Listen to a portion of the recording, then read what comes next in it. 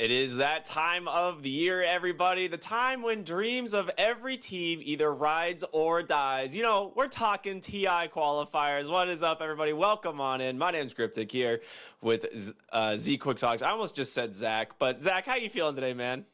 Dak will be much easier for everyone watching. I'm good. Like you said, there's always something special about TI. It's the best tournament of the year, and that means these are the best qualifiers of the year because this is where you gotta play your way into TI. Yeah, and I will say it's fun being able to cover the South American region. We're pretty familiar with a lot of these guys over the last couple of years, so should be fun to see who makes it through, if we're going to have any upsets, because there's obviously some crowd favorites. But let's take a look at all of the teams that are going to be participating here in these qualifiers, because there's a lot of them.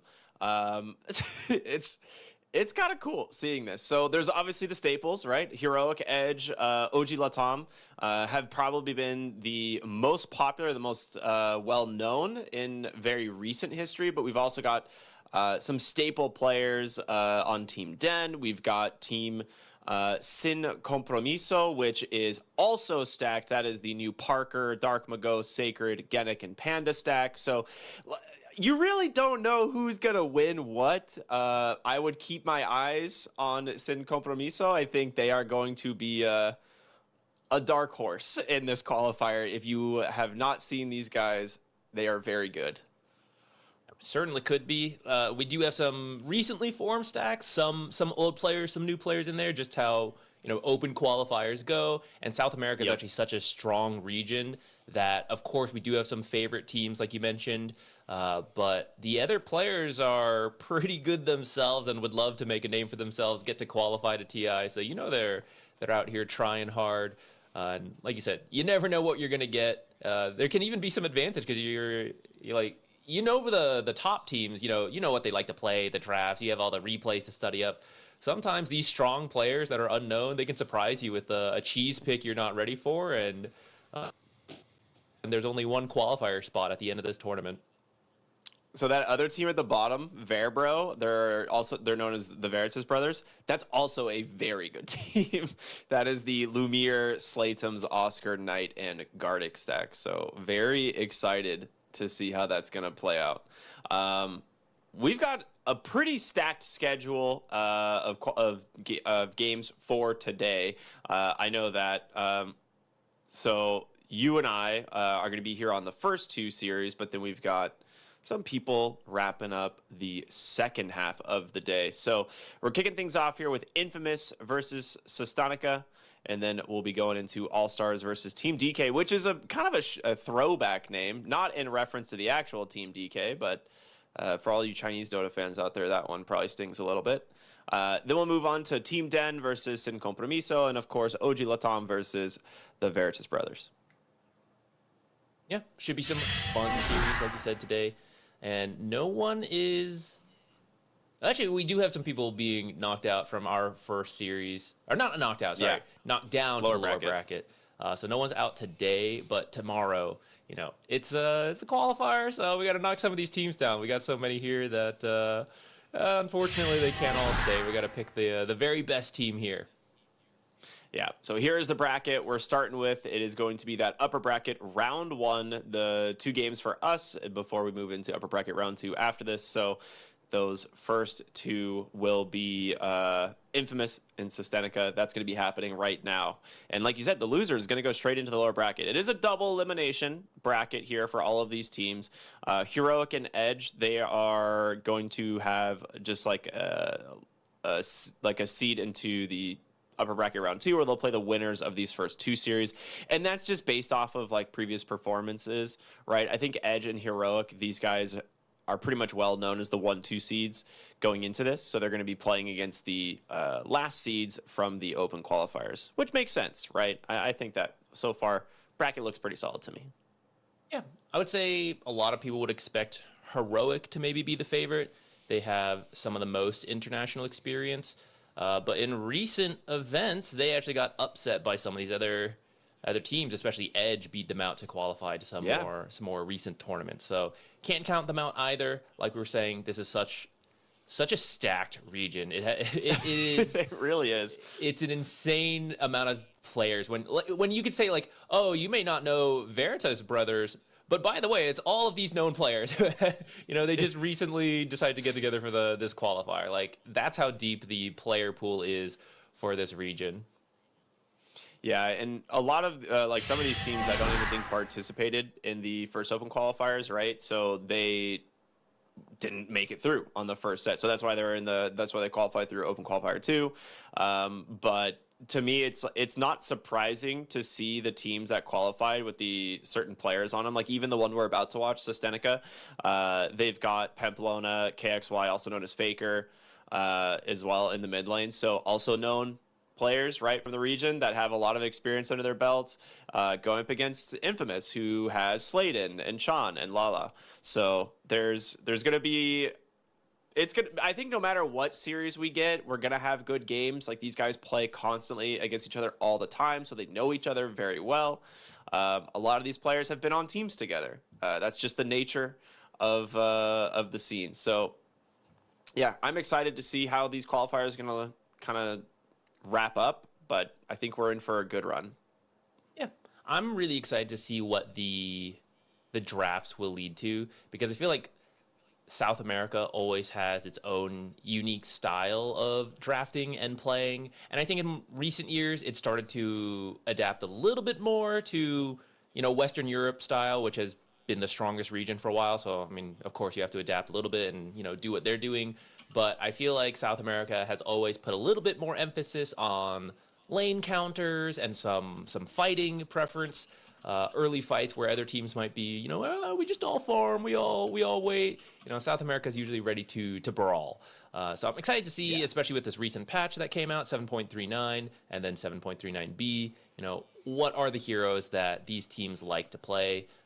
One I have in mind is Undying. I feel like South America likes Undying more than other regions. Like South America and Eastern Europe, I'd say it's more popular to play Undying in those two regions because he's such a hard lane counter. It's like, oh, you want that melee offlaner? No, you don't. I'm gonna Undying you. Yeah, they're willing to do it, and then they love fighting with it. And we haven't seen Undying in a while. I mean, he's coming back a little bit, but yeah, I want to see more of him. I will say the thing that's interesting about Undying is South America is, I think, traditionally a 5-position Undying region, right? Which you're like, yeah, duh, that's a 5-position hero. But Undying is played mostly in the offlane right now, so I am curious which of the offlaners have been experimenting with it, because I do think it is a very strong hero. And I agree with you. It's definitely a South American Dota classic. So I expect to see a little bit more of it. I also just expect to see a little bit more like brawling heroes. You said that this is a region that loves to fight. We kind of call it the street Dota region, right? Like this is a region that's just like you show up and you just start fighting and then you never stop. Like we have like 60 kill games in 30 minutes sometimes. Like it doesn't end.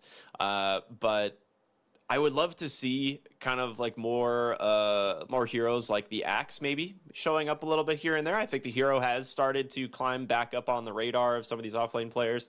We've seen people play it in the carry role recently. Didn't work out for Team Bald, but I know they tried. So, unlucky.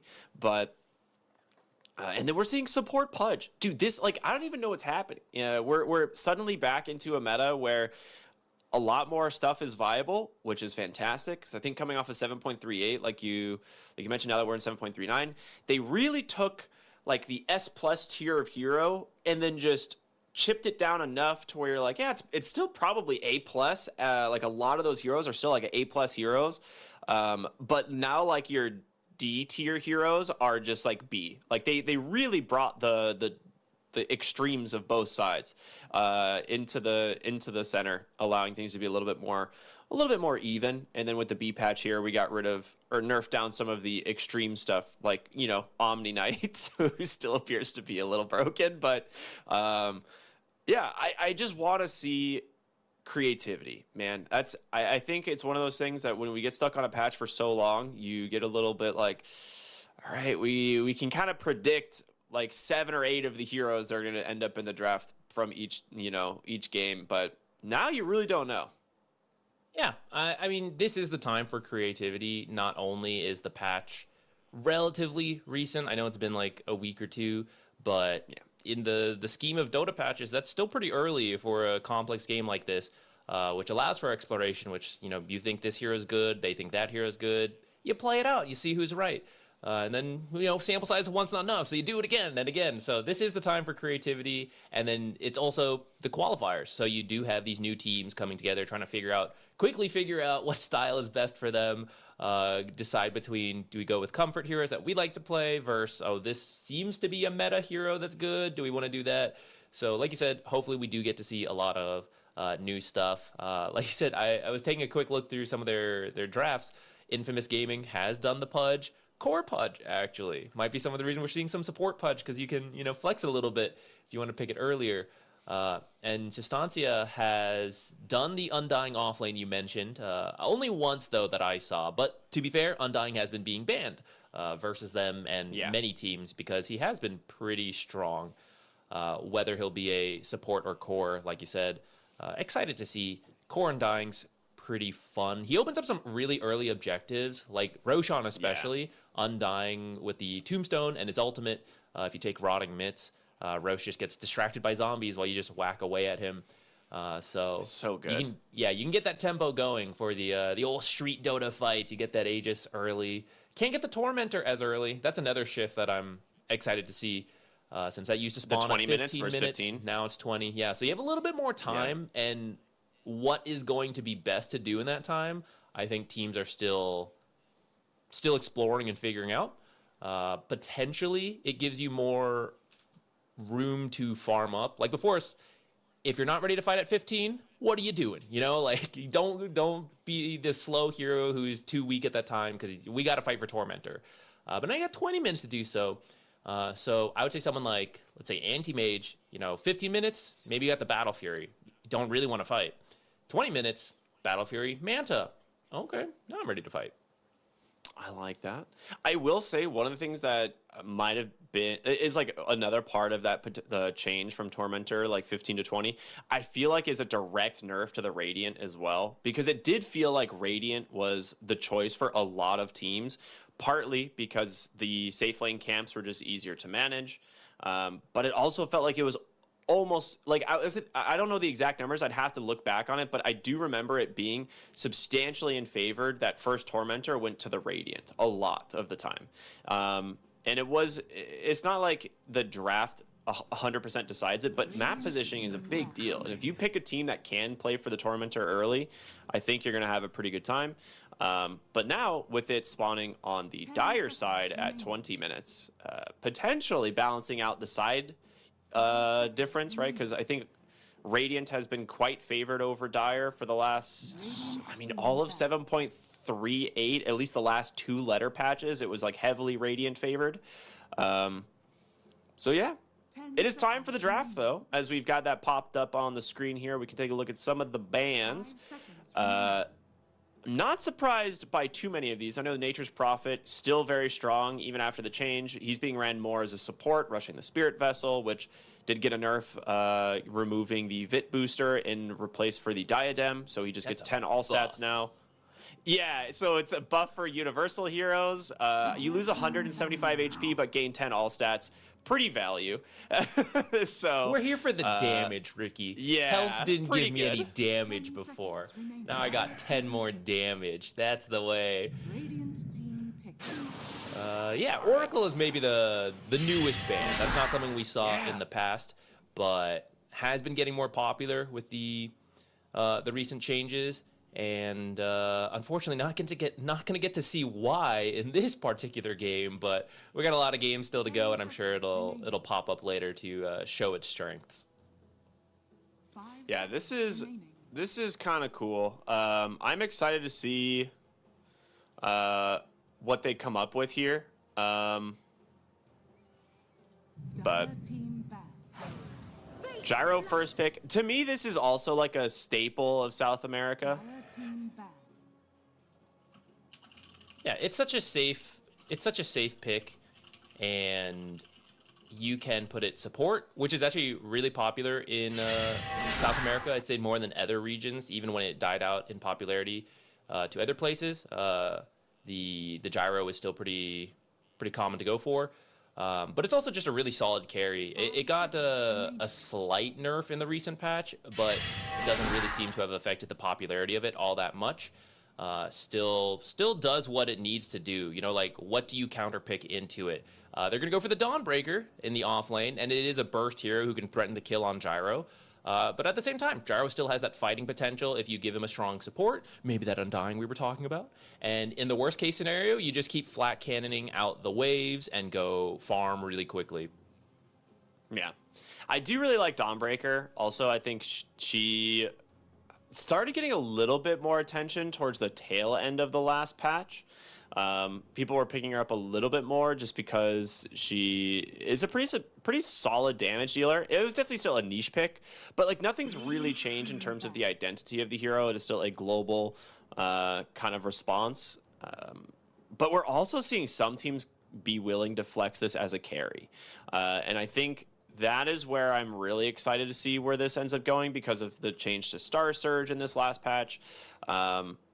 So even if like Starbreaker gets canceled or interrupted, you still gain the attack speed, which is a big deal. Previously, if someone just, mini stunned you or whatever, you just don't get the 4 seconds of attack speed, which is a little rough. Also, I'm curious how you feel about the innate. Because this was one of those things where I read this and I was like, does this mean carry Dawnbreaker is a thing? Because you no longer get the full map reveal anymore, right? The Break of Dawn. But instead, you just get 25% bonus damage that scales down to 0 for the first 5 minutes of the game. Well, it's not just first 5 minutes, but any daytime. Anytime it turns to day. Yeah, so it is interesting, right? It's like the inverse of Night Stalker, but a morning person, stronger at the start and gets weaker throughout the day. At the least, as an off lane, potentially with Tusk, which is a classic combo, it'll be a strong start to the lane, which is always good, right? You get off on the right foot. Even as you get weaker, maybe you just have another item over them, so it just continues to carry you through. So as an off laner, it could be fine. Or it is fine. Potentially as a carry, like you said, it is a cool idea. I feel like only some carry players have really practiced it. It's getting more popular for carry players to have expanded the pool away from the traditional hard carries and now being ready to do some of the stranger Dawnbreaker carries, Axe carries. I don't know if I believe in that one as much, but that type of idea is getting more popular. So I would love to see it. Though now that I see this Shadow Shaman, You do want some longer ranged heroes versus the Shadow Shaman to easily kill off wards. Something Dawnbreaker carry is not going to be great at. It doesn't have to be her. There's other heroes in the game, so it's still a possibility. I feel like the Dawnbreaker Tusk pick to me typically leans towards off lane. Like a lot of times, I feel like when you see Dawnbreaker Tusk, it's your off lane combo. It's something they could still do in the safe lane, which I think would be awesome, and I'd love to see it. But Shadow Shaman, a great disruptor into that combo, right? Either stopping the Starbreaker with the Hex, or just the Chicken Fingers, which is really strong, or you can just lock her down with Shackles. And being able to prevent that tag team into Starbreaker is pretty much essential when you're playing against this duo. So smart pick there. Countered out by the Silencer. Now, the real question is if they're going to pick the Bloodseeker, because we've seen that genius that came out from Enigma Galaxy recently about, running this Silencer Bloodseeker lane. It did get nerfed immediately in the B patch, but I still think it's good. Especially versus a Pango. Yeah. Even at a time when Bloodseeker was not considered good, that was one of the rare times you would see him picked, and we're going to get to see it. So this should be pretty fun. If you guys haven't seen it, Bloodseeker, he had a new facet added in called Old Blood, which you can use on yourself for the old effects. You get the damage and all that, but you can use it on enemies to silence them for a long time, which prolongs silencer spells. So you get a ton of damage from the Silencer and Bloodseeker, just both pressing Q on enemies, and you do that once or twice, you're not killing them right away, but you are taking off so much health that the lane becomes so much easier after that point. You more than double the duration of Arcane Curse. If you're wondering why it's so good, that is the main reason. Arcane Curse is a 6-second duration debuff. Bloodseeker's Silence is a base 8-second duration. So it's pretty good. It's a solid combo. I cannot believe it. A Shadow Fiend. Now, this is a hero that I have been wanting to see for some time. Now, I thought if a team was going to play it, it would actually be Sustanica because Faker, also known as KXY for people who probably know him by that name, is a Shadow Fiend fiend. He loves this hero. So instead, we're going to see it go the side of Infamous here, which I'm excited to see how they play it. I'm pretty sure it's going to be mid lane. My recent experience, either trying this hero myself or seeing other people play it, has been the direct rush into Kaya Yasha for the cast speed cooldowns. And it didn't seem that bad. Playing into the Silencer, though, is where things get a little bit weird, so I'm not 100% sure. This could also just be carry Shadow Fiend, and we're seeing like a support Gyro, which is something that's also a South American classic. So there is a lot of flexibility still in this draft that we aren't 100% sure of, but I'm excited to see the hero regardless. Yeah, I gotta say I'm not as big of a fan of Shadow Fiend carry right now. I think I've seen the Spellcaster Shadow Fiend a little bit, and I think it looks good. It's like back to its older form, maybe not as broken as it used to be, but at least viable. And I kind of like the idea of just going Gyro carry at this point because Rupture probably is being used on the Pango in most fights, but in case you do put it on the carry, Gyro is someone who can just sit still and attack with Flat Cannon and still contribute a lot without having to worry too much about the Rupture. So I'd be okay just committing to that. Like, I'm trying to think of what other carry you want instead. You gotta survive the Dawnbreaker Tusk lane. You could maybe pick someone even longer range to stay super far back, but I don't know, like, they have gap closers, you know, so I'd still be a little nervous of doing that. And yeah, I think something like Undying, maybe I would say Undying 5, sounds good to me, versus Dawnbreaker Tusk. Easy double decays, a very strong frontliner to keep the Gyro safe. And if they do commit for the Gyro, it means Tombstone is being built up, decays are being built up, and Undying might get at least some return kills in that situation. We'll see if they do want to do something like you said, Undying off lane, go for the carry SF mid Pango. Could be fun, but I like the idea of just doing position 5 Undying here. Choose your hero. Okay, we're seeing the Lina come back a little bit. So this should be for mid. It is. Okay, so this is like a classic counter, right? How many times have we seen Shadow Fiend versus Lina in the mid lane? So very excited to see how that's going to kind of play out. But yeah, as we see some of these other kind of players lock in, it will end up being... It is going to... Oh, interesting. Okay. Huh. Where do you think this Undying is going, actually? It's got to be the 5 position, right? Yeah. I think so, because JP's the carry, and he's got... Yeah. He's got the Gyro. Yeah. And Pango is the offlaner. Yeah, so it's position 5. Yeah, so you want him in front of your Gyro. Yeah. I think it makes a lot of sense. I was trying to figure out, I was like, is this the same person? Because people change their names in game all the time. I'm like, who's who? But yeah, looks really, really good. I like the drafts. Yeah, I think that Undying pick, it'll get Gyro the start he needs. Later on, you can even use the Tombstone Shard, which used to be super broken, eventually got nerfed a little bit, but it is still got its uses, especially if you get it for free from the Tormentor. And if someone gets Ruptured, you can just stick them in the Tombstone for a little bit, waste some of that Rupture time, which I think is nice. Maybe you see a Dawnbreaker ult coming down to chain stun, Lina stun, coming in. You can just Tombstone to kind of break that combo. So I think a lot of cool uses for the Undying support. I think it's a great last pick.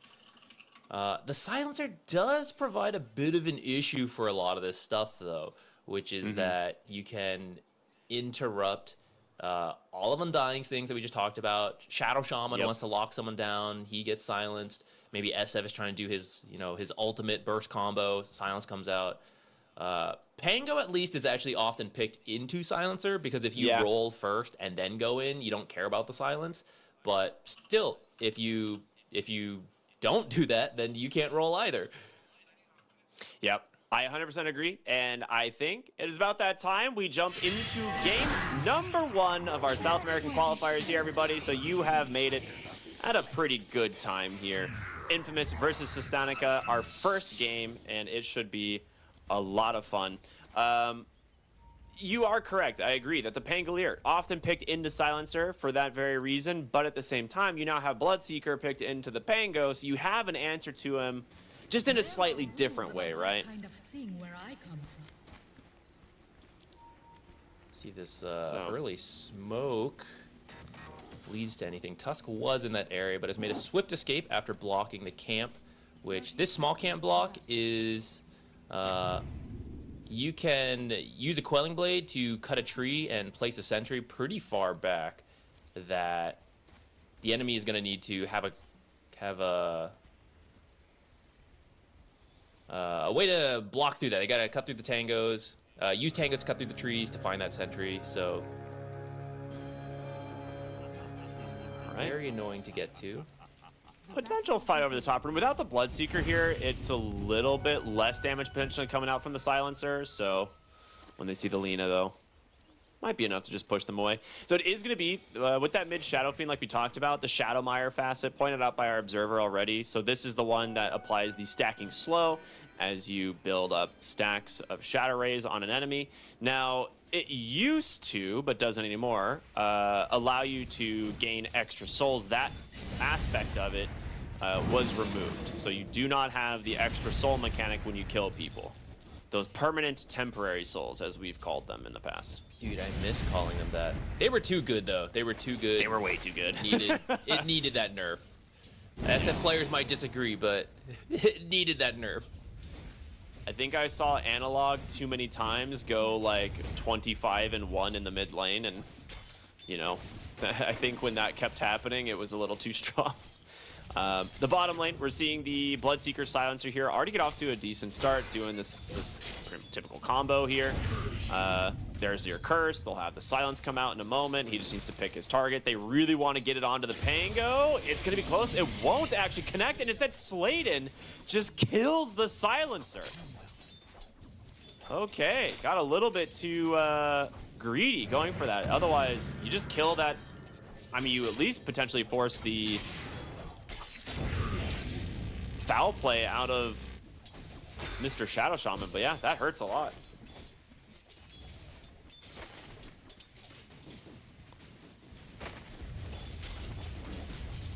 This is where Bloodseeker usually has an advantage because of the thirst. You get a lot of extra strength here. I think that's something nice about having the Lina in the mid lane. She usually harasses so much that the mid laner stays low. So seeing Bloodseeker have some strength. Look at that silence bar. It's not even going down. This is where this lane is literally the strongest at levels 1, 2, and 3. And you should almost always be able to win the lane.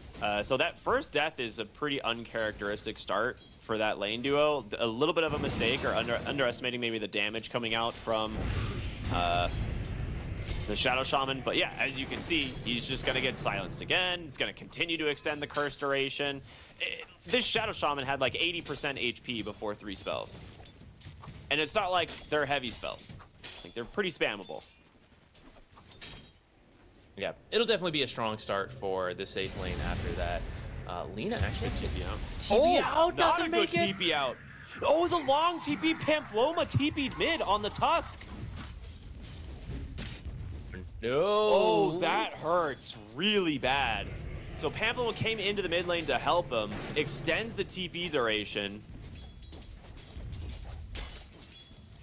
And now he has to walk of shame back mid. And this is a lane where typically Lina should do pretty good. And we saw Faker having a pretty good start, so this is going to slow him down a lot.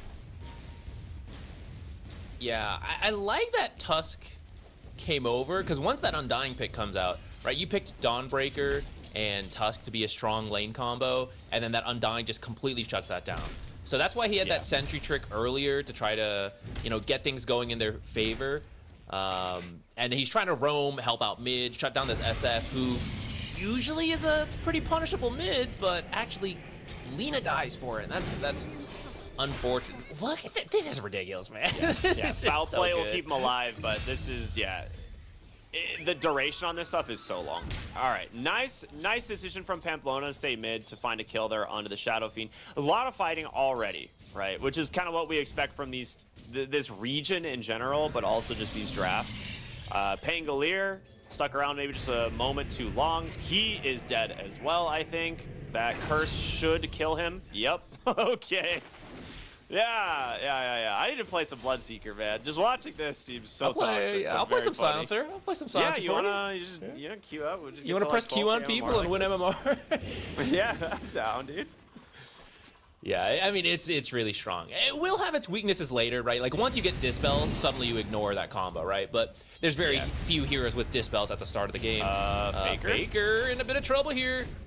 He has raised in 1 second. He's dead. He is. That's a nice rotation from Pamplona, but yeah, their Water Rune is still there. He'll be able to grab it on the Shadow Fiend.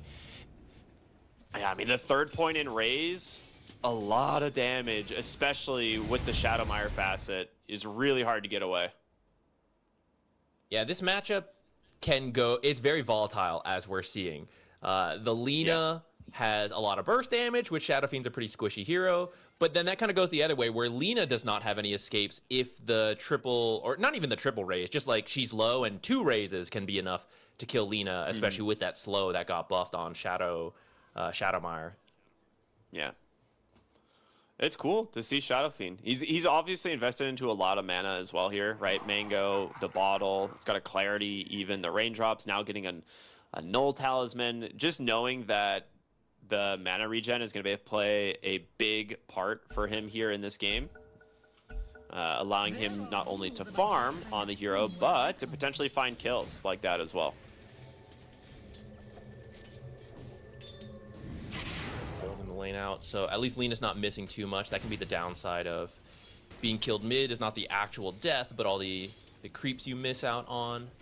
But Tusk doing his job, being a bit self-sacrificial to make sure his cores have a good start here. And Gyro is farming well, but you've avoided dying too much to the Undying lane. Yeah. I'm surprised this Pangolier has as much CS as he does, right? Considering how rough of a lane this is, he's actually done a pretty dang good job. Now, he is about to lose about half of his health bar, but not bad.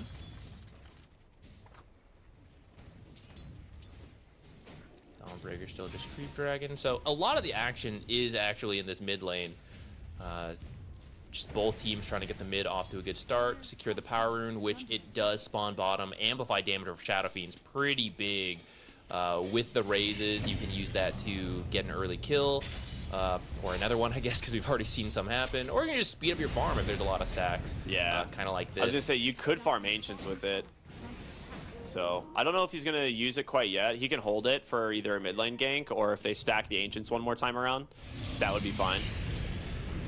Oh, that is going to be a dead kill. Pangolier on the bottom lane here once again.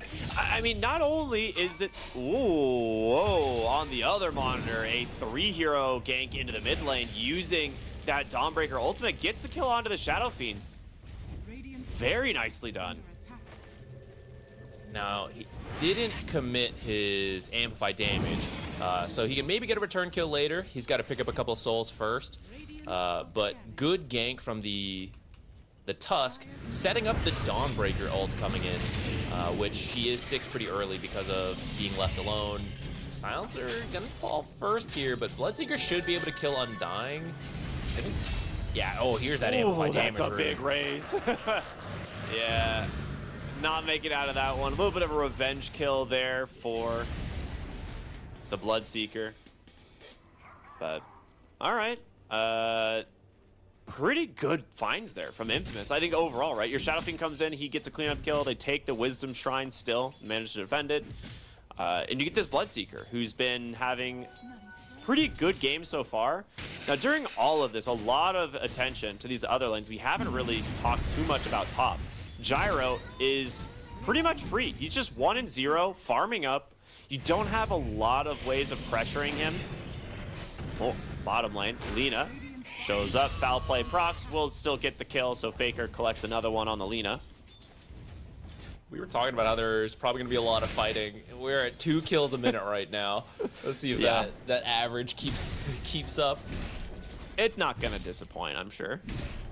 I'm mostly curious where the item builds are going to take some of these heroes, right? Because Gyro, we usually just see like the Falcon Blade into things like Chrysalis or Dragonlance, which, yeah, it looks like he's got the Falcon Blade treads going Dragonlance himself. Dawnbreaker has the phase boots queued up. Might go for something like a Blade Mail. But big rotation top in with the Rupture. They finally get themselves their hands onto the Gyrocopter, but in comes the Shadow Fiend, a double raise to get the return. And now the Rolling Thunder will look for the Bloodseeker, but will he get the vision? They don't know which direction he's gone. He's juked right, and you guessed left. So he should be safe. Might just take him a moment. He has to wait for that TP cooldown, 7 seconds. He's gonna hide deep in the corners there. Undying now. Yeah, despite the name, gonna fall there. Can't really get away on this hero. Slater might be looking at another death. Big call down. Hold up. That's a really big call up, but in comes the Dawnbreaker. Is it enough to save them? They do lose the Tusk, but JP, he exchanges his life, gets the Lina at the last second. Very close from that Gyro. Dude, imagine he gets that Lina. If that Dawnbreaker ult does not come in, he might just get himself a triple kill and walk away, but very good response from the Dawnbreaker. I mean, that's the strength of the hero, right? The global ultimate. And there's actually 2 globals now, Silencer and Dawnbreaker, so you are going to have to be careful when you take those fights. But I'd say killing the Lina first barely makes that worth it for the Gyro, even though he falls. He's already at 5k net worth at 10 minutes. I was say we might be seeing a dead Pangolier here in the bottom lane. Global silence coming through, preventing any sort of chase here, as they're just going to be able to hit him down here with that tag team from the Tusk. He burns down to the Silencer, which, I don't know, for the 9th time or something, but there's an Invis rune here on Lala. How'd you know it's just a smoke? And he's going to walk right into the Shadow Fiend, a quick raise and an auto attack. Even the Tombstone dropped, but very defensively. The double TP's out will allow them to escape, and maybe they can push the tower here. I think they still had their catapult available, but no Serpent Wards. Those were dropped earlier. Yeah, the catapult will be enough if they want to commit that hard for it. Shadow Fiend, even as a spellcaster, I mean, he's at 140 damage right now, you know?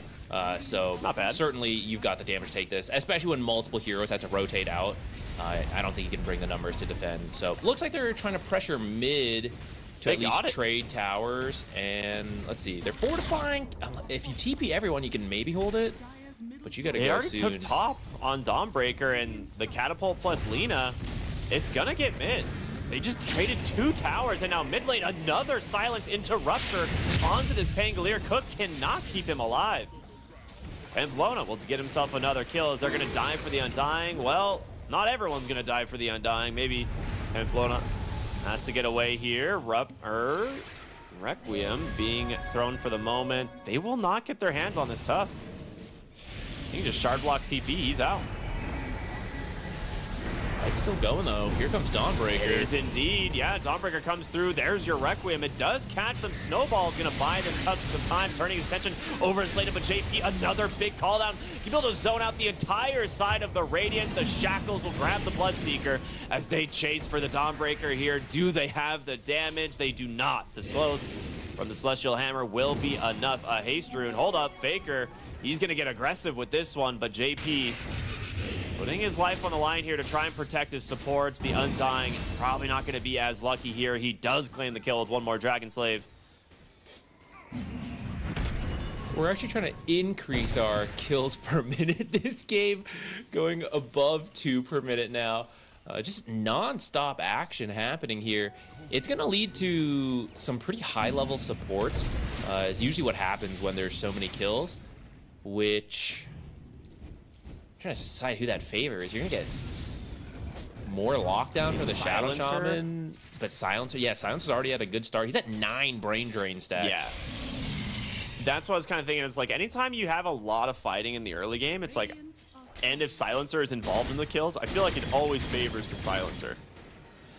I also think with the you can see it in the net Dawnbreaker, worth. yeah, he's pretty rich. I think also with the Dawnbreaker, you don't sacrifice as much map mobility or map efficiency because you have that global mobility, so you can push another lane while still joining fights. This Pango, I was wondering, like, we've seen him die so much to the silences if you just have to go Lotus first, and he actually is. I think this is necessary. It does feel bad because you want to at least get the Diffusal because it boosts your farm speed and your damage so much, but his life is so difficult until he has a way to deal with the silences, and the Lotus will at least dissuade Rupture. So he's got to go for this, but it's an expensive item to go for first when you're barely ahead of the enemy silencer.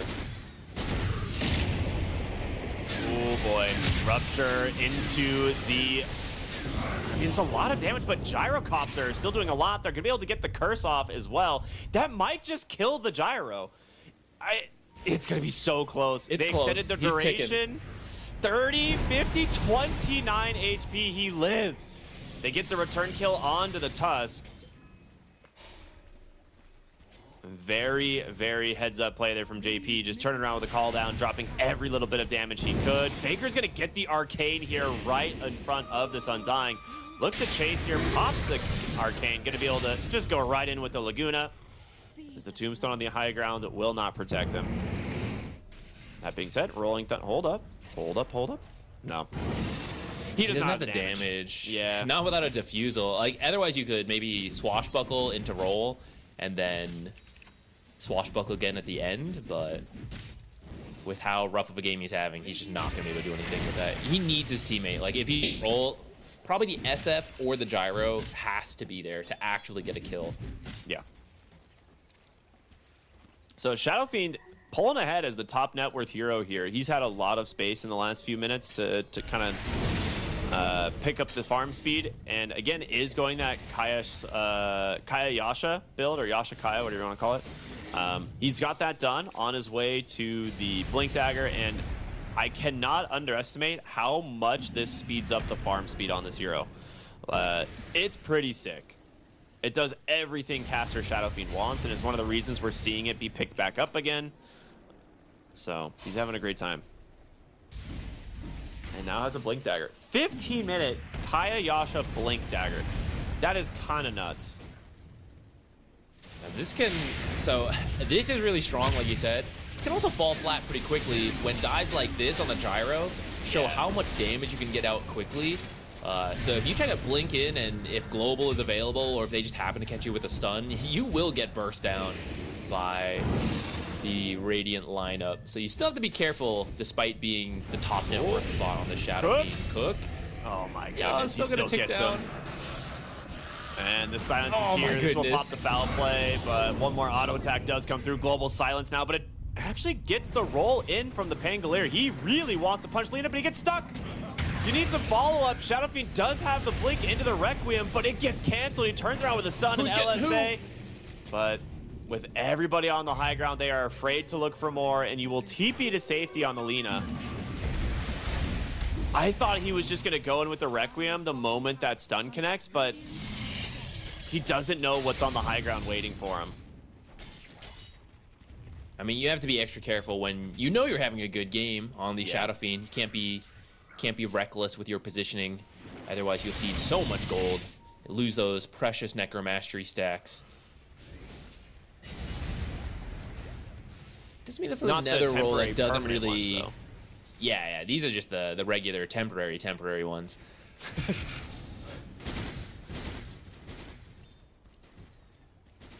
So Mjolnir's going to be the first item from Bloodseeker. Yeah, it gives you a lot of farming speed and damage. Big And fan. then Pango almost at his plate mail, so then he'll. Oh, I'm gonna get the energy booster first. That's fine. Doesn't matter. The order doesn't matter. He just needs the Lotus at the end of the day. 1,000 gold Still away. another couple minutes away from having that online, and then maybe he can play Dota. Nice. I like playing that game. He's been waiting 20 minutes to play Dota. Guys, come on. It's my turn. Give me the controller. How about not? How about silence? The thing is, there's actually so many sources of silence, so even if he dispels one, like you could be globaled after you use the Lotus, or Bloodseeker. Right. Once Bloodseeker casts his spells, he doesn't actually mind getting silenced, you know? So if you see the Lotus come out, you're like, you know, usually I have to choose between silencing my enemies or boosting myself. Now I can actually do both, and I don't care if I'm silenced. So maybe he won't rupture into the Lotus, but you still don't mind using Blood Rage after the Lotus Orb is used. Shadow Shaman is very close to the Blink Dagger, so they're going to allow him to just TP top and try and farm this wave here. They really want to get this online. Sometimes you just see like the Aether Lens first, but they're opting to kind of grid out a little bit more for the Blink, which will be a nice power spike for the hero.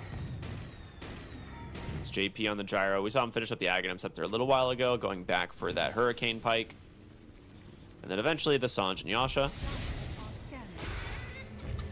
Oh, jump in here. Tusk tried to find the Shadow Shaman behind the tower, but gets punished pretty dang quick. The snowball's gonna end. He's gonna get cleaned up, and that will be the global silence as well. So a little bit of a miss from the Radiant. Yeah, I actually thought if you just let him die, wards for Tusk is actually not too bad. But now that you also committed global trying to save that Tusk, that might actually give Infamous some room here to maybe get this mid tower. They've been down in tower since that earlier exchange. If they get a kill, they can also Rosh. Like, Shadow Fiend is still very good at Roshan, even in the caster build. But mid lane, they have their eyes set on JP. In comes Faker, a lot of damage. They're going to try and save him with the Lotus Orb. The Tombstone's down all the heals, but the Requiem deletes the Bloodseeker on the backside. The Rolling Thunder trying to chase down the lead, but he bonks a wall. Faker might be out because of that, and he is. Oh man, that is the second time here the Pango has really had a rough time connecting on that. And Bloma looking for Cook here. Sladen, an aggressive blink into the Hex. Here comes Shadow Fiend, but a Blade Mail gonna prevent him from using any of those spells quite yet. There's the Shackles coming through. Baker in as well here on the Lina. Tries to finish off Cook. Should get killed now. Turns his attention to Sladen. Foul play will proc. Just needs one more attack. Gets the double. Quick TP out there from the Pango. I mean, this looked like a great fight from the start for Infamous, but couple problems with the execution. Ends up it being kind of even. They did get the Bloodseeker though, which is a pretty good boy. kill. Oh, Lina finds You're gonna lose Gyro JP. though. Yeah, he's dead. That's damage, man. Look at that. The two mids this game are absolutely terrifying. Yeah. They do so much damage if given free reign, and both teams have a lot to set up their mids to just stand there and deliver damage. That's a full BKB done for Lina on the way now. Both teams actually, I'd say, could do Roche. It's easier for Infamous, but I mean, tag team from the Tusk. Maybe you need Dawnbreaker there to tank a little bit for you, but you can do the damage between the Lina and the Dawnbreaker's Bloodseeker. closing in on her Ags. You said BKB on Faker for the Lina, but you also just finished up a BKB on the Shadow Fiend. As we do have the Tormentor available, and with this, it looks like it will go to the Radiant, but Infamous, with the Undying, with the Shadow Fiend, you'll be able to infinitely stack the Raze here, especially with an Arcane Rune, should make it more than easy.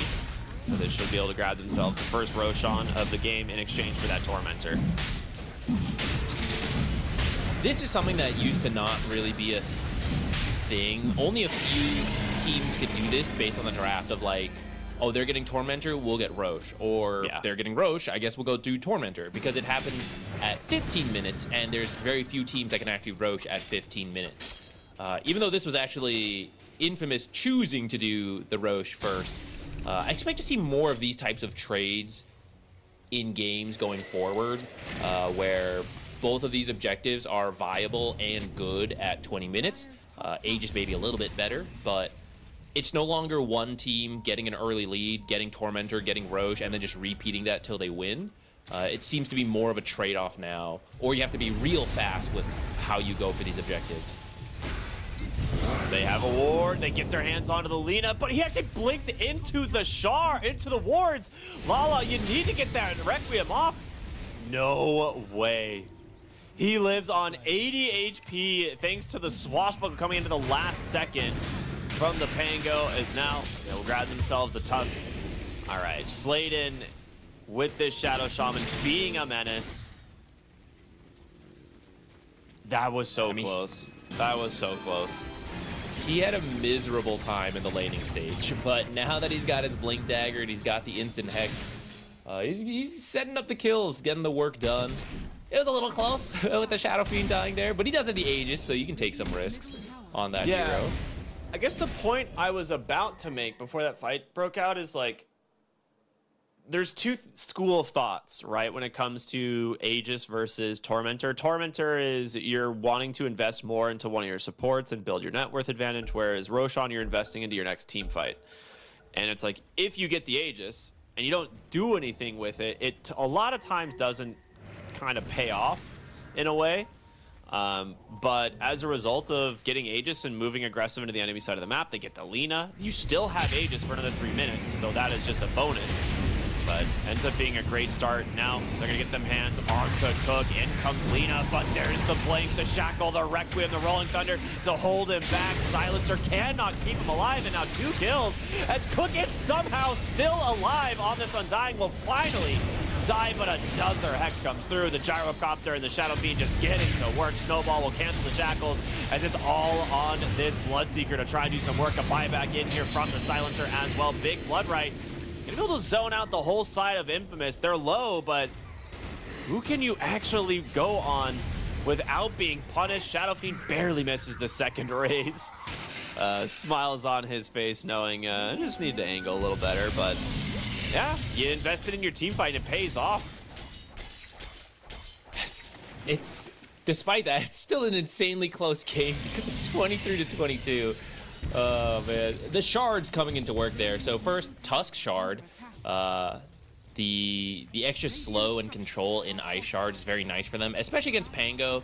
It didn't matter in that case, but it can sometimes limit his role quite a lot. But the Undying Shard is how he stayed alive so long. Observer Ward, getting the jump on the Pango. Oh, he got the Lotus off though, so he's protecting himself quite a bit. And well, with this, they actually try to find the Bloodseeker. Goes for the BKB, just starts running at the Shadow Fiend. He is not surviving this. Lala in some trouble. The Axe Dawnbreaker drops down immediately. They will finally be able to claim that Aegis. It looks like surely one more auto attack is going to be enough. The Rupture comes out, almost gets the Bloodseeker, but he will survive. As now they turn back around. The Silence now comes out as well, but you've lost Lina once again. Sladen finds his mark. These are level 2 Serpent Wards. They do hit pretty hard, especially because Bloodseeker, although he has decent armor naturally, I mean, his items haven't really helped him with that. Mjolnir and BKB, so he runs by the Serpent Wards to try to get to the SF, but loses about half his health to the Serpent Wards. Plus the presence of the Dark Lord, right? Yeah. It's helping the wards do a little bit more damage there. And I think that's something Bloodseeker maybe miscalculated a little bit. Yeah, 7 minus armor is no joke. Like, it definitely adds up in fights. So Still with no this, Feast of the Souls, though. Yeah, I mean, Dude, they need to do something with that ability. They need to just do a new ability. It's just not a thing. Like, it actually, they tried buffing it, and they did the exact buff that I had theory crafted for a while, but then they just nerfed the spell, and so now it's just worse again. Dawnbreaker could come in. Nice stun on these heroes. The grab ally from Cook. Lion, but a reverse rupture, that's gonna hurt this Bloodseeker so much. He gets feared for so long. The Ags reveal just kills him. Oh my goodness. The Ags plus the Fear talent at 20, the self rupture just runs himself into the grave. We're seeing that undying tombstone shard value again there as well. Once you commit in hard, you just jump at the tombstone for a little bit, pop out whenever you guys want. Well, actually, there's a limit. You got to sit in there for 2 seconds. But once you leave, right, you can choose when to get out. So keeping everybody alive, allowing the team to respond. Oh, nice. We get a replay of that. Look at that. I mean, it's such a great ult from Dawnbreaker, but a really quick response from Cook. Watch the fear duration. It just doesn't go away. He took 1,400 pure damage from his own rupture, man. That's not okay. He's so fast too, right? He's hurting himself more during that fear and self rupture. That's pretty funny. He's like, haha, I'm gonna get in there and do a lot of damage. He's like, haha, I'm gonna run away and die. Big item pickups though coming through here, as you know, a couple fights back to back have led into some new pickups. The Shadow Shaman getting, of course, the Aether Lens, which he kind of showcases right there. Shadow Fiend obviously got his Aghanim Scepter that we just saw revealed. He's going for a Linken's, and now Gyro with the completed S&Y going for the Satanic. So, pretty big power spikes, and suddenly a 9,000 gold lead here built for Infamous after what's been a pretty close game net worth-wise up until about 24 minutes, where it was almost dead even. Yeah, they're starting to get the big kills, right? Where Shadow Fiend hasn't really died for a while now. The lane was a little bit rough when they were putting the pressure on him, but now he's 8-2 and 11. Whereas the kills they're getting are on Well, and may have just cursed him. That'll be his third death there. Nice one, Zach. A really good find because he has been at the very top, and that's been what's been building this lead. That he snuck his way, not really snuck his way, but he's been getting so many kills consistently that he was at the top. Get a return kill. JP's in. Rolling Thunder is here. They're looking for anybody else, but the Lina has popped the BKB. She's going to be safe. Pamplona not going to be as lucky. Cleaned up there by the Gyrocopter. Lina was just about to walk through the trees to reveal herself, and they could have gotten the Lina kill instead of Tusk. That was really, really lucky timing for Lina, unlucky timing for Infamous. Man, Dawnbreaker's Axe is so good. I know it like changed kind of the counters for her, right? It used to be like one of the big counters to things like Chronosphere and Black Hole because you would just sit there and heal your whole team. But dude, the fact that you just like instantly join the fight and stun everybody is pretty cool. Yeah, and it's quite nice to have the chain stun potential then with that.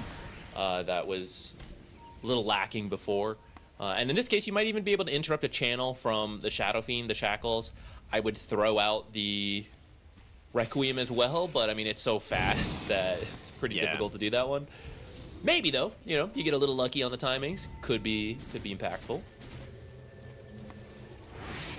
Yeah, I want to go back to Feast of Souls real quick. What do you think that they can do to make it so that people actually even use the, because I want to say like he's only putting levels in it now because he has no other choice, right? Like he can't put points in anything else. So he has Feast of Souls now that he's level 22.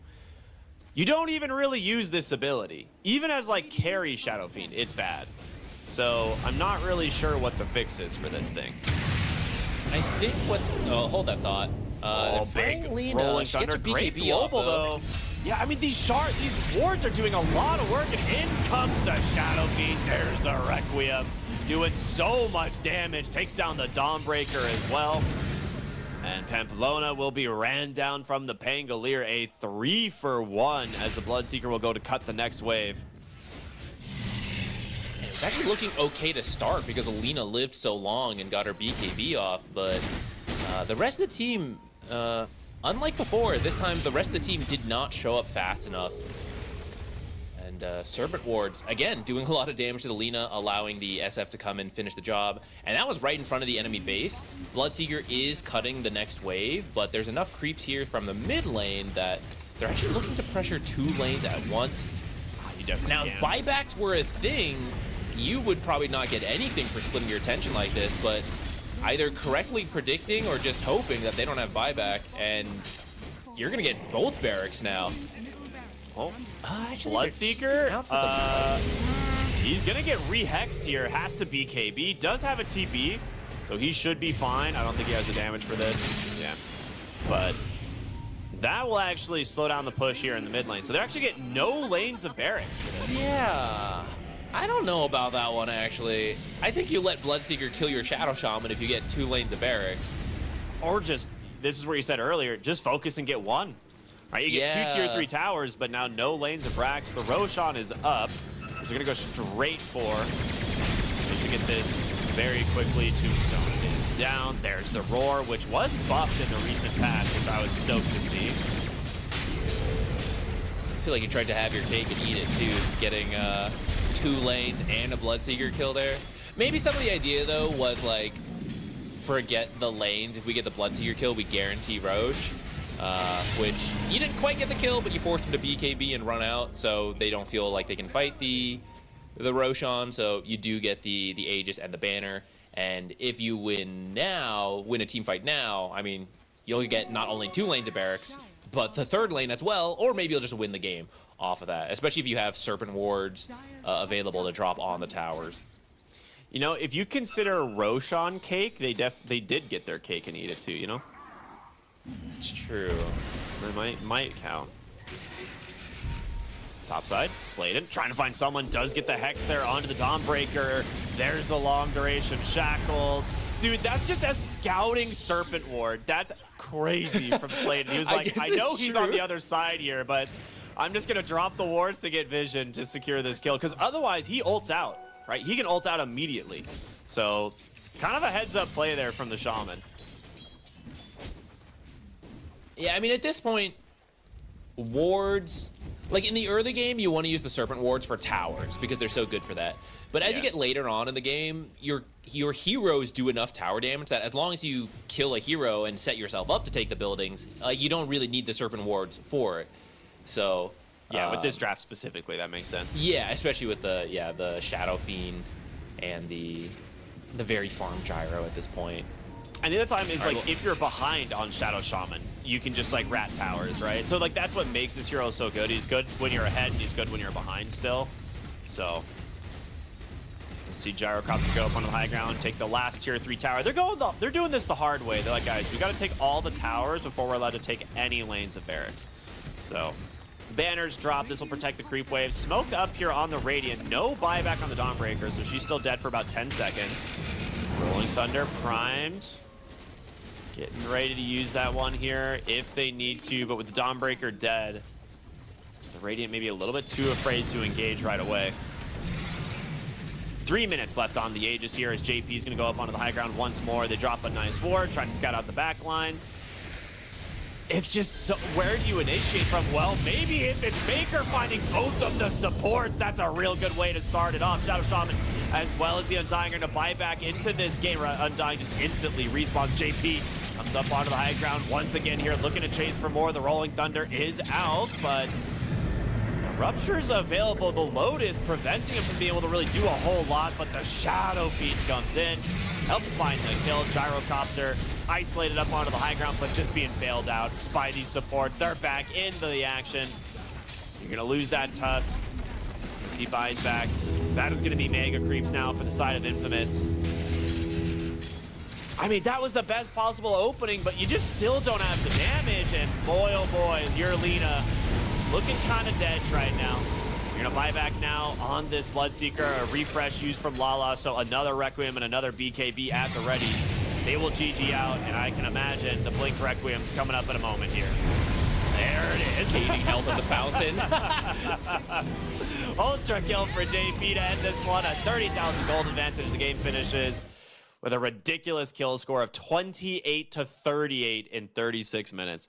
That is the South American Street Dota that we've come to expect here from this region. Yeah, we see some smiles coming out from Infamous. Yeah, you had to battle your way out for that one. That was 25 minutes of straight brawling. Yeah, I mean, literally, the beginning of the game, it was like, what, twice the... I mean, here, 9 minutes, it's already 10-7, going for more kills. Getting the ult online real quick. This one was so close. Yeah, it really was. Like, if that Dawnbreaker ult it was not available, that's suddenly like a triple kill for the gyro. But ends up being like a pretty even exchange overall. I will say, Infamous, the supports felt way stronger in this game. And maybe that's just like the effect of why Undying and this Shadow Shaman are so high priority in a lot of drafts. But this Bloodseeker Silencer really crushed the lane, but then we just don't see the fight impact of the Silencer as the game goes on. There's no reverberating silence. I don't know. What do you think? I think one downside is that you didn't have a proper initiator on Sustancia X. That's true. Like, you have... The lanes are good, and if Lina lands a stun, that's good. But LSA is... It's telegraphed. You have... Like, once BKBs come out, you have time to react to it at this level of play. And if you're not stunning people and bursting them, suddenly Lotuses are out, you know, Tombstones are out, Rolling is going everywhere, Requiems, and you just can't stand and fight. So that might be where, in this non-stop brawling, someone who just jumps in and begins the fight would help a lot. Tusk kind of does it, but Punch doesn't last long enough to easily set the other stuff up, especially when it's like Dawnbreaker ult and then Starbreaker or an LSA, right? There's very little time to chain stun those, especially when saves are coming out from Tombstone or a Blink Hex to interrupt the combos. Yeah, I mean, then you also just have Grab Ally. Like, there was like one or two scenarios where we actually saw it get used, and it's just a guaranteed I'm saving, you know, either the Shadow Fiend or the Gyrocopter. So it's like you said, they don't have a proper initiator, and you have the guaranteed save from the Undying. Not to mention the fact that he also has Solar Crest, a Crimson card, and can just soul rip you, and then has the ripped facet to make you even stronger. Like, there's a lot of things stacked against you from just the supports. So very good game from the side of Infamous, the MVP, this time going to JP on the gyro. I think he played a great game. He had a great start from the lane, carried that all the way through, kept his momentum, had a couple deaths, of course. But Sustanica, that's partly like they have to make those movements, because if they don't, like, the Gyrocopter is gonna finish the game deathless and have like twice the net worth of your Bloodseeker. Yeah. I mean, shout out to Pango too, though, right? Like, yeah, for having such a miserable, hard countered start, right? Just double silences. He has a Rupture to play into. Still ends up having decent impact, especially as the later game goes on. And perhaps a little bit too much attention put on him from Sustancia. You know, maybe some of that needs to go to the SF or the gyro. You know, stop killing the Pango so many times and punish someone else. He made space with all those deaths and then still contributed the rolls and the Lotuses later. Yeah. It was an exciting game one, and it's a great way to just kind of start off the qualifiers. We're going to have so much Dota being played over these next few days. So for right now, everybody, we're going to go to a short break, and we'll be back with game number 2 here of Sustanica versus Infamous in the South American Closed Qualifier. Stay tuned, everybody. We'll see you in just a bit. The human body was built to move. Not trapped at a desk in one singular posture for 12 hours a day. It's time your chair evolved. This is Secret Lab Titan Evo. Ergonomically engineered for you. Gamers, hybrid workers, artists. Backing your every move.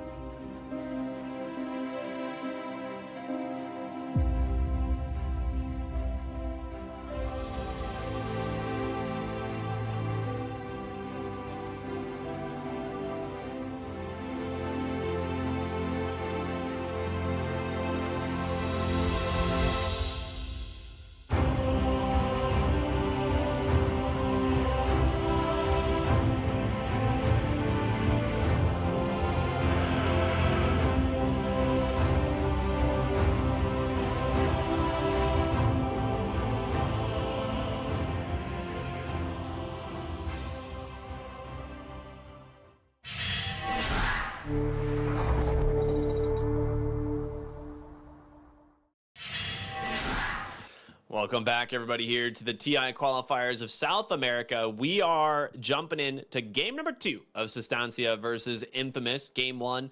Super exciting. Exactly what we expect here out of this region. Non-stop brawling, lots of action, and yeah, it was like, what, 70-something kills almost? Yeah, it was a lot. Good stuff. Yeah, 68 kills. My bad. Pretty close. Yeah, I think... I mean, when there's that much fighting, there's a lot of things you could point to, you know, of like, oh, if this fight goes a little better, it goes our way, repeat, so on, so forth. But draft-wise, I really got to commend that Undying pick at the end, which Infamous Gaming opened with the gyro. You know, it's like, oh, why pick a carry that early? Because you can flex it. And going into that final draft, Sustancia thought it was going to be flex, so they were banning out carries. And then it just ends up being the Undying hard support that counters the Dawnbreaker and Tusk, and they have to pivot their idea of being a really strong lane that goes for these kills, and they have to start roaming on the Tusk. Did a pretty decent job at adjusting to it, I gotta say, but in the end it leads to Gyro being really farmed. We saw Undying have a great game, tons of decay stacks keeping him alive, the Tombstone having so much value. He enables the early Roshan thanks to the Tombstone and his own ultimate. So I feel like that Undying pick, draft-wise, was great for their final pick. Yeah, absolutely. It checked off a lot of boxes. Itemization was absolutely on point. We definitely saw Infamous kind of start to hit their power spike off of the Blink Dagger from Sladen, right? Like the second this was picked up, they also got the Aegis like around the same time, right? Just I want to say his Blink Dagger came out at like 19. They get the Aegis right around like 20 minutes when the Tormentor was exchanged.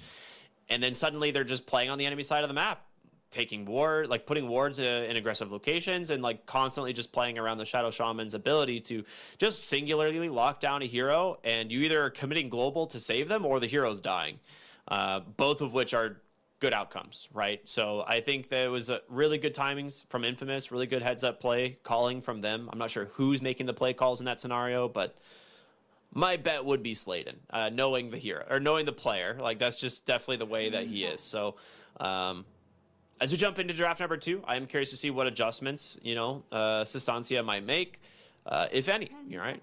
Maybe they feel like their draft wasn't the issue. Maybe they just need to get rid of the Undying, that you pointed out. Yeah, even with the Undying, I do think the big turning point, it is going to be taken out by Infamous. I do think that first Roche was a pretty big turning point. I don't think getting Roche itself won them the game, but the fight they took where the first BKB from Bloodseeker doesn't really accomplish much and he actually dies shortly after, I think that is what really lost a lot of momentum for Sustancia in game 1. So maybe they do feel fine repeating that draft. Like they had a decent start, so maybe just a little bit better execution, a little bit better target priority wins them the game. They're gonna have to adjust at least a little bit since we do have some of those heroes banned out. Bristleback, who was banned in game 1, does slip through now instead. This hero did get nerfed, the Snot Rocket, but I still think it's pretty decent. And if you end up running it as either as a carry or offlaner, but with seeing red, it does the same thing it did before. Yeah. I really like the opener of the Bristleback as like the first pick. I think it is still very flexible. The Nature's Prophet, I am curious to see how it's going to play into this, because we've seen Nature's be more as like the support hero, and now with the Spirit Vessel as like pretty much your first item that you're rushing, pretty good against the Bristleback in all aspects of the game. So I am excited to kind of see where they're going to go with that. I know that Bristleback in the off lane, one of the like common builds has been things like the Lotus Orb Rush.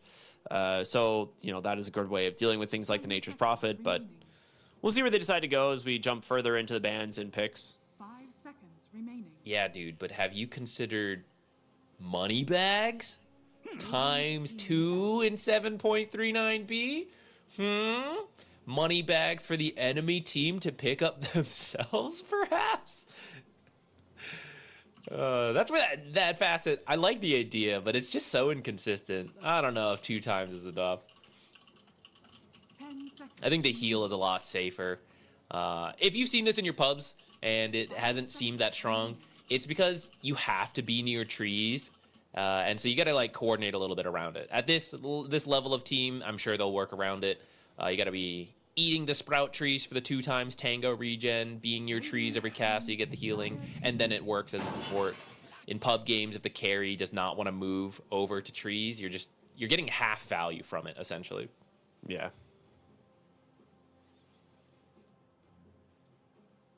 All right, the clockwork coming out. This hero, I'm sure, going to see Chainmeal, but if he doesn't and he just goes the regular expanded armature, I think, still does a lot, allows the early fighting. The mana burn is actually pretty useful versus a Bristleback. We'll see if it even lanes against each other, but if you do in the early game, the mana burn actually helps remove a lot of the quills and the nasal goo spam. I will be shocked if anyone picks Chainmeal ever. I think if there's a core clockwork, we could see it, but that's true.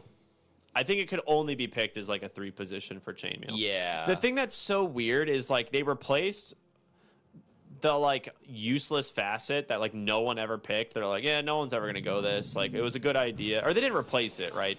But it's like we need to give them something new because we can't just keep letting expanded armature be the only pick. And then they add an even more useless facet than hookup. So now it's still just expanded armature. I have issue with that. I actually think hookup is pretty close to being viable. The main issue is that you can't be the initiator when you have hookup because you have to have an ally nearby. And they made it easier so you don't have to hit the ally, they just have to be in the area. But that means someone else has to go in first. But I actually think the reduced cooldown on it and the armor is actually quite nice versus a hero like Bristleback and potentially more physical damage heroes coming up. But you have to have other initiators, which currently they're lacking. But if you do, I actually think hookup is decent.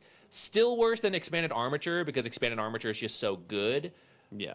But I think hookup is at the edge of being actually viable. Chainmeal is like 3 miles behind that. But it's hilarious.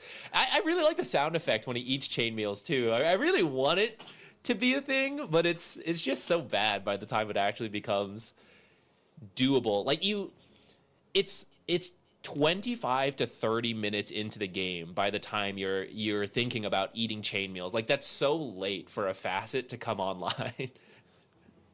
Yeah, we're with certain games approaching 70 to 80 minutes in Dota currently. Maybe it's Clockwork's going to become one of the late game kings of Dota, but for now we haven't really seen that facet come into play, and I'm okay with that.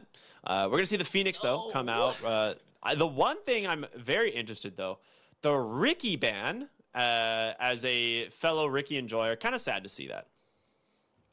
It makes sense when you have the Shadow Shaman.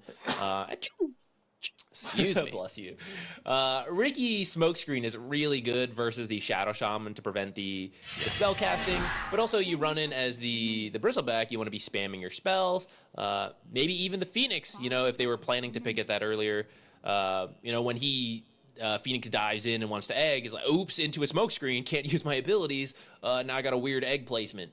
So I kind of see the idea behind it. Maybe they're also thinking of like a puck or something like that, which Ricky mid is pretty good against, though it looks like they maybe preemptively get a Tiny instead then, suspecting a puck, and Tiny does quite well versus that hero. 100% agree. I was just thinking to myself, it could be a preemptive kind of indicator for something I want to do mid lane. That being said, with the Tiny, the Centaur kind of picked, I'm wondering what you want for your mid laner. I would actually be okay with something like a Slardar here. You have a Bristleback already. You have already a lot of minus armor to play around if he wants to go Snot Rocket. And now you could pick up like a Slardar in the mid lane, which does decent into the Tiny. And then suddenly you have, Tiny Slardar going into last pick with a ton of carries that are still available. I also want a Slardar because I think it could potentially justify hookup. I actually think with that amount of negative armor, and you have a Centaur and a Tiny... Okay, you either need teammates who go in, or you need the enemy who must come to your carry so that you can just stay behind the carry and use hookup on them. and with the Solardar, you would have both. Surely that is the time for hookup. Oh, there's a Beastmaster still. Okay.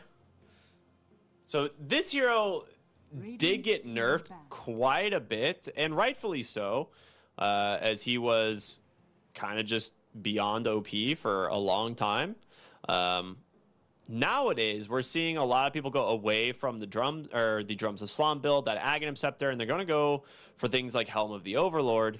But with where it's picked right now, and now the Shadow Fiend ban, to me it seems like this is going to be a mid lane. And if it's a mid lane, I don't think we go Helm of the Overlord. But maybe you still do. Maybe you actually run Helm of the Overlord in the mid and you find a way to just push the tower down that way. I'm not 100%, but we'll see what they want to do with it. Overall, into the lane of the, what is probably a Tiny, I think is pretty good.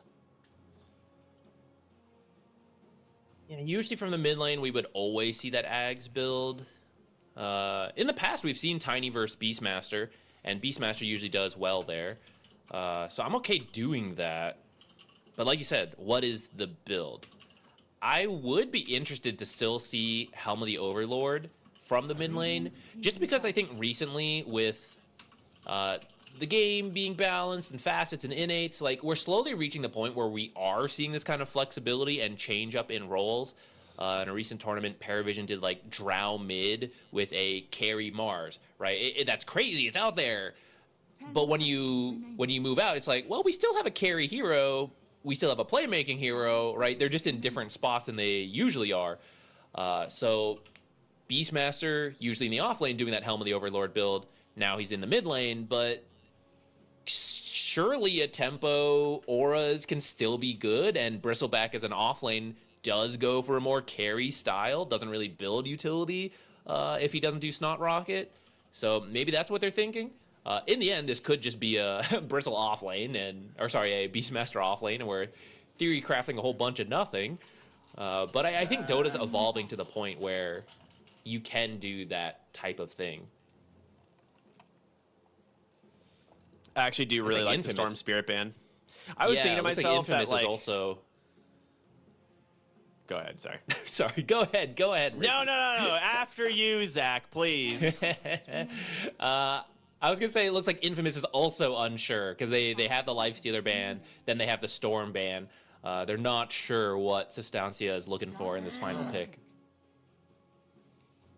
Weaver. So Weaver's actually a very good lane counter to the Beastmaster, typically, but not when it's like the Helm of the Overlord build. And if it is the offlaner, 10 seconds. that part is a little bit strange. I'm not sure. Maybe they were wanting to pick an off lane here, and they're going to run like Carry Bristle with a mid Beastmaster or something. But yeah, I was going to say the Storm Spirit to me, it was something I thought they might pick into the Tiny just because it is a decent matchup. You don't have great lockdown for it. They went for the Beastmaster anyway, so I didn't really want to make the point after that. But yeah, they can flex things. 1 second left. You got to pick something. Dragon Knight. Another you could also flex around, actually. Yeah. A lot of, I will say, Sustancia is caked up right now. These are some thick heroes on the side of the Dire. I'm trying to think who are the melee killers. I feel like Timbersaw. Yeah, I was gonna say, do you not just pick Timber here? Is this not the most insane Timber game? I mean, if Undying was available, if they hadn't banned it themselves, I mean, he could also do quite a lot of work here. Yeah, Timbersaw carry Tiny mid Timber, right? I would be fine with that. Oh. I mean, Sand King does do well versus melee heroes, but he recently got nerfed, and he's largely ignored. I feel like people tried him for a little bit, didn't like it, but that's happened in the past, and people go, "Oh, Sand King's, he's dead, he's worthless," and then you try a slightly different build, and you're like, "Oh, he's broken again." So maybe Lala's gotten ideas like, "Oh, you just shift the build this way a little bit, and it's still perfectly good." This facet change on Sand King is so strange, though. So I'm unsure what he wants to do with this, because I think you have to go the final Sting facet. Like, Sandblast seems terrible. Like, not Not like in this game specifically. I think in all games, Sandblast seems like an absolutely useless facet. So I don't think Is anyone that the will one that take this. blinds when you attack them? It's like blinding while you attack during Sandstorm. It's like, cool, I'm going to blind one hero. I thought it might be good for the laning stage because, like, let's say mid, right? You hit the enemy mid, and there's like a, let's say you max it, right? There's like a 50% chance they miss the last hit. I guess you don't reach that point that early, but I thought it might have value there. Maybe they need to bump up the blind chance and the duration. But you're right, where like in the late game, it's like, what, you're attacking people with that? Probably not. I feel like it should just be passive. Like, I don't think you have to hit people. The sandstorm's going on. Like, you're like blocking your eyes because the sandstorm's there. You know, it should just already apply the blind chance, and then I think it becomes a lot better. They changed a lot on Sand King. There's certain things that were buffed, certain things that were nerfed, right? Sandstorm's radius buffed is now always invisible like it used to be. Stinger, more damage at level 1 and slightly larger radius at level 1, but nerfed in the later levels, kind of to compensate for the Aghanim Scepter that comes in eventually that kind of just starts deleting heroes in the game. Final Sting definitely has some interesting aspects to it. Like, it's very possible that it gets you a little bit more harassment damage in the lane, because if you just click the hero with it, it does just instantly Caustic Finale heroes, but Caustic Finale was also nerfed in the early levels. So it's one of those things that, like, I feel like this hero is generally just going to be weaker in the lane, like, completely. I don't think he's going to be nearly as strong as he used to be. So I'm unsure how that's going to affect this hero's performance, because Sand King, in like the past when he was really struggling in lanes, never really seemed to come online. I don't know, man. I want to see this hero be good, because I don't want him to be like removed from the game. So we'll see. What he would have been good for is a melee initiator for Clockwork to hook up to, which I still think it would have been pretty good this game.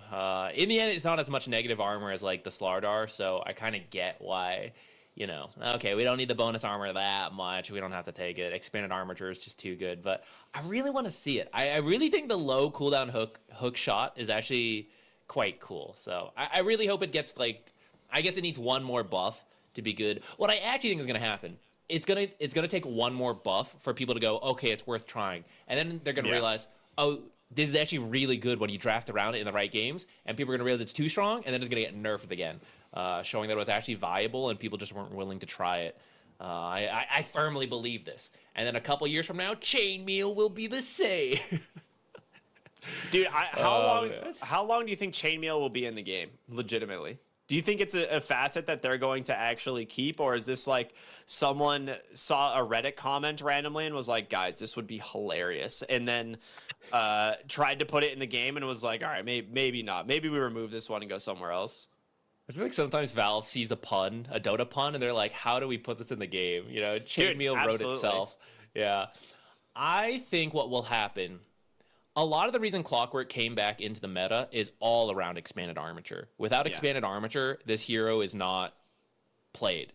So I think what will eventually happen is that Expanded Armature is nerfed, some other element is buffed to make him viable, and then they realize still no one wants Chainmail, and they just stick it on as innate. Like, I think he'll just get it for free, because you're not... You think so? Yeah, I think it'll be changed a little bit, but... Unless you have to do one of two things. You either have to buff Chainmail way more, that makes the base hero a lot stronger, which is then like, oh, it's going to be broken, so it only has to be attached to Chainmail, which I think is weird. I don't like when they do that much. So then you have to make the base hero so good that you can afford to not have a facet for 30 minutes until you start eating Chainmails, which would then the other two would be too good, and you would just do the others. Yeah. So at that point, just make Chainmail the innate that is only going to become relevant at like 30 minutes anyways. And maybe you nerf it. Maybe get half value armor, something. I don't know. Dude. But I have an idea. Okay. Keep Chainmail the same way it is, but because he's Clockwork, Chainmail's cost 50%. Just like, and you don't even have to consume it. Just Chainmail in general is 50% less. That one item which you can build into a decent amount of early game items, right? Like there's some options. You can go into like the mech, you can go phase boots, you can go blade mail, right? There's some potential there, and it reduces the cost on all those items by like 250 or something. 275. I'm gonna be honest with you, this sounds broken. This sounds ridiculous. Do you think that's too good? Okay. Imagine going to lane with 15 armor, dude. You could get tangos and 2 chainmails. Like, what is anyone gonna do to you? Come on. It's way too good. Okay, maybe that's too good. That'd be funny. I think, okay, maybe what you could also do is, and I think this might be too strong with the other facets, is the thing, but armor power is it's so bad. It's not good.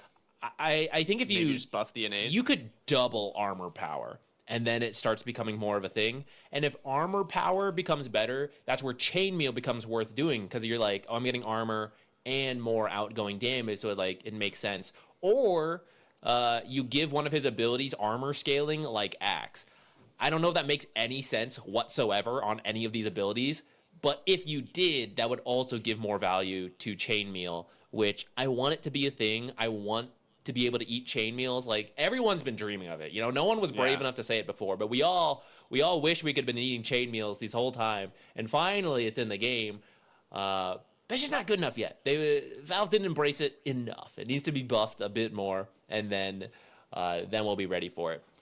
I just love the shenanigans that we get out of some of these new facets, like the Nature's Prophet facet, which is That one's good.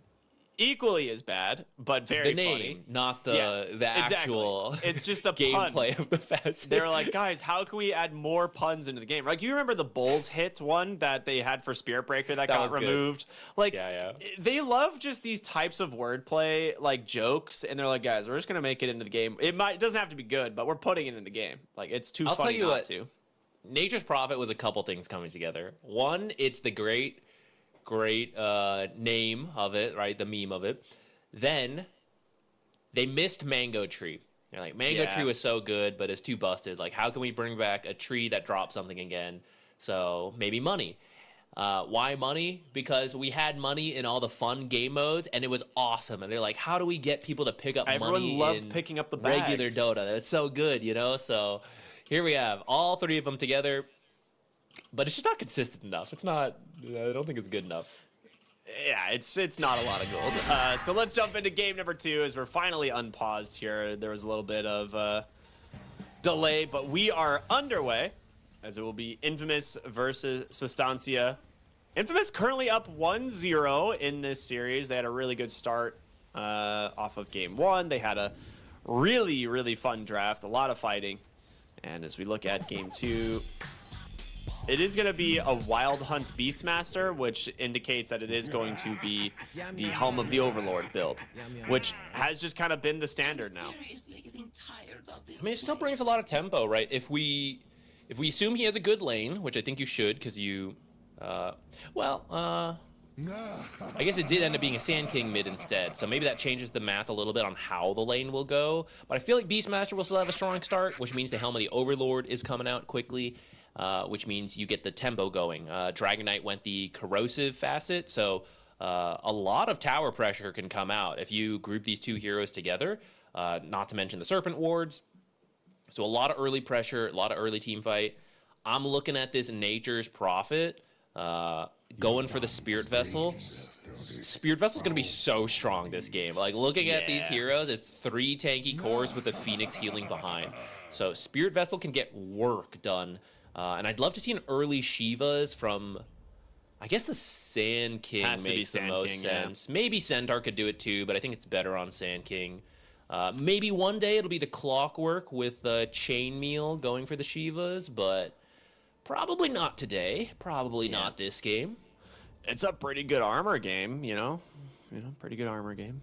I will say the Centaur, I think, might opt for a Crimson Guard eventually. Like, maybe he'll go for just like an early pickup in like a Blade Mail or something, but he has gone the new the Counter-Strike facet, which was upped slightly to now increase all damage taken just in general. It used to only be hero damage, if I'm not mistaken, which generally was like unreliable. So you couldn't really guarantee you're going to get the extra damage out of it. But now you can tank a creep wave, you can tank a tower shot, and then just run up and double edge the enemy hero and laugh at them as they take a massive nuke to the face. So it's good stuff. Obviously, it is still going to hurt you quite a bit, but Centaur usually okay with that.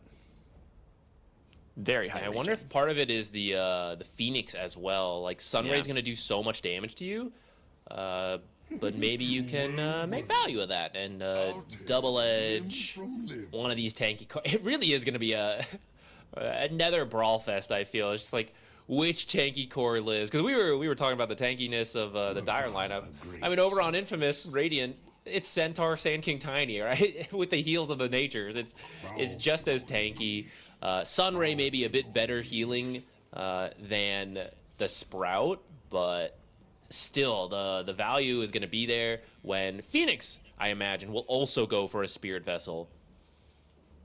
I feel like the Soothing Saplings change was actually pretty cool, because it was kind of trash beforehand, right? Like it just healed a tiny AoE on your Sprout in the area around it, and you're like, I don't really want to lock my carry inside of trees right now, but what options do you have, you know? But now you can use it offensively as long as your carry is within the radius of the saplings and will still get the heal. So like it reminds me of Warlock in a way, that like Shadow Word, where it's like a lot of times you are kind of winning these like equilibrium trades where you're getting a little bit of chip damage and the enemy is, or you're getting a little bit of chip damage on the enemy and you're healing. So you're just kind of always going to come out ahead in trades. Yeah, and those types really of abilities are before. always strong. Yeah, it was too hard to use before because, like you said, you cast it on the enemy, but then you don't get any healing. So the fact that Enchanted Trees was a really smart way to make it a little bit more viable. I wish the tree, so it's 900 radius for the trees to be enchanted, but then once the tree is enchanted, it's 175 radius to actually heal you. I wish that was a little bit larger. It might be too good if it was. Yeah, that's why it's like finely balanced, but I feel like 200 range would help. Because right now, the way it is right now, it's good in pro matches and like high level pubs, but it's very hard to get value in like the average Dota game because a lot of cores aren't moving close enough to trees. And so that's why its win rate is still really bad in pub games. Yeah. There are heroes like that, you know, that are like, they're good in pubs, bad in pros, good in pros, bad in pubs. And I think the way this heal works right now is it's good in pros, as we're seeing it here, but pub games, the core is like, I should tango that tree? Nah. Should I stand near the heal? Nah. And it's just not getting any value. Yep. There's a ward here on the top side. Lala. Ooh, needs to be careful. I was like, do you want to actually open Dragon Tail? I don't know about that one. They do it anyway. I mean, opening Dragon Tail is not that bad. You just have to use it to secure last hits, essentially. Like, just stun the Sand King and go for the last hit or the deny. But I think a lot of times you'd prefer the Breathe Fire just to get a little bit of chip damage and secure your range creep. Yeah. I mean, if it got you first blood, it would be worth it. But the fact that it also did damage to Sand King, yeah, like, you usually true. need Breathe Fire to contest the last hits, you know? But if Sand King is just low and has to be careful of you, then you can get the last hits. So the fact that he was initiating on the mid helped a lot. You can use it like this, you know, like just stun him, do a little damage, get your last hit. I think he actually missed the last hit, but like, you know, the idea was there. I think he got it. I think he did get it, actually. Yeah, Okay, he did get it. Yeah. He did the, I'm sure, the command to attack through an enemy, which is always super annoying. I'm glad I don't have to use that one. Yeah, Support player doesn't need to last hit, man. I literally just don't play mid lane because I hate that so much. It's necessary, though. If you're a mid laner, get that setting in there. Yeah. So here's the new Sandstorm. Just kind of reverted back to where we were a couple of years ago. So far, Sand King having a pretty good time in the mid lane. Not shocking. I was surprised initially when we saw it pick, because I thought it was going to be off lane. I really did. Yeah, it does make sense.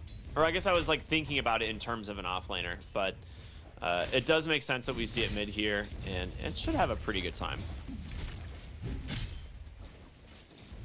Up here, looks like Centaur also having a pretty good time. It's relatively even right now, but they have the equilibrium in a decent spot. I see Natures did manage to block the camp one more time, so the lane will stay up for Infamous. And that right there is exactly what we're talking about, the equilibrium change. Like a lot of damage being dealt, but a lot also being healed. That double edge, the damage stacks up a lot, but the Nature's Prophet will be the first one to die. So the first blood goes to Sustancia. You do get the kill on the Bristle, though, so I'd say overall worth it. Yeah, agreed. How are things in the bottom lane going? We got the tiny carry. Usually pretty strong start, high base damage. You got the tree toss. But Beastmaster, also a pretty good laner. We were thinking it was going to be mid, but ends up just being in the off lane. Also And Phoenix. also having a decent time. Yeah, Phoenix can do a lot in this lane. You versus don't two win melee these heroes. trades. That's what's wild here. Like you would think a Clockwork running at a Phoenix, it would be Clockwork favored, but the damage from just being near the Phoenix adds up quite a bit with Dying Light. Though I thought we would see Hotspot because it feels like such a good Hotspot Yeah. game, but maybe choosing Dying Light, wanting the lanes to go better, decided to go for it. I mean, he is winning some of these early trades versus a Clockwork, who is typically one of the stronger supports, so maybe paying off. I feel like this Clockwork lane's should've gonna get gone out of hand real chainmail. fast. Top side, Shackles out. Quill's stacking up here. Just needs one more hit from these, maybe. Going for the dive. Oh, he doesn't get in range. And now they Right turn at the around with the edge. Sprout. Blood Grenade, a lot of damage dealt back here from the tower. As Take Care is going to be able to pop a salve and kind of sustain himself back into this. Trying to just stay a little bit away from the Shaman. Oof. Radiant structures. So 2 points in the Stomp, actually, in this lane, which I think at some point you have to decide if you want to play around Stomp or if you want to farm. And if you want to farm, you need to get points in your return. I feel like you're committed at this point. I think you should keep doing Double Edge. In fact, I'm actually surprised you didn't get more points in Double Edge, like 1, 2, since you have the healing from Sprout. But maybe the Nature's a little underleveled, so Sprout wasn't that strong of a heal. You have the Ring of Regen, or Ring of Health now, so maybe he'll do it. Maybe he'll start maxing Double Edge now. They might have this Nature's Prophet, though. Get Shackled. Ooh, good Sprout, because I think if you start applying... Oh, actually, he doesn't have this slow. Okay, so he probably would have been okay. Oh boy, ping pong in the bottom lane here as they're gonna be able to get the Blood Grenade out here onto this Beastmaster. One more auto attack and the tree throw. He's dead. And the Pamplona, I think, back to go stack the triangle. Blood Grenade is out. The Shackle's there. Sladen will die now to the Shadow Shaman. Very nice kill. Yeah, it was a stack in the triangle, which is fair. You want to be stacking that for the Beastmaster since he can get a lot of farm. Just needed to be a little careful. This is a dangerous lane. The Avalanche tossbacks into the Clockwork is a pretty killer combo. This is just why Expanded Armature is so good. Without it, that kill just never happens. Yeah. And I think that's the core issue with why we're never going to see anyone choose other facets on this hero. Like, I don't understand how you play Clockwork in the lane without that facet anymore. Here's one way I think you could do it. Expanded Armature. Oh, okay, hold that thought. I'll have a genius idea after this. Well, yeah, I believe it. Mid lane. Nice rotation in from the Shadow Shaman. There's your Shackles. Faker gets the kill with the Breathe Fire. As the other side, we're going to see Pamplona chase for Cook here. The cogs are out. That will hold this Phoenix at bay. All right, continue. All right, genius game balancing here. Val, feel free to use this one for free. I'm taking notes. Clockwork. His biggest issue in the past was not expanded armature. The regular old power cogs was really small, so it's really difficult to get close to people and trap them.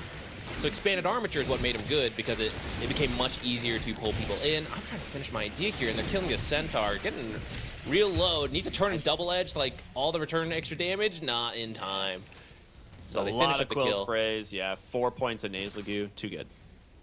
So anyways, expanded armature increased the size you could pull people in, which is what allowed him to finally close the gap on people and get the favorable trades that he used to get. But now to balance it out again, expanded armature means he has to carry more equipment. It's in the lore name. So I think you increase the base movement speed of Clockwork, and then expanded armature decreases it, unique to the facet. I know earlier I said I don't like that kind of thing, but I think it's the only way to have multiple facets on Clockwork that aren't just expanded armature again and again and again. How would you feel about making expanded armature built into regular cogs, but reducing its AoE by like 50%? I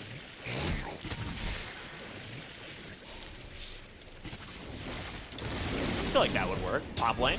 Cogs comes in, traps the bristleback, ping pongs into the stomp. They get the kill. Faker now TP'd up here on this Dragon Knight, and they might find themselves another kill onto Slade. And this Nature's Prophet has just been food for the DK, which Dragon Tail out. Centaur pretty tanky, has the Vanguard, but they still might be able to get the kill. Great cog placement. It's not going to be Jesus. They cannot find their target. Now the slow Faker actually just extends too far. The Stampede, well played from the side of Infamous to punish that Dragon Knight. That's a why huge no one kill. wants to trade away expanded armature for any other facet right there. It's just too good. My other idea, okay, right now, expanded armature allows the power cogs to bounce from the inside. That's a part of the reason this works. I say give that to regular power cogs. Yeah, Super exactly. high risk, high reward of like, it's really difficult to get on top of people, but when you do, they cannot move or they will be hit by 8 different power cogs at once and instantly die. Okay, yeah, maybe we're cooking a little too hard there. Might be cooking a little too hard on that one. Speaking of cook, No, I think it's good. he manages to get away. Nice stomp out from the Centaur.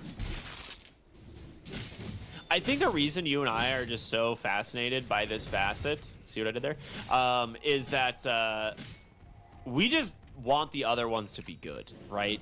We've seen Clockwork for like, how long have Facet's been in the game now? Almost 2 years, and it's been played only exclusively in this way outside of maybe a handful of games where people tried hookup, or they like selected hookup by mistake, and then they lost the game as a result.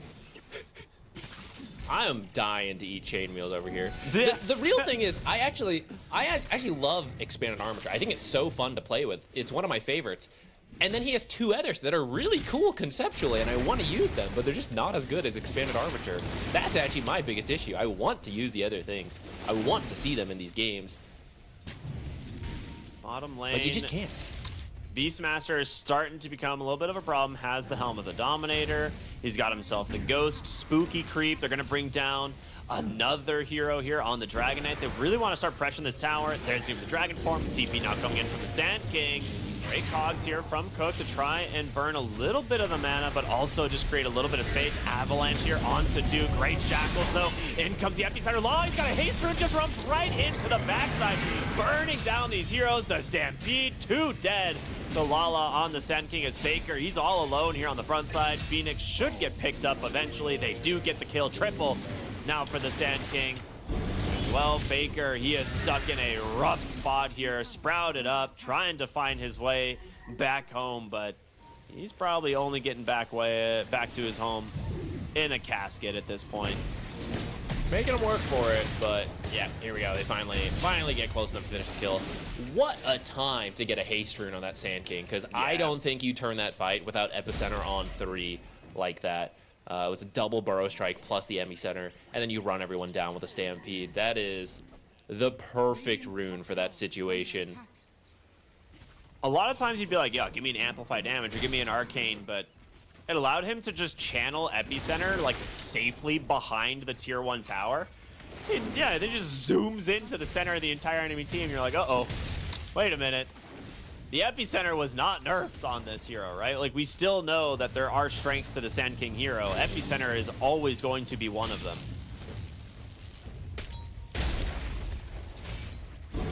Yeah, with that.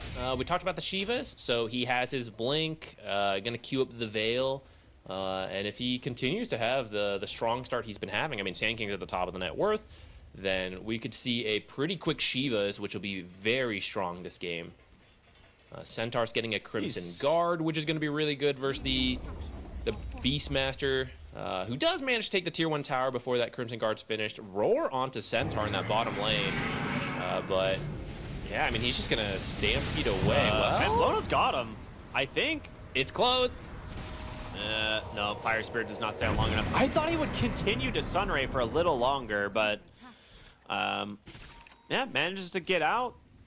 Stampede for, to keep himself alive, also managed to get the egg, and now does have that Crimson Card like you were talking about. It's very good this game. It'll help out a lot, especially against things like the summons, but also the wards, as well as reducing some of the damage coming through from the Bristleback and the Dragon Knight. Dire's top tower is under attack. Smoke up from the supports. You wouldn't expect this. I mean, they just used Roar and Egg. Usually means you want to chill. Well, you have the ward trap available. You see the Sand King. Ooh. This is a huge kill. There's the blink in, Dragon Tail, shackles, wards, everything to get this one. A big kill going the way of the Dire. Now, it does go to the Phoenix, which isn't fantastic, but removing the Sand King from the map. Nice done. That's just a really aggressive farming spot for this Sand King. Like, the tier 1 is still alive, topside. Yeah, I mean, I think he had... That's why that smoke worked, right? He's like, oh, Roar is down, Egg is down. They're not gonna try to do anything. Like, I can steal some farm, but like you said, pretty aggressive, which comes with a risk, and successful smoke with the Serpent wards gets a very valuable kill, which I think is actually not that big of a deal that it went to Phoenix, because Phoenix is working on the Spirit Vessel, which is going to be so strong. So actually, the sooner you get it, the better. Oh, I didn't realize that. That's good. Counter smoke as we're gonna see Lalas gonna start channeling the epicenter, looking for his opening. There's gonna be the burrow strike into a nice Wrath of Nature. Roar is out, Sunray healing as well, but the Sprout plus the Blood Grenade, it might be enough. The Stampede, it will help them secure the kill. And now comes the hook shot. Faker trapped inside the cogs, the egg onto the backside to try and create a little bit of a zone. There's gonna be the Ags reveal from the Bristleback though, and he just cleanly picks up this support. So a 2-for-1. You do manage to trade the Beastmaster for both supports. Overall, I think a win for Infamous, because you're Tiny getting a lot of space out of this. Yeah, especially if he gets this top tower. It's pretty healthy, so I don't think you're finishing the whole tower. Well, maybe. A lot of people have to TP to defend to win that fight. Maybe you can get this. Okay, looks like Beastmaster will be enough to dissuade him. But you get a little bit more damage in. His Helm of the Overlord is done. Yeah, which so far, he took the bottom tower, but being shut down by the epicenter means the other tier 1s are still up, which is usually the goal with the Beastmaster Helm of the Overlord.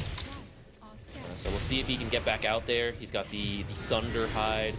His team's up here to try to get a tiny kill. Yeah, Avalanche is out with the Dragon Knight in front of him. I think he can finish the job as long as he gets one more Dragon Tail, but the other side of the fight, this Crimson Guard absorbing a lot of damage here. Oh, he just barely misses the Avalanche. Faker dodges it with the blink. They do get the kill. The Roar, how everyone on the side of Infamous is just dead. He lost the Sand King as well, thanks to the Roar. Kind of split their focus. I guess they gave up on the Tiny, or thought Tiny would be okay on their own, so they tried to take the rest of the fight or to get some other heroes, but locked down by the Shadow Shaman means so much damage can come in from the Phoenix, the Beastmaster. I mean, this Thunderhide's no joke. You know, if this Thunderhide's attacking you, yeah, that's why the Helm of the Overlord can be so strong. So, yeah, a bit of a split focus from Infamous, punishes them hard, and they lose the tier 1. This is where you used to lose the Tormentor right away. You could actually lose Roche. I'm actually surprised Infamous, or Sustancia, is not going for it with the Helm of the Overlord and a Bristleback.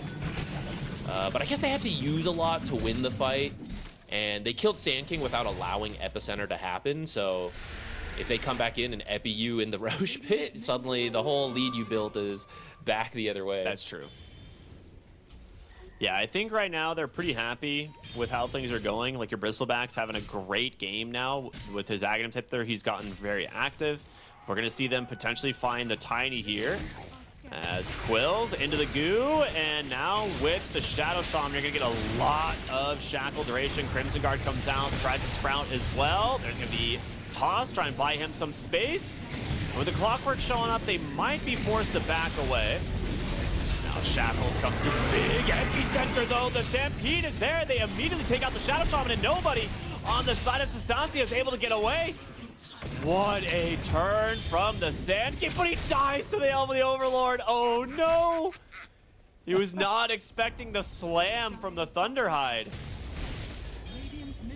Few people do. I mean, it's not one you think about a lot, but yeah, gets the kill with that.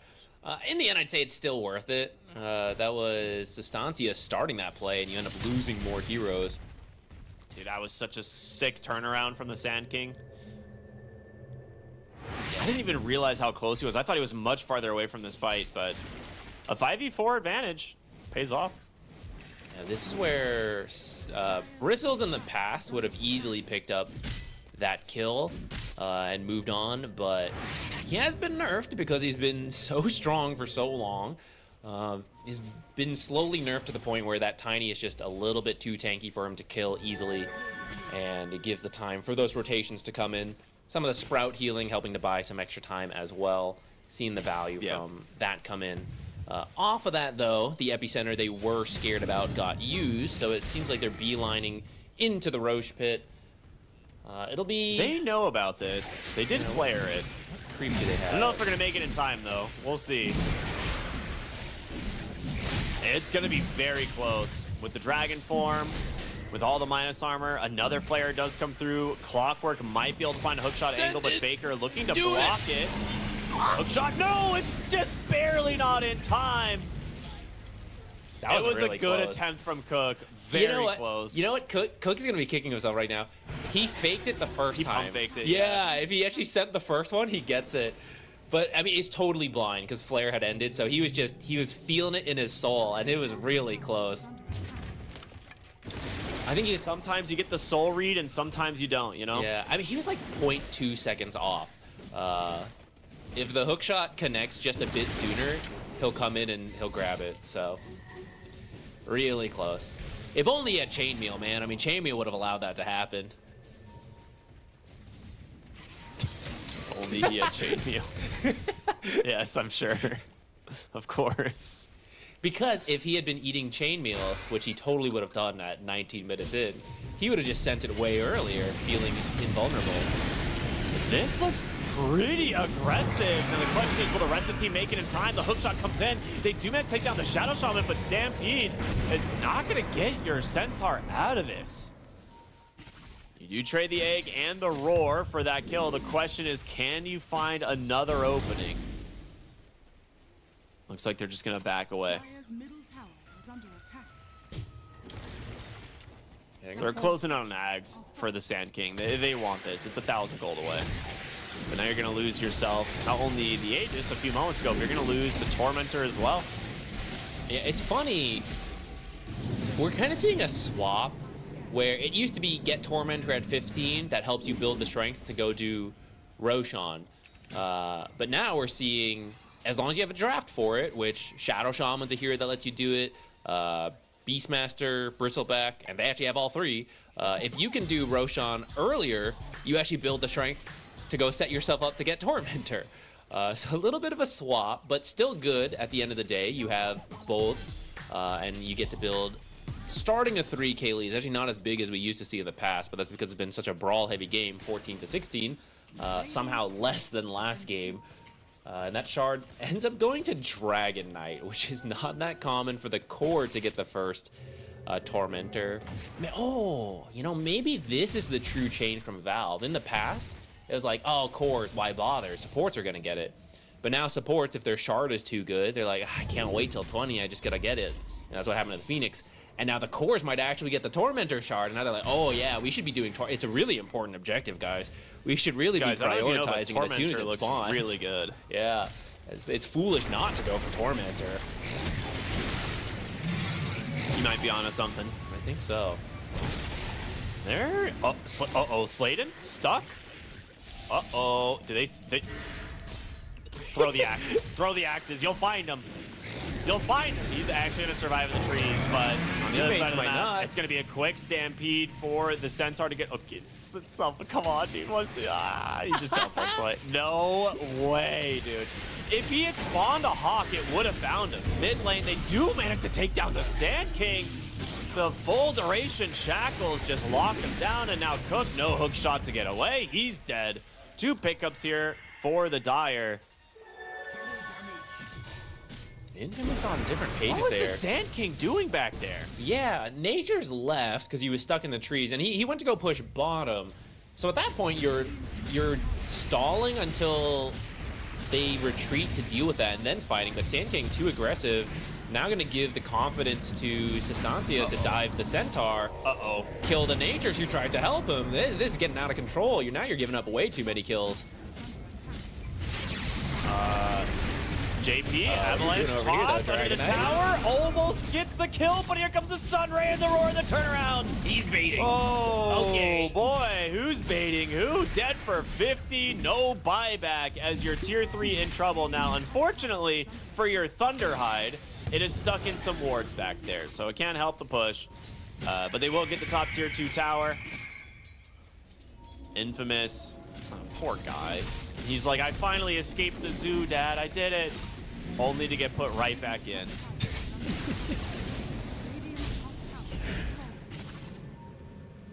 Dude, what did I just say? 3K lead, like right after they finished Yeah, Tormentor. like 3 minutes ago. Yeah, immediately jumped to 11K off of 2 towers, huge team fights. This is the danger of small Oh, they mistakes. go for the hookshot play. They get this vessel onto the Shadow Shaman. He's going to get saved, but there's your epicenter. The pipe will not save the Beastmaster. Surprisingly tanky. But they do get the kill. They get the Overlord with it, so ends up being like a 1,500 gold kill. Like 1,400. Yeah, you're gonna need more out of it than that, though. Let's see. I mean, tier 1s are still up, so actually, if you can take some of these tier 1s, that'll help you a lot. But Infamous now suddenly on the back foot. Hopefully they realize it, because when the game is so close for a while, you're not expecting like a 10K gold swing at 24 minutes, you know? So you might underestimate how strong Sustancia is now once they actually buy their items. Like, you killed Beastmaster before he could get back, because they hadn't spent all the newly earned gold. But if you don't respect that potential threat, I mean, you're gonna have some new items on Sustancia. They will finally get this top tower.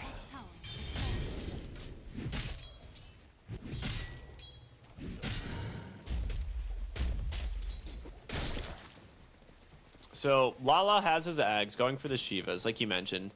The Sand King can still kill a lot of heroes. Now, the Ags was nerfed pretty substantially as a result of the AoE changes on his talents, the fact that Stinger's higher levels were nerfed in both AoE and damage. So there's a lot of things that add up that kind of make the Aghanim Scepter less impactful than it was. I don't think it's bad by any means, but you're not going to see the like epicenter instantly deleting like the entirety of the enemy team like it used to. And it probably shouldn't have been able to do that, so we can say maybe it is in a better spot. I do think you need to wait for the Shivas, though, at this point. Yeah. He's got the money for the plate mail, but we'll still need to save up for the recipe, which pretty expensive recipe nowadays, 2,050 gold. I think it might be the most expensive recipe in the game right now. So that will give them a lot of power once you have it, since it'll prevent a lot of the healing, amplify a lot of the damage from his team. We gotta wait for that. It's gonna be a couple minutes. And hopefully you have it online ready for the Roche fight if it's a slower spawn. You might have to fight earlier, though. Oh, they're baiting the clockwork, but will they connect? The Epicenter on the backside, did he get the Phoenix? He does! Both supports dead. Faker trapped inside the Sprout. He's dead. Hook shot hit from Cook's gonna trap down the Beastmaster. Another Burrow Strike in your clockwork. Well, oh, wait a minute. Holds the Beastmaster up onto the high ground. Lala's gonna get the blink away. They bop back on 2 heroes. They're ready to fight. Infamous are gonna lose 2 and big kills as well. They want to buy back because they Really sick buybacks. they know Roche could start to spawn. But at the same time, if you win this fight, look, they're coming straight down. They're looking for a tier 3 tower with this Helm of the Overlord, Dragonite. Serpent Wards are available because he got killed so quickly. It is actually Barracks. You don't have Epi. Yeah. Epicenter. This is more. Yeah, Epicenter is the only reason they were able to win that fight. And because it connected on like 3 heroes and deleted the supports right away. I feel like I saw this before where they go for multiple lanes, but it's paying off this time. The Serpent Wards are finishing mid barracks. I don't think they'll actually finish bottom, but they do get that tower really low. Is Serpent Wards gonna finish the mid lane? I mean, it got the melee barracks, right? Like, that's what matters. He's gonna do it. One more attack. That's the hardest Okay, working got it. Serpent Ward I've ever seen. Very nice. Well, with that, great buybacks. And those are the most value buybacks I've seen in a while. And really heads up play, realizing in that moment, like, oh, they have no damage now, right? It's just the epicenter. The Tiny's not strong enough. So you buy back in on the Shaman, the DK, and you just lock down the Tiny, right? Like, he's the only other hero that's going to do anything. Yeah, it was a good call, and it sets them up now to have the mid lane always pushing in, which should help them with Roche. Granted, there is a Nature's Prophet who's pretty good at dealing with that while still showing up in the fights. So that was dangerous. TP'd over to try and take the Wisdom Shrine, and well, they dies. Speaking of dying, mid lane. Hook shot, Stampede though will bail him out. Cook might be in some trouble. Ooh, close. Yeah, he's out. Yeah, the Solar Crest gave him just enough of a barrier. But I mean, that is hook shot and Stampede to save your Sand King. Absolutely necessary, right? Especially if you want to contest this Roshan. Yeah, which I feel There's like the roar. has been happening a little bit too much. Lala has been trying to push out this mid. This is some of the downsides of this tier 1 still being up this long. But Yeah. he has been getting caught out a couple times. Not always dying, but someone else on his team may be dying for it.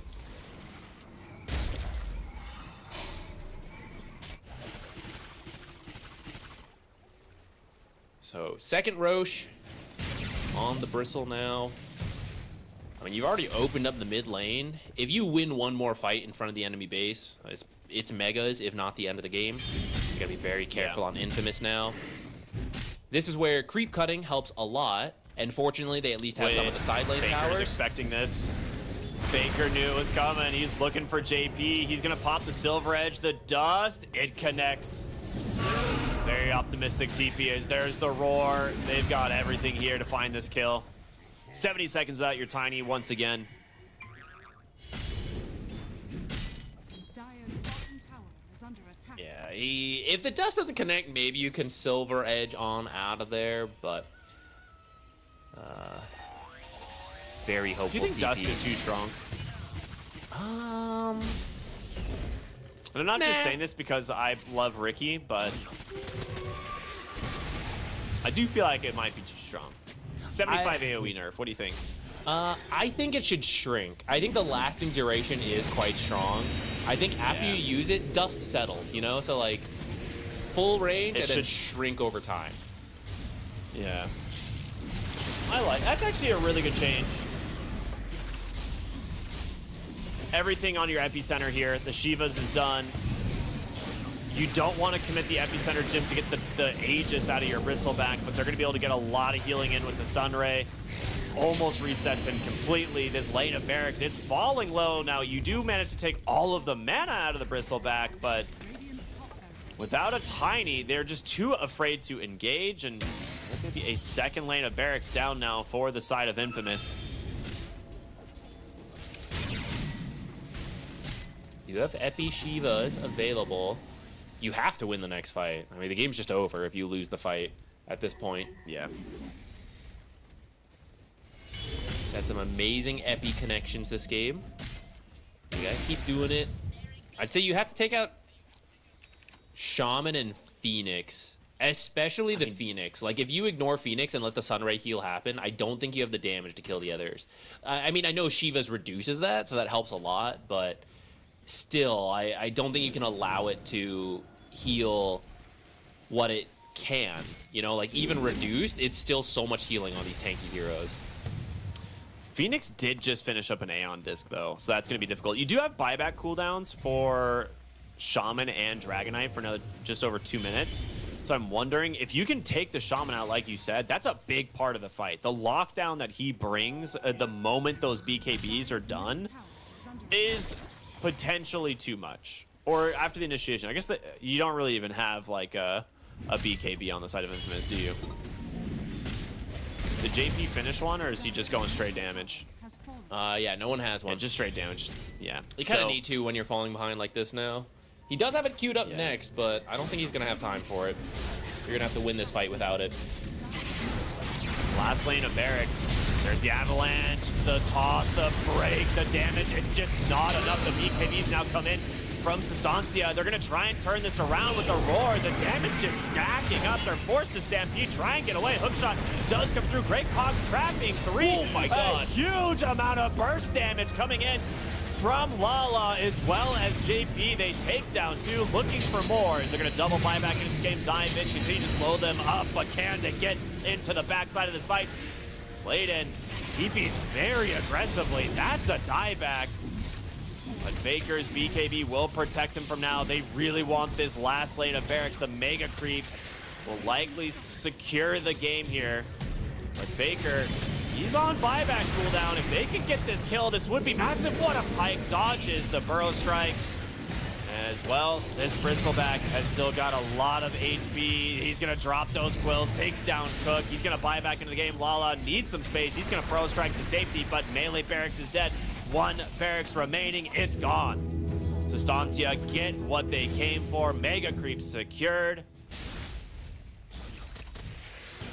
That's a big win. That was real close. When they got all pulled together with the power cogs and then the caustic finale destroyed them, I thought that was actually going to be a hold from Infamous, but having the Aegis on Bristle allows them to just come back. And at that point, you had to use all your damage on the first kill. Couldn't really deal with him after that. Dragonite just quietly working away on buildings the whole time. I think they know that they're just running out of damage on the side of Infamous, right? And now with the Heart of Taras, like, I don't know how you actually kill the Bristleback.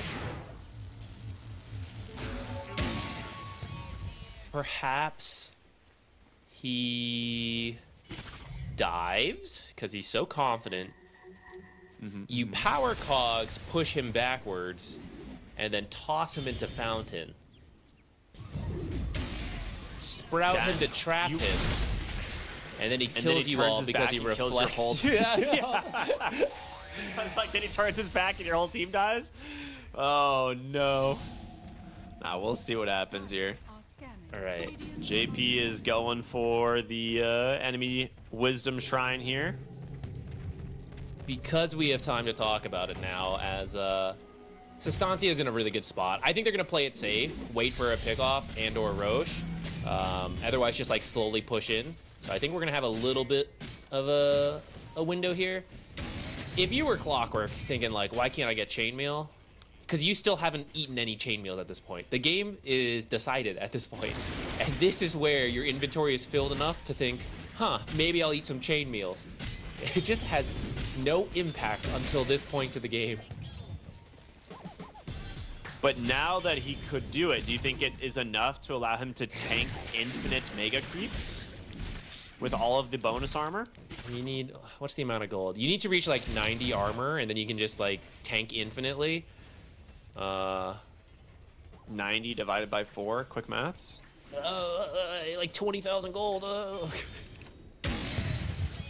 No, that's way much. 10,000, something like that. You need a lot.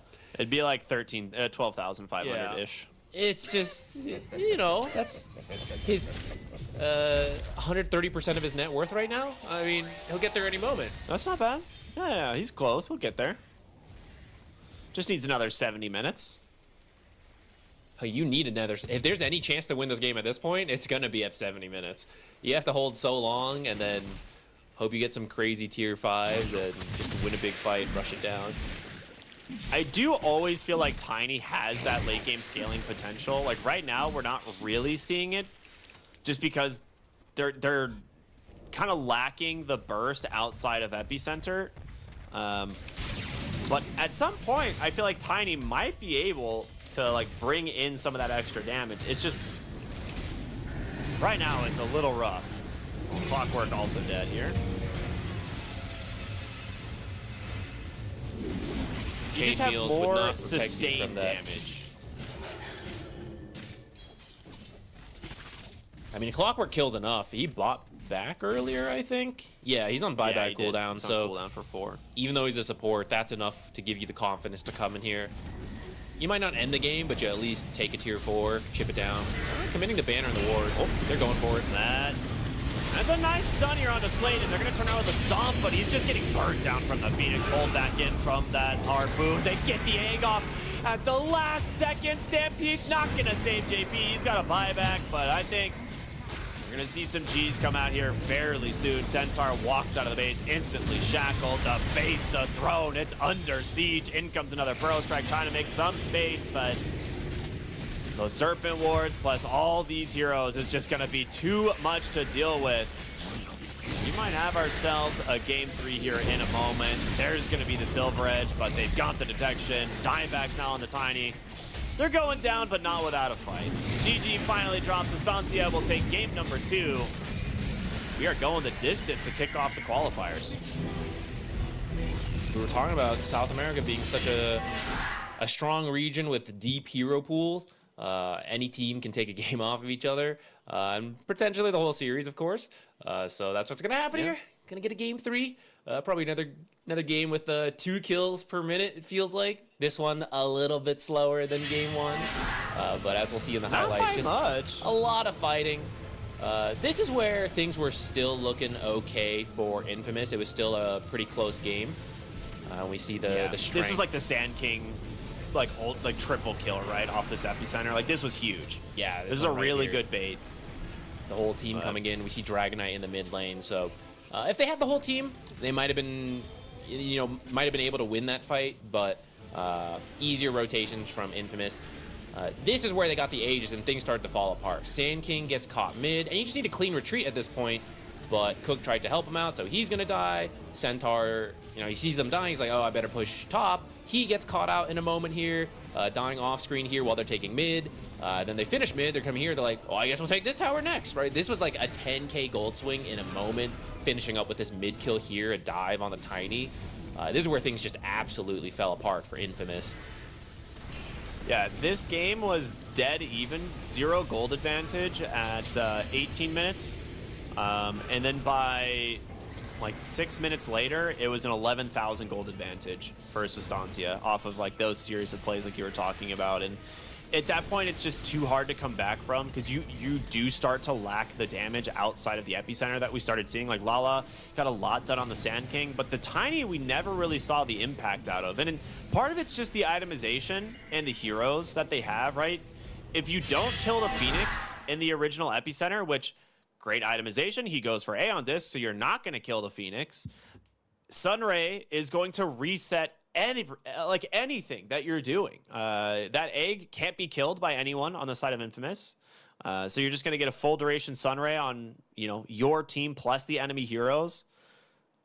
The fight's over at that point. So really, really good item decisions from the side of Estancia, and great execution. The same way in game 1, I think Undying was such a fantastic support pick. I think Phoenix was very similar in this game. There was about 10,000 healing from Phoenix this game, which if you look at the damage dealt by Infamous, a lot of the cores had 10,000 to 15,000 damage. So it's like, just take one of their heroes away. And that's what you had to deal with that game. It's no wonder why it felt like they were lacking damage. Yeah. Let's take a look at the MVP for this game. I am curious to see who they give it to. I know I'm kind of with you. I do feel like Phoenix might be the hero. It just checked so many boxes. It did pretty much everything that they wanted to do. Yeah, they are going to give it to Pamplona. I'm not surprised. Very good. The Aeon Disc, super strong. The early vessel pickup as well, doing a lot of work here against the tanky cores on the side of Infamous. And they don't go BKBs on any of these heroes, right? Like, how can they? They need damage. Yeah, and look at that insane 65 building damage too. Like absolutely carrying the team on the Phoenix. Yeah, I mean it's one where you can say like, oh, of course they should have BKBs to deal with this stuff, but BKB gives you the freedom to do the damage you have. But if you have no damage to do, it doesn't matter that you're not being stunned. You're not doing enough damage anyways. So that's where you have to take the risk of going full damage, and it looks silly sometimes because you just get killed instantly. But it's what happens when you fall behind, or like the draft is a little unfavored to you. And in hindsight, I think I would have liked that Timbersaw a little bit more, even though we did see the value of the Sand King. Like he had a lot of great Burrow Strike epicenters, but it just felt you need sustained damage. Yeah, you needed sustained damage in this game. If you have epi, you can do it. They would lose a fight and they'd go, all right, we got about 2 minutes to just do whatever we want. They don't have enough damage to kill us. Whereas Timbersaw wouldn't have that issue. He would always have enough damage to kill heroes in fights. And the moment that mid fight happened, where we're like, wow, Infamous actually taking a huge gain, and they just buy back on 2, and then they just turn into lanes of racks because there's nothing left that Infamous can do, is definitely like telling that they knew exactly what their winning condition was on Sustancia. So very cool play calling from them. You pointed out the 65 building damage on the Phoenix, but real quick before we go to a break, I just want to point out no heroes on Infamous cracked 1,000 building damage, and in fact 2 of them had 0 building damage.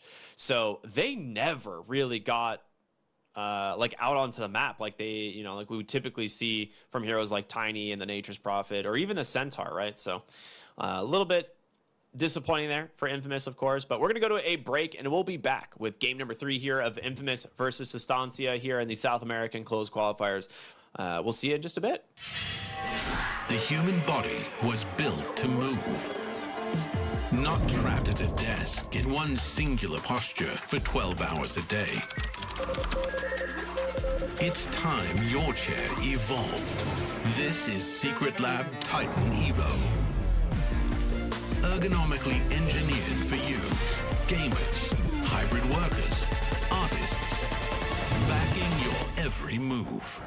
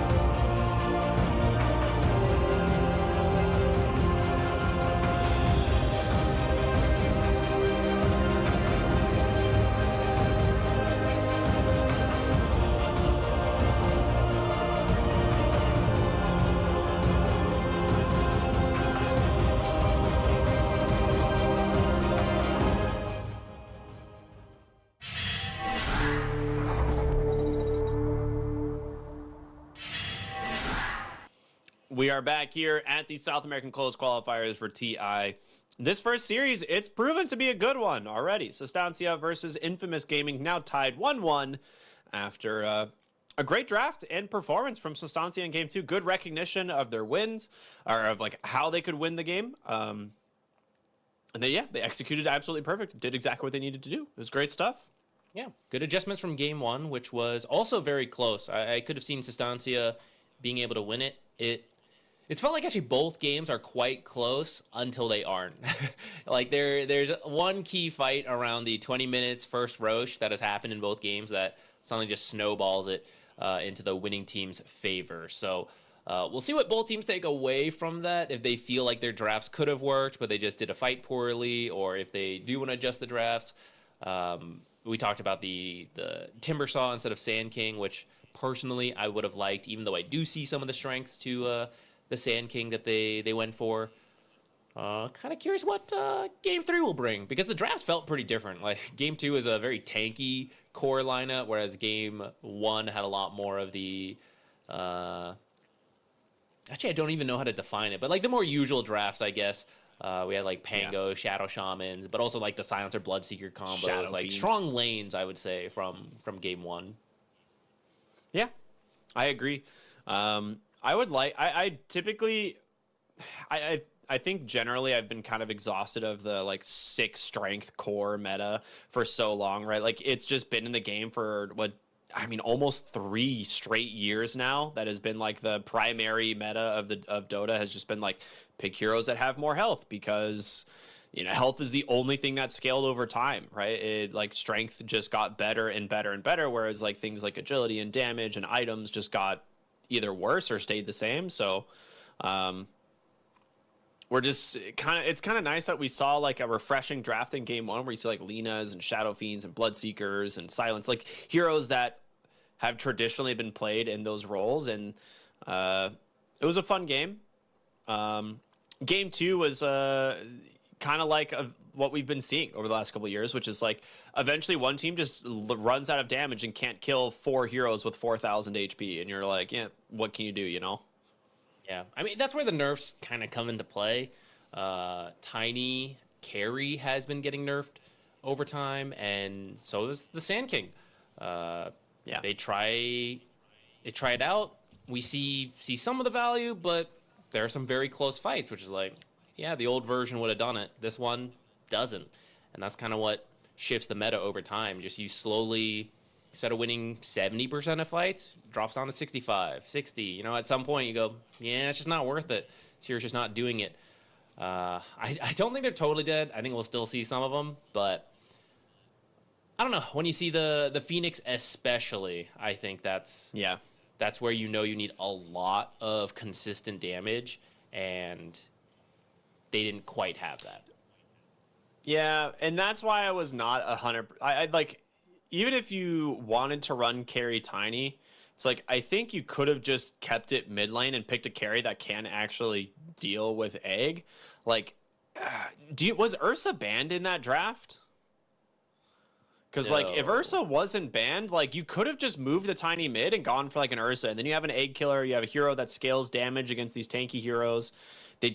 They still had like some kiting potential against the hero, but I think you would have had like the ability with things like Stampede and even Nature's Prophet to maybe like chase for them or lock them or like kind of handle or help the Ursa. I feel like there was a lot of avenues they could have gone. And I honestly, like, I don't even think last patch Sand King wins that game. That's the thing that's like weird is like it's pretty good. Last patch Sand King was very good, but it's still just like one epicenter fight, right? And we saw like if one epicenter, even if it kills 3-4 heroes, they just buy back and win the game because you have no damage anymore. But maybe he kills 5 heroes. Maybe he wipes the whole team, instead of only killing 2 or 3. So it's hard to say. Yeah. I do think, draft aside, some of what Sustancia did that game was take a lot of towers quickly, which is kind of the strength of the Beastmaster. Yeah. And you pointed out last game where a lot of the heroes on Infamous had very little tower damage. That's more of a playstyle thing, right? Like, oh, they're pushing bottom, we got to go push top. It's like, oh, instead of going for this kill attempt, we should just take this tower. Didn't see that as much from them in game number 2 compared to game number 1, and that made it very difficult to make plays on the map to successfully creep cut, which is what got some of their heroes caught out and eventually killed, which led to the loss of their base. If you do have those early tier 1s on your side, then it becomes much easier to make your way to the enemy's half of the map, cut waves, drag the game out, buy time until you have your epicenter up again. So maybe that's something they'll take from it, consider it into game number 3, but we'll have to see what the draft brings, because looks like we've already got some swap-ups again. Ricky being banned now in this first phase. He was... Yeah, I don't know what's going on with that one. He was banned in the last game, but in second phase. So I wonder if that means they're going to bump up the priority of... The Phoenix? Yeah, maybe Phoenix or Shadow Shaman. 10 seconds remaining. I mean, Shadow you Shaman's have won ninth both pick? games. He's been Yeah. doing a lot, and he's been a very strong hero this patch so far. Radiant team pick.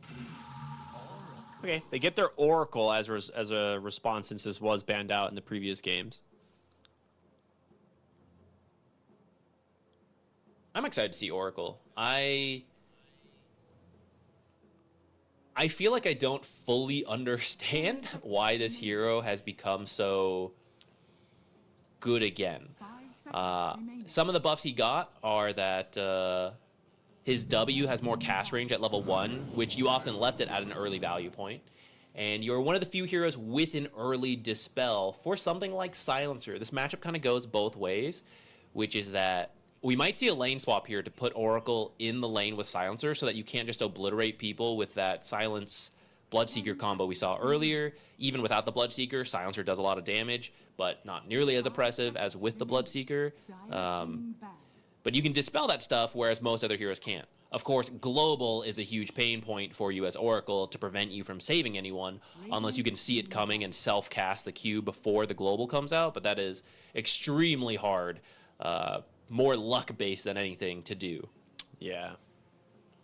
I'm kind of shocked as well that we're seeing Oracle more, because I also am not 100% sure as to why. I think in general, just some of the really OP 5s, like, I mean, we're still seeing Ancient Apparition get banned, and now like this Undying, but in the last patch we had a handful of 5s that were just massively overpowered, right? Things like the Ringmaster were just way too good. Even Naga Siren was kind of coming back into the meta a little bit towards the end, but it kind of pokes its head in here a little bit.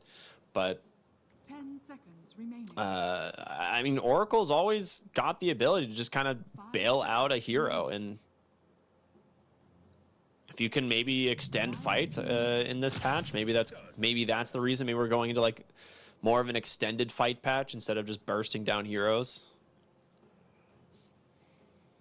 Tusk for Sistancia for now. This is a strong support duo. Yeah. But I think That means the once you Dawnbreaker have- maybe. Yeah, I think you're looking for dispels and mobility on some of your cores. Because once you have dispels, right, you kind of don't care about Silencer.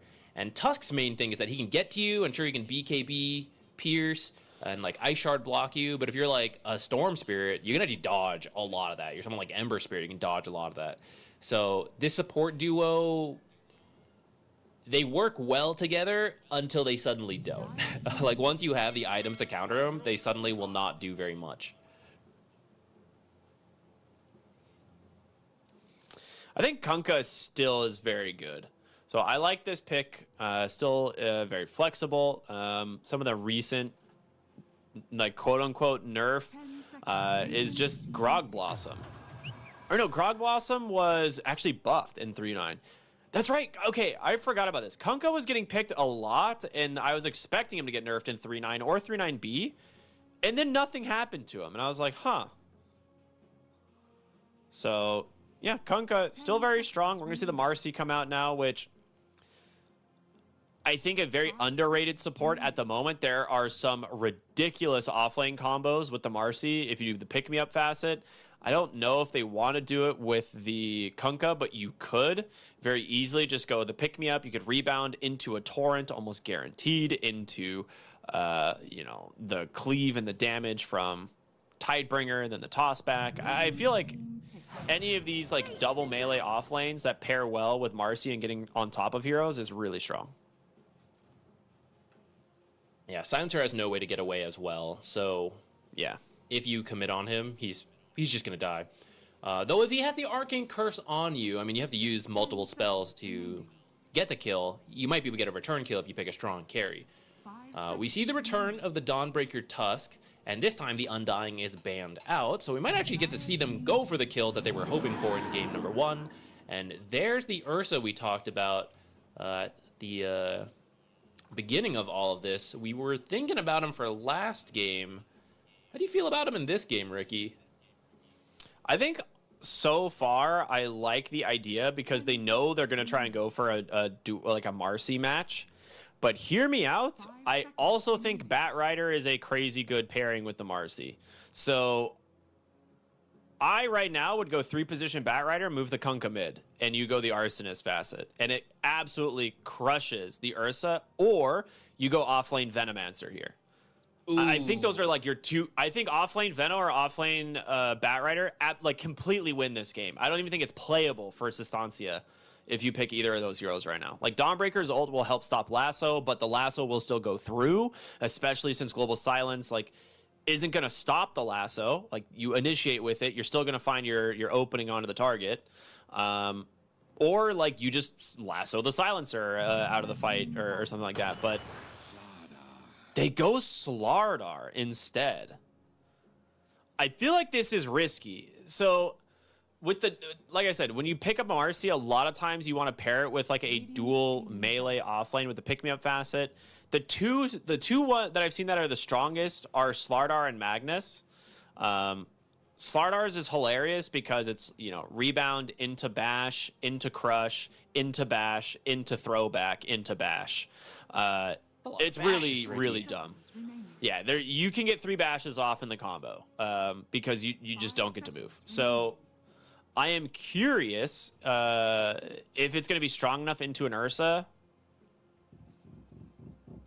I think you may just pick on the Silencer, but Silencer can just sit really far back. It's going to be a weird lane. I think Venomancer or Batrider would have been safer, but I'm not opposed to the Slardar because you do have a lot of physical damage from the Kunkka already.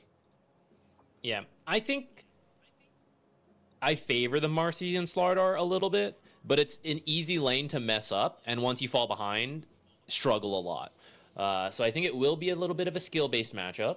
I wonder if you can put Tusk there instead of Silencer, because I feel like if you snowball dodge some of this stuff, it actually turns a lot for you, and then like tag team. It would also be very volatile, but I feel like Tusk can do a little bit more than Silencer can.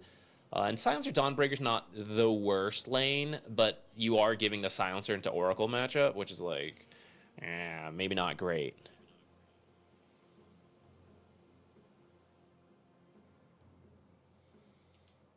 I'm trying to think what carry they want to go for in Infamous. I'm assuming they want to carry. There is Kunkka is just good enough in the mid lane. You could run carry Kunkka, but I think it's probably unnecessary. In terms of heroes that are available, that would match the kind of minus armor strategy, but also be good into the Ursa.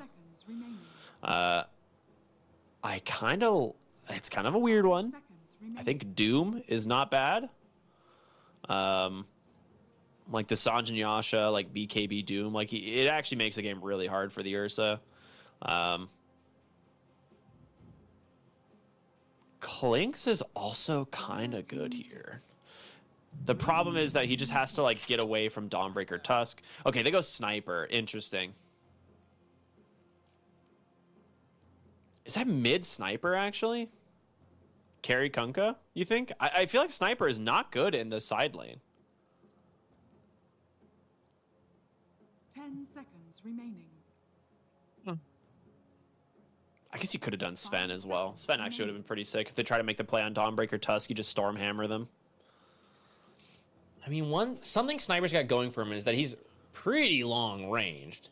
So Tusk and Dawnbreaker need to get close to do the damage. And ideally, you get close naturally, and then you use your gap closing to keep chasing and get finish the kill. So if you have to use the gap closers to get close to start, and an Oracle is there to disarm and maybe save, maybe you commit too hard and you can't actually get the sniper, and now you have to run away from a sniper who just whittles you down.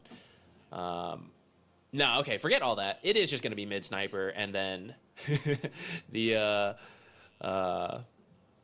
carry Kunkka, who is very tanky, and so maybe you can just survive that combo instead. You technically have a stun with Torrent as well, so if you see them getting primed, if you see like the tag team come out, you can just stand on your own Torrent and try and stop the Dawnbreaker combo. But you're going to have to rely on the disarm from the Oracle. Like, that's the only way this works, right? Like, you have to disarm the Dawnbreaker when that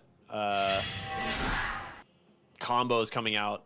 I mean, maybe you could still attack. The thing is, if you disarm her, she's still going to hit you with Starbreaker. So, I don't know. It's going to be a weird lane for sure. The mid lane, Magnus versus Sniper. I think Magnus should have absolute free farm here. It's a little bit annoying because of Shrapnel, but you're going to have like 15 to 20 damage over the Sniper going into this lane. So you're going to see a lot of denies coming out from the Magnus at the expense of his HP, which I think ultimately is fine because he goes bottle in the mid lane anyway. I don't know how it's going to go, but I'll tell you what. I mean, these are both teams, once again, picking some real fight-heavy oriented heroes. So expecting another 2 kills per minute going into this game. And a lot of snowball potential, but I would have said that for past games as well, which ended up very even going into 20 minutes. And then suddenly completely snowballs, which both teams have Tormentor and Roshan potential.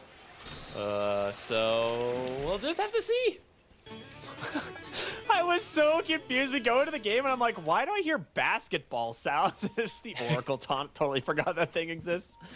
All right, it is game number 3 here. Sustancia versus Infamous. Now, it's not an elimination game, but the loser will drop to the lower bracket. The winner will go on to play against Heroic, an equally as intimidating reward.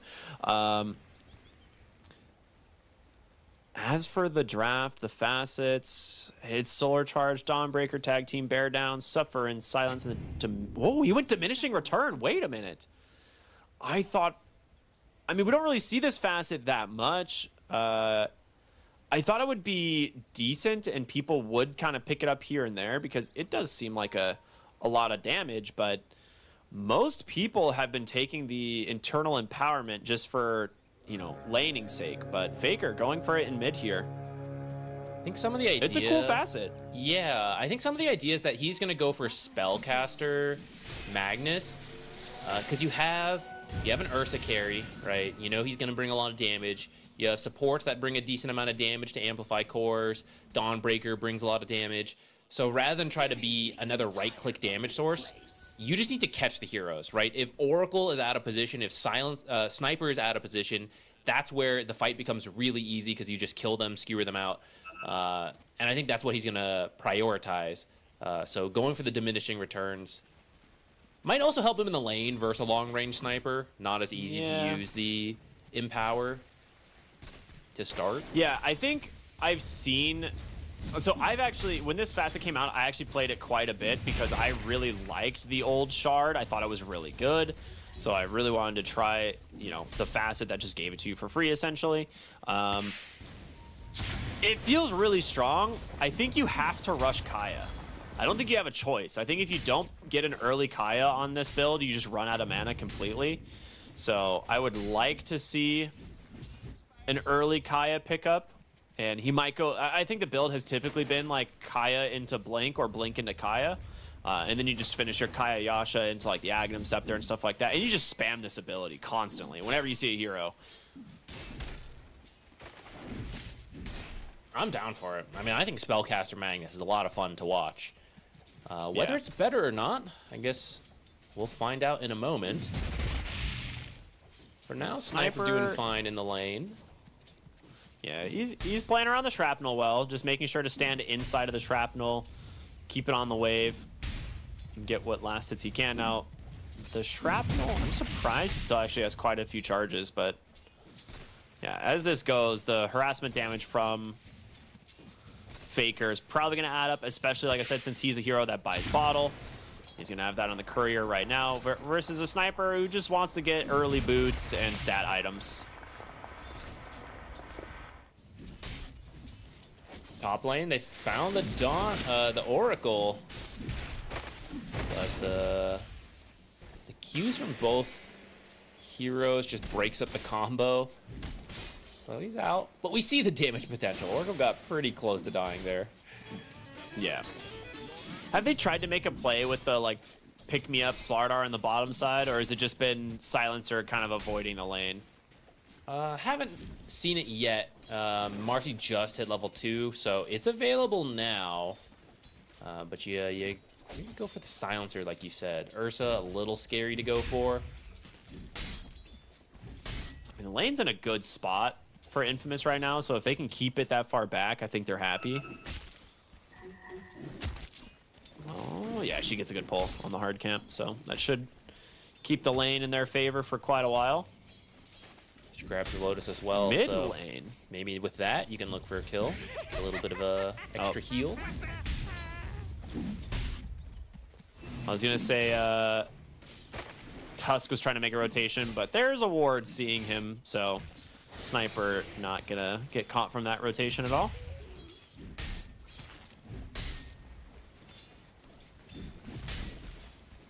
You have to be careful on Sniper. Later, you'll get a shard, so you'll have the grenade knockback to deal with ice shards. But in this early game, if you get sharded off, you're going to be in a dangerous spot. Oh, Torrent, a little bit off, but you're probably not getting the kill there anyways. Tusk is pretty tanky.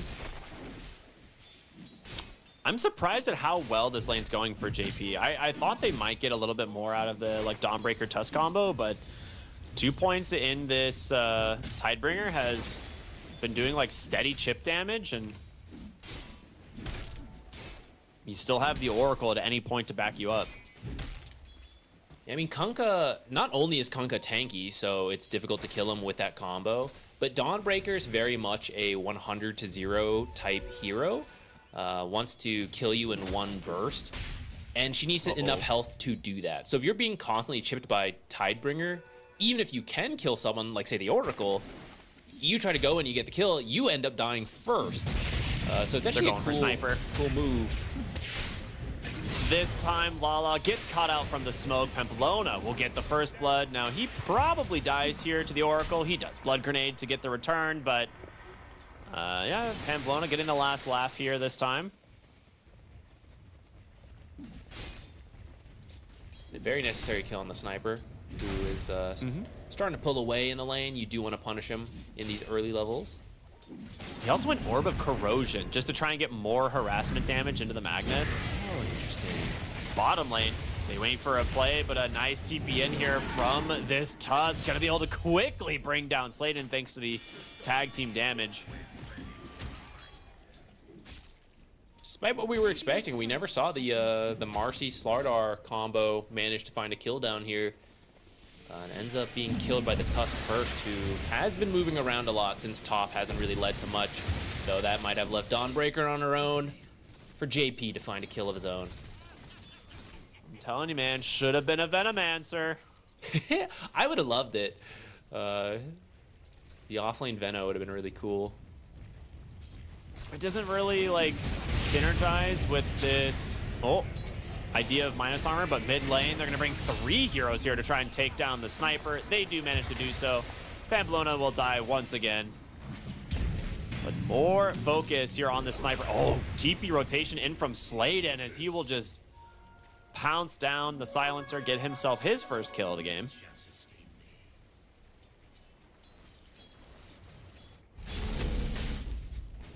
So that sets up the Magnus for a decent start, because Sniper, having to deal with the Sniper harass is annoying, and that's usually Sniper's strength, is win the lane. So the more you reduce that, the more you're reaching the point where Magnus will win the mid to late game when you have the RP catch on the Sniper, push him out of position, easily get him killed off with the Ursa. You need to be winning this early game as Sniper, and dying like that twice, starting to miss that. The whole point of the Sniper pick.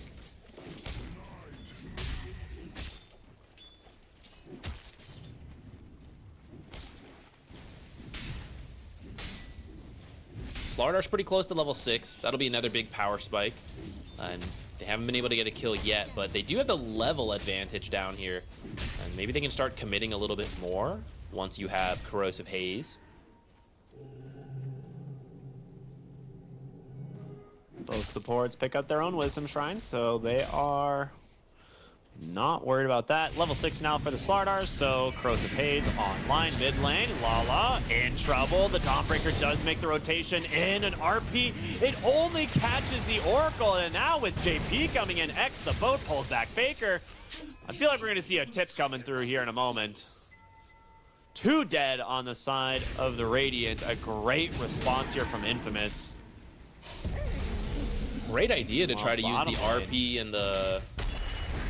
Here's the Corrosive Haze. You rotated mid. He's dead. Yeah, he's definitely dead. That's 3 points bash here on the Slardar, which not that typical, but you have pick-me-up coming in from Slade, and if he gets vision of the Silencer, I think they know he's down here on the bottom side. They do see him now. Get him a little bit closer. Just needs 1 stomp. Yeah, they got him. The damage. 1 more auto attack.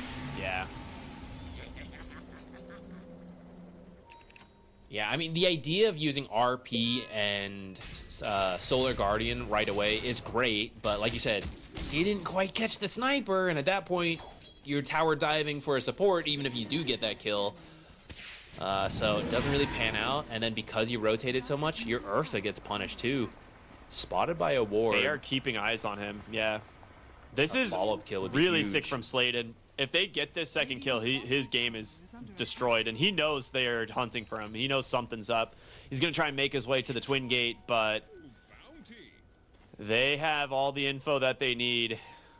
Oh, Guessing wait the a wrong minute. way. Shrapnel? Oh, God. Ursa's been found. Yeah, that is a quick kill. Yeah, that's a great one because he had died, respawn TP back, so they knew there's nowhere he could go. They're going to find him eventually. And Ursa, you know, because we're going with Spellcaster Magnus, you're delivering the heroes to your damage dealer, but if Ursa's not having a great game, you don't have a damage dealer. So that's a great 2 kills in a row for Infamous, and it's even going to get them the safe lane tower. I mean, this is the first, like, in all the games that we've seen so far today, there hasn't been that much of a gold lead early on. We are at 4,000 here at 10 minutes. Like, pre-10 minutes. 9 minutes, 40 seconds into the game. 4,000 gold lead now for Infamous. And it's going to get a little bit more difficult as, like, Kunkka has had such a free game. 5,500 net worth, closing in on level 10 for this guy. I really like He's going to see that ward. how they ended up playing this game with the way they changed their draft. Ping the sniper mid to just be, honestly, just be fine there. You know, the Kunkka did. I feel like it's 2 games in a row that we see this Dawnbreaker Tusk, and you know what they want. They want to get kills, and Infamous has. Oh no, Cook has an Invis rune. He might get the kill on the Faker. A Shrapnel is going to come through, and that's enough.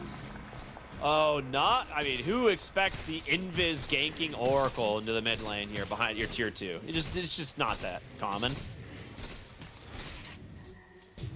And now top lane. That's a blink reveal from the Slardar. Quick bash, 2 tapped. Another kill. This game's getting scary and fast for Sustancia. Yeah. The thing with Oracle and Sniper is that now that he's having such a good start, you still have to get the Sniper, but you also have to get the Oracle. Yeah. And they're going to stand apart. So, like, here, okay, we get Oracle, and that means Sniper should be free, right? He gets away, and that's the point of it. Yeah. They actually just force Ursa's ult there as well with an assassinate. So Ursa's enraged now off on cooldown for 60 seconds. Can't really Got fight. X. You have an X and a boat. He does have a snowball, which he will use. Slardar is going to try and chase. Pick me up. Yeah, pretty good here with the Kunkka. The Centaur He gets stomp! stomped. Oh my goodness. Dude, The stomp that's a actually gets the 25 kill. damage stomp. You don't even see the bar on the kill graph. Oh, okay, it's He a took little 18 earlier. damage. Oh my gosh. That's great. Neutrals MVP are big Sustancia fans. They're really helping Yeah. them out there. Dude, Your Ursa is still pretty far away from that Battle Fury. I mean, he's level 7 and needs another, what, 1,400 gold just about? Pretty rough spot to be. That's... Like, It'll be around 15 minutes-ish, maybe 15 to 16, I think. I mean, they're going to keep putting the pressure on, so... Yeah. I think he'd be happy if he can get it at 15 minutes at this point. I mean, meanwhile, Kunkka's, like, gonna get Radiance after he kills this tower. So, that's pretty scary. Yeah, this is where things can snowball a lot. I mean, off of a strong start. 4K is not the end of the world, but you're set up to, you know, maybe steal the Wisdom Shrine at 14 minutes. You have access to an early Roshan because of the Slardar. And last game, we saw an even game go from like 3K to 11K instantly. This time, you've already got a lead, so it could get even worse for Sustancia here if they... Let's see, what can they look for? The Blink is almost done on Magnus, so if you can find some good combos, that might be your way back into it. I mean, yeah, Blink RP Skewer into the Dawnbreaker can kill almost anyone, and I don't think Oracle will be able to save them, right? You're able to skewer them far enough away. But the problem with this is I think you would like to go Kaya first, because your farm speed is going to be really slow on the Magnus as a result. Like, yeah, the Shockwave is good, but you don't have the mana to sustain farming it like you would with Internal Empowerment. You can just auto attack things to death because you just have so much damage and cleave. So this Blink Dagger, you have to find some major kills with this. If you do not do that, this Magnus will really start to struggle in this game. I like that Tusk is predicting their Wisdom Rune to be stolen, so he's trying to get in here to take theirs, but Infamous is actually already expecting this. Quick scan, bring over some heroes, so they do guarantee 2 Wisdom Shrines for themselves. So we're going to start seeing that level difference on the supports. Marcy and Oracle, level 7 and 8. Whereas we have level 6 and 7, so already a 1 level advantage. And I feel like that's going to get worse, because we're at a 6K gold lead for Infamous. Like you said, you really need a huge Blink RP kill, and they're going to try. Here's the smoke. I know it's pretty early, but I really think this is quite important. Otherwise, it might just be the start of the end. A very slow loss if this Blink fails. I don't think you can come, like, this is one of those things where it's like I don't know if you can actually come back into this game if you don't find at least 1 core and another hero in this Blink reveal. I think it has to be at least 1 hero. But on the side of Infamous, they're actually just sitting both supports next to your sniper. They're not able to find... They actually just barely missed the Slardar going through the river, or going through their own jungle. And it's just time wasted. Yeah, good read from Infamous. They're just gonna make their way top. I mean, you didn't use RP, so you can try again. But like you said, time wasted. I mean, just look at the net worth on this Magnus versus the other heroes. Like, where is it? It's 15 minutes. They're just gonna take Roshan, and I was gonna say at 20 minutes, like, I thought they were gonna go Tormentor and Roshan back to back, but they're so far ahead. You have Corrosive Haze. They just get themselves Roshan here 15 minutes into the game, and no one can contest.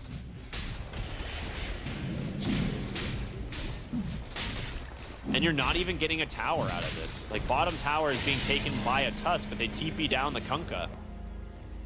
So there's just... I don't know where they're gonna be able to find their fight at this point.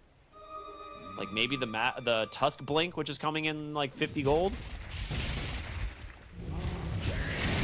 As long as you're not every time Infamous groups up to push, you split the map. And hopefully you take some of these tier 1s, especially the side lanes. I think that's kind of your main goal as Sustancia here. But at some point, as long as you're not like 20k behind as they come to your high ground, there's always the chance of the RP skewer, right? But you get 1 chance at that. If they break high ground, I think it's gonna lead to the end of the game. So you have one more big opportunity there, and if you can find a smaller pickoffs in the meantime to help you out, you certainly go for it. But Infamous has been mostly playing together, not giving up that big fight or small pickoffs. It does mean their gold lead is not growing massively, so that's what can keep Sustancia in this game for now. I do think they have to try to get this top tower, though. I see they have a couple heroes up here. I think it's worth committing for it, even if you lose someone, because right now it's very difficult to creep cut when all the tier 1s are up. I think it's worth dying to get a tower at this point. Yeah, I mean, it's so rough being the Magnus in this position because he has to go Aghanim Scepter now. So you were never going to see, like, the Kaya come out, and as a result, like you're not going to get to, like, your third item this game. Like, you might get to your Ags, and then your third item is probably never happening because you're going to be, like, looking for fights, and you're not going to actually be, like, farming anymore. It's going to be difficult. I think you have to, though. I think when they picked it, they knew he was going to have to be this playmaker. That's why he opted for the Spellcaster build with diminishing returns, so you're not focused so much on farming. But like you said, it would have been nice to, you know, do a little bit of both. Ooh, that's a good blade mail. Hold on. Skewer. Oh, he gets that Hurricane Pike off. They're just dying so fast. The Magnus dead first. The Crush will take down the second. And mind you, he still has Aegis. So even if you get that RP onto the Sniper, he's coming back with a vengeance. That is 2 heroes dead. That is not the Blink initiation you're hoping for with the Magnus. And now, I mean, I hate to say it, man, but I just don't know what you can do on Sustancia at this point. Like, where can you find the fights? Well, it's not on the Sniper, I'll tell you that much. The Aegis and the Oracle behind it. That's right off the Sniper. If you can catch a support warding, right, that's where you got to start taking away. Because even though you have a big lead and you probably don't need the Oracle, you know, you're going to play it safe. You're going to wait for the Oracle. So that's what buys you time. You need these kind of small fights onto supports at this point, just because all the cores are so farmed. I mean, you usually would be able to kill a Sniper, but just not twice with the Aegis. So after the Aegis expires, you could target the Sniper if the Oracle is not behind him. But these guys have been buddying up for a long time now. It's rare to see these two apart. Well, top lane, Blade Mill, again being used here from the Dawnbreaker, but the Slardar pretty scary, especially with the Marcy here. Magnus wants to go and just splits the uprights. They get the dodge, but in comes Ursa. There's your RP. They will find the kill. Sladen wants to turn here, thinks it may be going on the Ursa. He might have the damage, actually. Rebound just continuing to kite him out, and now with the Sniper showing up, Ursa is dead. 3 fall for the side of Sustancia in exchange for the Slardar.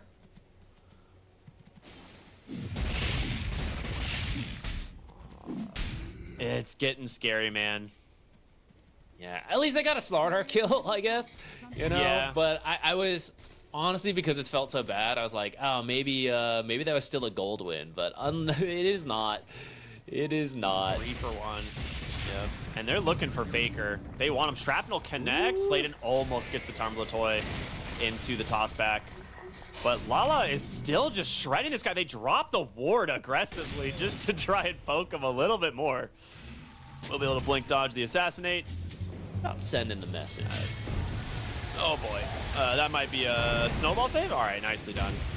Good blink in there from the Tusk. Does get the boat cooldown. Now there is an amplify damage spawned on the top side. I think they see this. 1 minute left on the Aegis here for the Sniper. And he will indeed take that amplify damage. That's one of the buffs Oracle got, is that you now also know what rune is spawning, and I think that's actually quite good. That's so good. In terms of planning. Like, for an average pub, probably not. But for a pro team to be able to plan around, like, oh, it's haste, whatever. Oh, it's amplify damage, you know, like, I need this. It allows them more options to be in the best place possible. That people might look at that rebound and be like, XD, he missed, but it's like, that's a rebound where he's looking for another hero. He knows that silencer is dead. He's looking for someone else. Bottom lane, Slardar, he's in very deep. The question is whether or not he can actually dodge this one out. I mean, he has Cook here with him. And now with the sniper rotating in as well, they just chase for the Earth, so he just gets deleted from the game. Pamplona is gonna join him. This game is looking rough. Is a pretty dominant showing for game number 3 here from Infamous after 2 very close games. But they still gotta close it out. 11K at 21 minutes is certainly promising. They're finding a lot of these fights. The first Aegis has just expired. I kind of think you can push Tormentor without time. it. If you want to play it safe, yeah, you go for Tormentor, you wait for the next Roche. With all of that, I don't see a way to kill the sniper, so I think that's the safest play. But if you get a kill in front of their base, I mean, he'll take some free tower They damage. can look for the tier 2. They have a ward. Okay, they know Oh, there's they saw smoke back that. there. And Slardar is ready to pop it. Yeah, he just jumped right in. Big crush onto 2. Pamplona has that snowball, but big RP. Actually, only onto 2. Dawnbreaker coming in. A pick-me-up saves the Oracle. Radiant's top tower. The global science doesn't allow them to finish any kill, and they will turn it around with the X. The boat grabs the silencer. Dawnbreaker is dead. Sladen rips him back into the team, and another pick-me-up save from Sladen. Oh, dude, that was some of the sickest movement I have seen from a Marcy in a while. Those were on point.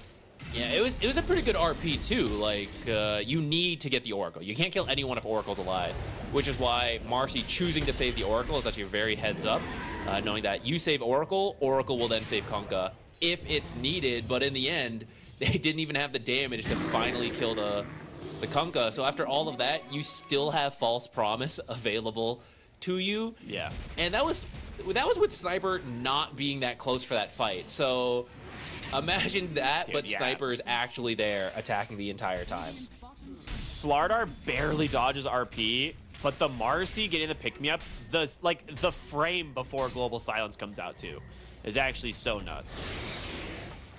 Yeah, and then from here, like, Sniper now joins the fight, and it's already gone this He's like, way. oh, you guys doing something over here or what? Sorry guys, Like, farming busy ancients farming. over there.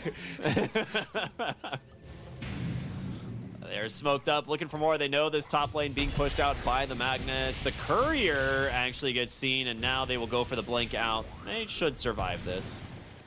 Well, I say that. They get the vision onto Faker. Oracle is here. He's going to try and TP out, but there's just no way now. Now, You've pulled him to the you. Shockwave pulls the Slardar to the low ground. Oh, that's not where you wanted. Well, he Wait probably a wasn't. minute. I take it back. He probably wasn't getting out anyways, I guess. I know. All right, Ursa snuck his way over. Yeah, this is the kind of thing you got to do, right? You just have to like start creep cutting, and this is why it's so scary when that tier 1 is actually still up this entire time. But this is where you got to play because, as you see on the minimap, Infamous is all over Sistantia as part of the map. There's nowhere to farm there. You have to come to their half of the map. This is actually really good to do in pub games, by the way, guys. If you're ever losing, sneak your way out like this. This is where you can find farm, and then fight for the high ground. That's what they're going to try. It's not going to be easy, but Ursa's just going to chill back here and farm until Magnus can maybe get the He RP knows. skewer back. She's like, not this time, Pamplona. I know what you're doing. Yules into the rebound, into the pullback, into the root. He does have a snowball in a blink in a moment.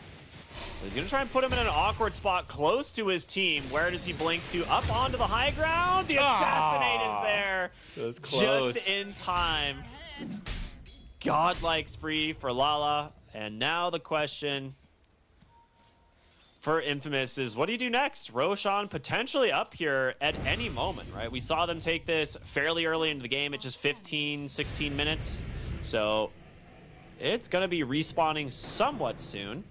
Dire's top tower. Yeah, you still wait for it. Tormentor will be moving bottom. You just wait. If you find a kill, you take it, and while the Tusk is Yeah. dead, they're going to try for a smoke. But if you don't find anything, you'll just fall back, wait for the Roche.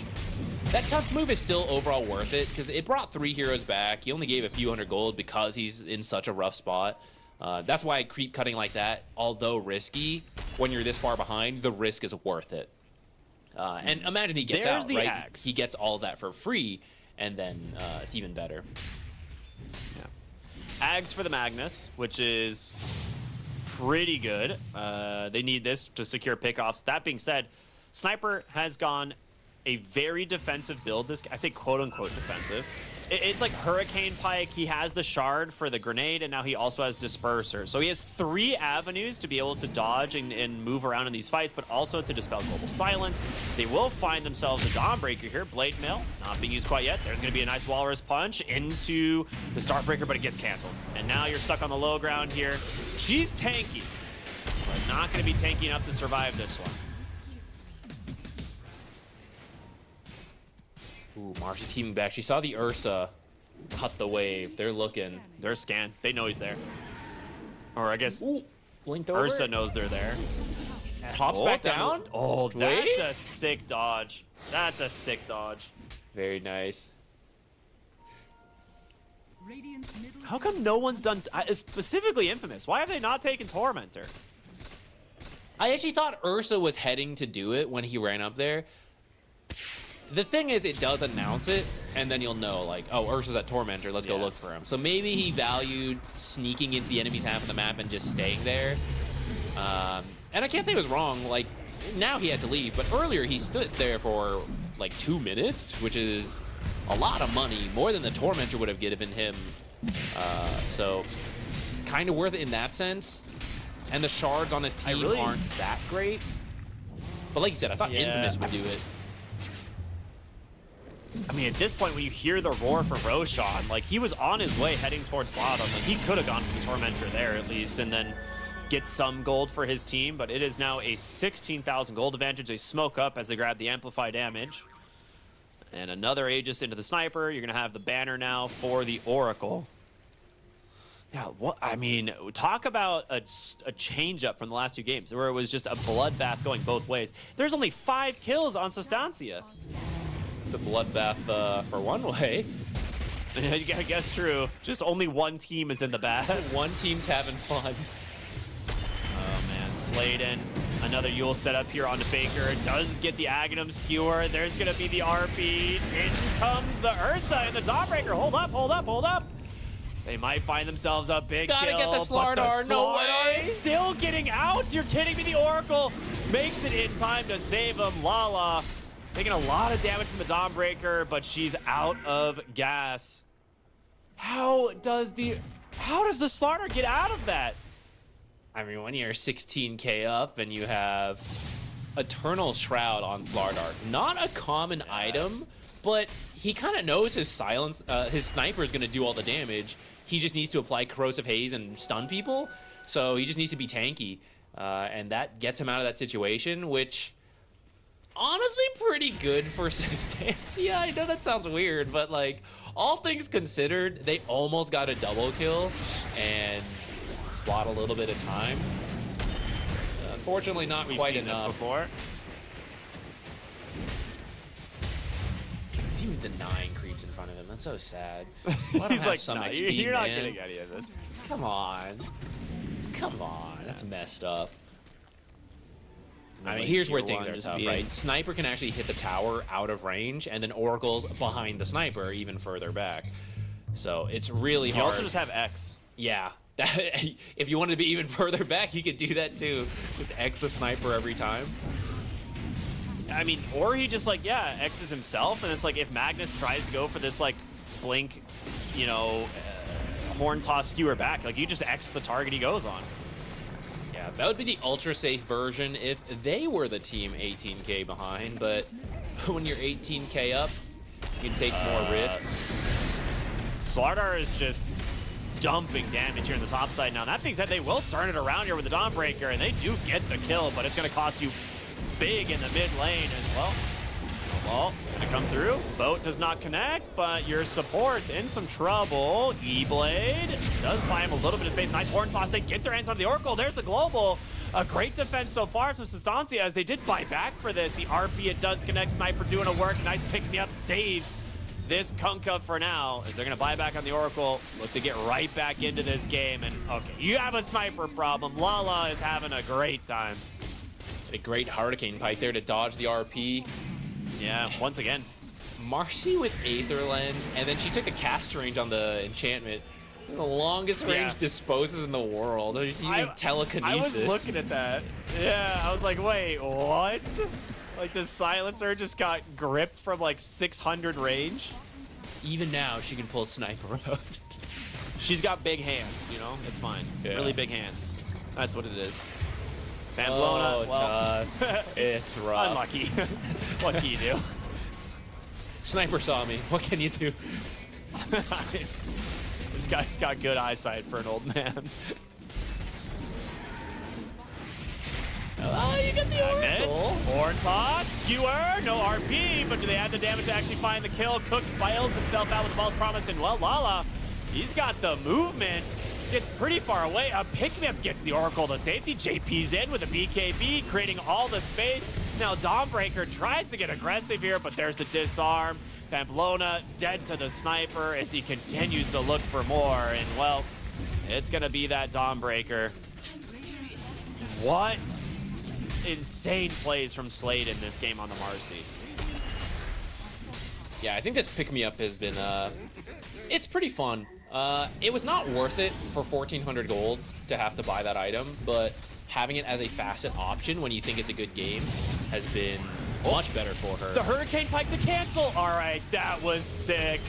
Stops that skewer forward, the blink forward, a 2-tap eliminates that silencer, 4 dead without buyback, and there it is. The GG comes out, and Infamous will advance to the next round in this upper bracket. Very well done from Infamous. Like you said, knocking, this is upper bracket, so knocking Sustancia down to the lower bracket. They're not out yet. And we did see two very close games from them in the first 2 matches. Just this third one was, I feel like, a combination of outdraft and outplayed a bit, which can happen, you know. So not going to count them out. They'll have a long journey from that lower bracket. But Infamous, at least, showing that they've improved throughout the series. All the way, yeah, we see like 17 minutes, already a 6K gold lead, that early Roche, which we're seeing more and more. Teams picking some kind of hero that allows the early Roche. This was a disaster, right? Like, this was like your quote-unquote blink reveal on the Magnus, right? Like, they knew they had it for a while, but they needed to get a connection off the first RP, and it results in 2 heroes dying. That was painful. I will say I'm a little bit disappointed in the facet choice from the Magnus. I thought if you're going against a sniper, you would prefer just the extra damage for last hits and denies in the lane, but we didn't really see this Shockwave facet do a whole lot here. That's true, but I also don't think we got to see them play the game they were imagining, right? Like, I think the early plays just really backfired on them, and at that point they had to pivot to, you know, it's like, okay, I can't really do this build. We got to try to find plays to have any chance of coming back. But yeah, we see there's so many saves from both Oracle and Marcy. Focus them, the cores are killing you. So the fights are just so hard for Sustancia once they fall behind. If Ursa can threaten it, like any heroes, it becomes much better, right? It's like, okay, Ursa's getting Oracle, so Magnus can get Sniper and Marcy, right? You get more plays, but once you fall behind, there's just very little you can do. And maybe he did want to do that Kaya build and like spam Shockwave more, but just never got the chance to. Yeah, I mean, when you get to the level 5 of Shockwave, it goes from being a 300 damage nuke to 450, which is a pretty substantial jump in damage, not to mention just the huge amount of slows that it offers. Add a Kaya into there, and suddenly this thing's hitting for 500 damage, right? So it's a pretty sick build, but again, it's greedy. It's not a playmaking build. It is a kind of split push and farm and then play for your next item. And they, like you said, never really got to do that. I think the back-to-back deaths on the Ursa in the lane really hurt him, slowed down his Battle Fury timing by over a minute. And so, yeah, really just good early rotations and calls from Infamous. I think Sladen single-handedly, like, picked apart Sustancia, even from the lane stage, right? Like, that original call to try and stay and kill the Ursa a second time was definitely made by him. And just this Yules, like we don't really see this item on Marcy, like Aether Lens Yules. Like, how many times do we see this? It's almost always people building greedy, going for like a BKB or a basher. a real playmaker and saving Marcy style, as opposed to the usual damage assassin type hero, like you said. But definitely paid off for them, and I think some of that's enabled by just having the sniper who had such a strong game, and you just know, keep him alive, he'll do the work. Like, if he's not killing heroes, he's killing towers, and we're getting the win. So I think definitely a well-earned standout here. Lala in I think all the games had a pretty solid performance. The mid Sand King in the game 2 is maybe the weakest. But his Shadow Fiend from game 1, the sniper performance here, very good. I mean, he did so much damage. 42,000 hero damage is just nuts. On top of it, like, if you think about the fact that his 2 deaths were both in the first, like, 6 minutes of the game, when they, like, just dove him under the tower. And then he never died again, right? He finishes the game 15, 2, and 14. So he went, 15 kills unanswered. At that point, which is kind of nuts. Very impressive stuff. Also, just good response from Infamous when they are making those dives after that point, right? Like, they bring 5 heroes into the mid lane. They punish that, like, 3 hero rotation, that first RP from the Magnus. And, good stuff from Infamous. Well-deserved victory here to start the day. Yeah, I think it was a lot of fun. Looking forward to next series, which should be... Team DK versus All-Stars. All-Stars, right? Yeah. Hopefully some more street Dota, a lot of bloodbaths. This one was a little bit one-sided, but our game 3, but the earlier ones just non-stop fighting, which we often see in this region, and I think makes it a lot of fun to watch. Yeah, I completely agree. So with this being a fairly quick schedule today, we're going to be going to, I believe, a kind of short break, and then we'll be back with our second series here of 4. So make sure to stay tuned. We got a long day ahead of us, everybody. It's going to be Team DK versus All-Stars like we just showed. So stay tuned. We'll see y'all in just a little bit. The human body was built to move.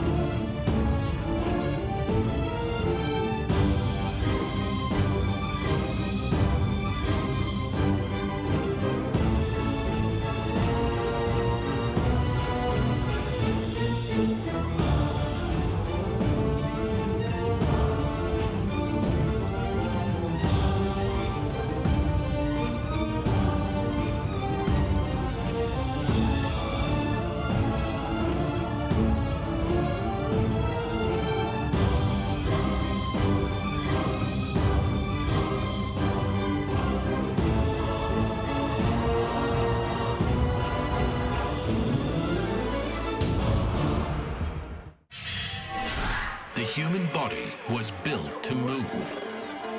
Not trapped at a desk in one singular posture for 12 hours a day. It's time your chair evolved. This is Secret Lab Titan Evo. Ergonomically engineered for you. Gamers, hybrid workers, artists. Backing your every move.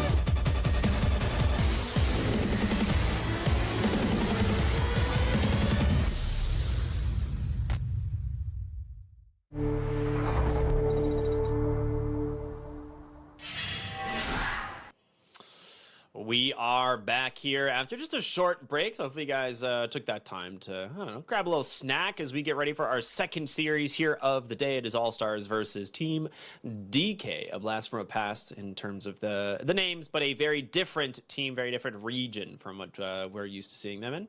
My name's Cryptic, here with Z Quixotics. Yeah, right? How crazy would that be if like Team DK came back? Like, we're just going to be in South America now. That'd be wild. I'm sure people would love that, actually. It'd be really fun. But no, like you said, different team, but hopefully still a lot of fun as we get into the series, which had a bloodbath in a lot of the earlier games. Hoping to see that again here. We got the bracket, so we did just see Sustancia get knocked down to the lower bracket, not out yet. Infamous gets to move on to play Heroic, which will be a tough battle for sure. Heroic, one of the stronger teams in this region. Yeah, and I think that is happening. That series is tomorrow, if I'm not mistaken, in the afternoon. So, Infamous will get a little bit of time to prepare. They don't have to go back to back today by any means. So, for now, it will be the other round one upper bracket series, which is All Stars versus Team DK. And then, of course, we'll have a similar scenario where the winner will move on to play against Edge, also a very difficult team, and the loser will be going down to that lower bracket. We've got a draft. Going to be starting here in just a moment, but I will say I feel like a lot of the bans will probably be the same, especially between these kind of open qualifier teams where they've, mostly been kind of seeing or playing the same heroes in a lot of their pubs, and you don't have like a ton of time to like work and flesh out strategies maybe, as there are like kind of recent stacks that have been put together. But yeah, we'll see what they do. Yeah, I think Templar Assassin will be a hero that, she's already a good hero right now, despite the nerfs. She is still fairly relevant, but she's also really popular in this region. So I feel like she's going to be banned in pretty much every game we cast. I'd be quite surprised to see her go ignored throughout most of these qualifiers.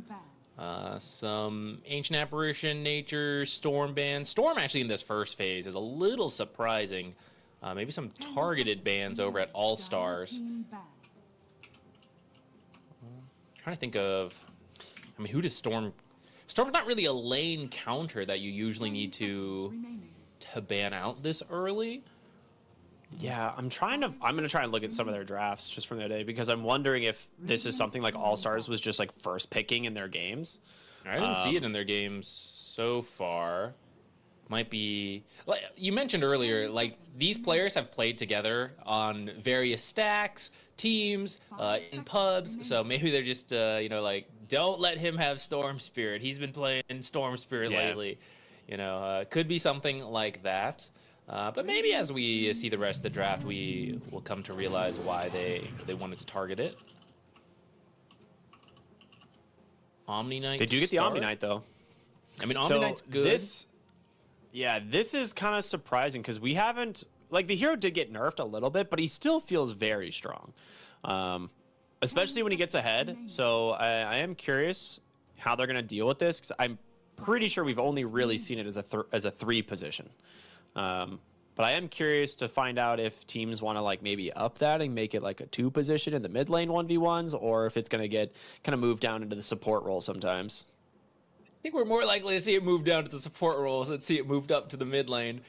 I'm just saying, like, could work in certain mid lane matchups. I'm always up for some new stuff. Maybe that's why they banned out the Storm Spirit. You know, it's like, oh, my Omni Knight mid just can't handle Storm Spirit. Take it out.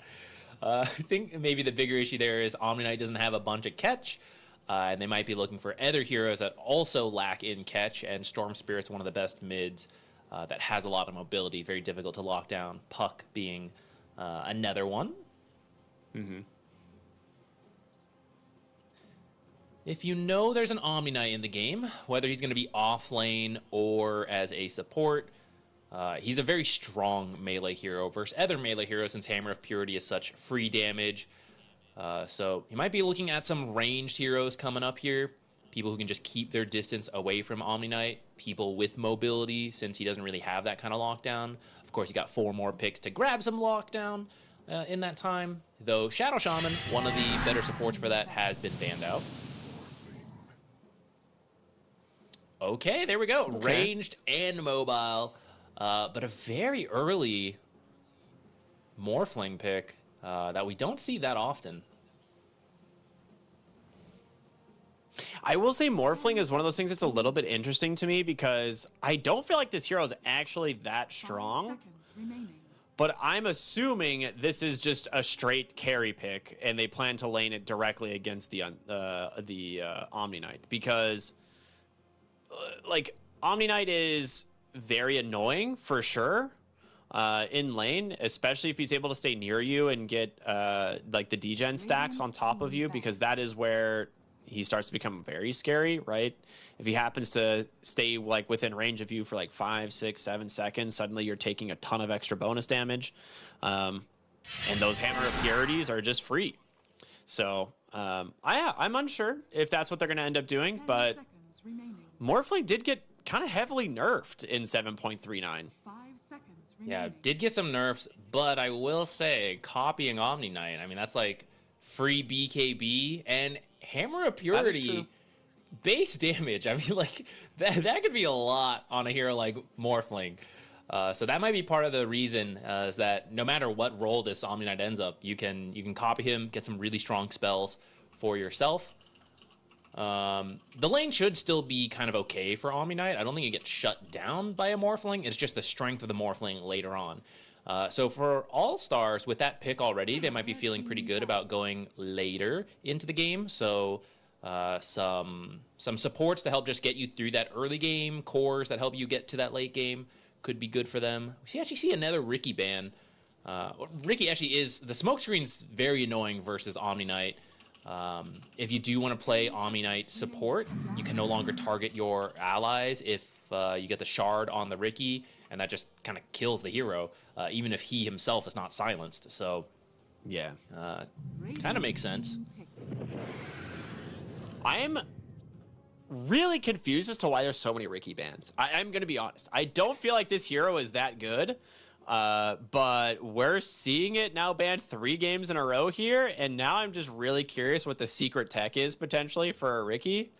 As someone who really loves the hero, I'm optimistic that maybe there is going to be some cool stuff that we'll see in these qualifiers, and I'll be able to play this hero once again. But for now, I'll hold my judgment. Potentially, Chaos Knight support. I think this might be 5 Chaos Knight with the Morphling. Maybe. I'm always open to see Right? new stuff, but I worry that I think Chaos Knight support, the rare times we've seen it, has looked best when you have a very aggressive carry with you, especially someone with negative armor, like the Templar Assassin. Morphling, I think, wants a more consistent, strong support to get you through your weakest point, which is that early to mid game, and I'm not sure I believe CK is that hero, but I'll see how it plays out. The Lion pick for now, I mean, Shadow Shaman was taken out, so Lion's kind of the follow-up. You have the Blink Hex into the stun, very good for the Morphling, but not bad versus the Chaos Knight in case this does end up being a core Chaos Knight, having that AoE stun on the Earth Spike is very useful. And then Disruptor, another support, very strong versus the Morphling. The Static Storm, really good. Wondering if we're going to see Kinetic Fence, which I think people have liked a little bit more, but I think as part of killing Really? Morphling, you really got to trap him in the Static Storm. And I think probably just the first facet, I forget what it's called, Thunderstorm, something like that. Is probably the safest. Though I'd be kind of interested in Transference. Say like Chaos Knight jumps your carry and you just like Transference knock all the illusions away to buy like an extra second. Could be kind of interesting. I wonder if it's any good. Like, I haven't seen that facet at all yet, so I wasn't really sure if it was going to be pickable at any point. But, yeah, I mean, being able to activate the innate is definitely interesting. And it does deal a little bit of damage. It's just one of those things where it's like, is it actually good? Like, I mean, it's looking like you might run a Darkseer Chaos Knight lane. It actually could be good, you know? They try to commit on you and you push him back. Waste about a second of surge time just closing that distance again. It probably will just be something boring like the Kinetic Fence or Thunderstorm, but I'd like to dream for a moment, you know, that it's a thing. We are going to see the Oracle come up here for All-Stars. It's pretty good versus the Disruptor's Q can just be removed. So a lot less damage in the laning stage if you're going for that. There's a lot of magic damage from Lion and Disruptor, which just gets completely saved from Diabolic Edict. And then Omni Knight, you can no longer... No, wait, you can Dispel Repel, right? We're back to that? Can... They keep changing this ability around. I think you can Dispel it still. It's not... It's only dispelled by like Shadow Demon's ult, I think. I don't know if Oracle's does, because Nullifier does not remove it. 10 seconds remaining. You can remove Guardian Angel though, right? 5 seconds. Yes, Nullifier removes Guardian Angel, but not Repel. But Shadow Demon's Disruption removes both. I don't know about Oracle. It's super weird, right? Because technically, if you nullify it or dispel it, but it doesn't remove the repel, it at least removes the buff it provides from the HP and the strength, or the regen and the strength. So it's like that part gets dispelled, but like the debuff immunity does not. So we'll see how the Oracle is it False Promise? Dude, this hero's abilities make no sense. They're just so undescriptive. Fortune's End. No, dude. What is Fortune's End is the one that will dispel. We'll see if it actually removes the Omni Knight's repel. My guess is that it doesn't. We got an anti-mage though. That's kind of cool. Pretty good versus Morphling if you can burn the mana. Otherwise, Morphling does have the DPS to threaten an anti-mage, so it really comes down to the support and cast. But you also have heroes like the Oracle that you want to just jump and kill off, which Anti-Mage will be really good at. So, I know I have, Lyrical, shout out to Big L. He's a huge Darkseer spammer, and he claims that Darkseer is actually a hard counter to the Anti-Mage. He is a big believer in the Darkseer counter to the Anti-Mage. I'm not 100% sure about it. I think a lot of times it can depend on the lane, but... if this Anti-Mage gets any space this game, I don't see how All-Stars can win. Because you now have two extremely evasive heroes between the Anti-Mage and the Queen of Pain, and you're only going to have the option of locking down one of them based on this last pick. And I don't know what you pick into the Queen of Pain here. Trying to see what mid-hero is available that provides lockdown, because I think that's what you need. Kunkka would have been good, but it is banned. Oh boy. That's going to be so difficult, actually. Go to Lina. Okay. Lina? You got LSA. That's... AoE not stun's great nice to against have. Anti-Mage. Not the easiest to land on an Anti-Mage, though. Nor Queen of Pain, though I think it's doable, especially if you surprise them. Oh, dude, look at the Disruptor. Look at it. Okay. He's holding Transference. He might do it. We'll see.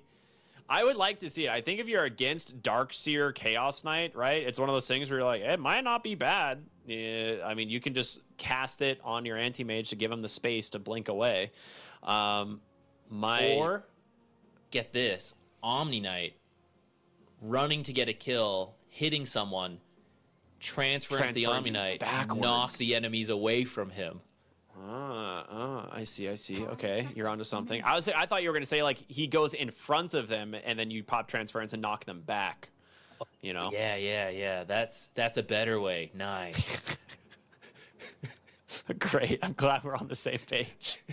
The problem with this electromagnetic repulsion, if he does go transference, it's a 26-second cooldown until you're level 6. That is a little rough. I mean, you get it like once every wave, but like the cooldowns on Chaos Knight aren't that low, or aren't that long. So you could definitely like make a play and then 15 seconds later make another one when the transference isn't up. So we'll see what they do. I like the Anti-Mage overall. It's going to be really hard to connect the Chaos Bolt onto the Anti-Mage ever this game, right? You can just quickly and very easily Magic Shell it. But we'll see what All-Stars can do. I think Team DK's draft is really solid. I honestly think it answers almost every hero on the side of All-Stars. Yeah, I like it quite a lot, but I do think it depends how the lanes go, because I think a Morphling who... I think its biggest threat is the Anti-Mage having a better start and then running at the Morphling before he's ready. But if Morphling has the stronger start and you're copying the Omni Knight, suddenly you're really strong. You can even become the Anti-Mage if you want extra mobility in the fight, which All-Stars, Team DK has the lockdown in the supports, but the cores don't. So if Morphling, deletes Lion to start the fight because he's having a strong start, then you have Repel on you and you're like, it's just Disruptor trying to like glimpse him into the Static Storm. Suddenly Morphling's got free reign. So really going to come down to how these lanes go. And I don't know. Darkseer's a strong offlaner still. CK's a weird pairing. We don't see it that often, but I think that should be good. So maybe that can help you make space. Mid should be a skill matchup between Lina and Quap. Might depend on the supports who can come in and help tilt that. You got the Oracle to help you know where the power runes are going to be. Yeah. That might be the edge you need, because it could just come down to who keeps getting the bottle refill. Get a lucky amplify damage, something like that. The 6-minute rune actually could be a pretty big deal, because Quap and Lina can both make pretty good use of the first power rune, and the Oracle knowing where it's going to be is a big deal. So if you're Team DK, you're like, we're just going to go whichever side Lina goes to, because we know that they know where the rune is. So we might see a big fight over that first 6-minute rune. And I am curious, because I feel like All-Stars should have the advantage in that type of scenario. Like, you can bring Disruptor and Lion, but if you bring, like, Darkseer, Chaos Knight, and Alina, I feel like I'm much more afraid of those three.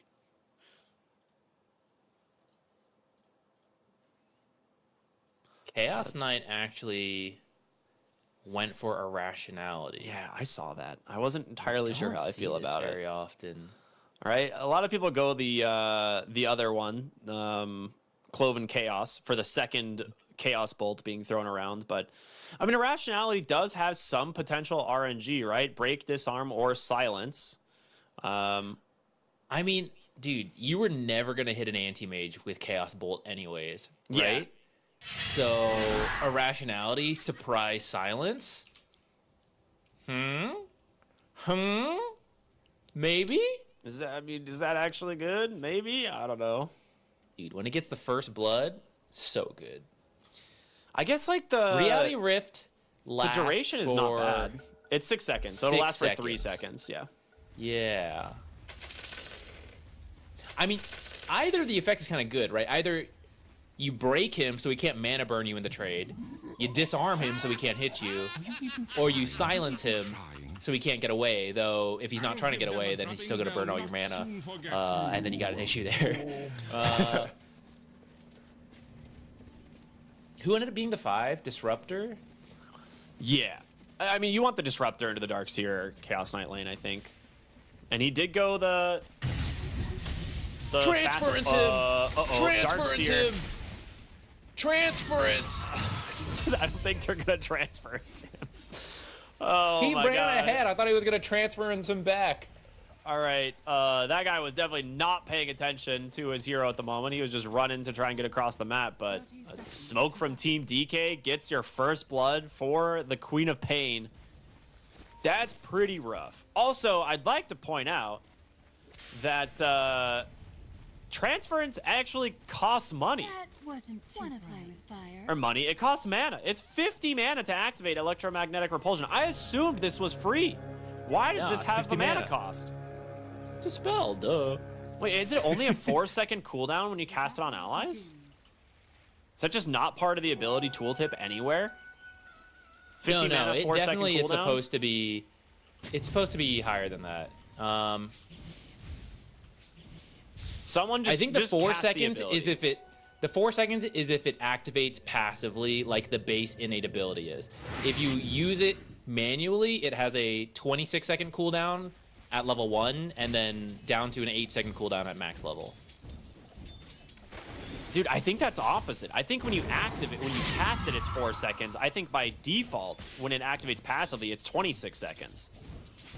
I think this might actually be a 4-second cooldown. Ricky. I can read. It says, if activated this way, the ability goes on to 20. I've been working on this since it's my biggest no weakness as a way. Dota player. You're trying to tell me this tooltip is correct? I don't believe you. It's brand new. There's no way it can be There's wrong no already. way it's right, dude. They There's can't no have way. added it incorrectly. I don't think you realize. This tooltip's definitely wrong. There's no way. All right. Good stuff. Good stuff. Some Mid creep lane. dragon going on in the bottom. Yeah. Mid lane, like you said, Queen of Pain got that first blood, so already bottled up, but still taking a ton of harass from Lena. Those two tower shots are pretty rough, actually. Doesn't actually connect on that Dragon Slave. Queen of Pain might go for the kill here if she gets level 3. It's where every little deny mattered. The 3 Yeah. denies Lena had might have saved her life right there. Yeah, they actually did. 100%. Bottom lane, Anti-Mage gets a kill but dies in the process, and the silence on the he can't activate Transference repulsion. him! Activates the- Transference! There it is. We're just the only thing that you need to do this game is just yell transference the whole game. You'll cover the rest? All right. I'll do that. I got Transfer. everything. Okay.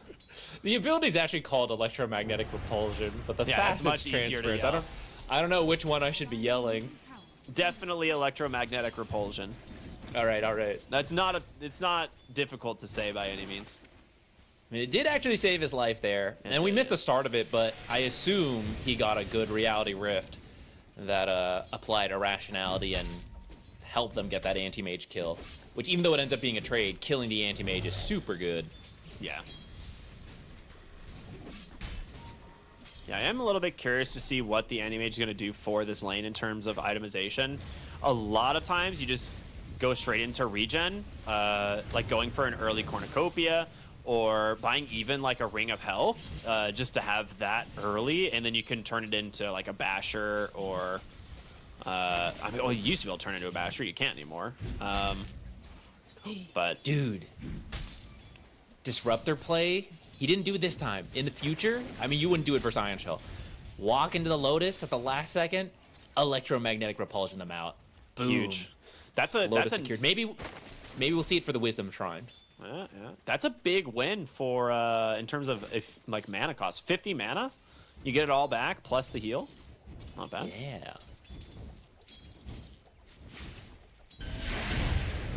Now you're cooking. My eyes with are on this facet. Disruptor. I like can't it. wait to see transference uses. Queen of Pain is getting absolutely rocked in this mid lane despite having first blood. One of the benefits of picking the Lena in the matchup. Yeah, I am a little surprised. I mean, Lena has an easier. Ooh, that's a. That's Well, at a least he's got really big Blink, courier. But yeah.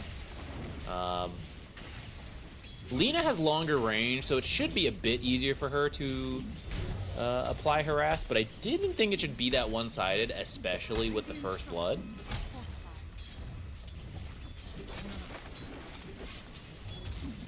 Wow, Disruptor's they gotta actually. get in there. He's got to transference them back into the tower. Oh. Transference! Okay. Sorry. Electromagnetic repulsion! Okay, yeah, you're on it. You're right. Glimpse? This will be a that- decent chunk of damage. Yeah. Oh, actually not Animage that did much. salve. Fake I height. mean, you are going to be in a okay, that silence actually doing work. Vacuums them back.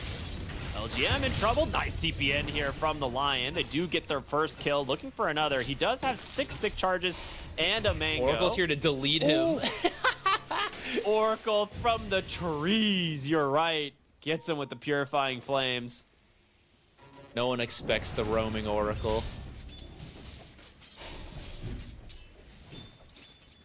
Dynamo, get some space here to catch up. Morphling will, historically, I would say, would farm faster than an Omni Knight, but now that Omni Knight has Hammer of Purity for free, it's not that much faster. Well, they actually do manage to get a kill right there. They do return onto the Disruptor, but your Chaos Knight very much out of mana now. As basically tri-lanes here in the bottom, as both of the supports are sticking around. Now, they did actually like get a sentry out that could deward this bottom ward, but they just haven't found the location of it yet. I wish you could tell what... here's a quality of life change that needs to be added in. I shouldn't have to ping Oracle's ability to share the... It should just, when you hover over prognosticate, it should just tell you. Yeah. Rune is definitely spawning top based on where the Lina is going. The ultimate bait. It's a haste rune. So she will have that available. Gonna make it a little bit difficult to get the kill, but Sonic Wave with a glimpse, never mind. Okay, the We weird didn't even question need to use here- electromagnetic repulsion for that one. You are indeed right. Okay, my follow-up question, why were CK and Oracle bottom? I don't know about that. They are going for Disruptor. I don't think Electromagnetic electromagnetic repulsion's gonna save him here. He's alive, dude. Is it actually? He's not alive. Nah, ganking Oracle. 3 kills now. This guy's huge. Ooh, smoke up, straight back for the Queen of Pain. Revenge kill coming in here. Yeah, I don't know why they were bottom. I mean, they started on the bottom half, so maybe they just didn't make it top in time. Top lane, they're gonna force out multiple TPs. Oracle out of mana now thanks to the drain from the Lion, but here comes the Chaos Knight. Doesn't get lucky there on the irrationality and instead just dies. He was hoping for a silence, gets hexed instead. And now that bonus damage, it's stacked up 20% here. Disarmed at the moment. Good use. But do you get out of this is the question. He does not have mana No more on this mana on this Morphling. Morphling. Ooh, he's gonna need some help here. Oracle loses his courier. There's fighting all over the map. I'm a little surprised he didn't die for that, but he didn't have his spells available, so it would have been kind of close. Plays it safe for the courier, while Darkseer ends up dying bottom.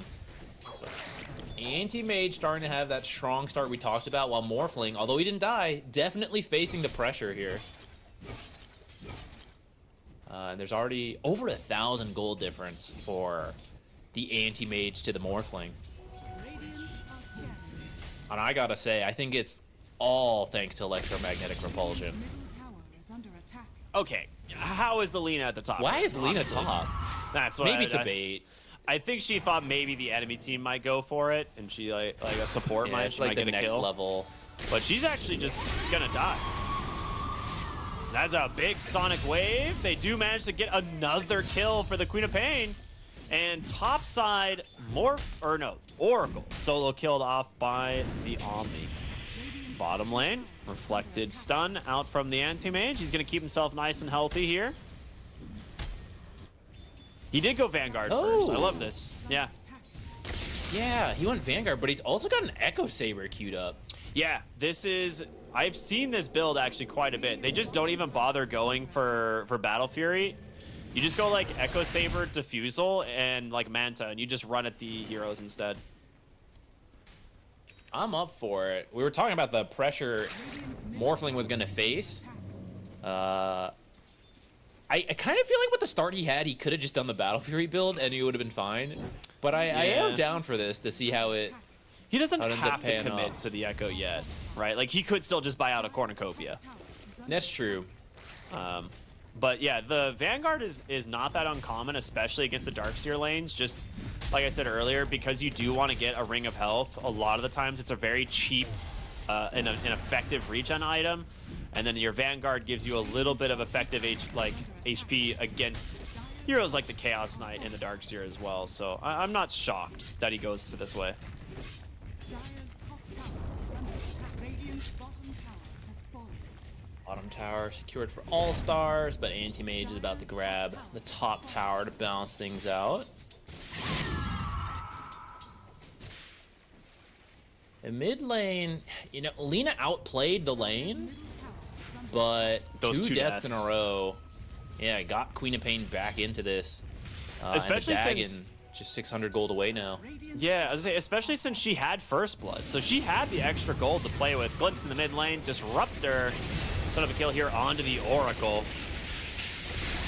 Lina barely dodging out death there as they were smoked up behind the tower trying to find her, but smoke gets popped on the other side of the tree line, so she just barely sees them.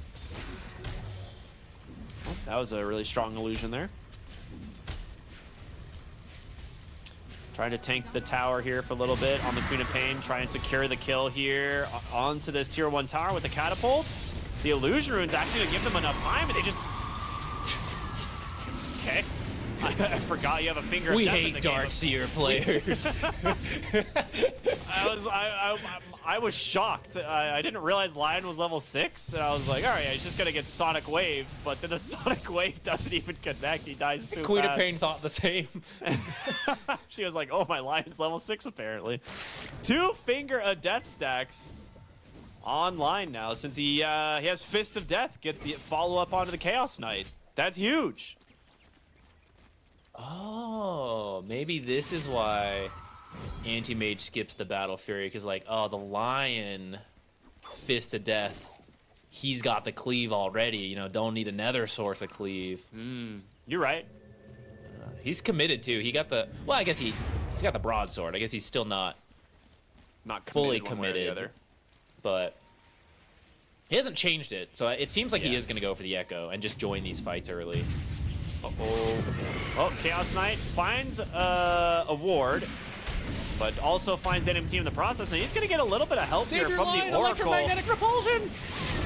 Doesn't save. Oh my god.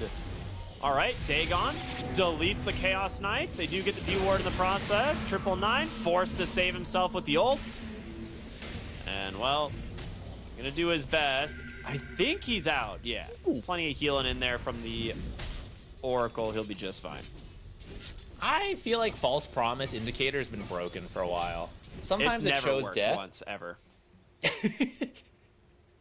It's never worked once. In the history of Dota, it's never worked. It's worked in the past.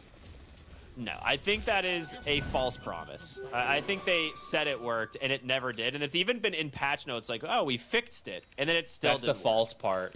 I Yeah. see, I see. Yeah, it is indeed a false promise. It's never I worked. see. Maybe when the hero first came out. And then it just got lost in the spaghetti sauce.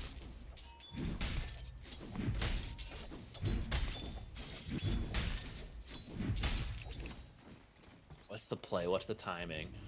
Dude, chipped vest Omni and Knight blade blade mail mail. on Omni. That's huge. He's gonna go Don't a hit this second hero. blade mail as well. Yeah, really put the fear in them. Yeah, what do they do when you have that much blade mail and chipped vests? Like so many spikes coming out of the Omni Knight. What item Dire's bottom would be tower is broken under attack. the most if you If you weren't? can stack it. Yeah, and like they had separate cooldowns. Dude, blade mail would easily, I think, be the top. For in terms of how efficient it is for money, Has fallen. you imagine activating like 6 of them at once. Anyone attacks you, they're taking like what 500% damage and just dies. Okay, but then we bring back the blade mail endless loop, and they also have 5 blade mail. The server crashes. That'd be hype. Omni Knight. I don't think you can get this Omni Knight. He's just gonna. I mean, he has repel. Does he care? All right, I think you have a situation on our hands here. Radiant's top tower Chaos Knight in some trouble. Oracle does TP out, but yeah, TP gonna get canceled there from the Mana Void. They get both Wisdom Shrines because they left their strongest hero, Disruptor, to steal it. He had electromagnetic propulsion, guaranteed Wisdom Shrines. So there's absolutely no hope of stealing away from him. Definitely wasn't the kinetic fence that blocks people from getting in. Absolutely not. Morphling can waveform in to his death. That's true. You're right. Yeah. All right. Things looking pretty good for Team DK. The question mark to me is, okay, never mind. Anti-Mage has decided he is just going to go regular Battle Fury. Yeah. Because that was going to be my... Yeah, especially with the start they had. Like, I think if you're on the back foot or it's like an even game, you maybe go for this faster tempo. But when you're already winning early, I think with this Battle Fury, you'll still hit a much faster timing than Morphling, who's been struggling this whole game. And it's safer. Yeah. And now that he's back to this, I'm feeling really good for Team DK. Otherwise, it was like, oh, does he drop off at some point and Morphling out farms him? But that will not happen anymore. Yeah, I mean, it's 15 minutes. 15 minutes. He's got Vanguard Battle Fury. I mean, it'll be delivered at 16, but like, yeah, Treads, Vanguard, Battle Fury. Like 16-minute delivery time. Like, that is crazy good for an anti-mage. And he is easily the strongest hero as this game goes on late game. Now, that's the Blink reveal mid. Chaos Knight used to have some health here. They're going to go for a break. Now, they do have the Omni to save him. No Sonic Wave. I was like, where is it? 6 seconds on cooldown. All right. He gets out. Lion's here, looking for the finger. He's got a blink too. Oh boy, that's spooky. Dude, if you could stack blinks, think how much you could travel around the map. 0 stats, but boy, can I move. That's a rough find on Lina. She just barely pokes her head here.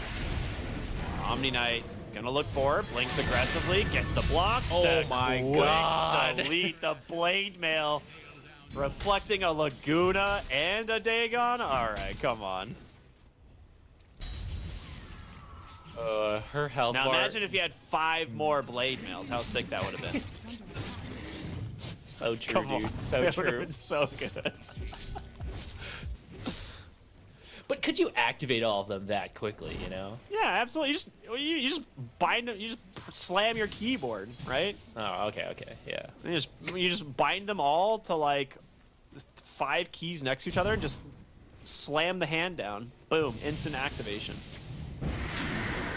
Anti-Mage running into other. Ooh, break instead they of get the silence. root. He's still gonna get out. Lion comes in, gets the save. I mean, you do have Morphling morphed into the Anti-Mage, which is great, but they're gonna find a Chaos Knight, hit him with the Finger of Death, do it. Oh no, he's gonna get the Finger of Death instead onto the Oracle. Silence catches the Morphling, 2 dead. Maybe 3, as there goes the Chaos Knight, and they are looking for a 4th. No Surge, the Blink, the fist from this Lion is too spooky. Laguna comes in, does get the kill, but now the Lina body blocked up here. It's gonna be a full team wipe for Team DK. A little unlucky there. I mean, that's the chaos of Chaos Knight. If they get a silence on the Reality Rift, I think you kill Anti-Mage there and get out. Instead, you get a break. He manages to blink away after dropping kind of low, and the rest of the team comes in, saves him, and then takes a dominating fight after that. That's the RNG of the game. Dire's top tower is under attack. Yeah, you can't take the chaos out of the Chaos Knight, ever. They tried he for should a have while. it. He should have it. Yeah. They tried removing some of the RNG from that guy, and you know what? Ice Frog came back to the game and was like, where's the fun in that? Okay, last one was a break. This one was a disarm. Next one, silence guaranteed. He did get the silence onto the Lion, but then, you know, Omni Knight was there to say no. Lion's at 4 finger stacks, too. Yeah, he got 2 more in that fight. He it's almost got getting a scary. 3rd. He was like barely out of range from hitting the melee onto the Lion, or onto the Morphling when he was stuck inside the Static Storm. He almost got a 3rd stack in one fight. I forgot to be looking for electromagnetic repulsion in that fight. I don't think we're seeing it, if I'm honest. I'll have you know, at this point of the game, it does to like 100 damage. Neat. That's not bad. Oh, it's not? Okay. My For bad. free? For free? It's 50 mana. That's not very But he didn't good. have that before. He didn't have That's- that before. Okay, I guess. Is it? Can you use it on creeps? Because if you can use it on creeps, I might give it to you. I think you can, can't you?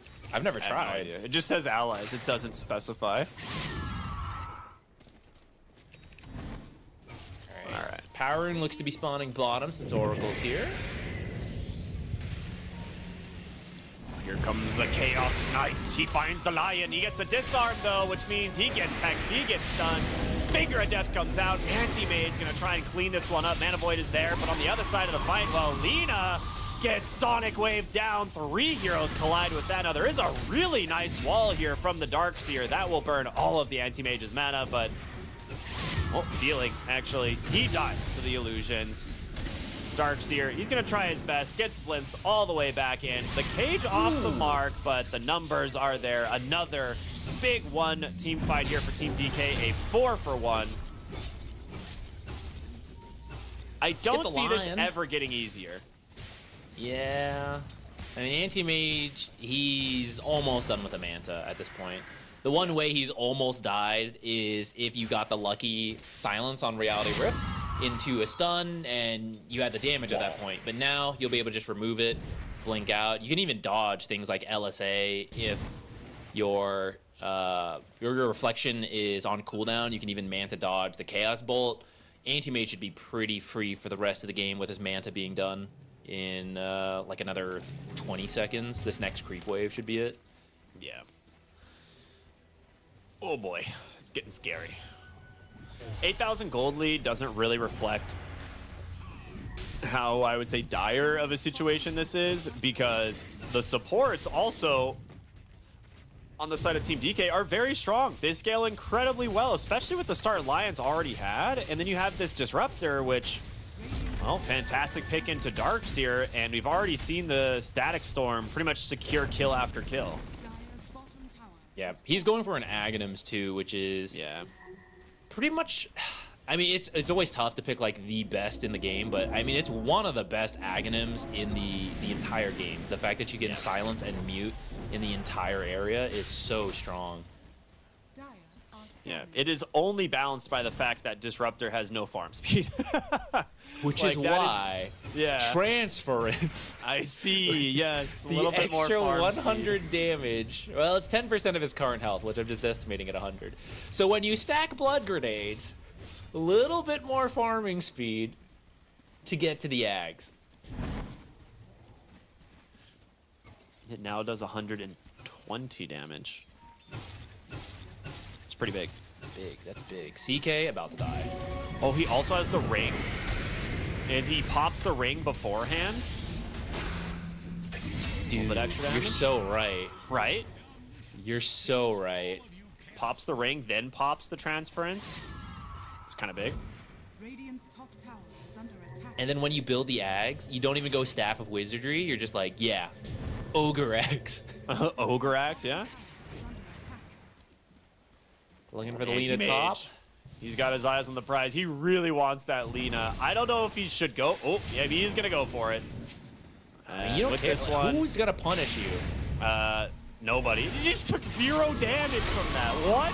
Big Sonic Wave comes through, connects onto 2, Morphling in some trouble, deleted by an Omni Knight. Mana Void, definitely going to be enough damage there to take down the Lina. 3 fall. What do you do when an anti-mage just follows you across the map? There's just no answer for this. Big back wall here from the Darkseer, but it's now a 5v1. He's out of mana. He slips right back into the cage, and that will be a full team wipe. This time, Lion does not die to the illusions. I can't believe he had the discipline to not finger, though. That's crazy. I am shocked. I would have He could have immediately easily used thrown it, but he's like, oh, we don't need it for any of these kills, so I'm not going to use it. That's crazy talk, dude. Not a true How can support. a Lion player have that kind of restraint? Couldn't be me. The only reason I play Lion is to use Finger of Death, I'll be honest. I Exactly. literally don't enjoy the hero otherwise. Exactly. Yeah, all right. Let's just take a Hey, look look at at this. that. Okay, look. He could have fingered here. Could have fingered that Oracle if he wants to get over there. Oh, I didn't Good even glimpse of notice the Dark glimpse Seer on out. the Dark Seer's the yeah. team fight. Maybe if you get the good like vacuum wall earlier, you had a shot. Though I mean, you're still three you already had dead. a lot of heroes dead. Yeah. Not using I mean, finger we do here. see the wall. The illusions are. This is the classic strat. You know, the enemies are super farmed, so my illusions are super farmed. You know, so you do need it to have any chance in these fights. The fact that you glimpsed out the Dark Seer is huge.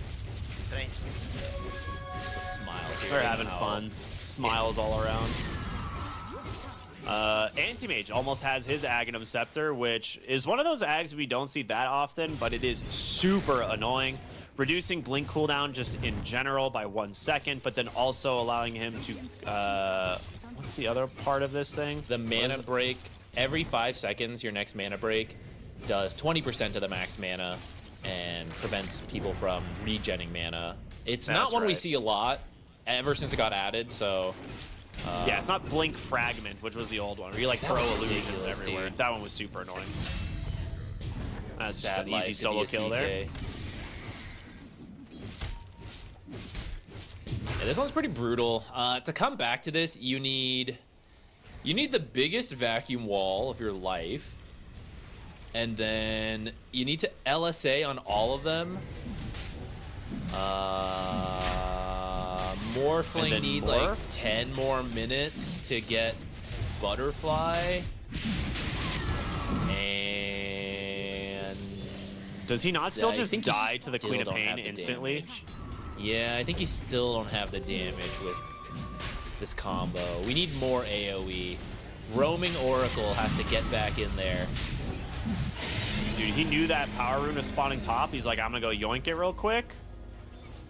Easy.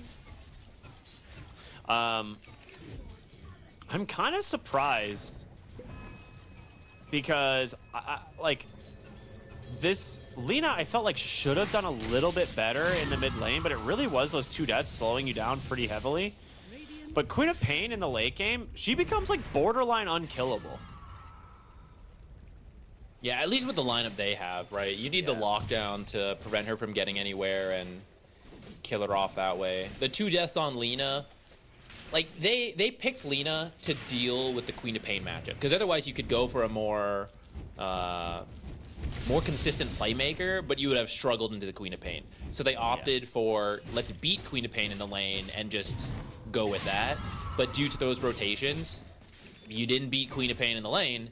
Now you also don't have a playmaker, and that's why the game has felt so awkward for All-Stars now. You're just like praying for the greatest luck on Chaos Knight, and now that's not even an option. So now you're forced to wait for them to come high ground. You have to get a really big vacuum wall and just kind of hope they don't press their buttons well.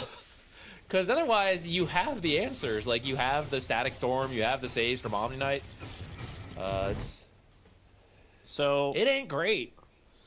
we were talking about the Aghanim Scepter for the Anti-Mage. He's actually just gone out and bought a Butterfly first. So that will actually tank him up quite a bit against the illusions from Darkseer, so a lot less mana burn towards him. Also helps him out against the Morphling if he decides to morph into him.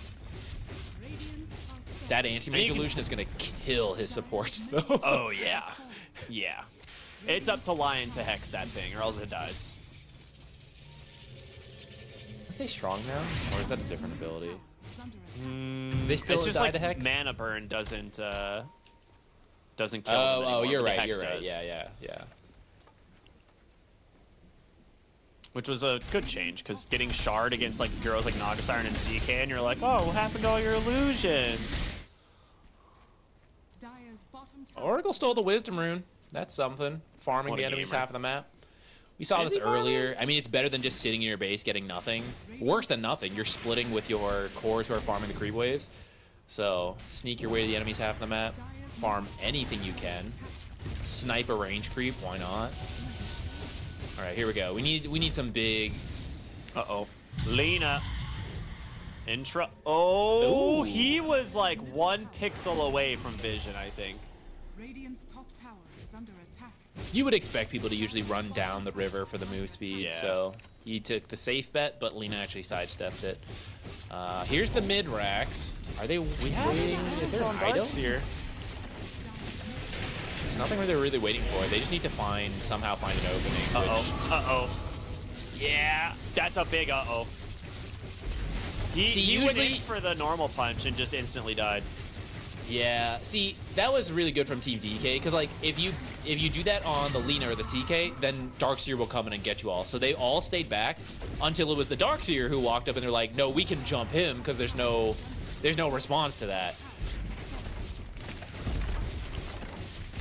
Well, I think that's it. They're gonna clean up the buildings. I think at this point, like, your window of miracle comeback was the high ground defense, and you've lost a lane and a half. They're making their way bottom. Now you have an They still have a minute and 15 seconds on Aegis. Or no, it's an Aghanim Scepter.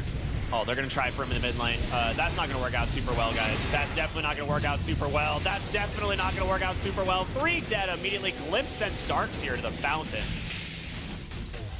But you were just praying that nobody was nearby to get that anti-mage. And, well, even if the Omni Knight doesn't make it there, you probably didn't have the damage. Blink pegs into an Earth Spike, deletes the Morphling, now looking for more. And it's pretty easy for them to do so. 37-8, Team DK absolutely crushing All-Stars. Dude, he didn't even use electromagnetic repulsion in the last fight, holding back the big guns in case they buy back here. That's true. How much damage does it do now? How much health does he have? Almost 2,000? 16. Wow. 168. 168 Better watch damage. out. 14-second cooldown. It took a Brawny to get 19 more damage. I see. Yeah. That's definitely why he took it.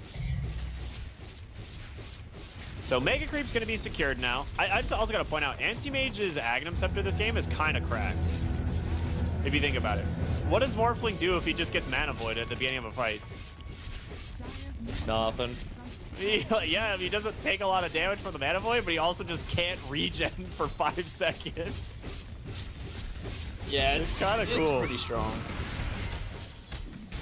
All right, we're going to see the last play here coming out from the side of All-Stars. They try to wrap around, get a kill onto this Lion, but he's saved by the Omni Knight. And they're looking for more. 999 silenced up, deleted. As they now get their hands onto the Chaos Knight. And, well, CK not going to look super hot here against this anti-mage. As Lina trying to go 1v1 here with the BKB. Maybe she can find a kill. Sonic repulsion. Absolutely not. GG's are out, and anti-mage will find himself another kill here in the fountain, maybe. Does he? He's got a lot of stacks on him. He's to blink away. All right. Drone explodes. Ooh, Game I 1 like that goes to Static Team Storm. DK. Static Storm over the Ancient. That's good. That's good. Yeah, really strong performance from Team DK there. I feel like their draft was really good, and then also bounced back off of being you had the first blood, lane starts to slip away, it's like, oh, like that's bad, but they just start rotating together, get the lead back, and then just let the draft play itself. Yeah, this is one of those moments where I think All-Stars, you have to crush your lanes. And they did okay in the mid lane on Lina, but those 2 deaths, we keep going back to them, those 2 deaths are so painful. She finishes the game 1-8-0. Like, that's how little impact this Lina was allowed to have, because once you start losing in this game, I don't know how you ever deal with the anti-mage. Like, the Lina is hard countered by an anti-mage, pretty much at all stages of the game. And you have an Omni Knight to bail out anybody that, you know, you try to make a play on. Yep. This game, if the lanes are different, could have very quickly been the same thing, but for All-Stars, where the Morphling is out of control and you can't do anything about him, and Anti-Mage is just looking for farm to catch up. But being the ones making the plays first, having a little bit more consistent stuns between the Lion and the Disruptor compared to the CK, who that was pretty much it, along with the, you know, the LSA is not bad, but once she had a rough start, just didn't really have ways to get pickoffs. Like you said, it's very much a must-win lane to play game, and when you don't win lane, you don't really get to play game.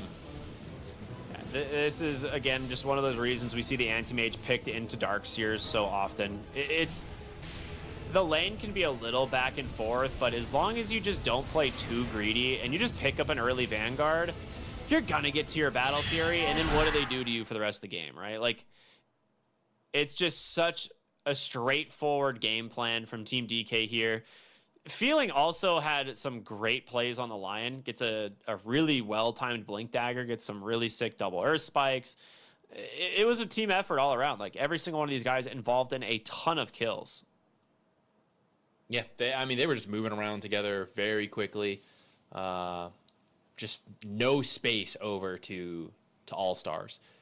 Which, if the game goes late enough, I can kind of see a way to come back. Where the Morphling finally picks up enough damage to get the kills. So then, like, the Vacuum Wall creates the chaos, a good LSA.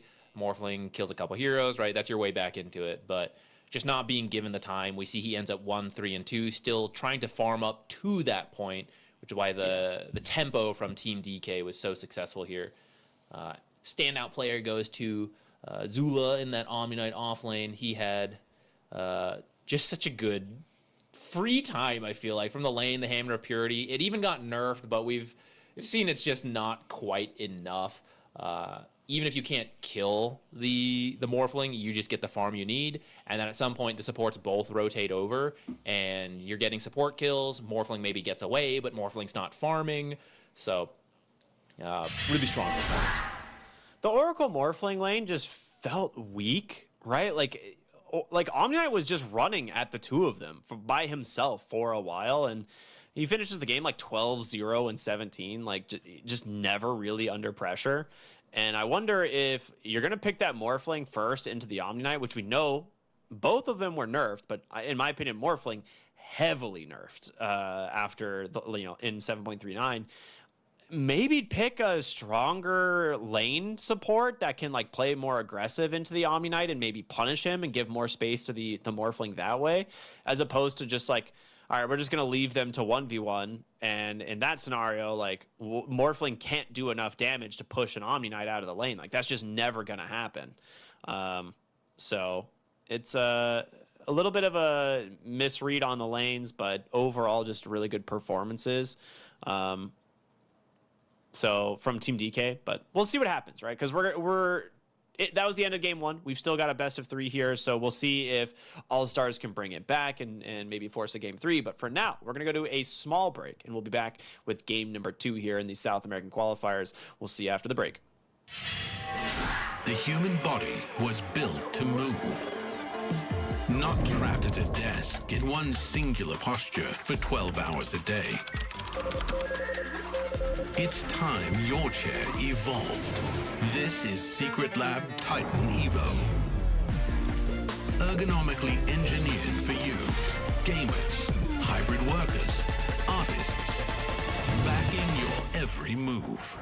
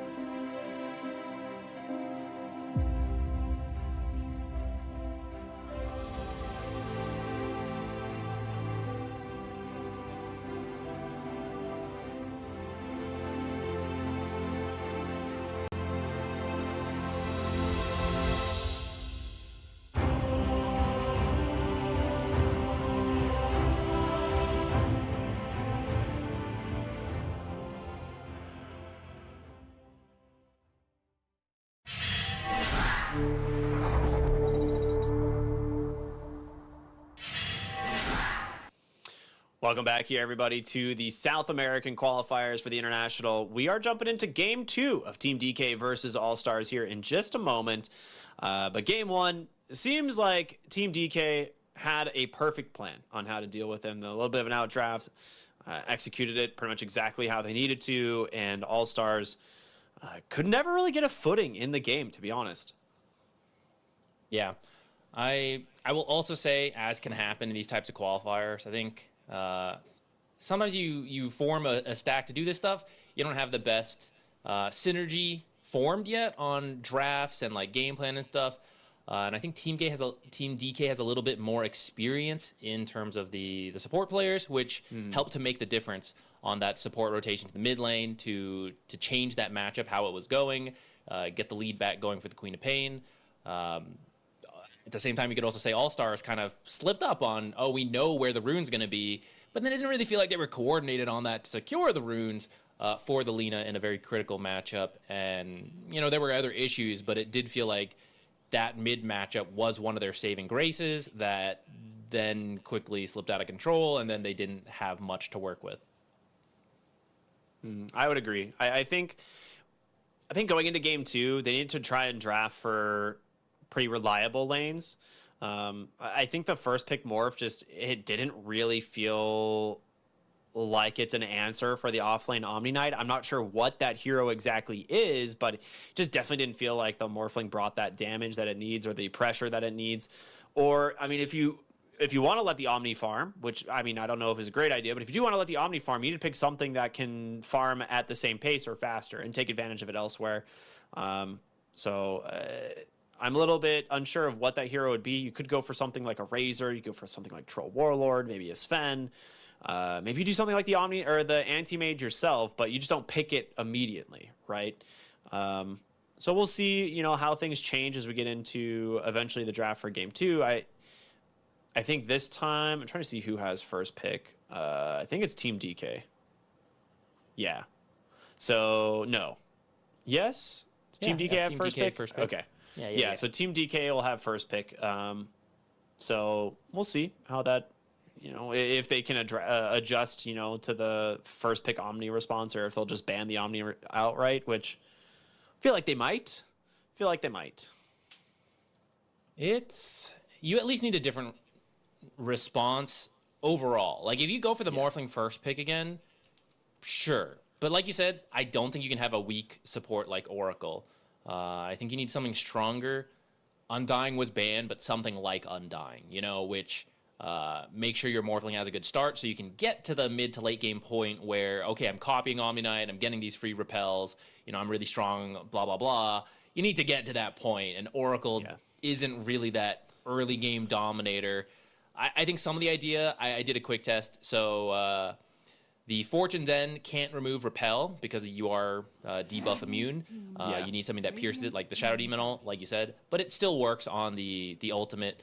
So in theory, you're taking away a very powerful ultimate from the Omni Knight, but we see why you can't always just on paper counter things. Like, you still need to consider the timings and how you'll get to these different points. And it didn't really matter that Omni Knight maybe can't use his ultimate in these fights when Anti-Mage was just blinking in, running around wherever, you know, like killing off the Oracle, and now you can Omni ult, you know, it was just free reign for that Anti-Mage off the start they had. Okay, serious question. Did Omni Knight use his ult last game at all? I'm sure he did. I couldn't tell you when. I don't remember a single instance of seeing it. But yeah, I think, like, I feel like it probably happened, but I'm just trying to remember, like, I honestly don't know if he ever had to cast it. He would have. It probably wouldn't have mattered that much based on how that game was going, but I'm sure he used it somewhere. First pick, Ancient Apparition, slips through the cracks here as they do ban out the Omni Knights, the Undying, the Kunkka, and the Shadow Shamans. Very popular supports. And, of course, as for Team DK, they get rid of the Storm Spirit. Once again, this Storm being first phase banned. And then the TA and the Oracle this time around, which the Oracle makes a lot of sense if you're going to first pick the AA. That matchup can kind of go both ways, where your ultimate prevents a lot of healings, but if you time it right on Oracle, you have your ult expire at the end after the Ancient Apparition Ice Blast, and all the healing comes in after that. Okay. We finally get to see this Ricky hero, which people have been really prioritizing in the bans. And I'm not entirely sure. Like, I don't think this hero has been really changed at all in the patch notes. I'm going to go back and double check, but in 7.39, yeah, they buffed, like, the carry facet, or the carry talents at 10 and 25, which people don't take. So realistically, nothing has changed since 7.38, where this hero got for some reason nerfed, because that made sense. Yeah, I'm not sure, but maybe there's something coming out here. Yeah, I mean, I think he himself maybe didn't get stronger, but if you remember in the last patch, people were playing the Ricky support occasionally, and then part of the reason you didn't love to do it all the time is that there were many strong supports that would punish a weaker lane like Ricky, but a lot of those stronger supports did get nerfed. And now we see more save heroes, Oracle, for example, being banned out, but these types of save supports have been getting a little bit more popular, which the smoke screen is very good against, not only for the silence, but to prevent allies from targeting allies in the smoke screen. So I think his relative value in the patch went up, but we're going to see, because like you said, he's been banned a lot, so haven't actually gotten to see it in action until now. I'm definitely interested. I want to give it the benefit of the doubt. I did play this hero recently as a support myself. You can snowball pretty heavily. I do think like the Atos build has given him a little bit more viability. I don't know if people are still doing that, because like I said, I just haven't really seen this hero all that much. But I do feel like the Atos has been kind of sick. It's a really good stat item for the hero.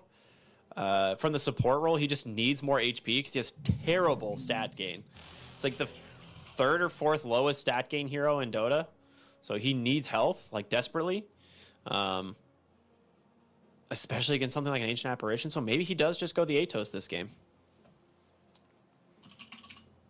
The Terrorblade picked up. Pretty good versus the Ice Blast, since you can exchange health as a way to deal with that when healing does not work. He's also one of the better carries of the current patch, I would say. He even got slightly nerfed. His illusions do less damage when they're not near him, but wasn't really that big of a deal. So still seeing him picked up a good amount. Could be the off lane, but I think that's been less popular. Do you think anyone's actually playing Ricky as a carry? If given a good game. We saw it... oh, no, we saw mid-Ricky in a previous tournament. Mid-Ricky's a little bit more common than... It goes, like, 4 position, like 80% of the time, 20% of the time, mid-Ricky, and then some decimal percentage carry. But maybe, like you said, did get buffed a bit. These are supports that if you had a good start, you could kill them with Smokescreen Diffusal. But you need to have a good start. So you need to see what the offlaner is. It just feels so weird for all-stars to take, because there's actually a lot of support bans this game. I just don't... Naga Siren, some teams have been playing, though I feel like open stack teams are less likely to run a Naga 5, because that's kind of complex. Now into a Mars.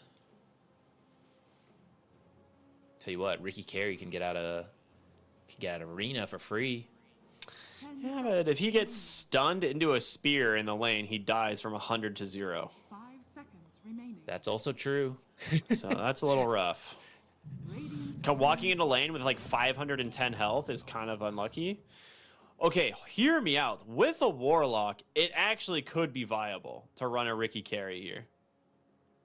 Because if you can get to a decent time diffusal, you feed on these supports.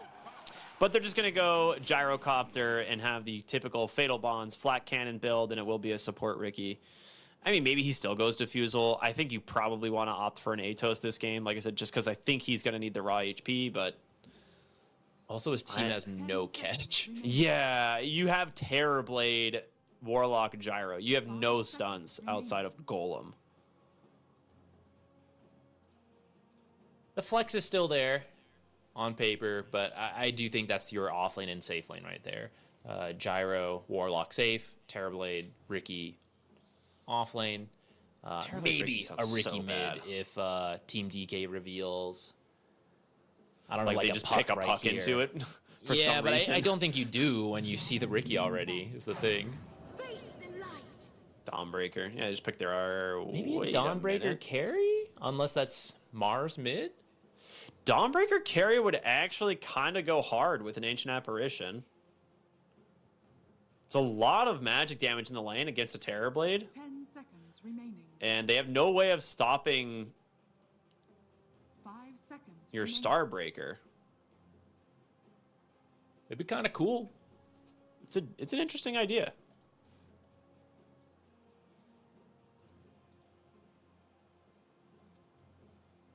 I'm not sure what they need then.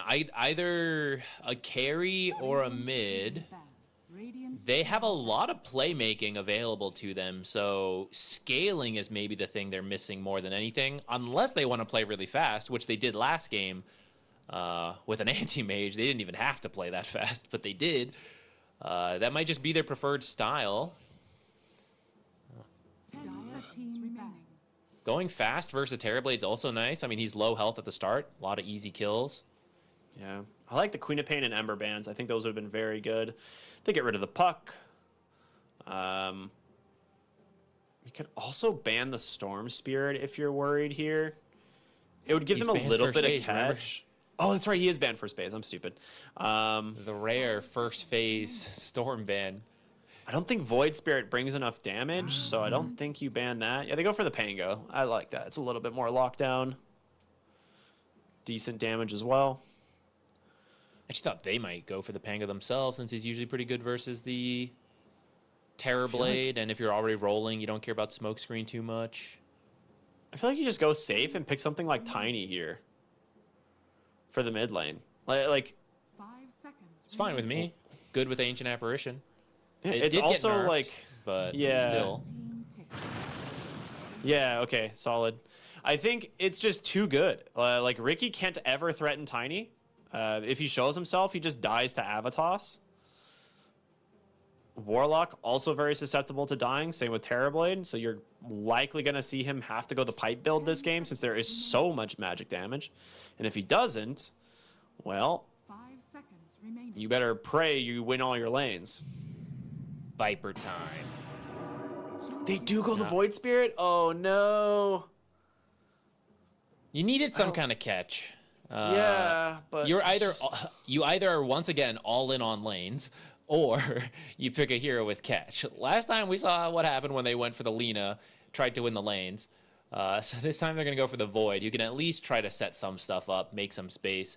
Won't have the easiest match into the Tiny, but you will be able to jump the supports in the back. It'll be a little scary into the Lion, but hopefully your Ricky has already found them, drops the smoke screen, and then you jump in to finish the job. He's very reliant on the Ricky finding the right target because I don't think the lane's going to go well. I'm pretty sure Tiny's going to have a pretty free lane here. Void Spirit's not bad, but his damage has been nerfed quite a bit in the early game just because it used to be absurdly high. There was points where you'd come to lane with like your starting items and you'd have 81 damage as a melee mid laner, and you're like, that shouldn't exist. Yeah, and now he's down to like low 50s, so he's not nearly as strong as he used to be. I think people are mostly going the Sanctuary facet still, which gives him the barrier for all damage, which is probably necessary this game. We'll see. I do think Lion's instant catch will be pretty scary for him. Avalanche can also be similar. But outside of that, he can actually dodge quite a lot of the things from Team DK. You can dodge pretty much everything from Dawnbreaker, a lot of Mars's spells. Hang on, Ice Blast, there we go. You can see it coming, react to that. So there's quite a lot you can get out of as the Void Spirit, but once that blink online is up, you will have to be very careful. No. Well, it is time. We're going to jump into game number 2 here of All-Stars versus Team DK. We can use this to a little pause here to take a look at some of the facets. Once again, it will be Lion going the Fist of Death, so he's going to look to build up some stacks early. Crash Landing, Bone Chill, Blood Sport, and Star Surge. So actually going Star Surge, since this is the carry Dawnbreaker, which... with Carry Dawnbreaker, there was a buff to this facet that even if you managed to interrupt the Starbreaker, you managed to maintain the attack speed bonus. So kind of nice. And then as a carry, her innate was changed, which is really good for her. So during daytime, the moment it switches over, she gets 25% base damage. That decreases over the course of the daytime down to 0. So she's much stronger the beginning of the game in lane, which I think definitely lends itself to a strong lane performance for the carry. The facets for the side of All-Stars, the one I'm mostly interested about is Contract Killer for the Riki, because this does not give you the ability to farm at all. This is exclusively like you have to get kills for this facet to pay off. You can also get D-wards and courier kills. That was added in. But the numbers don't quite seem enough to be worth it. I think if they bumped this up, double is probably too much, but I mean, the level 1 needs to be improved. Yeah, 25 is too low, I think. I understand they have to be careful of Snowball, but if you can more consistently hit like an earlier 6, I think that gives value to this facet, but doesn't seem... 25 seems too little for the downsides of Riki. But we'll see if they have a different idea in mind than us. Dude, if he kills a hero or gets an assist, he would rather have gotten a lane CS in terms of XP. that's how useless this facet is in the early game. That's what I don't understand. But Riki. Wards we got and couriers. An observer, yes. Observer and 2 sentries. So get this. Go scout out the mid observer. Boom. 25 XP. Go top or bottom, because the second observer could be anywhere. Get it. 25 more XP. Sit in the tier 2, tier 3 area. Snipe a courier. Boom. TP to lane. 75 XP. He's just almost halfway to level 2 now. Huge. Heck yeah. Oh, big stun out from Feeling. Again, maybe sleeping at the wheel there on the Terrorblade. First blood. 25 extra XP. Goes to Dynamo. Absolutely huge. 50 XP. 2 dead, about to be a third. 75? It goes... Okay, that's... Dude, eat your words, man. Hold on. Our observer pointing out something really big. He has 4 Grimoire stacks to start the game. Oh, that's true, too. Forget about Contract Killer. Here's the real benefit, right?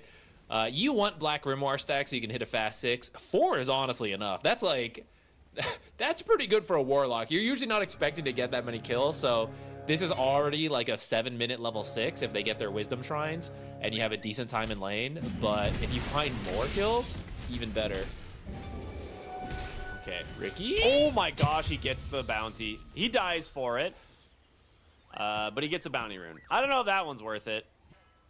That helps out Team probably DK not, after a pretty rough start. He is going to hit that fast level 2 in lane.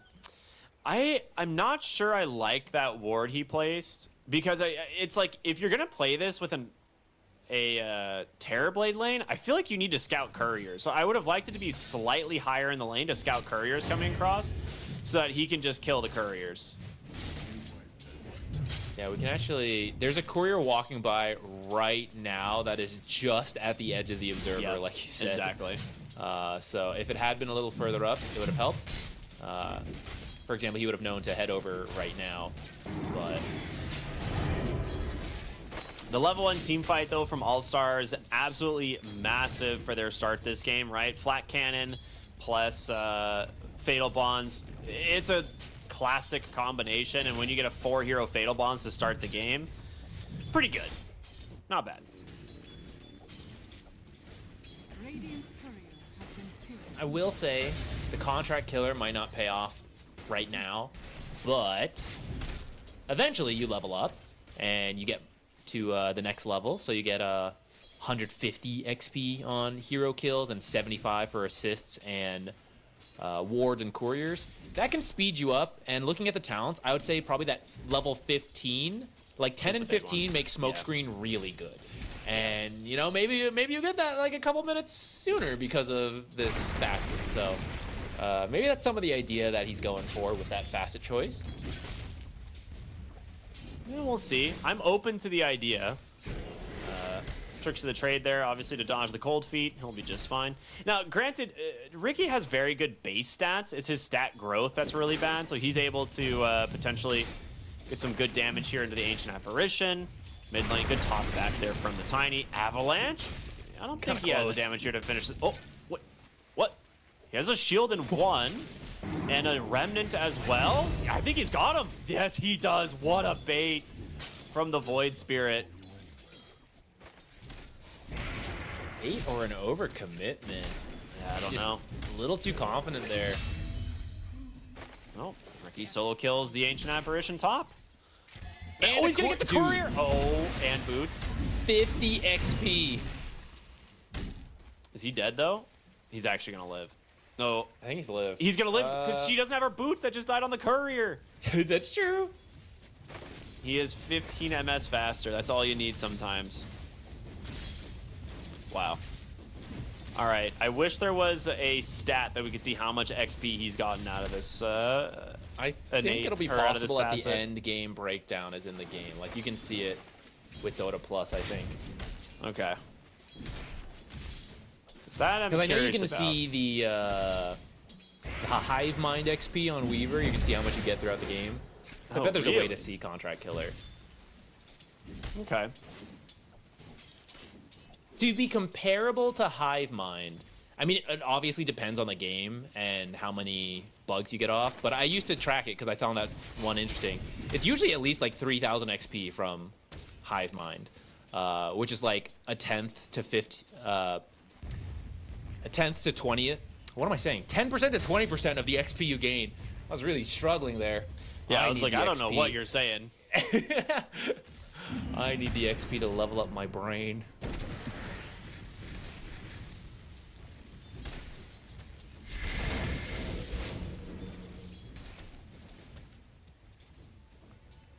Lion comes over with the water rune, so maybe trying to help fix the earlier kill. Rotating into. We're looking to maybe try and punish mid, but that is a Warlock with a Fatal Bonds. There's the Hex, Blood Grenade, the heal. Is Feeling gonna have the damage? He needs an Earth Spike, but he's gotta dissimulate. He's gonna be okay. Oh, and now here comes the Ricky, catches an Earth Spike. There's the toss. It's not enough. The all damage barrier saves him. He gets pulled back in with a remnant. Ricky will be the one that gets the kill instead. And that's why everyone goes that barrier. I thought you were gonna say this is why everyone should be going Contract Killer, dude. With everything that's happened, he's almost, get this, 200 extra XP. Oh, that's like half of level 1. He actually might He'll get a get this courier courier here as on well. the way back. Yeah. Yeah, that's big. So what Does he he has? see Okay, 2 couriers, 2 kills, 2 assists. So he's at 150 XP right now. Oh yeah. Amazing. Oh yeah, Mars down here. Mars wishing he had 200 more. I forgot this lane existed. I mean, this is not very fun for Mars, right? At Fatal Bonds into Flat Cannon, he's just gonna get what he can. And he's doing a decent job on that. He has a solid amount of last hits. They're looking to really put the pressure on him, but he's not an easy hero to dive. Top lane. They're gonna pop the meta. In comes the Lion though, and well, quick 2 kills. That is a lot of damage, and yeah, Terrorblade Ricky not notoriously tanky. Not the time for the meta. Gets nothing out of that. Now they have time for the smoke into the 6-minute rune. No Oracle this game. It is top. They're baiting this so hard. It is level 6 Void Spirit, so he does have Astral Steps, but Oh, he still gets it! he dodged over the stun. He didn't open with Hex. And now he's just gonna die for this one, as Void Spirit should be able to run down this Lion. A Blood Grenade thrown here to try and stop the Ricky, but Astral Step on in. 25 more Remnant XP. somehow catches him. And they are just gonna eventually run down the Tiny as well, as he doesn't have that bonus armor from the Grow. Just needs one more Astral Step on through, and that's it. That's enough. 25 more XP! It's getting out of control. I take back Okay, all jokes everything I aside, ever he is like said 5 about and a this. half.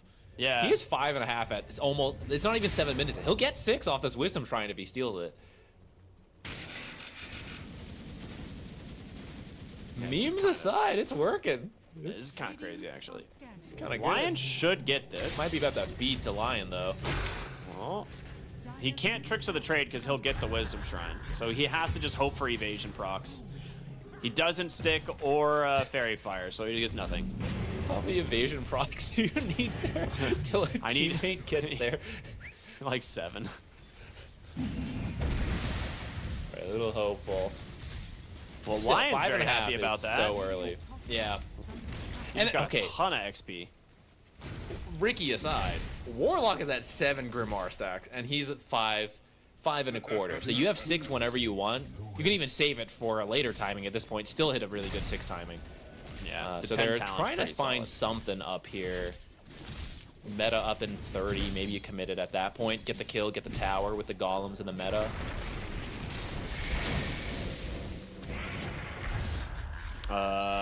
Ricky, I think, dead in the mid lane, just as long as he doesn't get one more evasion proc.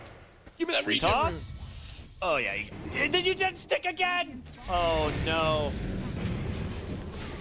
Meanwhile, Avalanche, toss, Cold Feet, of course, going to break there thanks to the toss. That might have given this Void Spirit a little bit of space to get away.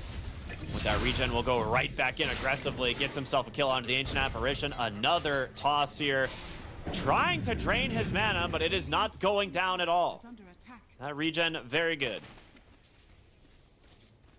Ricky was hoping to grab that regen rune to heal up and live, though, like you said, the magic stick probably would have given him enough health to survive as well.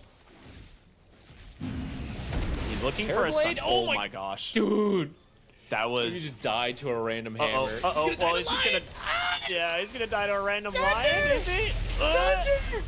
He gets the Sunder off. Starbreaker off the mark. Turns around with a reflection. Dude, if this Can't believe lion... he's alive. If he didn't use Earth Spike, he could have gotten the finger off and just kill him instead. And now you just lose the Dawnbreaker. That's an Ogre Axe, too. No contract killer on Void Spirit, though, but Unlucky. big plays up here. This Terrorblade is going pipe, which I'm glad. I don't think you're going to have too Yeah. many people farming. I think the pipe will be good this game for the team. Oh, there was a fight in the bottom lane. I didn't even catch this. Dawnbreaker coming in as well. Very nice combo. Good stuff there. Distortions in the Yeah, you definitely need something going for you. Yeah.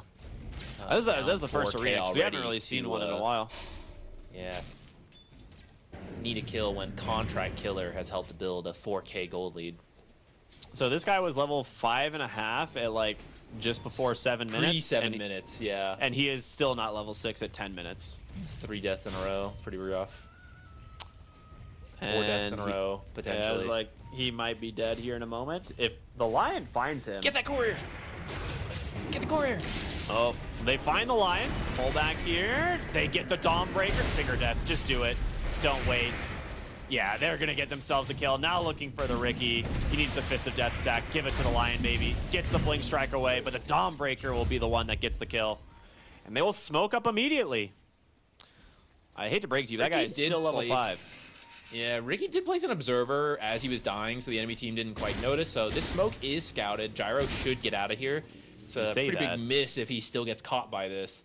He's a deep wraparound. He's got the arena. doesn't He is have a going to TP. find...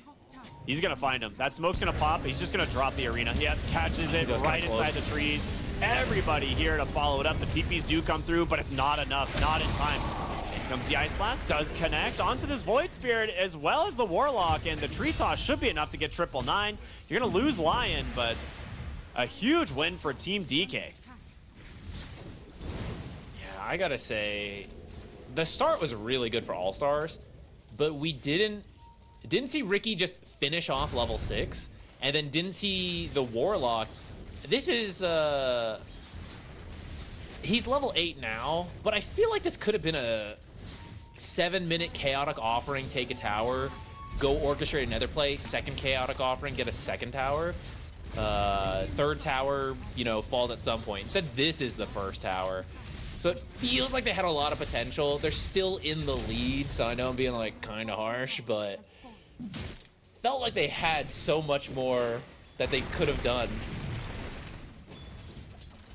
Yeah, I think when Ricky's that close to level 6, like, it's probably worth just soaking it in a lane somewhere. Holy stacks, Batman. They have a lot in the triangle here set up for this gyrocopter, which I don't know who has been doing this and when, but there's going to be a lot of time. Ooh, mid lane. Is that a... I'm not sure whose reveal that was, but Ricky trying to get away here. Cold Feet, not going to survive. Throws the corpse just for fun. Okay, it is the Blink Dagger from Lion, yeah.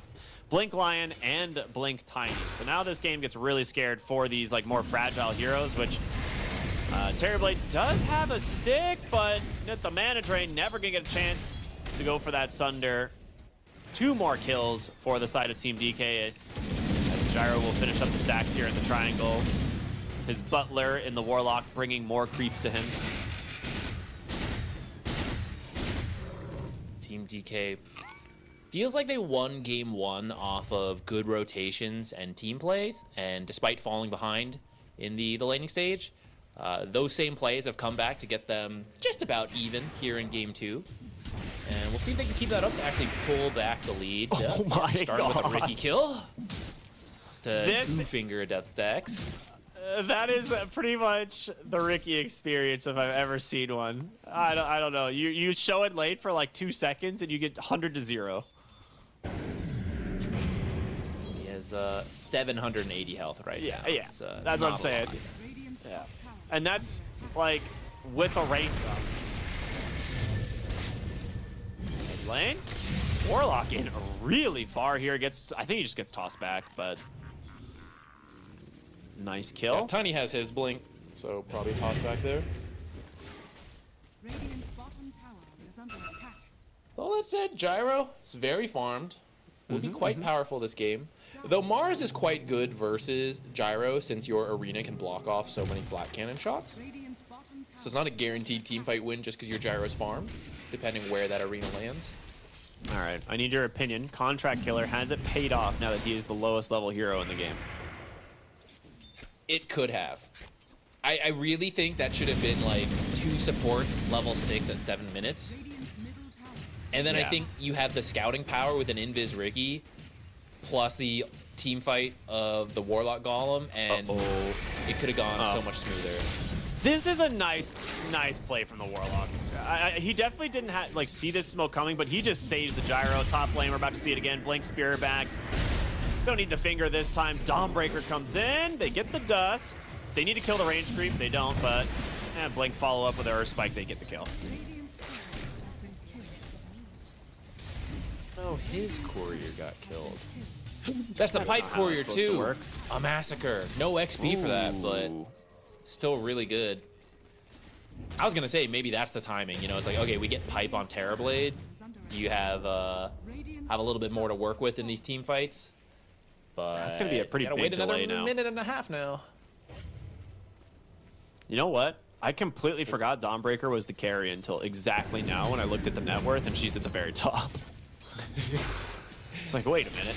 Blink Hex, Ice Blast, stun, Finger of Death from Feeling once again getting a kill.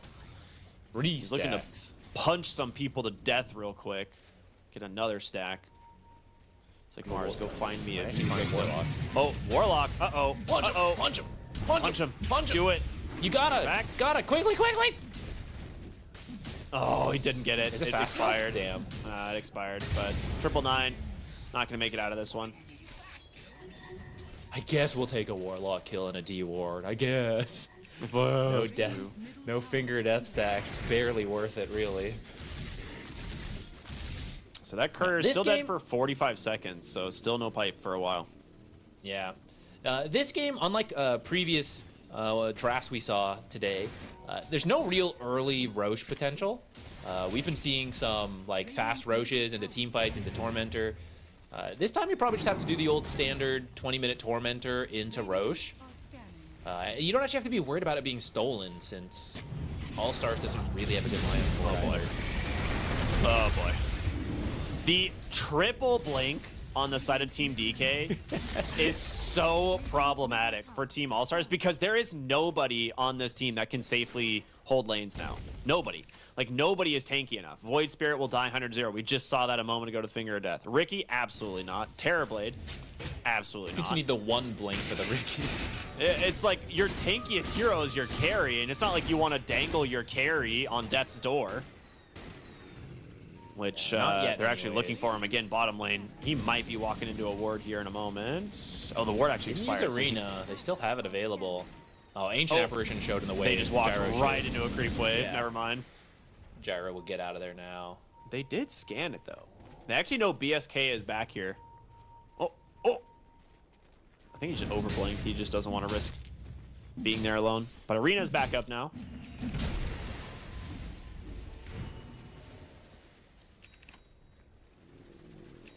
I think there's a BSL out there. For J, K, and L. Yeah. Radiant's bottom Who's tower next? I don't know. Someone's got to make it. I think Ricky just died 100-0 again in the top lane. I Not think going to that come was as a a surprise. spear. Still has Spear into 900 Dawnbreaker. HP, 18 minutes into the game, by the way. He does have a defusal now, though. So, worth, question mark. Ice Blast, Blink line Finger of X. Death. Uh-oh. Void Spirit. Spooky. Tree Toss, Avalanche, they got him. No finger death stack though. So once again, I have to question whether that's worth Uh-oh. it. Azula, a very aggressive Arena with no real follow-up, but it does trap them for now. Up onto the high ground is going to be this Terrorblade. They won't be able to get themselves a kill here. Onto the Lion. They're going to try and push Arena, with you this should be able to Golem. push mid. Yeah. No Ice Blast either. Dawnbreaker, how far on this ult? Spear back. It doesn't connect correctly as now you're stuck inside this Ice Path. Or Ice Path, the smoke screen. I think you actually go Roche. You have half of meta left. I think you run straight into Roche with a Golem. That would be a really good call. They're going to try and invade the triangle instead, see what they find.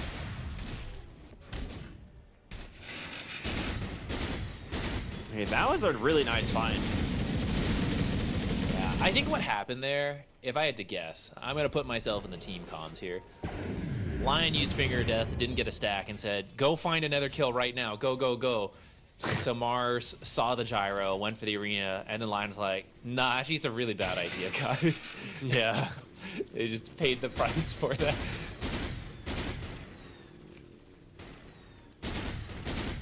I do think they could have taken Roche there, though. I think you're right, especially with that little bit of All-Stars, I Golem mean. left. is under attack. Yeah. Like the Golem and Terrorblade meta was like still at half duration, so I think they could have sniped it right there. Much needed. It's technically can- still an even game for everything that's Yeah. happened, even though it feels like Team DK's been in control for the last 10 minutes, which I think they have. But the gold lead is still close thanks to the gyros farming. Oh, not again. Spear back. Do they have mana drain enough into the Earth Spike? Okay, yeah, he just burns down. Tormentor will go the way of All Stars. The Shard going to the Ricky, so Radiant's bottom tower. very powerful Shard. Radiant's bottom tower has fallen. What does that prevent this game? You can't force staff teammates. You can't toss teammates either from outside. That's true. Yeah, those are the two main ones. You can still ult to them with Solar Guardian, right? That's not like a... Radiant's bottom tower Is that... Dude, actually, never I don't know. I'd never considered that one. If that works on Solar Guardian, that's actually kind of cool. But I feel like it doesn't.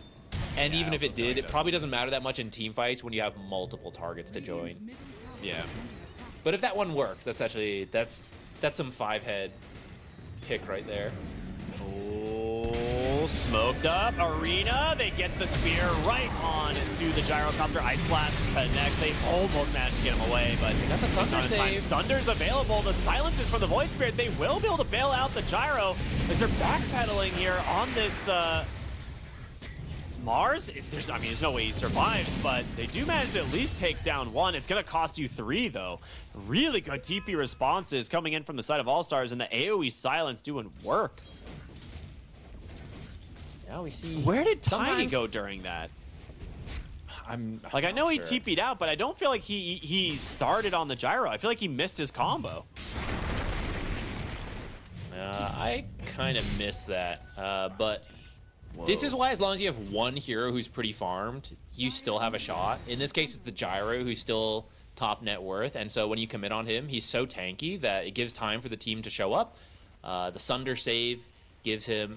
It was actually... I don't even know if he would have died without the Sunder, but with the Sunder, you have full confidence to go more aggressive and actually end up with 3 kills. You do get a Finger of Death stack from killing the Terrorblade, so worth? Question mark? For Lion, yes. Always.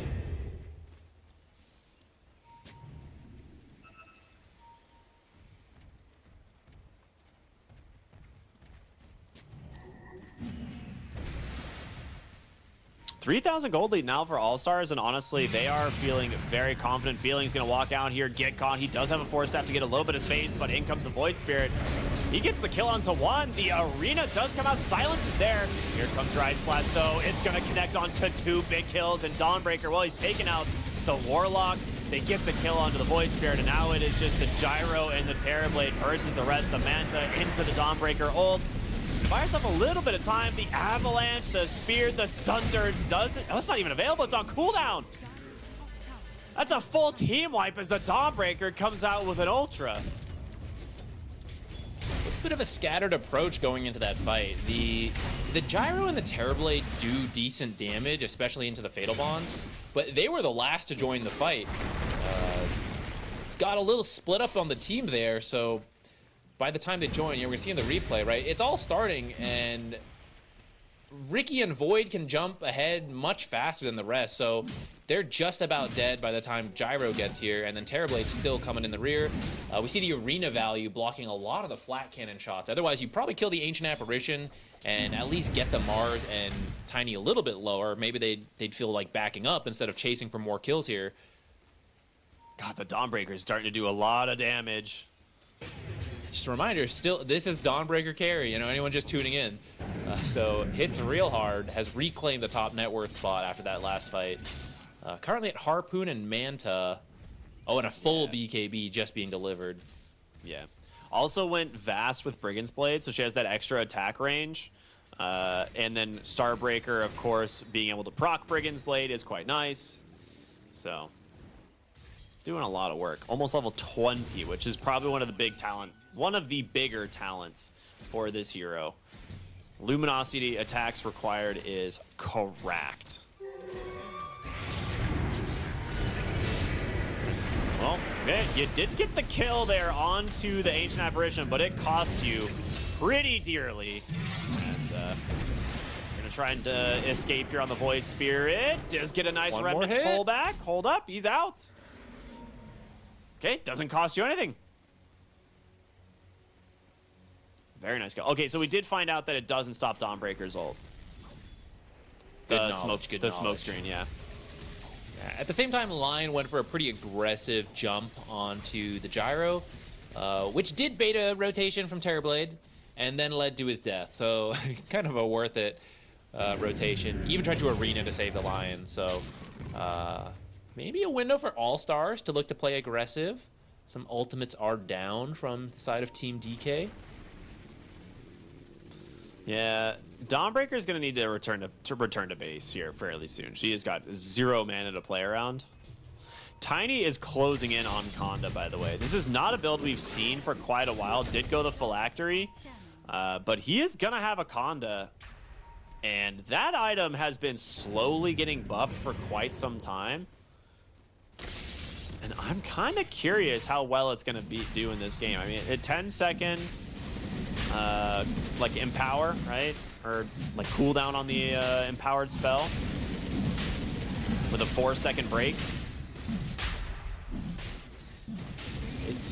I mean, the burst combo's nice with Ice Vortex since it's amplified. High armor in the Terrorblade, even Gyro, good armor, so kind of bypassing that a little bit. They're going for Roche, but a little diversion to kill the Lion, straight back to Roche, and I don't think you're going to be able to contest this. You can maybe throw the Ice Blast. Nope. They might look mid. Oh, he gets silenced. He's going to get pulled back here with a Remnant as well. Tiny gets caught in the silence. Now BKB, Ice Blast, everything off the mark, but they... Okay. He gets deleted by the Tree Toss and a Spear. Now the question is, can they get out on the rest of these heroes? Force Staffs tries to save Mars, but no. It's not enough. A 3-for-1 plus the Roshan going the way of All-Stars. That is a very big win, as this tier 2 tower stands no chance against the Gyro and this Terrorblade. Maybe even chip the mid tier 3, because without Arena, that's a big part of their team fight. Use the Fortify. I guess the next creep wave is a little too far, so probably not worth waiting for that. Dawnbreaker is going Butterfly. Avalanche. Toss. Dawnbreaker coming back into the bottom lane. The Chain Stuns are there. The Finger of Death, no, he gets silenced. Astral steps away. There is no way. You don't hold. You have to just cast your spells. And now your Lion is just dead. And you know what that is? It's an extra how much 250 XP for Ricky. That's actually kind of insane. Right there. There's no way you don't commit everything you have to kill that hero.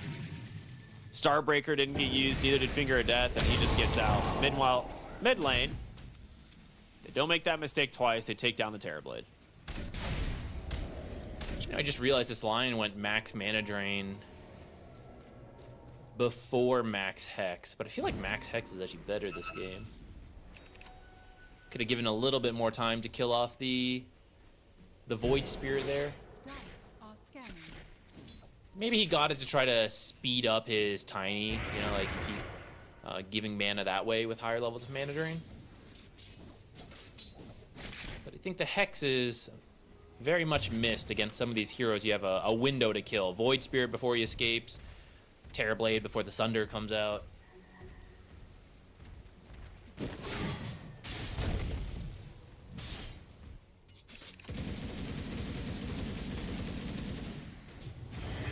Ooh, Void Spirit found again. Ooh. Or maybe finding the Lion. Yeah, he just solos the Lion off so quickly. Has a shield rune as well, so he's going to continue to play aggressive here and just see what he can force out. As a Spear will pin him down for now, but the Gyro is going to chase. He's forced to BKB and TP to safety. Now, they are looking for more. It's going to be the Ancient Apparition. He does have a Force Staff. Oh, he gets scouted on a Courier, tries to TP. He actually makes it out. Golem used trying to stop Tiny's TP. He gets out. Okay. So good disengages here from Team DK.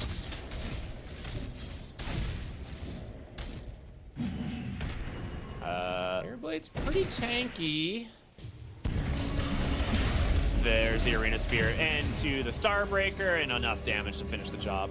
I was like, she doesn't have the shard, so she can't go for like the Starbreaker like magic immunity to prevent Sunder yet, so needed a little bit of help there from the Mars. Oh, Yules. Doesn't go for the Spear. I'm, yeah, very confused. Just held it for some reason. I missed the cooldown if it was available. Maybe it was like just barely off. Oh. Warlock Breaker manages to dodge the Dawnbreaker, and now she's going to be forced to BKB, trying to chase for him. Doesn't have a harpoon and is out of mana. Going to get stunned here by the missile. The question is, can you get out of this one? Spear, looks like they will. I mean, that's Dawnbreaker's BKB, and you don't even get the kill on the Warlock? You need to get that shard, man. Waiting to get it from the Tormentor, I wonder. Got the butterfly first. I mean, it is a very good butterfly game versus these 3 cores. Do you think Tiny should have gone more for a like semi-carry build instead of this like Conda BKB? Yeah, I'm not sure. Since Dawnbreaker isn't a traditional carry, maybe Tiny could have done more typical carry things. But the Conda's not... I don't know, the damage isn't bad with the Ice Vortex. Like, I kind of get why he did it. Do you need Yeah. the break? It's... Oh, That's the thing I'm unsure of. Like, who is he okay. breaking? Yeah, you, like, remove Side Gunner, which is kind of nice, but... Is it worth 6,000 gold nice? I don't know. Yeah, that item is so expensive. Okay, well, the Conda definitely pays off there in deleting the Ricky. Meanwhile, they will find an exchange as they take down the Ancient Apparition on the bottom side. And that will be the tier 2 tower. Well, they actually fort this one. Interesting. That's their high ground fort because they do not have a tier 2 tower in mid lane. So that will not get fighting. refreshed. Mars is coming in. No Ancient Arena, Apparition. Spear, Dawnbreaker, AA has buyback. Can they kill this hero fast enough? He gets the BKB off. You don't have the Starbreaker. And just like that, Gyro is out. You will get a very fast kill onto the Warlock, but that's a dieback on your Ancient Apparition. Lost sight of the Void Spirit. Otherwise, he had the Hex and the Euls to cancel that TP. Force Staff didn't get him quite far enough. All right, I didn't expect them to fight that. They get the Warlock kill, but the dieback on Ancient Apparition doesn't feel worth it for Team DK. And with that, it's somehow still an even game through all of this. I mean, it's been a real... We talked about earlier, we had non-stop fighting where, again, at about 2 kills per minute. So, a lot of the net worth going back and forth as each team takes turns killing each other. Dude, seeing Dawnbreaker swing that hammer after hitting a hero with Starbreaker, like the amount of attack speed she gets is pretty nuts. You know who else is getting attack speed? Ooh. Lion with 4 Mars? Finger of Death stacks. Okay, Mars is fine. Meanwhile, on the other Lion got side, killed. Lion is dead. Harpoon here. BKB again, just sidestepping these Starbreakers, and she has to leave now. BKB out from Tiny. He will TP home as well. Get the shard. You need the Dawnbreaker shard at this point. There's like 3 kills we've missed from this. You Finish need to be the able to Daedalus control where first, you're it looks going. like.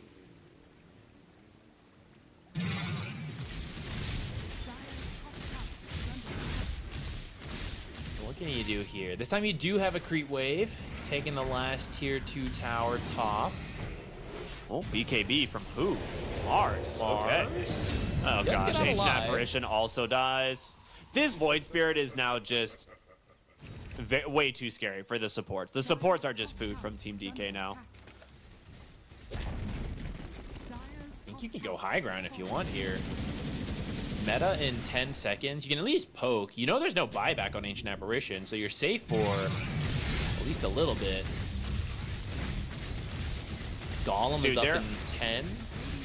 There are 21 deaths from the supports on Team DK and 20 deaths from the supports on All-Stars.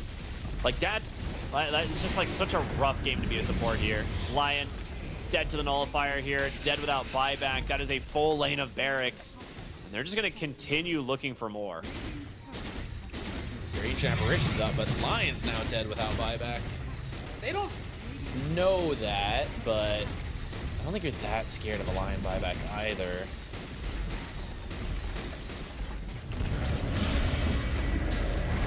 Arena I through they need to get the Sunder. Okay, he so Sunder was never an option. Has to escape. Does have it available for himself, but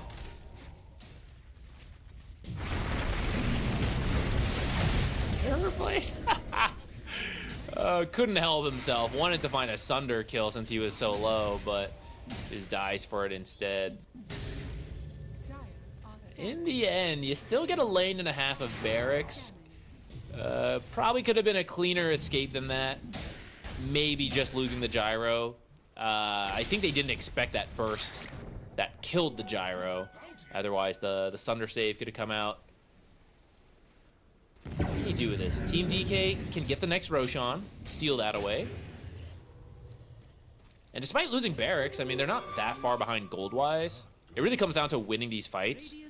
Dawnbreaker can hold split lanes very easily.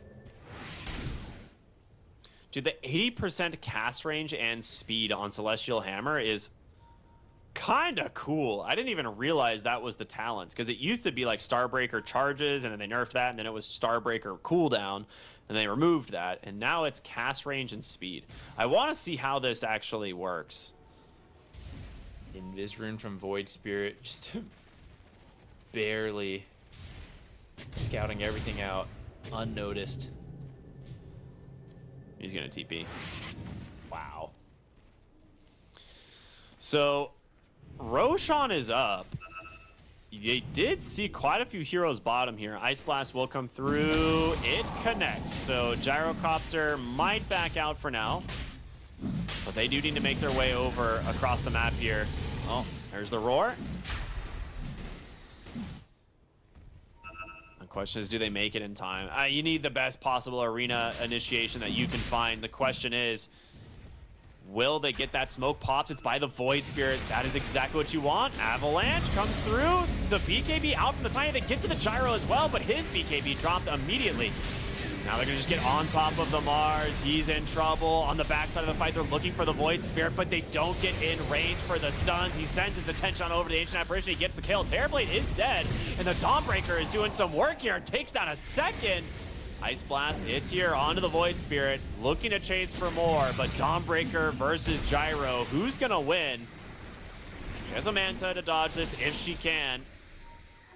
Chasing out the Void Spirit. He's got a blink in one. Jumps back to the left side. Ice Vortex isn't enough to stop the blink away. He's gonna be out. This was a very scrappy and very close fight. I thought for sure this was going Team DK's way, but they still get the Aegis. And the upheaval is just so annoying for Dawnbreaker. I think she could have threatened the Gyro, but she was caught at the edge of upheaval, and he was just kiting her easily, so she eventually just decides to run away. Not the worst fight, but you still lose Aegis, which doesn't feel great. I mean, do you not buy the shard immediately on Dawnbreaker? I don't understand. It gives you debuff immunity and the ability to control the movement, and now that you have your level 25 talent, like, I feel like you need this shard. I'm trying to... Nothing got changed about it, right? No, it doesn't dispel you, but like with the cast range and speed, I feel like the shard is very value. Yeah, I'm a little surprised by it. Feeling? Ooh, just found and killed instantly. It's like, oh wait, no, she's okay. I'm stupid. I don't know why I was saying Starbreaker cast range. It's Celestial Hammer cast range and speed, which is like the W, but she actually doesn't go the Starbreaker cooldown, which is the other 25 talent. I'm dumb. I like read those completely backwards earlier. So can throw it a lot further, which helps her navigate the fights for sure. So definitely just trying to rely on that maybe. Yeah, get away from upheaval, get to these carries faster. Okay. Especially if you're not getting the shard. No Yeah. cooldown. I'm just going to go Blink Dagger into a Swift Blink. So, I mean, Dawnbreaker with a Blink Dagger is incredibly terrifying. I just don't know what you get rid of. I think it has to be the Phase Boots. Nullifier here onto the Mars. He needs a BKB if he wants to survive, but the damage from the Gyro might be too much. Instead, he's going to walk into a Terror Blade. Wait, where'd the Tiny blink? Oh, he blinked back. Never mind. He's fine. All right. Really nice fight there onto the Mars. I don't want to be there. He does have buyback, but did use his BKB, potentially just a little bit too late. Oh, Ancient Apparition is in trouble. The Hex, however, doing a lot of work. They're trying to bail him out, but the Flat Cannon's going to get the kill. Into the arena, the buyback comes through. If they can kill this Gyro, he gets the Sunder off just in time, but is it gonna be enough? Tossed into the air over and over. He's got the Satanic doing so much damage. The call down's doing it. That's gonna be a dieback on the Ancient Apparition, and Dynamo, he's still alive. They've done it. 3 dead. Team DK got nothing left in the tank. You need the Ice Blast to be able to kill the Gyro. And if you kill him once, you can set up to get the second kill. But Void jumping the Ancient Apparition has the Nullifier. There's nothing he can do to save himself. That's just going to be the end of the game. Yeah, it's just GG. Swift and sudden. But good comeback from All-Stars. It really felt like Team DK was taking control of the game from 10 to about 20 minutes. But All-Stars turn it back around. Thanks to Contract Killer? Question mark? I swear to God. All right, I want to see if there's actually a stat for this on the hero. Because I am curious if we can see how much XP he actually got it.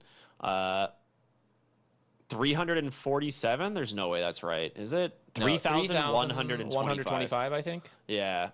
That's actually quite a bit. I mean, that's a good amount of experience. He finished the game almost level 25. I'm still kind of shocked that it played out this way, because I felt like you had a lot of momentum on your team from Team DK. Like, you had a little bit of a rough early game, thanks to that level 1 team fight, and then like some rough times in the lanes, but All-Stars definitely kind of blundered the like 6 to 12 minute moment where they kind of gave you some opportunities to get back into this game. Yeah, I think it's that replay we just saw there where they overcommitted on the Gyro. And it lost them a lot of momentum. Then there's a follow-up fight here that, like, it was still close, you know? Goes pretty good in All-Stars. This is them kind of giving it back a little bit. They were a little slow getting together, so they kind of get team wiped instead. But off of those team wipes, how do you punish, right? This is the draft where they can't really do Roshan easily. They can do Tormentors, sure, but I think that's some of the bigger issue. In the game 1, they got a quick lead and they were just able to go through all the objectives very quickly.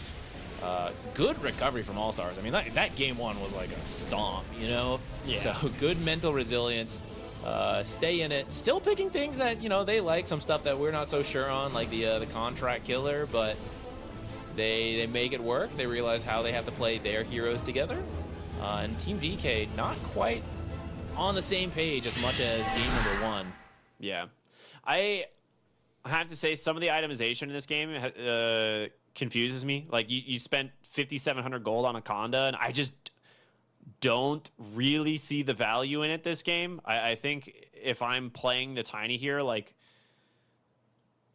I don't know what the exact item build is, but we've seen like the Force Staff Yule Scepter build be very good. You're going up against double Nullifier, right? So it's like maybe you just play for like a more of a carry build. Like, he has Harpoon, ends up going into Chrysalis eventually, but I didn't really see where this Conda pays off in a way. Yeah, I thought maybe the idea was with the Ice Vortex, you know, and as a way to bypass some of the armor from Gyro and Terrorblade. Maybe that was the idea, but it just didn't quite pay off. Warlock getting the standout. I definitely think there were a lot of good ultimates, good fatal bonds. The lanes went really well for them. A little bit of a slip up in the 10 to 20 minute mark. I'd say like 7 to 20 minute mark, but they bounced back and double Golem. Double Fatal Bonds, pretty good with the Gyrocopter. I feel like there was a lot that ended up going right for them in the late game. The Nullifiers came out at pretty much the best possible time. Once they had those, we saw these supports really not stand any chance on Team DK. Like Void Spirit just finds a target, instantly kills them. The Force Staffs, the Yules, the Ghost Scepters, none of that stuff ends up mattering anymore. And you know, on the side of All-Stars, like, they're not worried about that. Like, who's going to come in and gank you? It's going to be the Tiny, but Tiny was, I mean, forced to try and kill some of these other. I don't know. Like, it's so much easier for All-Stars to pick these supports off and, you know, rely on their gyrocopter to just do all of the actual, like, big team fight damage.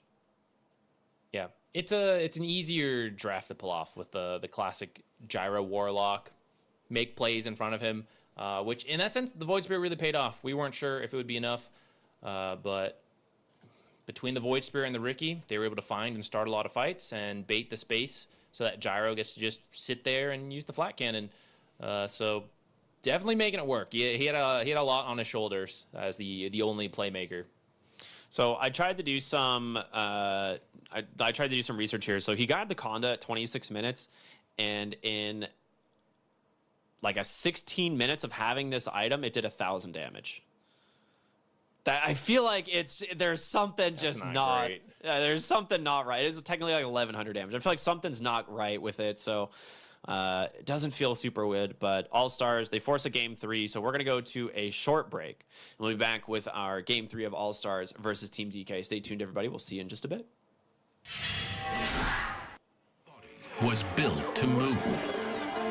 Not trapped at a desk in one singular posture for 12 hours a day. It's time your chair evolved. This is Secret Lab Titan Evo. Ergonomically engineered for you. Gamers, hybrid workers, artists. Backing your every move.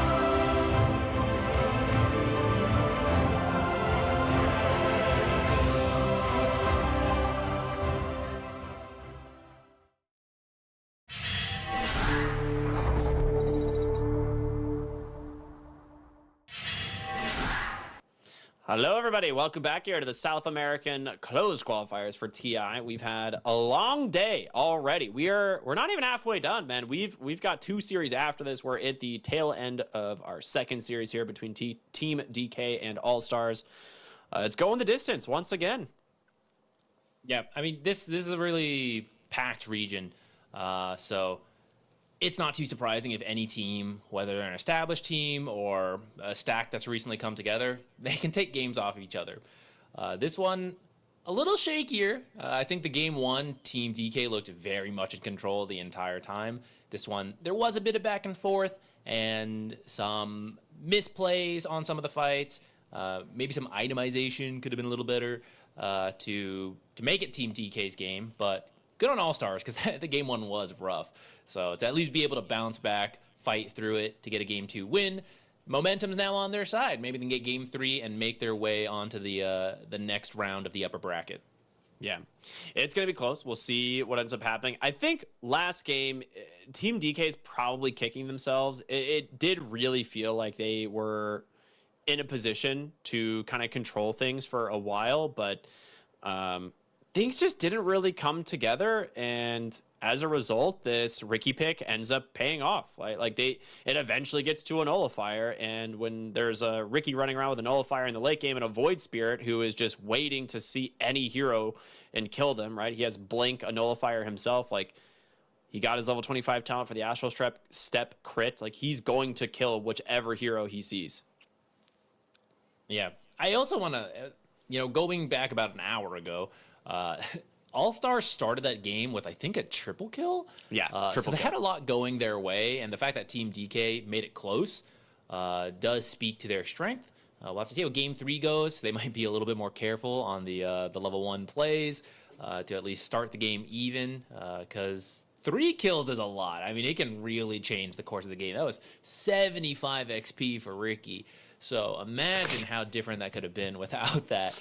I freaking hate. I mean, the gyrocopter started the game with 1,400 net worth after the first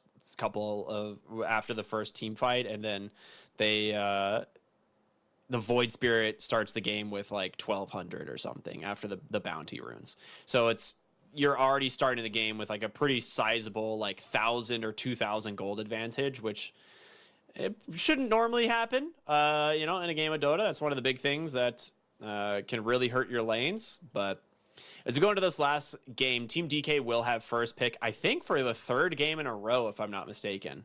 So they are going to be able, which is interesting. Normally that doesn't happen, but they will be able to kind of pick and choose whichever hero they want to open the draft with. I think the Ancient Apparition was fine. I don't have an issue with that, so we'll see if the bans are going to change or not. Yeah, I think Ancient Apparition got nerfed, but it's not that bad. Ancient Apparition was S tier, so it's A to B tier. It's fine to take. I wonder if it's worth taking in the first pick, or you could grab it later. So that's where over time we'll see as this is the most broken heroes, right? These need to be picked up. Yeah. Still pretty early in the patch, so maybe it hasn't been completely figured out yet. Yeah, I don't mind if they do it again. I think the Lion has also looked really good for them. I'd be fine seeing that come back again. I mean, a lot of the heroes were fine. Just the actual execution as a team is what seemed to cost them game number 2. Yeah, I'd agree. I would definitely agree. Right now, we're seeing, we're going to see the bans in the draft here in just a moment. But there we go. I was going to say, I think they're going to end up being the same, because right now, the TA and the Storm ban, we're going to see the Omni, the Undying, the Kunkka. I'm trying to remember what was banned here in the last game. Shadow Shaman. Okay, it was Shadow Shaman. That's right. Yeah. Shadow Shaman into an Oracle ban, and then the AA. Yeah. So, I mean, Shadow Shaman makes sense. It's been really strong. We haven't seen it this series, but it's been in a lot of high-level games lately. A lot of professional matches. It just provides quite a lot. Crowd control. The ultimate is really good for objectives. All right, same openers. Repeat opener. So is Ricky the answer again? Because that's what they went for last time. I think the funniest thing would be to see the same draft, and then you see Ricky take Exterminator instead and be like, yeah, that was a misclick. That's not the play. Would have gone a lot better with the other facet. I mean, I don't think the Ricky was the problem in the early game. I think All-Stars could have steamrolled that off the start they had if they did what you mentioned, which was use the Grimoire immediately, get your level 6 at 7 minutes, and then start playing aggressive with your Invis Ricky, who should have also been level 6 at like 7.5 minutes. But there was like 3 deaths back to back without soaking like any creep waves that really hurt his XP, and he ends up not getting level 6 until like level 11 or until like minute 11. 10 seconds remaining. They go for the Tusk instead. 5 seconds Tusk. remaining. Could be 4, could be 5, but it has that aggressive potential. Into a hero like Ancient Apparition that's not very mobile. If you get close, can kill him. Later on, you got the Snowball save from Ice Blast. We've seen this paired with the Dawnbreaker quite a lot.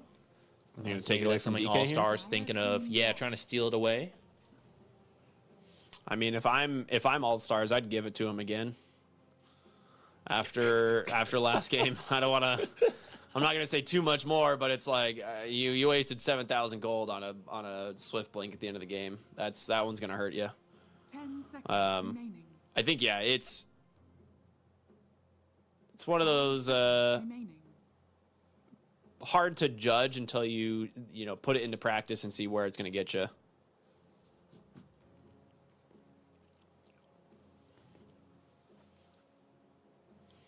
Next set of bans, though. So they get rid of the Terrorblade, as he was pretty annoying for them last game. Not shocked. Did go the pipe build early. Now, he did have a couple early deaths just because there was a little bit of overwhelming damage. But getting to that pipe helped out a ton.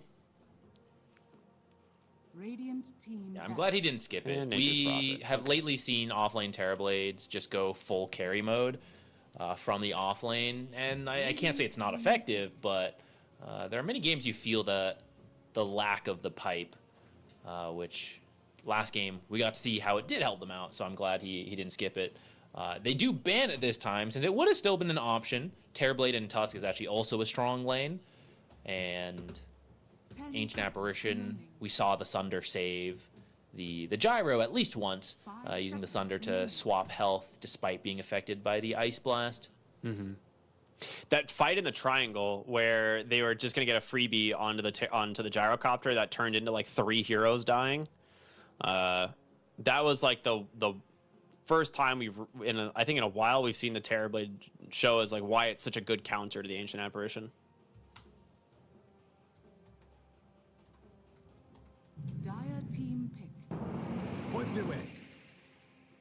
Okay. How do you feel about the Pango? A tag team, it's an okay lane if you run that in the off lane, but there's the flexibility. You can still do mid Pango, 4 or 5 Tusk. So leaving a lot open, hopefully getting to see a little bit more info from Team DK. You shouldn't be at risk of ever getting Cold Feet comboed since you have 2 mobility spells to get away.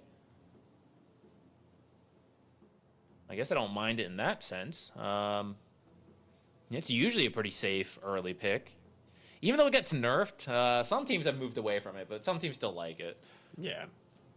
Can you do the Silencer plus Bloodseeker lane here? With Ancient Apparition, it's a bit of a weak support duo. You would definitely need frontliners for your last 2 picks, but you would make the life of Pango absolutely Dire miserable. team pick. I think it might be too late. Okay, they go for the Muerta. Now, this was really popular with the Ancient Apparition and like versus Tusk specifically in the 4 position for a while, just because you can protect the hero. You can prevent the snowball essentially, like basically protecting your initiation by dropping the calling on the hero that you're going for. And that makes it really difficult for the Tusk to get in and secure the snowball, like in that split second that he needs to do it. So I kind of like this pick. I think it does offer something good for them.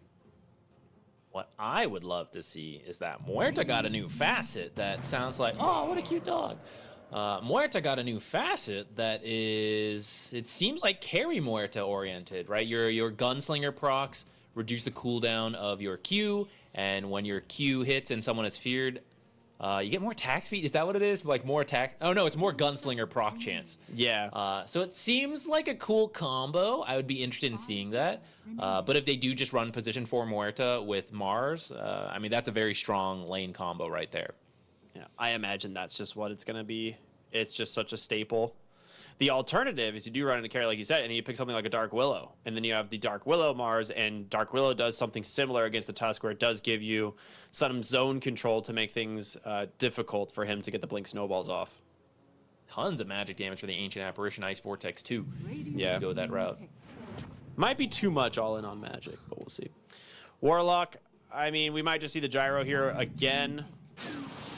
We do indeed. So they didn't feel too bad playing it into the Mars last game, as clearly they will pick the Warlock gyro into the Mars here once again.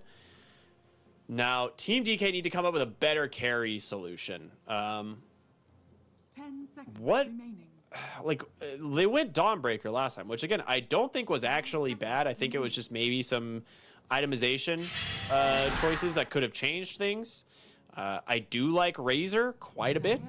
They will go for the Tiny. It's still going to be the mid-tiny, Is this the same though. draft, bro? Are they threatening the Muerta carry flex? They might I be. feel like they are. Yeah. I've seen one team run Carry Muerta since Gunslinger was introduced. Or not Gunslinger, Quick Draw. 5 seconds remaining. It looked okay. The problem is that it's execution-wise is not easy. That's true. You have 2 people to set things up, though, Avalanche, Toss, and Arena, and your ultimate, already really strong, would be even stronger with Ice Vortex. It could be a cool way to just focus fire down a gyro in a way that he's not usually prepared to banned deal the with. Puck? Are they really anticipating running Carry Tiny here, and they don't want to pick something that deals with Puck? Dire team ban. Bristleback Ursa bans. I like both of those. They play well into the Tusk lanes. Like Storm that they're thinking of, and they want to do Tiny Carry? I mean, maybe they're just afraid of the Puck for their support duo. Like, if they are running Muerta AA, it's kind of hard for them to deal with Puck. So maybe ban the Storm, and then, hear me out, Troll Warlord. They ban Ember. Okay. Radiant team pick. Queen. Okay, it is Carry Queen of Tiny, Pain. and they will go Queen of Pain. Unless. I mean, it's got to be Tusk, Pango in the off lane. Like, the Swashbuckle tag team combo is a classic. So I think mid lane, you just need to pick a counter to Quap. We saw Lena absolutely dumpster this hero in lane earlier, but then had a couple of deaths, which hurt her quite a bit. It would be better this time because Pango is a much better initiator than. Yeah. I'm remember blanking who on was who in they that had game. that game. Darkseer. They had like the Darkseer Chaos Knight off lane, which didn't do great. So this time they're gonna go for the Pango mid, go for a new off laner in the Tide Hunter. Should lane well into the Tiny. You can reduce a lot of the damage with Anchor Smash. Just 2 bulky boys over there. Mostly a farm fest. Good team fight with the Roll and the Warlock, which is kind of what won them the last game, right? Like, their team fight was just easier to execute. Whereas game number 1, they were more lane dependent to win that one, and it was a disaster, you know? So maybe going for a repeat on team fight performance here. I mean, could definitely be. I'm open to the option, like open to the idea.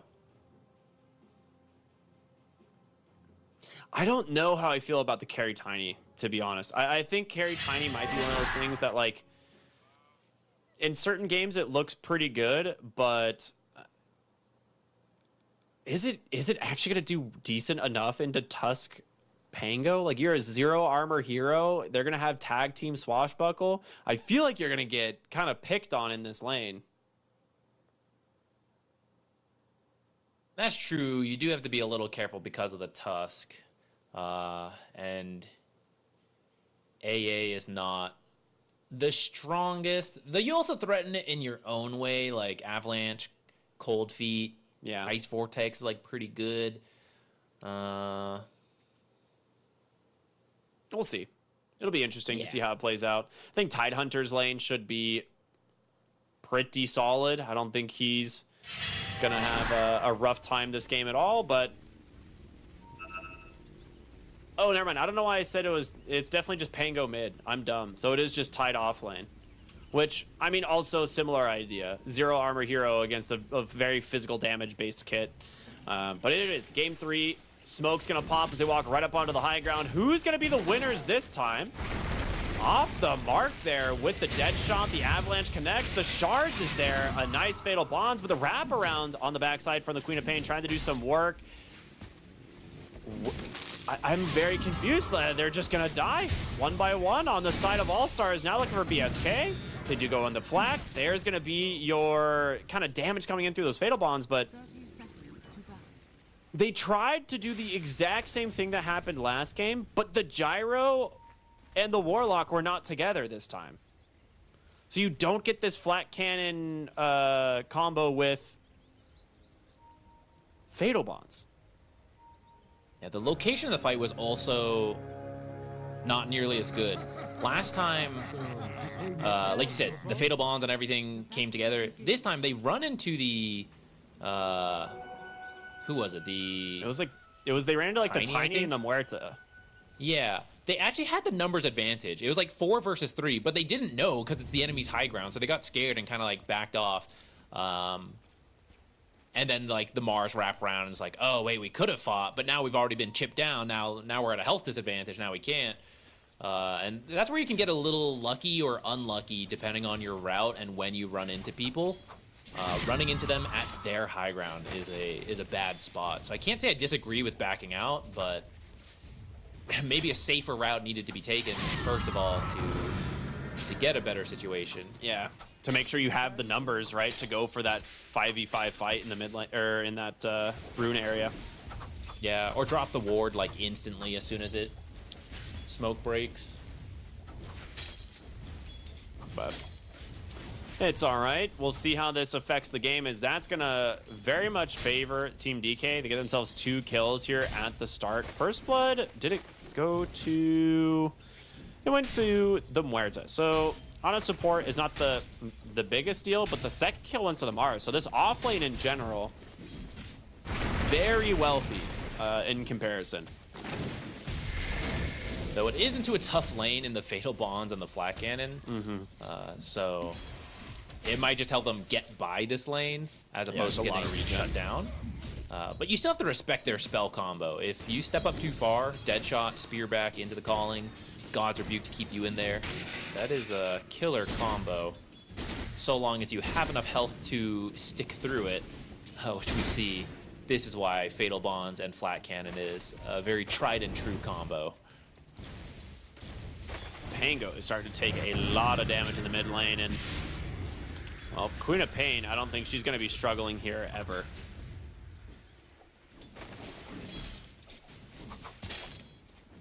She's about to get the 2-minute refill. Should be fine from here. Now, last time we saw a lot of support rotations to help change up this matchup. Or, I mean, not this specific matchup, but the mid lane matchup. So we'll see if they can be better about it this time, especially because, like, you're not having a blast in the Warlock Mars lane. Shard block. Nice Avalanche, but... Oh, the Cold Feet was on a creep! That hurts a lot. They're going to try and body block out here with the Ancient Apparition, but... A lot of potential damage onto the Tidehunter that was missed as a result there. I also feel like that could have been a kill on the Tiny if he went Gush. We usually see Kraken Shell skipped for the first few levels. Tusk, he still thinks it should be a kill. This is pretty far in there. I'm not so sure about this one. He does have Ice a Shard Shards block? Yeah, he's going to use it. just to get away. Lost a lot of health for that. I think he actually needed to chase this far. Yeah, I kind of agree. He'll go all the way back to base to reset. I guess Tiny's going to lose a little bit of XP on the wave, and Well, Tidehunter, with, like you said, without Gush, actually makes it a little bit more difficult for him to do much here. He's holding the skill point, so if a new opportunity arises, they'll have it. So this whole mess is all your fault? Overall, the lanes are pretty even in terms of last hits, right? Like, even the Mars, I mean, part of this is due to the first 2 kills here in the bottom lane, but Mars has great CS. Mid, almost exactly even. The carry's pretty comparable. So, I don't think right now All-Stars, considering they lost 2 heroes at the very beginning of the game, they've got to be pretty happy with the fact that the lanes have gone this well. Queen of Pain is going to go for the teleport and blink play to get double rune here, and that is going to hurt him a lot. Yeah, I like that play. I think Pango is pretty important to the early He can't early stick here. playmaking of All-Stars. Yeah, it's like he's just dead, right? Like he can blink scream if he wants. He's thinking if he wants to do it. I don't think he needs to. He has to Fairy Fire this. I don't know if the Fairy Fire even saves him. 2 health. It will. He's got to do it though. Wait, Ah! what? Oh, he did. Oh, did he Okay. magic stick? Was that what that was? No, he was gonna I guess die the there. last tick isn't actually a tick of damage. It's just the slow. Weird. Oh, right. They did change it. Oh, I snowball. forgot. Top lane. Ooh, they get the kill. Finally takes down the Tiny. There's your Gush as he hits level 4. And with this, very nice kill. Pango lives. Thinking back on it, because Queen of Pain went for the TP double water rune, he didn't want to risk dying on that play because at that point you're actually giving Pango an advantage. Ooh, Tide actually dies now on the return of the Tiny, because Pango would die and then just TP back, and Queen of Pain would be walking in. So the whole Yeah. advantage she got would have been gone. So good restraint from her. Does mean Pango gets to live, but actually, I was going to say she gets to build a lead, but actually, Pango's slightly ahead of Queen of Pain. Yeah, he's actually doing even this now. very well. Yeah. Now they are looking to wrap around. Yeah, there's going to be the calling, causing some problems. Dead shots there, and the kill. Going the way of the Quap. Now she is level 6. Will blink bottom to grab a rune, Oh, but instead Warlock. blinks right into Warlock, who will punish you. That is a very nice kill for the Grimoire. Dead shot, veers him into the Ancient Apparition. That's cheeky stuff there. Well done from Feeling. As he's just gonna go toe-to-toe here with this Tusk. Blood Grenade is out. The 2 supports. Do they have the mana for another dead shot? They do in 1. Snowball, aggressively again. Swashbuckle connects. Dead shot is there. Double kill for the Ancient Apparition. Just kill after kill in this mid lane. And now, Sonic Wave? Oh my goodness. That was the option. Oh, I went. That hurts, baby. That is an easy kill. Now 2? How do you hold Sonic Wave there? I mean, he used it. He just whiffed. I mean, initially, he blinked onto the high ground. Just use it, right? Oh, yeah. Like, Yeah, probably should have. Maybe he wasn't confident in the kill at that point, and then once he saw the roll happen, he felt he had to, but a little too late at that point. In the end, I guess that favors Pango because guess. Queen of Pain died back twice. Well, I mean, he died earlier, you know, so Yeah. like, but getting a double kill, Queen of Pain has to walk back. She's actually gonna miss some of this creep wave. What was a very close lane is now suddenly a 1,000 gold advantage for the Pango.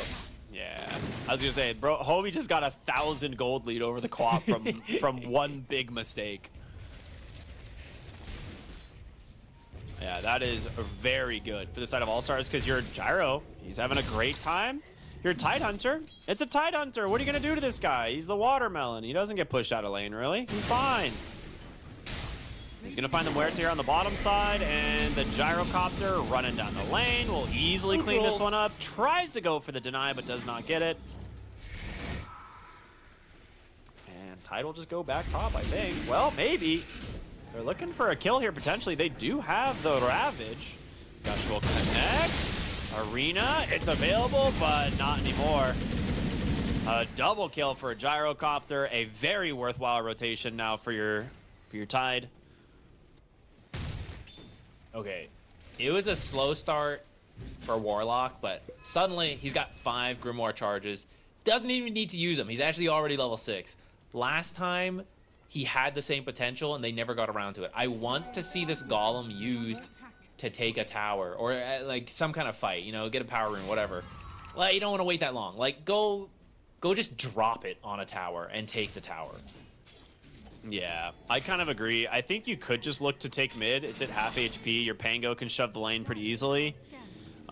They are going to TP quad bottom. They do see this, I think. He knows the arena is coming. Call down is there. He's going to do what damage he can, as there's going to be this... Bruh.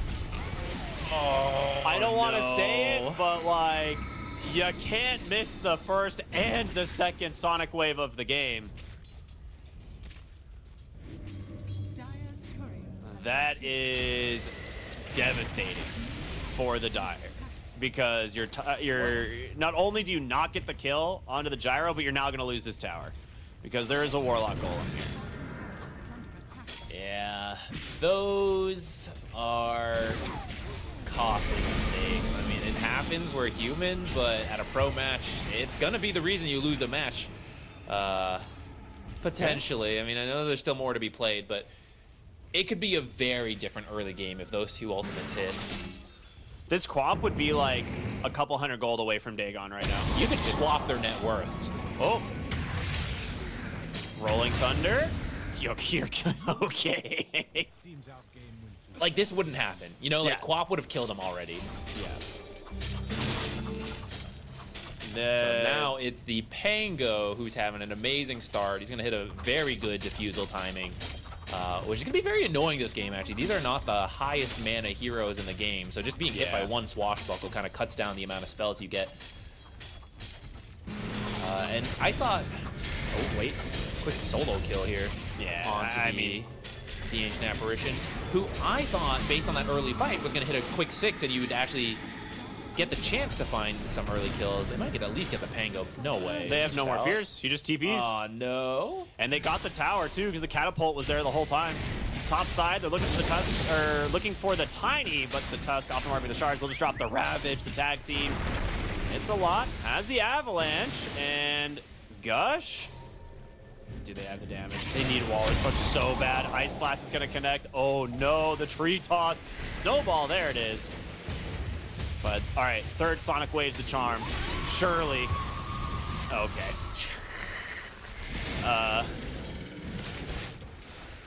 Okay. Look away, guys. I don't know, man. Look away. It's a ping issue, dude. It's a ping issue. It has to. Yeah. 2.5 out of 3. Or half out of 3. I don't know. That's rough. Radiant's bottom tower is under attack. I'm actually gonna see if it is a ping issue. I'm gonna do some research real quick. Radiant structures are fortified. Go for it. Didn't Okay, you play it's Queen of Pain in definitely the first not. game, though? It's not a ping issue. I verified. It's, Dude, you're not supposed to say that. You're supposed to say, oh, yeah, it's a ping issue. oh, my bad. Dire's Anyway, top side, they're gonna look for the tier 1 tower. Gyrocopter here, level 10. You know what they say, Ricky? 4th time's the charm. Ah, is that what they say? That is what they say. Is that why I still haven't won TI? Radiant's bottom Yeah. tower is under attack. 15th time's the charm, as they say. All right. So I mean, usually it's Muerta that we would be talking about of like, you gotta land your skill shots or this support's not worth picking.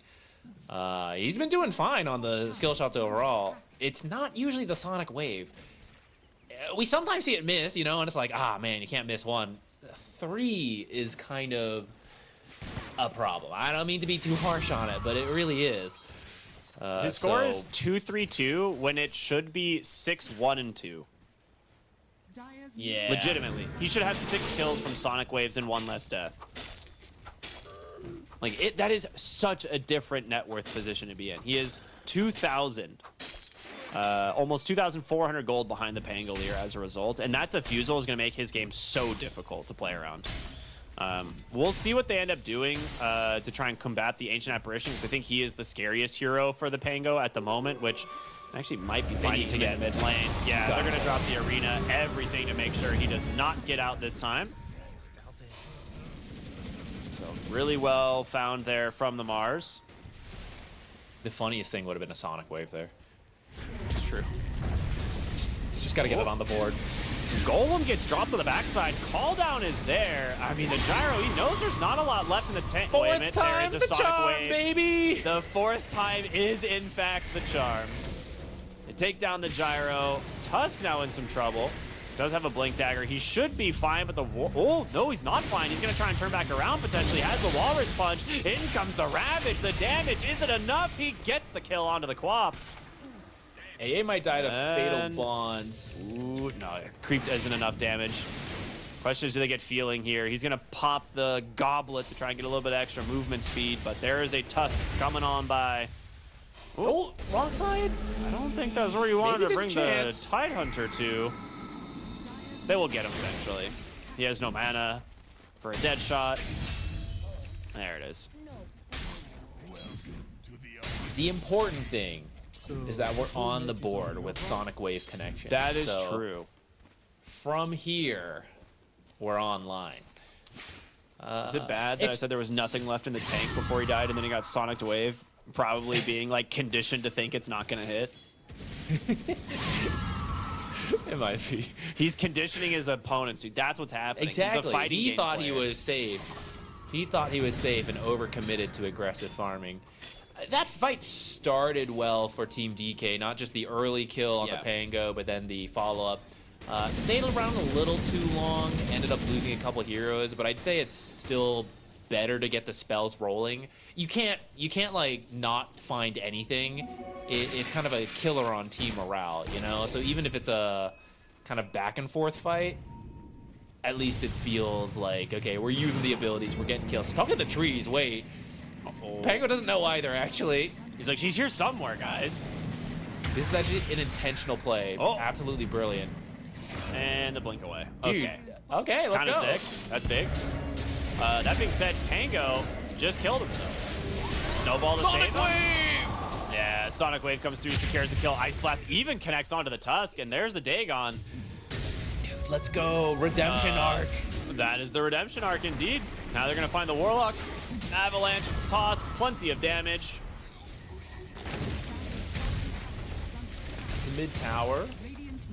No Roche potential on this lineup off of something like that, but with the way the game's going, you definitely take that. You've cut the gold lead down to 2K, and Redemption Arc fully online now. Yeah. Radiant's middle tower Pipe is done on your Tidehunter, which is a great pickup this game. Absolutely needed for the Ancient Apparition.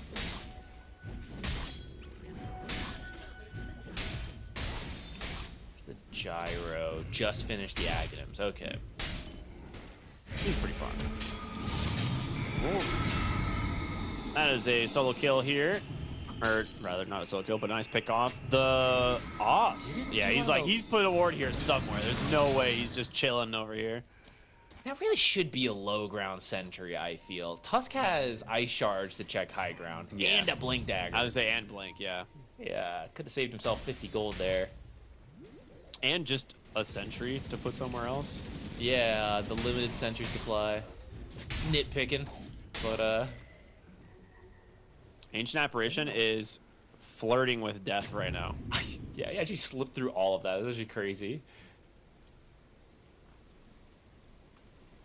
He just squeaks his way through 4 heroes and is like, I guess they're not up here, guys. He I don't know thinks where it's they safe. are. He's coming back. Yeah, he's like, they're He not didn't see here, I anything. guess. I don't know where they are. Radiant's bottom tower is under attack. Dire are scanning. He's out. He's been here enough. They've got everything. They're looking for a play. They got the Blink Arena again. Time to head in with the Ice Blast. It is a kill on pretty much anyone except maybe the Tidehunter. They would See really like Pango to from find this behind. kill, but he's got a Shadow Blade. He'll be fine.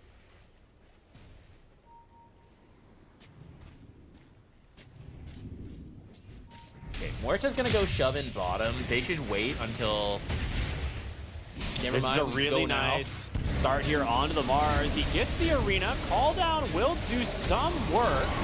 But the follow-up, Sonic Wave, this one does do quite a bit of work here, but he got croakered instead. Queen Pain needs to blink, won't get the chance. OG Croaker. All right, sometimes the neutral creeps are not as neutral as we're led to believe. Atos into a stun, but does manage to get the snowball off at the last second, and Tusk sacrifices himself. They're going to be able to chase for more, looking to grab the Tiny. He's too tanky, but the Ancient Apparition, well, not really going to get away from the Pango. Swashbuckle to find that one, a 3-for-1. That Croaker just owned the Queen of Pain. Mid-blink animation. Muerta was heading bottom to push in mid to the tier, or bottom to push in the wave to the tier 2. And I feel at that point, someone on All-Stars is going to react. And I think you start the fight at that time. They go in 4v5 without the Muerta. And Muerta can TP back, but I mean, you know, the Queen of Pain was dead. Mars had already thrown the spells. You didn't have the fallout from the Muerta. They're just a little bit too soon on that play.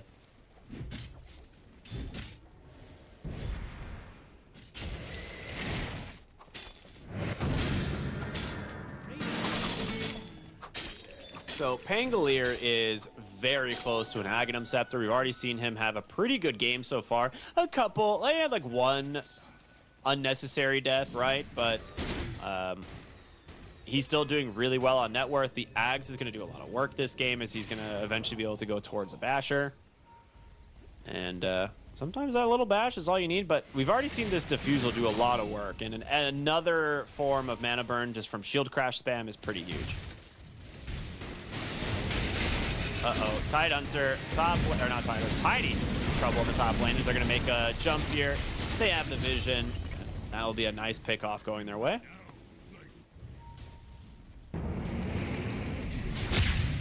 Going for the This is the... now off this. Ooh. Well, they're going to also be able to get their hands here on this Tusk, which, very unfortunate for him. Mars kill and get the Tormentor for the Tusk, who found that Mars kill.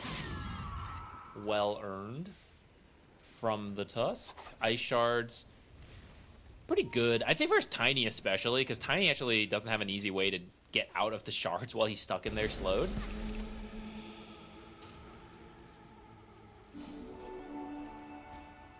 Radiant's bottom tower is under attack. Pango see that? Dire are scanning. I think Pango, I don't know if he saw it, but he immediately broke Queen of Pain smoke. Dire's don't- top tower is under He's just feeling it, you know? He's like, maybe there's something going on. I don't know. Oh, okay. That's a... Tusk? Yeah, he's dead. I think he activated the snowball too fast. I don't... He was, like, panicking and, like, pressed and, you know, came out of snowball immediately when he didn't mean to. You're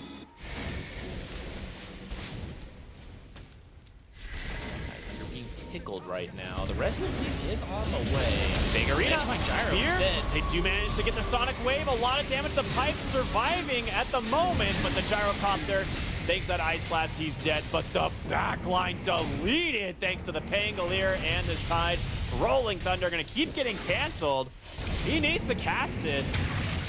Finally going to get used. Does have that Aghanim Scepter. We'll see how much damage he can actually get out. Instead, he's going to turn his attention, take out a bonus kill of the Mars, and now with the Tusk coming in, the Swashbuckle's enough, and they've blocked off the retreat here from the Muerta. Tidehunter just trying to stay close enough, has a gush in a moment, and with this, I think they'll have the snowball. They got it. There's the Ags reveal doing so much work from the Pango. That was a ridiculous amount of damage. That's how it's done.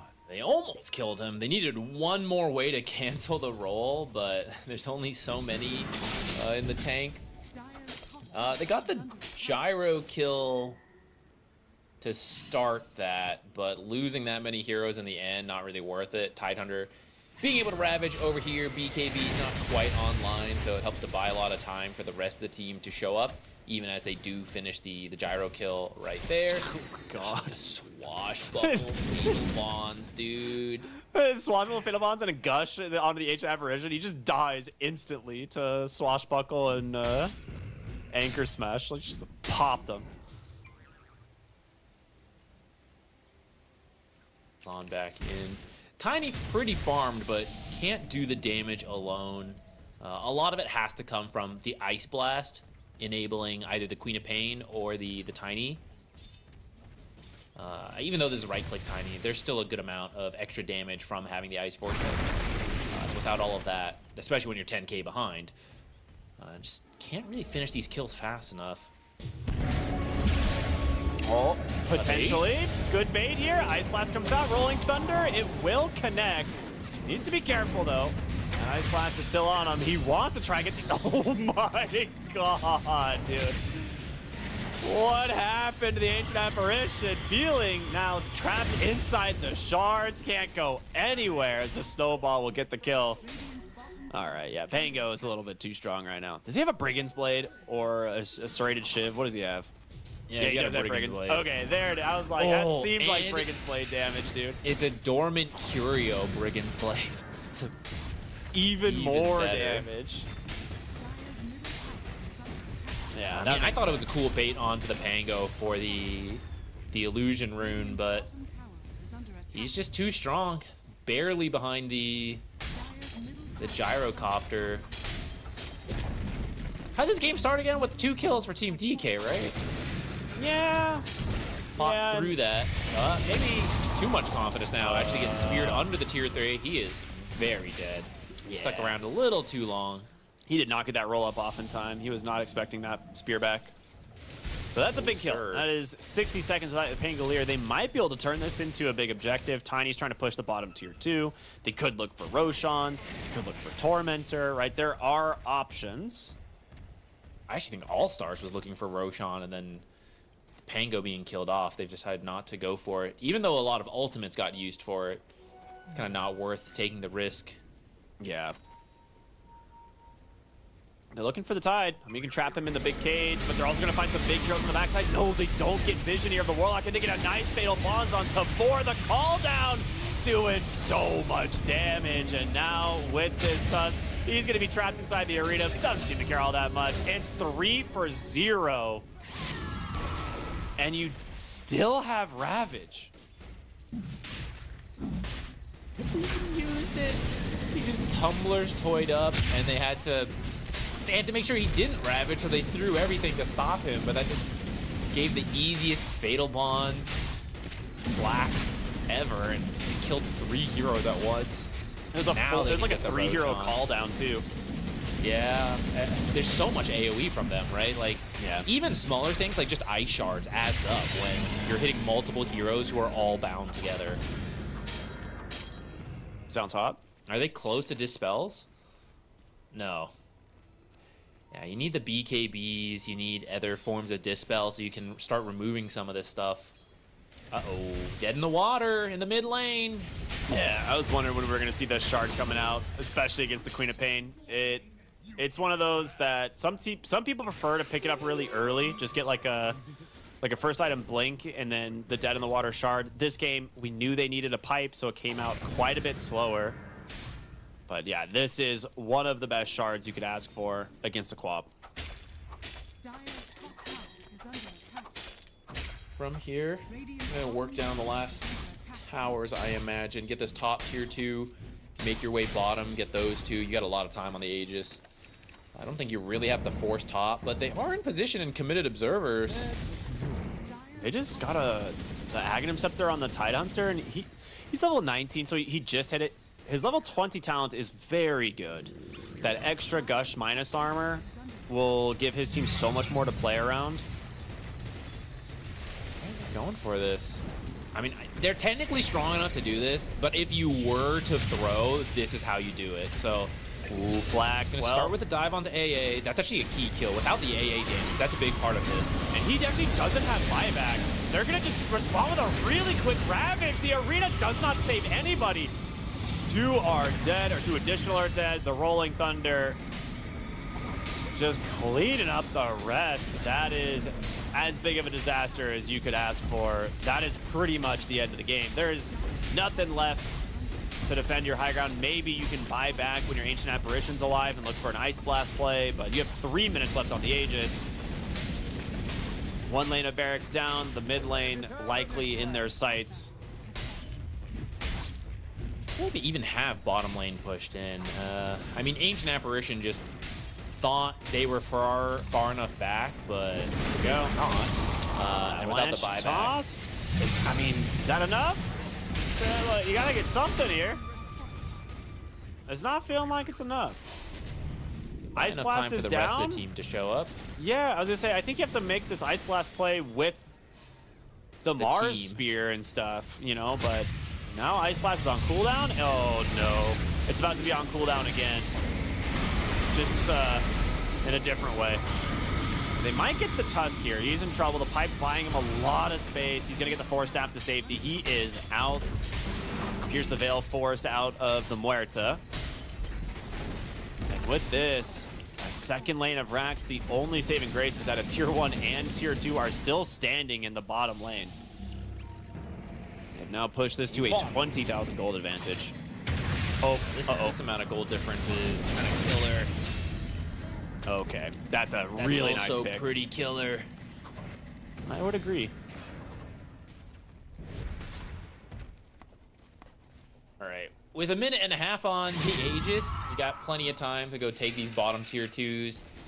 I would say you could play it safe and wait for the final, lane to get next Roche, but I think you've proven you don't actually need it, which I think they should have. I think if Team DK was a little more patient, you push bottom, wait for your team to be ready, and then take a fight. I think the fact that AA got picked off threw off their potential combo. They're going to try it here. Oh, that's a really nice combo. They take down the Tide. They get the Gyro. The question is, you get the Gyro twice. He has BKB. He has everything. And instead, will Nightfall back to the base. Okay. That is something. That is actually a pretty sick hold. They're going to smoke immediately. Your Gyro, pretty far away, but honestly, with just Pango and the 2 supports, they can very easily find kills. As long as you have a good Fatal Bonds, you can do it. But I think we play it safe. Just wait for everyone to show up. See, that's the combo that DK needed to wait for and why you must have the Ancient Apparition. If Ancient Apparition is dead, it's just not possible. So the fact that they're able to line it up there does buy them some time. Fortunately, a lot of the damage has been dealt at this point. You're going to need to repeat that 10 more times, maybe?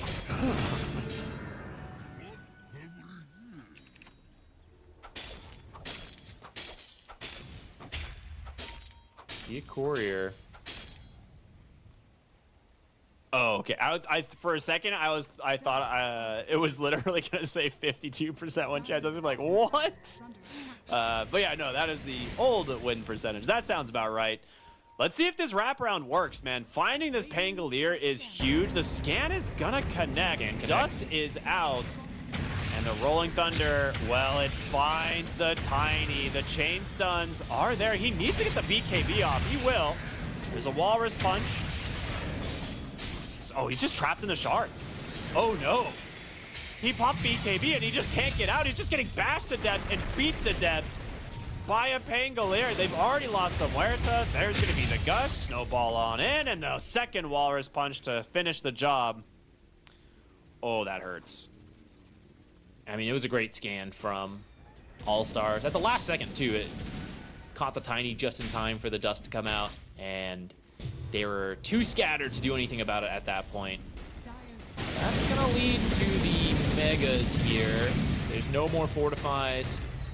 50 seconds till Tiny's up. And, maybe he would have buyback, but even that would be an economic blow. Yeah. So it doesn't really matter what happens here. All-Stars is going to be winning this exchange and probably the game off of this now that they've got the Megas. Yeah, I mean, you got one more shot at the holy grail of team fight. Mars Arena, Spear into Ice Blast, Sonic Wave, but I don't think they're going to let that happen again, right? The Tusk is not seemingly going to just walk out of the base to go farm the jungles, so going to be difficult. Yeah. Oh, You're instead actually he just kills the required- Ancient Apparition, so good luck. That's okay. Ancient Apparition not needed anymore. He has buyback, You're he has buyback. required to disconnect if you get dead shot back, speared back, tossed back into the fountain. If you connect all three, they're actually honor bound to disconnect from the game. That would, I feel like there should be a series of code in Dota that unplugs your computer if that happens. Blink Ravage, snowball in onto the Mars. Uh-oh. Your team fight, it's dead on the side of Team DK, but here we go. Ice Blast comes through. It doesn't hit anybody. Okay, I think this one might be over. The BKB out They got the Gyro's doing Pango. so much work. The throne about to explode. The GGs do come out, and All-Stars, after a really rough Game 1 performance, turned this ship around. They will take the series 2-1. A warm-up game. Warm-up game in game number 1. Second game, they fight their way back, and they bring the momentum here into game number 3, where they even got first-blooded. 2 kills going the way of Team DK, but All-Stars picked a very strong laning team, and were able to just bounce back from that, get themselves into a good spot. And their early plays connected where Team DK's did not. Not to bring attention back to that. To his credit, he never missed another one after those first 3, but the first 3 were pretty critical to an early game hero like Queen of Pain.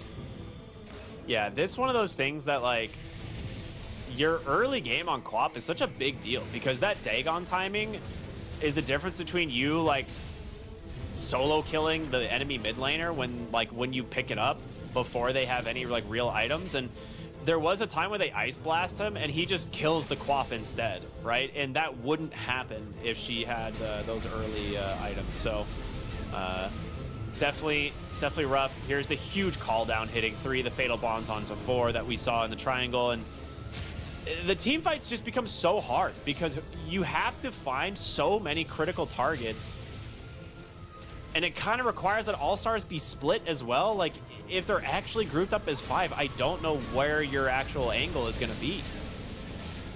Yeah, I mean, it was tough. Anytime you can't focus the Tidehunter, right? Because he's tied. You need to find the Warlock. Warlock sitting 5 miles on the back behind the Tidehunter. It's really tricky.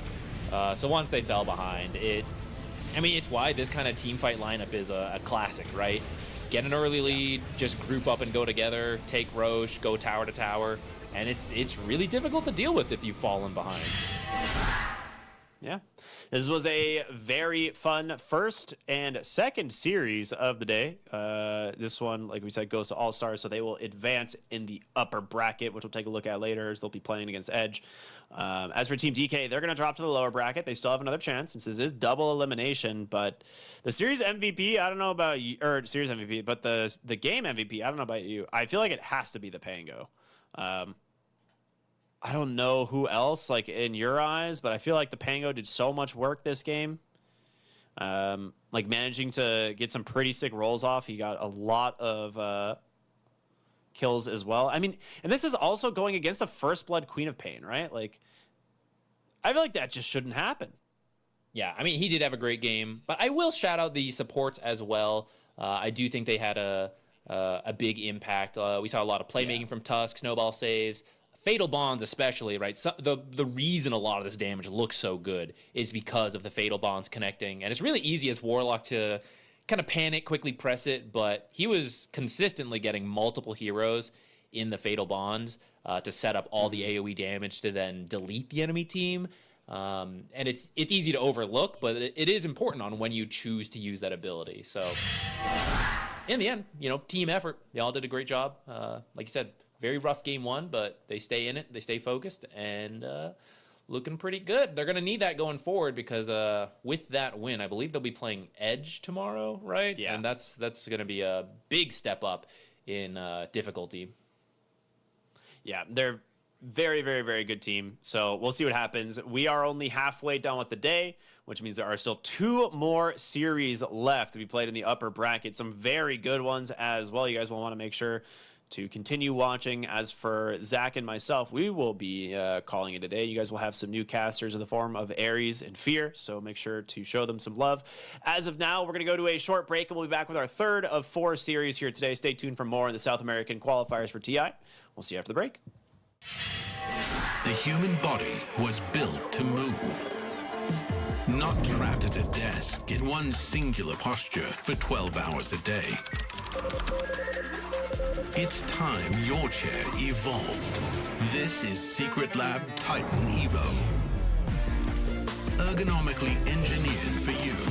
Gamers, hybrid workers, artists. Backing your every move.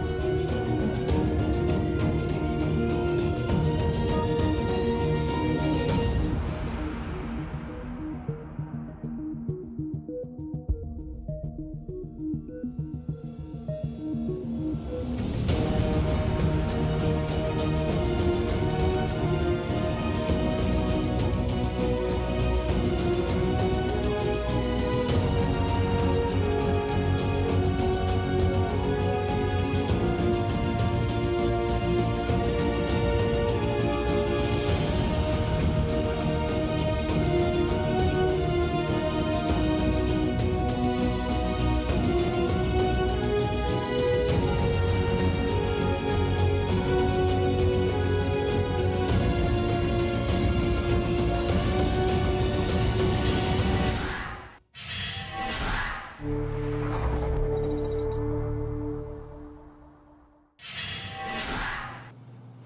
you want to welcome back to the SA Closed Qualifiers. We've got the second half of day one. Got some new classes, new name, Fear, Cryptic as well. I see, it's okay, it's okay. How are we doing today? Great. How about you? It's been a while since I've been on a remote broadcast, but it's great to be back. And we were here last year for South America Closed Qualifiers, so I'm curious to see how the region has developed at this stage. Yeah, it's going to be exciting to see what we had. Last year, did we have two teams that made it through? Were there two slots, right? Where we saw, I think, Beast Right. Coast and maybe, I think, the Divine Lama team. I don't know if they weren't Heroic then, I believe. I don't remember what team they were going by. Yeah, I mean, we'll have to see a lot of the same players just on different teams this time around. So Heroic is around. We've got a lot of interesting new names, like K1's back in the region as well. Parker's back in the region. There's a lot of potential, I think, this time around, and there's going to be a lot of competition because of that as well. Yeah, without a doubt. So let's see how they're going to be able to perform as well with this third series. Speaking about Parker, of course, this is the team we're going to be covering.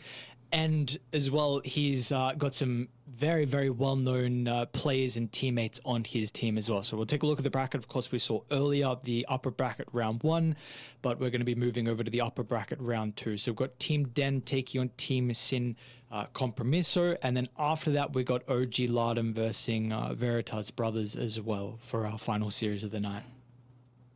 Yeah, I mean, those are pretty exciting to see. I haven't gotten a chance to see OG Laudem play yet, so that is going to be very cool. And of course, a new Parker team. I think there's a stat on this guy where he hasn't been on one singular team for more than 4 months at a time. So we'll see if this is the team that he can eventually stick with. We'll definitely have to find out. Yeah, we'll have to see. Maybe they can have some success. I mean, we have seen Parker with these two players, Dark Margot and Sacred. They were able to go to a TI together under the organization of Beast Coast. We did see them, I guess, more recently with the Boom roster as well. That didn't have as much success. So let's see how they're going to be able to perform. Of course, their position 4 as well, Genik, is the only person, at least on this team, that it hasn't been to a TI. Of course, we've also seen Panda at a couple of TIs. Yeah, I think both these teams are very interesting. It's like probably you've never heard of Team Den or Team Sin, but at the same time, they've got players like Frank, Demon, MJZ on Den. These guys have been around, veterans of the scene. Same with Wits. And then on Team Sin as well, you have Parker, Darkmonger, Sacred, Ponda. These guys have been around forever. So new names, but kind of like the same faces. So a lot of experience and veterans going into this matchup. Yeah, without a doubt. Let's take a look at kind of the meta and what you're expecting overall in regard to the heroes, because I think it's very fascinating. I know we've had this change for a little bit now with your Dota 2 Pro Tracker and not being able to keep tabs on like kind of the heroes and what everyone is playing.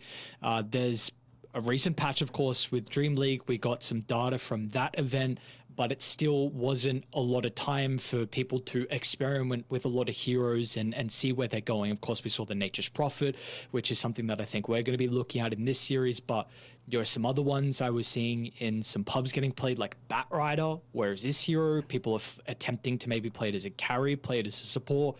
For you and your pubs, what have you been experimenting with? What have you been seeing as well that you were maybe surprised that you're getting at the moment, like with the position 1 role?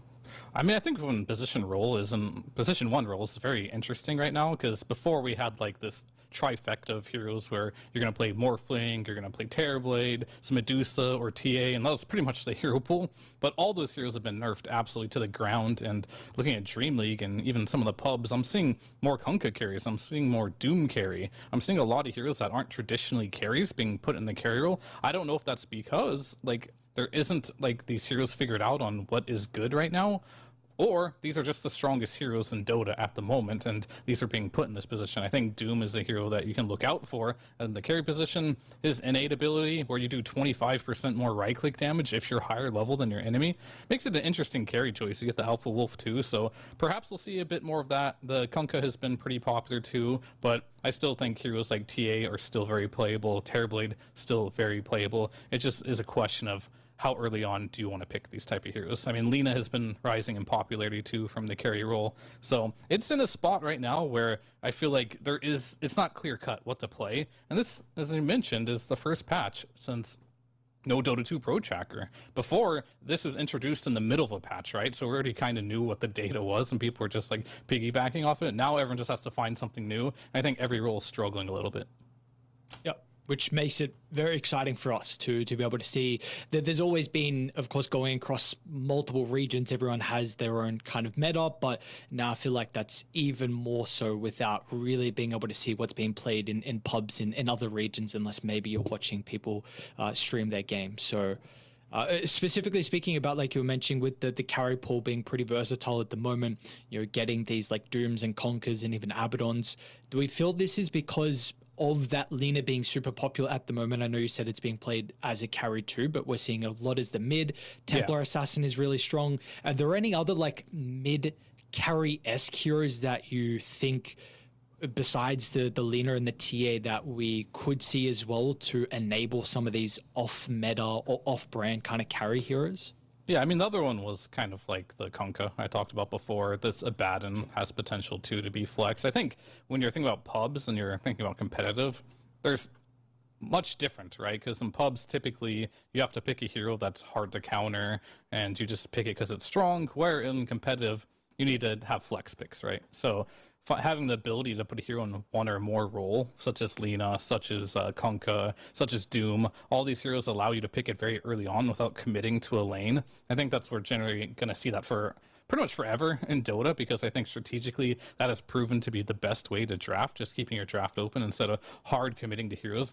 I think hard commitment can work if a hero is completely imbalanced, but I don't think there's a hero in Dota right now, and it hasn't been this way for a while now, that is just too OP, and you can just first phase it into the game. Okay. Well, for you, what are we looking at in regards to the like first pick priority with like five, maybe even if you have a couple more heroes that come to your top of your head, you feel like will be more than likely prioritized for, I guess it doesn't have to be these two teams in particular because we don't really have the data for them, but just what you've seen so far? So I think it's going to be interesting as far as meta goes, because like South America is a region that is very hard to predict as far as like hero picks go. Because as you mentioned before, they have their own meta. Even when the meta was set in stone and every other region was doing it, they will still have their own flair, so to speak, when it comes to picking. But from position 5, I think this is a role that has had a lot of impact over the last few patches. We're seeing a lot less of these tinkers into the game, right? We're getting a bit more of Naga as a hero. Position 5 has made a return. I think Undying is making a return as well. Nature's Prophet has looked really good. It did get nerfed recently, so that one can be a bit of a bait if you don't play it at extremely high level. It can grief a little bit. So I think we have a completely new position 5 hero pool, which is very nice to see. Position 4, it's also very interesting. Like if we look at Perivision, this is a team that loves to play on Night Class, like these Slarks and Terrorblades. These got nerfed. Now I'm seeing more of these Chaos Knights with the Cloven Facet coming out. There's a lot more room to kind of like grow and expand. Dark Willow's back in the pool. This hero can like solo kill carries at level 6. Trust me from my experience, that one's not very fun. Like all these annoying position 4s are making a comeback. Rubik is decent as well. I think there's a lot of room for new heroes to be explored in this patch, because pretty much all the patches that came after the number patch and the letter patch, they're just all basically nerfs. And so the heroes that didn't get nerfed are getting a little bit of buffs here, but even if they didn't get touched at all, it's still a win. Yeah. So we'll have to see. Definitely intrigued on the the position 4 role. Like you're saying, it's very versatile at the moment, very open with those CKs and some of the other heroes that we've also been getting. 9 class, I think, previously has really been the eventer of that, with the Morphlings that we've seen in the past as well. And I know you mentioned Terrorblade, so that's going to be exciting to see. But in regards to maybe playstyle, like how would you describe South America when you kind of compare this region to some other regions? Oh, South America is very brawly. I think in general, this region likes to fight a lot. They're not going to typically do like methodical plays where they get an Aegis, walk down a lane. It's usually pure chaos, a lot of split pushing, a lot of skirmishing. I think we're going to see a lot of fights in that regard. A lot of emphasis as well in this region to winning lanes as well. So strong lanes are going to be super important to going into this one. So yeah, I think just overall brawling, strong laning, and then snowballing the game from there is generally how SA teams do thrive. Okay. Well, how do you feel like that compares to, like, do you think this is just how you need to play Dota at the moment? Like with Western Europe and Eastern Europe, do you say they probably put a similar priority on these type of things? I think strategy from Western Europe is what makes this region the strongest right now. They have a good read on what's OP and what heroes are strong, and at some point, but you basically nerd out, right? Like these 33 heroes, like he'll play it and make it work in any situations because he knows this hero's busted. That's what makes Western Europe so strong. What makes South America so strong is the fact they have really talented players. Like they're going to outplay you, and if you give them a strong lane, they'll make these small outplays. But sometimes that can come at a risk. Like if you make the wrong move here or there, or you don't have the proper scale, it can be very difficult in that situation. But it is SA versus SA. It is going to come down to, of course, who knows the patch better, which is still a relatively fresh patch. I don't think anyone truly has like figured out what's the best of this patch yet. So whoever has the best strategy and, of course, the best macro on the map is probably going to take this one. Just to update everyone, because I know we're having a bit of a delay getting in. Looks like we were waiting someone to connect to the lobby. Then we started the draft, and I think we're redoing draft. We're redoing lobby. So just update everyone. This is a bait. Don't worry. We'll probably go back on our face pretty soon. Everyone's disconnected from the lobby, so I'm not exactly sure what's going on though. Oh, interesting. Okay. I'm glad you told me. Didn't even notice. It's like, that's taking a while for them to pick. Yeah, I'm not sure if because they got a penalty on the reserve time. I'm not sure if the penalty was longer than what it should have been. I'm not exactly sure, but we'll find out. What have you been experimenting with? What have you been playing in your pubs? Is there something that you've been enjoying so far in your games? I'm still trying to figure it out, honestly, in this patch. I've been trying out a little bit of everything. Trying Dragonite out. Been trying the Carry Doom. Seeing if TA is still good. Don't really want to touch Morph in this patch, but I think... I guess Juggernaut he got a lot of bit of love in the patch, but it's very unfortunate. Jug got buffed, but unfortunately Axe did too. So there's a lot of games where it's Axe versus Jug, and that's not a very fun matchup. But I think both those heroes could have a place in the meta. I think Axe is definitely good. Jug, we'll have to see. He got buffed up. I have managed to win most of my games with Juggernaut, so that's the hero I'm hoping comes back. It's been so long since we've had a Juggernaut patch. When it's honestly, time. when was the last time we had a Jug patch? I don't remember. Like, what it was wasn't there I don't know if it was a bug, but I think Arme always was trying it, but there was a little bit with like the talent or something with the crit. Wasn't it like, weren't the numbers bugged? Do you remember? I don't remember. It was a while ago. I mean, yeah, back in the day that used to be a bit bugged, but that's when you would like the lifesteal. Is that what you're talking about? Where it just ignored armor? Yeah. Yeah, that was the thing. But yeah, that's when I guess he was playable, back when he was bugged. So it's been a while since that has been the case.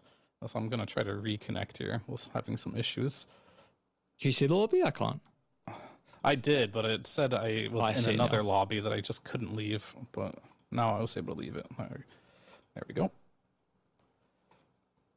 All right, but yeah, it's been a very, very long time since we had a Jug patch. So it's coming. What are the I think with Dark Willow becoming more popular, it's going to make Jug get picked a bit more. Okay. So what's the thought process behind that? Oh, I mean, just Dark Willow. It's just all magic damage, right? It has 1 million disables. You can't attack her with 99% of carries when she goes in the Shadow Realm. So you have the spin, which makes you magic immune, takes away all those disables, and you can just kill him with your spin, right? When he's in the Shadow Realm. So it's just kind of like hard counters that hero. Sure. And if you don't respect the Dark Willow and you don't deal with it in the game, like picking these Leshraks or Juggernauts, this hero can do so much in a game. So might be some potential there.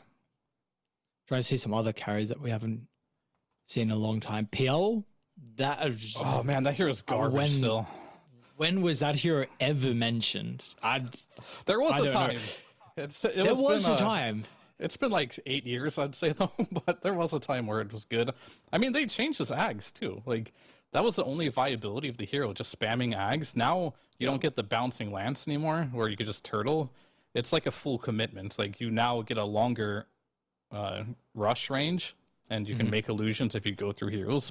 So you kind of just have to play old PL and just get in there. But trust me, I've had people on my team playing carry, trying to make PL work, have not seen it be successful yet. It's still just, I don't know. Any illusion-based carry right now outside of Terrorblade is just garbage. Illusions just die. Mjolnir's too powerful. It's a core item on every hero. Yeah. There's a lot of AoE in the game. All the offlaners basically have a good AoE toolkit, so do the mid laners. So, unfortunately, illusion carries just have not been a thing for a while now, outside of Terrorblade. But he's like kind of like a fake illusion hero, because this real hero actually does something. Yeah, compared to a lot of the other ones like Naga and PL, which just cannot be played whatsoever. I mean, CK as well struggles from the same problem.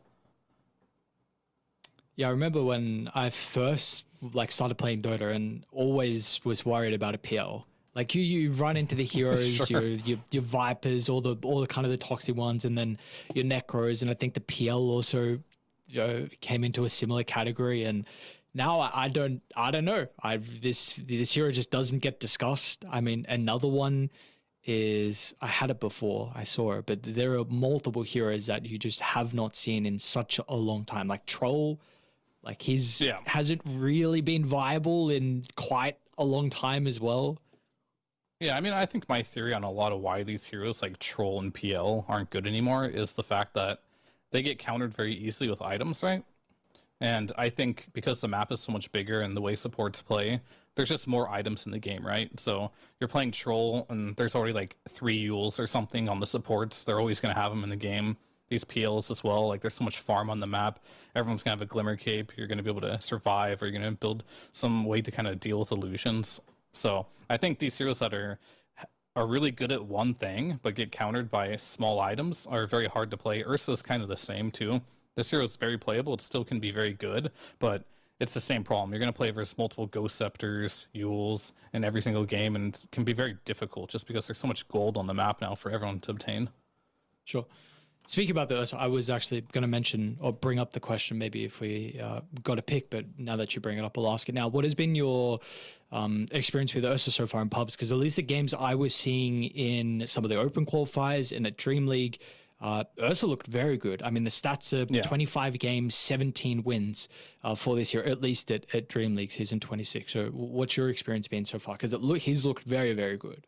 Yeah, I mean, he's very strong. I mean, items are annoying for him, right? But luckily, if you get Ags and you have BKB at some point, you're a very strong laner. A lot of the offlaners right now, like Axe being more popular, don't like playing versus Ursa. So I think this hero does work, and I do believe as well Ursa is looking a little more strong. Same with heroes like Sven, just because these Morphling, these Terrorblade heroes, these TA type of heroes are not getting picked as much. He really struggled playing into those heroes. So, and we are seeing a lot more Doom carries, as mentioned, like these Lina carries. And I think Ursa just kind of like destroys those heroes. So it just comes with the meta where all of a sudden these tanky cores are going to be more popular, then more Ursas, more lifestealers are going to start looking better in these games. So he's still very strong, but you can't make many mistakes on this hero. He's either going to be like 12-0 or, just like feeding because he has a bad laning stage. So he's a very volatile hero, but if you pick him in the right spot, this hero is quite good.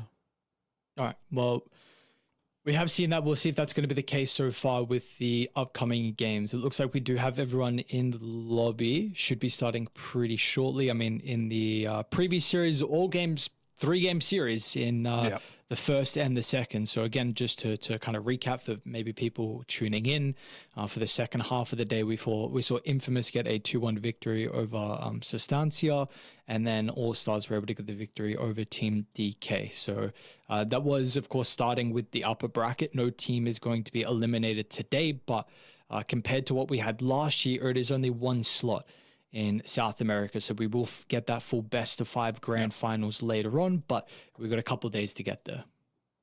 Yeah, and we saw a lot of different and unique heroes through both of those series earlier today. And I imagine this one will be no exception. Like, there is no meta right now. It is pretty much people playing off of feel and what they've seen in their pubs or what they've succeeded with in their pubs, or just purely game knowledge, knowing what's good against what. We saw like carry Dawnbreaker in one of the games, right?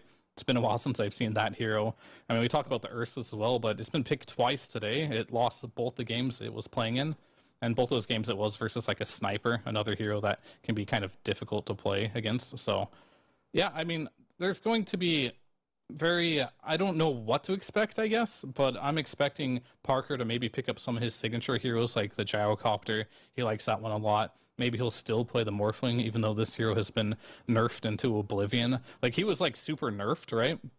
In the number patch. But then what happened was that they nerfed every single one of his abilities, but they accidentally, because they changed the health regen stuff, made it so Vessel and stuff like that just didn't work on the attribute shift, so he's still OP. But luckily they did patch that one out. So he's finally in a spot where this hero, if you want to pick it, you have to be damn sure it's a good morph game, because this hero is not easy to play in the laning stage anymore, and he gets hard countered very, very easily. So we'll see. There's so many possibilities we can talk about what might get picked and what might not get picked, but it's really going to come down to what the opening couple picks are, and you're going to have to bring out like some new heroes given the situation. I saw Undying, it's back now. There was a meta where Undying Drow was a thing. I think Parivision used that one as well.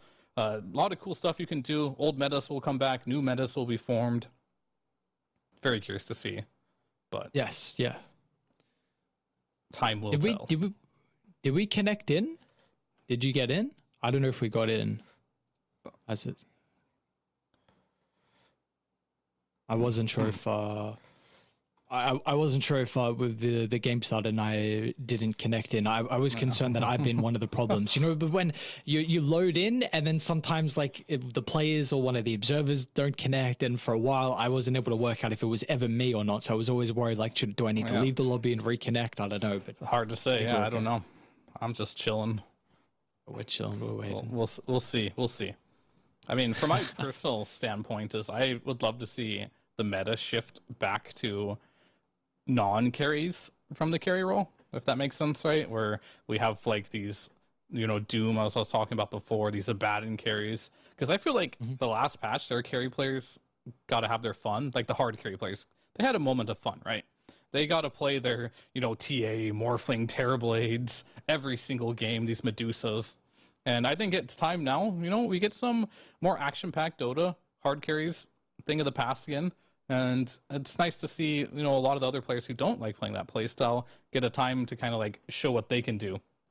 So I think that is the direction this patch is currently in. But yet again, maybe I just don't really know, right? Like what's the best heroes, and these guys don't know either. And so instead of picking a hero that is particularly good because you think it's OP, maybe you just pick a hero that's good, that's not a carry, like the Doom or Abaddon or Kunkka, and just know it'll have a game until eventually people will find out what the OP carries of the patch are. But right now, we just don't know. I think the offlane situation, very similar. I think mid is pretty figured out. The spirits are still good in the mid lane. See a lot of Ember, see a lot of Storm. Ember got buffed up. And yeah, I think we do have a draft on our hands right now as well. So let's get into it. Let's see what do we got? So Conquer, Dawn, Undying, first phase ban for Team Sin, and then they're going to go TA, Nature's Prophet, Oracle, and the Pango. So no real surprises here. Sin going to opt for the Brissa back, of course, seeing some flex with the 1 and the 3. And the response from Dai is going to be the Ancient Apparition early. So looking for one of the better position 5s. I guess you don't have the Oracle as well to kind of combine with the Brissa back and also maybe be a bit of an answer to the Ancient Apparition. Yeah, I mean, and plus with the Bone Chill facet, very good versus Strength heroes in laning stage. You do have to deal with Bristle in the lane, because if this hero gets a free start, he kind of terrorizes the game. But this Bristleback is the hero that did get nerfed in the most recent patch pretty heavily, so it used to be first pick every single game. I wonder if that's still the case for this hero, just because of the nerfs it did receive, but I think it's still very good. And more importantly, I think it was just the green facet that got nerfed. So is he going to go for the Seeing Red, or are they still just going to play the more nerf style of the green facet on this hero? 10 seconds remaining. Which maybe lowers the potential to flex it to the offlane. Because I think a lot of offlaners, maybe Amar was the only one that I think was going for the Seeing Red Yeah. facet if it was played as a 3, and pretty much everyone was going for the Snot Rocket. Pretty much, he was the only one doing it at times. I still think it's playable with the green facet. However, I think, as I mentioned before, maybe it's a flex pick, and maybe Parker is just going to want to play this from the carry as well, depending on what does get picked in that role. So Tiny does come out. This hero has not been played as a carry very much, mainly in the mid lane right now, and support. So more than likely, this is either the support duo, or this is just a flex of mid and off lane. And this is just how you draft in Dota nowadays, right? You pick these heroes that are very flexible. Outside of the 5 doesn't really flex too much. It's normally the 4 and the cores flexing around, depending on the dynamic of your team. Like, we'll talk about Power Vision again. This is a team that loves to do, you know, best team in the world at the moment, and they see a lot of 9 class flexing, right, with the carry. So, and a lot of teams will take inspiration from the best team in the world, obviously. So we'll have to see if that's the case here. Morta, this used to be a support. Now it's been more of a carry. It got a new facet where every time you hit Deadshot, you get attack speed, right? And it reduces the cooldown when you do get Gunslinger procs on your Deadshot. So you can use more Deadshots and get that much needed attack speed. So she has a real carry facet now, which is very nice to see. And then that Naga Siren we talked about being one of the stronger supports right now with the Deluge facet does come out.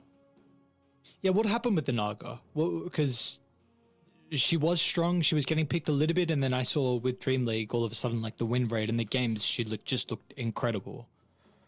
Yeah, I mean, let me check the patch notes. She got changed in the patch. That's like pretty much what happened, but it wasn't in the letter patch. It was in the number patch. Let me see. Nog got buffed. Okay, so base agility went up, damage output went out. The deluge damage was increased by a lot, and the movement speed slow was better too. The Agnum Scepter is kind of broken now too, looking at that. Oh, the cooldown, that was another one. Yeah, and then the Song of Siren cooldown went down. So basically, everything was buffed a little bit on this hero, which makes it nice. But I think the Ags is insanely broken. Like, it goes through BKB, and it now applies a break too. So that's kind of like a big buff there. But yeah, the sleep cooldown, damage going up. I think you can farm a bit more damage in the laning stage too. So yeah, just a lot of quality of life buffs. And on top of just the quality of life buffs, a lot of the other popular 5s just got nerfed, right? So inherently her value goes up. And there it is. Let's talk about signature heroes for Parker, the Gyrocopter. He's gonna whip it out in this game. He's one of the few carry players that is, I believe, Grandmaster on this hero who just really enjoys playing Gyrocopter. And he's got interesting item builds too. He doesn't always just go straight for the Agnum Scepter, right? Sometimes he'll go games without even buying the Agnums. He just has a good read on this hero and what he needs for each particular game.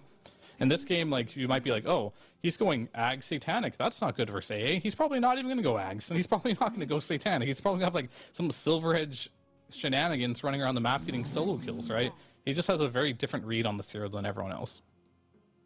Yeah, I mean, definitely intrigued to what the item build is going to be, because like you mentioned with the matchup versus the air, I mean, a very natural Satanic buyer, and you're also playing into the Blade Mail from the Centaur, which is maybe a little bit frustrating with the high right-click damage. I'm not sure if the Naga is like able to offset maybe some of the lane. It does look like it's a pretty strong lane with Scent and Shadow Shaman for Team Dan.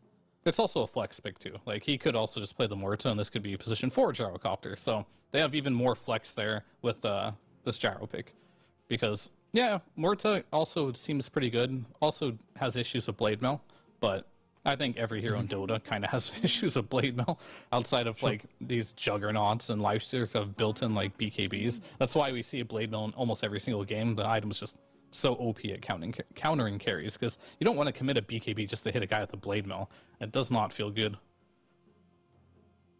Okay, so we're looking for our mid-hero last for Dark Margo. I feel like I don't often see his hero drafted last, but yeah, needing some...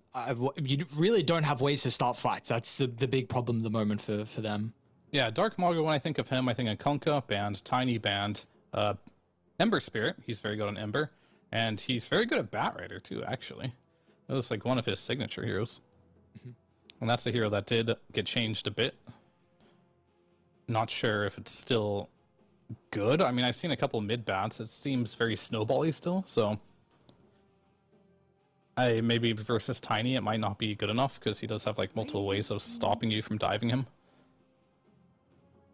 Dire team pick. But Ember, okay, so they're gonna pick Enigma off lane, which means we might see a Bristleback mid. Okay. Not something we see a ton of, but it has been played. Okay, so what do you got there? No Conquer, no Gyro, 10 seconds remaining. no Bristle for the Enigma. What are some of the I mean, they've Seconds covered their bases pretty well here as far as this hero goes. Let me see. How Alright, so what else can we do here? I mean, TB would be okay. You could do Alchemist. Clinks is very good. If you're Yatoro, you do Clinks. Wraith King's decent. Tiny Where's carry's Sven fine sit? too. Okay, Nah, it unfortunately isn't really playable. Like your cleave range is too bad. So basically, if you try cleaving the Eidolons down, you're just gonna die. Sure. essentially. Okay. So that could be difficult. I mean, I think Tiny carry's fine here too, because like you could just avalanche, hit them once, throw your tree at them, they'll die. So they already have an answer. Okay, so if if we they look wanted at to Tiny pick a new mid, Yeah, what are the options that we're looking at then if the Tiny's going save? I mean, could Timbersaw, I guess. What's good versus Bristle mid? Could TA mid? Yeah, TA mid would be very good. Morph mid? I mean, I'm just thinking heroes that are good versus the Bristleback. Yep. I think those are all pretty good solutions here, so... Oh, they banned Morph. Okay, just kidding. And the Alchemist I was talking about. I mean, I think they're literally afraid of Morph going mid and putting Tiny carry. And then they ban Alchemist, which is another hero I mentioned. You just throw that acid spray down, and the Eidolons don't really like to stand in that, so... They could choose what they want to do here, but they have a couple like playable options. It's definitely not a checkmate unless they pick a horrendously bad choice. You may now select your heroes.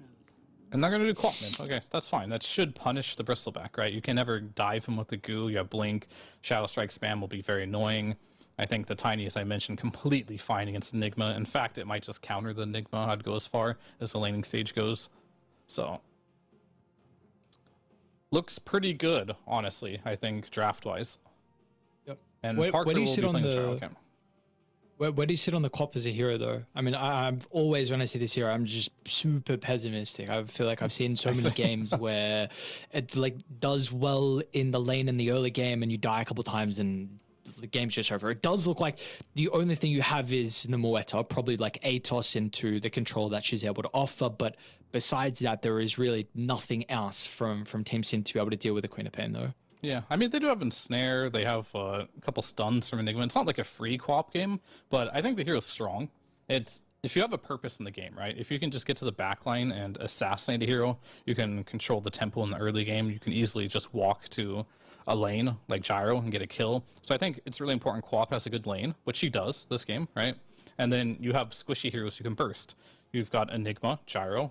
Naga's not going to be too strong against you either, Morta. So I think it's a good Quap game. And I think the reason why you're pessimistic, because in a bad Quap game, this hero is pretty useless, right?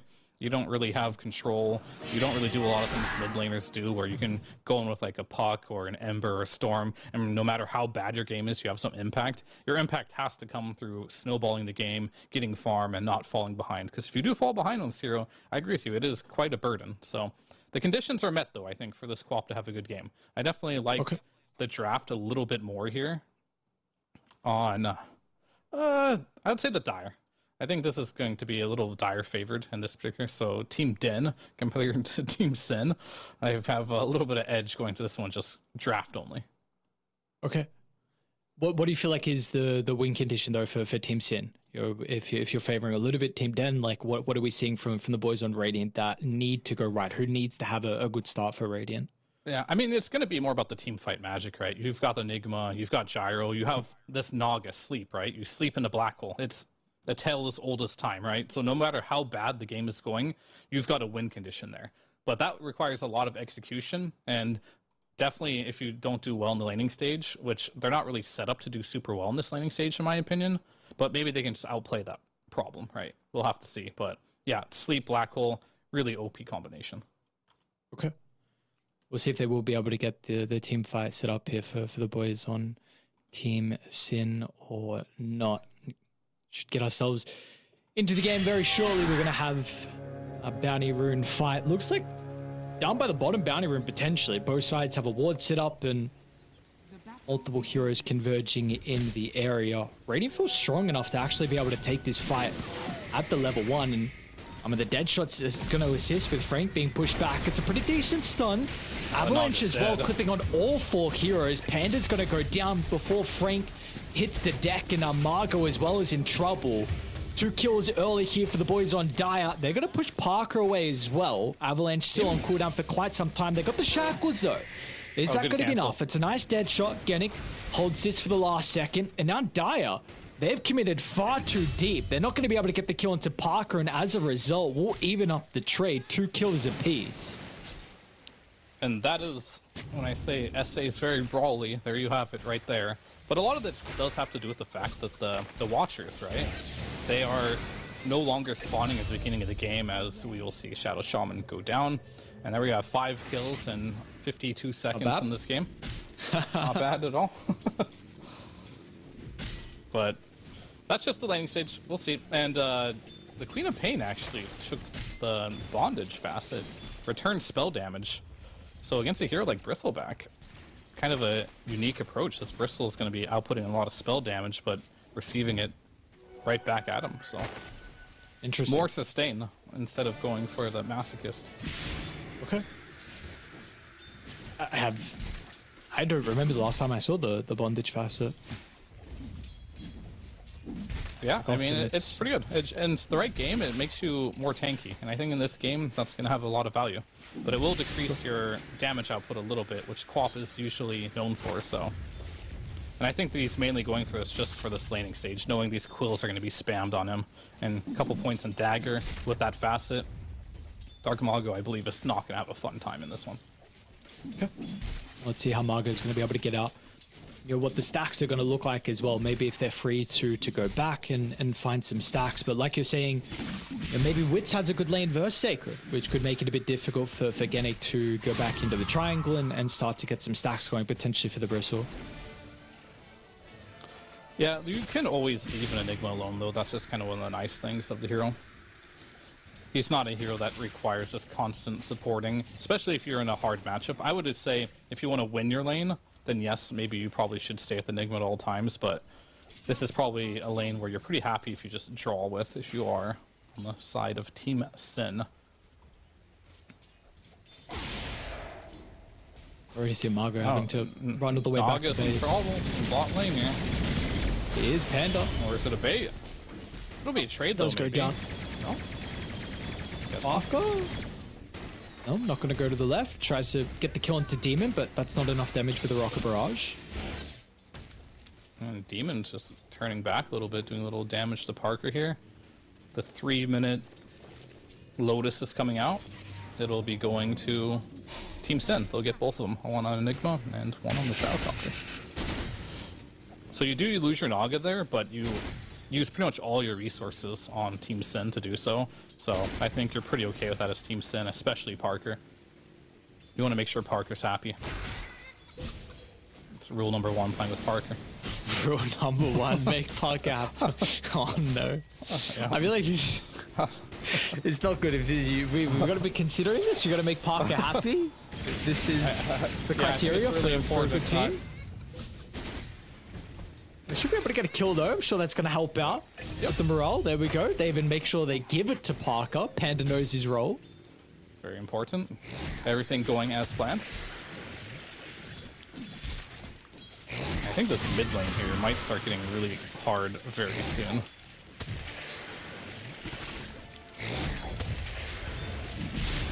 I wonder if Mago's dead here. Yeah, I think he might be dead. Doesn't want to go for it. I mean, this is rough. You can control the runes. I'm surprised we did not see a rotation yet. Oh, and he's aiming at his ward. Yeah, this mid lane's pretty done now. I think that was the only chance he could have really done something. And you can see how he's saving his blink. Oh, they got a salve out, so salve will be used. But the action is really happening on this bot lane here. Oh, he canceled the shackle. Oh, yikes. Frank's able to get the stun, but now he's going to be a little bit cautious as well. Stick charges, tries to get to the tree line. Parker's able to find him. QB cuts down the tree that was blocking the vision. We got a kill on the opposite side of the map as well, though. So it does look like Team Den with a combination of Wits and MJZ is able to find the position 4. Yeah, that was a costly shackle cancel there. It's just not only did he lose a lot of healing from that, just gave away a bit more, and the mid lane pain is it's arrived. He didn't even have to use Sonic Wave for that, so this quap pick already paying off, and maybe just the facet in general has already paid off with this laning stage. A lot of value for Wonderkid. Let's see what he wants to do with this bottom lane. The action continuing. Just seeing heroes getting run down, resource getting traded. And what do you do actually on the Bristleback? I mean, you're going to go mid. I guess you'll get some assistance from Genic to maybe try and secure the power rune, but it's not for another 20 seconds, so I mean, you have to stop this quap from getting the power rune. I think that is going to be really important, and they might just do it. They're going on Parker here. Lane, MJZ. He's got stick and comes fairy through the fire, portal. He's going to give himself a little bit of vision with the ward. Parker, well done. Oh, look at that. Just kills them all. Panda won't be able to catch up to Frank. No spells to prevent that, but rotation for the Ancient Apparition does nothing except just feed another kill over to Parker's Gyro. 4-0-2. Man, this is going to be the strength of this hero this game, and we're probably going to see some unique item build as well. So it's definitely not going to be one of those gyros that's going to have like a free game as far as itemization, but he is having a free game though as far as the farm department goes. But yeah, dropping that ward there and getting that kill was very, very nice to see. Why did he even have a ward on him? Who buys a ward as a carry at 5 minutes in the game? Either way though. Let's see what it does on the opposite side of the map. You know, you've got 2 fresh wards down bottom here for Radiant. Like, does this actually maybe do something on the other side where it helps the Quap be able to rotate? Not that they probably know this. Plan. Quap's coming in. This is a What's he streak. doing here? He's trying to pressure. This is what happens when you're winning your lane too hard. You want to make sure your opponent gets absolutely nothing. So he was zoning the Centaur out from getting any of the farm, but not respecting the fact that this Queen of Pain did have a TP ready, so. Oh, nice dead shot. Honestly feeding out some gold there, but yeah, they will get the AA kill in return, so always nice to see. And this top lane, actually, this Enigma, doing really well. I mean, you're not really shutting down the Tiny, but you are getting complete free farm, and I think the Morta is definitely helping with that one a bit. The AA, of course, doesn't have any way of dealing with the Eidolons, so if you want to kill these, it has to be like a full commit from the Tiny. And I think every time he tries to do that, he's just getting dead shot back into the Eidolons, right? So it can be a little bit tricky. And that kill really provoked to take it further ahead of the Tiny. There's a massive network difference actually between them. Yep. So let's see what he wants to go. It's going to be the pipe, at least for Sacred at the moment. Like, only magic damage pretty much. Yes, the Tiny will be a bit mixed as the game goes on, but it's really going to be important to help Dark Margo to maybe enter some of the team fights, because his items going to be a bit limited. Should be able to get a kill. Wits doesn't have anyone to play with. Dead.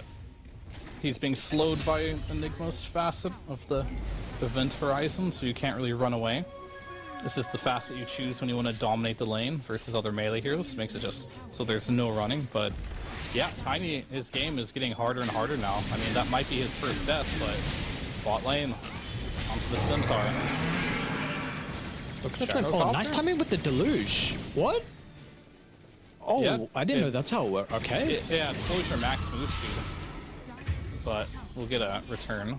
But yeah, when you have deluge on, your max move speed can be 230, so good luck using Stampede, right? Doesn't really work. So that is kind of like, I'm not gonna say a hard counter to Centaur, but it's pretty good. Yeah, because I was seeing them set up on the Centaur, and I'm like, are they just wanting to try and force Stampede? Is this the thing for them? Like, there's no way they get this kill, and then, okay, well, yeah, Deluge works like that, apparently. Yeah, it's quite nice. Naga's toolkit is kind of BS, you know? It's like you have this net, or you can reel them back, and then you can slow them. Like, when this hero was good, it was always first pick, and Valve buffing Naga, you know, it's a dangerous game. I don't know if we're ready for carry or support Naga to come back. Well, it might be a trash carry, but this hero, if it's good on support, it's real good. Because it just has such a unique toolkit that no other hero has. I'm gonna have a fight for the power rune. It's like, unfortunately, you don't have MJZ's ultimate, which could be a massive amount of damage for the nuke. We're gonna see that come through for the Sonic Wave, but still, it's just lacking. Needed that extra spell to potentially get the kill. And Wonder Kid doesn't have mana now. Okay, Blink has just got enough to be able to jump over the other side and get the haste. Yeah. I mean, you have like 4 heroes there from Team Sen. They just let it sit there and she blinked to it. Alright, well, that's nice for Quap. That was a big win for Team Din there, just because you committed a lot. You left the Enigma lane. Now this Tiny was able to push the lane out. He's able to farm. He's going to be able to recover a little bit, which is definitely going to be really nice for him. But you still have a problem. This gyrocopter is incredibly farmed. Enigma, he's having a great game. You probably wanted to shut him down a little bit more than this with putting the Tiny there. But as I mentioned, stemming the bleeding would have been just enough. But they didn't particularly do a good job on that. And this bot lane, this is where the real problem is. This gyrocopter is incredibly farmed. As we start to get a little snippet of what this gyro wants to build. As far as itemization, I told you he wouldn't do something normal. It's going to be S and Y into Hurricane Pike. Not your everyday gyro build, but he realized in this game status resist going to be quite nice against heroes like Centaur, AA, Shadow Shaman. Always pretty good. And the Pike, it's all going to be about maneuvering around the map as Stampede is going to be used. Big kill. Much needed kill for the boys on Dire. Had to get themselves back into a position where they could compete in the early game. And you don't require the Sonic Wave as well. We're still on cooldown, just Stampede and the Ice Blast for the kill.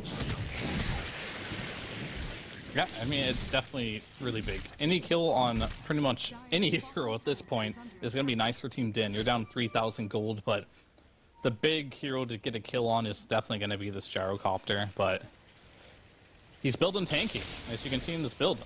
Dragon Lance, Falcon Blade, he wants a Sanjin Yasha next. He's going to have a lot of HP that you're going to have to burn through.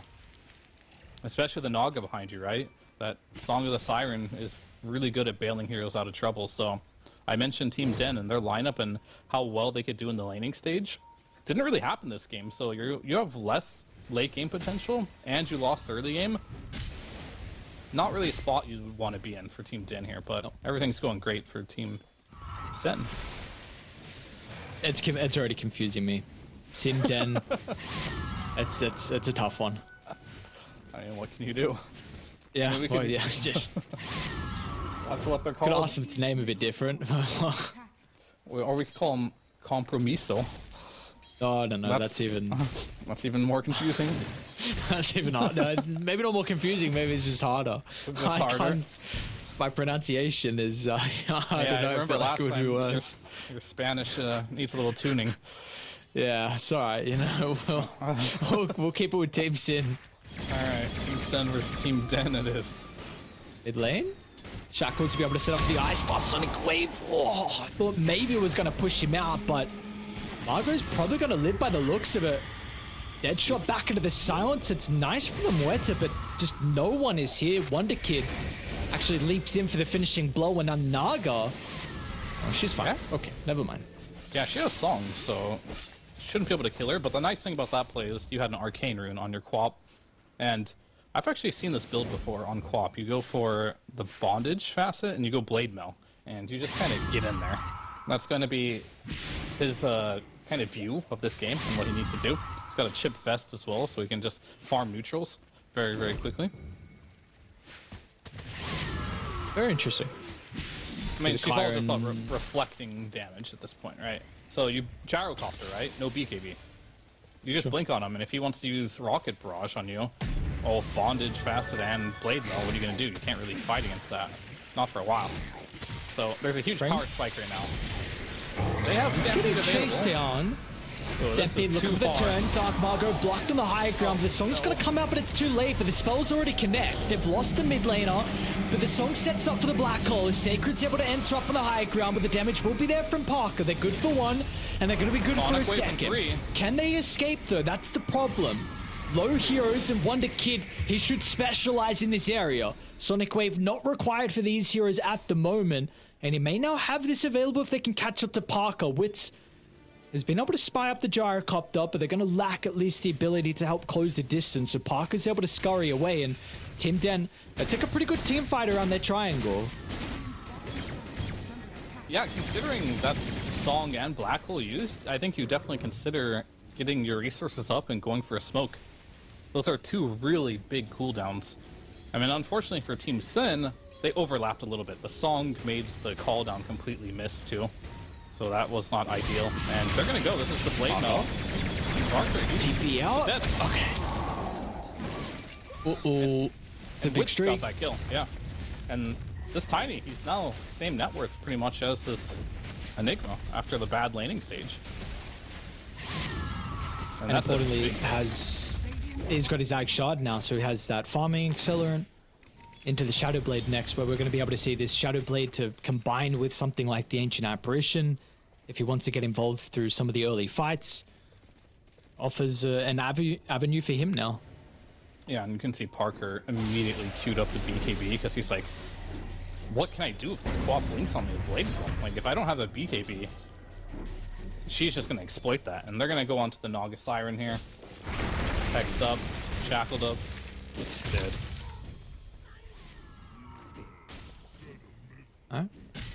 Last couple of sequences for the boys on Team 10. This net worth lead, I think maybe peak was at 4,000, maybe 5 for Team Sin, but very even game. And now they're starting to clump together around this T1 tower mid. Cooldowns still don't have the black hole and the song for Radiant.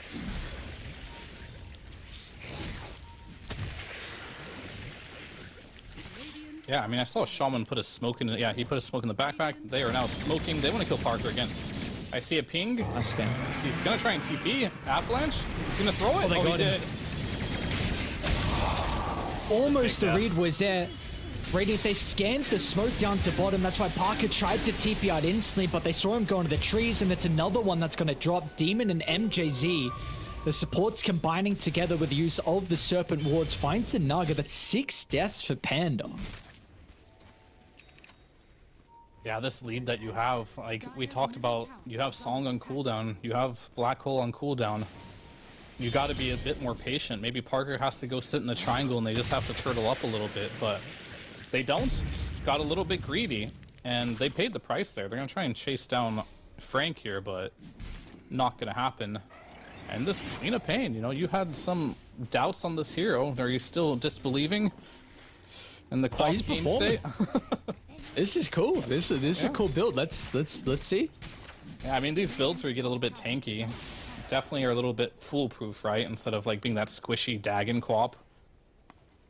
So it's definitely a good game for it, and he is performing so far. They're set up in the top lane. Now it looks like stacking time for Gimmick here. Get this gyro high in the net worth, but as I keep mentioning, right, it's not a free gyro game. It's not just a typical, I'm just gonna get to Satanic Ags, walk down a lane, and it's GG. He's gonna have to make some cool maneuvers in this game to find impact. And for him to be safe this game, it's going to take a while. He's actually gone back for the Hurricane Pike. I know you said he had the BKB queued up for a little bit. Yeah. I mean, it's an item he can get a little bit faster. And it's still a defensive item, right? Like, the Hurricane Pike push is always going to be good. But it's not a typical gyro item because it's not like a Drower's TA where you push yourself back. Oh, let's hold that thought. Demon's like, all right, we're not going to defend our tower. Let me just try and drop the wards and go for a trade, but they were at least close enough. I wonder what the idea is, because the way I look at that is they probably were like, let's just farm a little bit. And he's like, okay, I'm going to make this small solo play. Maybe it'll work out. Unfortunately, it didn't really work out, but... And if they lose Roche because of that, he's really going to be kicking himself. All right, so how do you fight this? You still don't have to blink on Centaur. So what are we stampeding in? Tiny yet with the Shadow Blade. No real way to be able to help combine with the Ice Blast, and of course Radiant in a team They're fight like you've slow, been though. mentioning. I mean, they have songs. I don't know how you can defend this Roche. Yeah. Yeah, so it turns out that cheeky little play Demon tried making did cost them a bit, but at least they do get a pick there. A little freebie with the tiny Shadow Blade. Actually bringing everyone nearby, so they feel like even Song was used. giving over the ages, It's they not still a want good to try and song. take the engagement. Panda using this one to try and split the fight, and Wits is alone as well. They've kind of isolated the Tiny, but the vision is lacking inside the Shadow Blade. Wits is still running them down, but the rest of the team's a little bit further away. Wits? Stampede's going to help close the distance out with the Sonic Wave combination. Wits is gone. Pipe's going to be activated to mitigate the magic damage. Frank has been able to do a good job to lock onto Sacred to at least prevent a good black hole. He'll use it on his dying breath before the Ice Blast ticks, and it's going to be lacking, so he'll stay alive. And our He's Crop is alive. Atos stuck inside the middle. Sacred will live through it all, and Team Den, I'm in a messy fight for them. Yeah, they tried to box in that Enigma and get the kill, but unfortunately they couldn't finish him off, and he had a solo black hole, a Centaur, but it's all worth it. It bought time for Parker and Darth Mago in the backline to clean house, and a beautiful silence there from the Muerta locking down the Queen of Pain. Much needed spell to kind of deal with this hero, and that is a 7x kill streak and a triple kill going to this hero that was struggling in the Bristleback. He's completely back in this game. Almost up to Sange and Yasha. He's got a Blade Mill himself. We'll get to see a little bit of a recap on this one, but I think this one was really nice. Just the fact that you managed to completely just stop this choke point here. You're almost dead. You get the silence and the hex on the Enigma here, but look at this backline. Parker's just killing everyone with the help of Dark Mago here, and this black hole, it just buys just enough time for the Muerta to come here and drop that silence, and that silence was a deal breaker for not only saving Sacred's life, but getting the kill on Wonder Kid there with that 7x streak.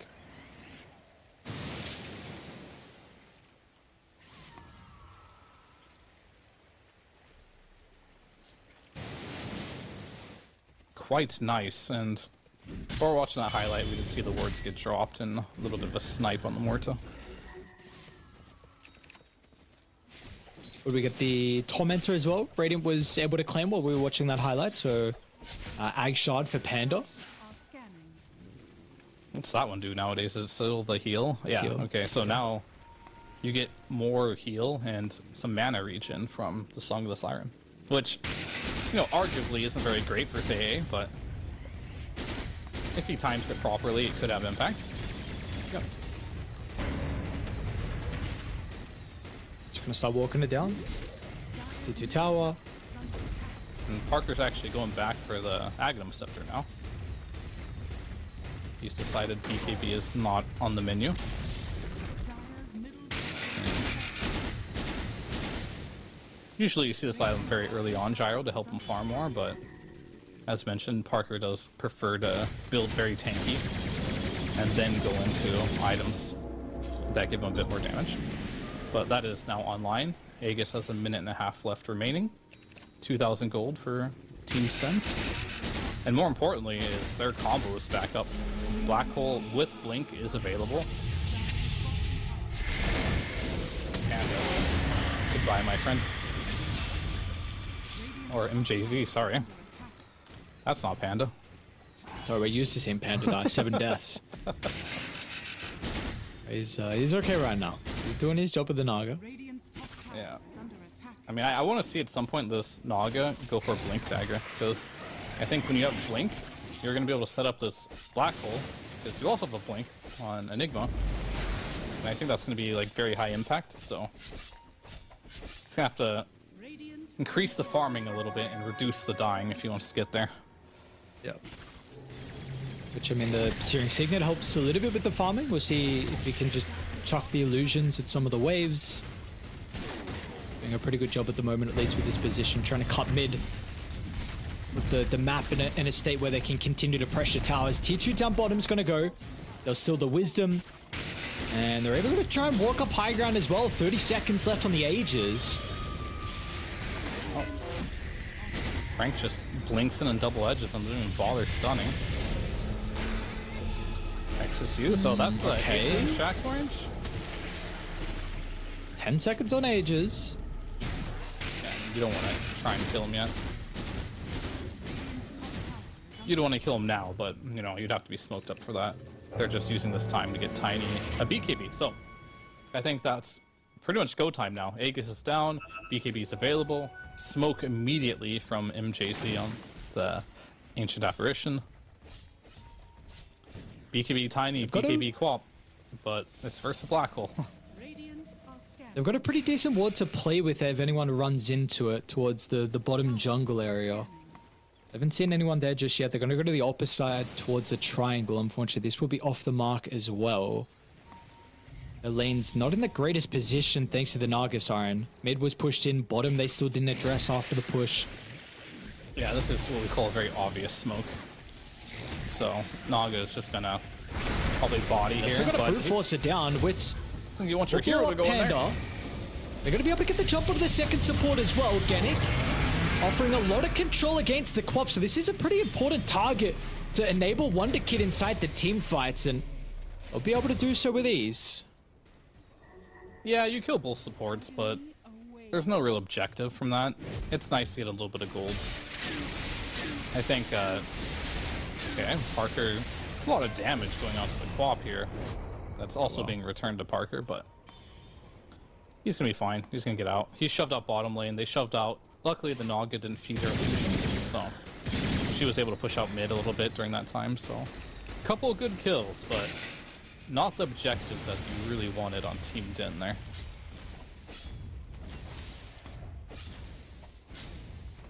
Unfortunately not, but I guess at least you don't have to use anything big like BKB still ready to go from Wits.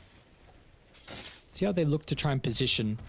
How do you want to see them play across the map with the current state from Team Den? Like, you do have this really strong Observer Ward down bottom that was freshly placed. Do they need to angle towards this area? Yeah, I think they should play the side lanes with the Shadow Shaman. Place those wards. Just kind of linger around a core. You got to keep farming, right? The map is really big. There is no objective to take right now.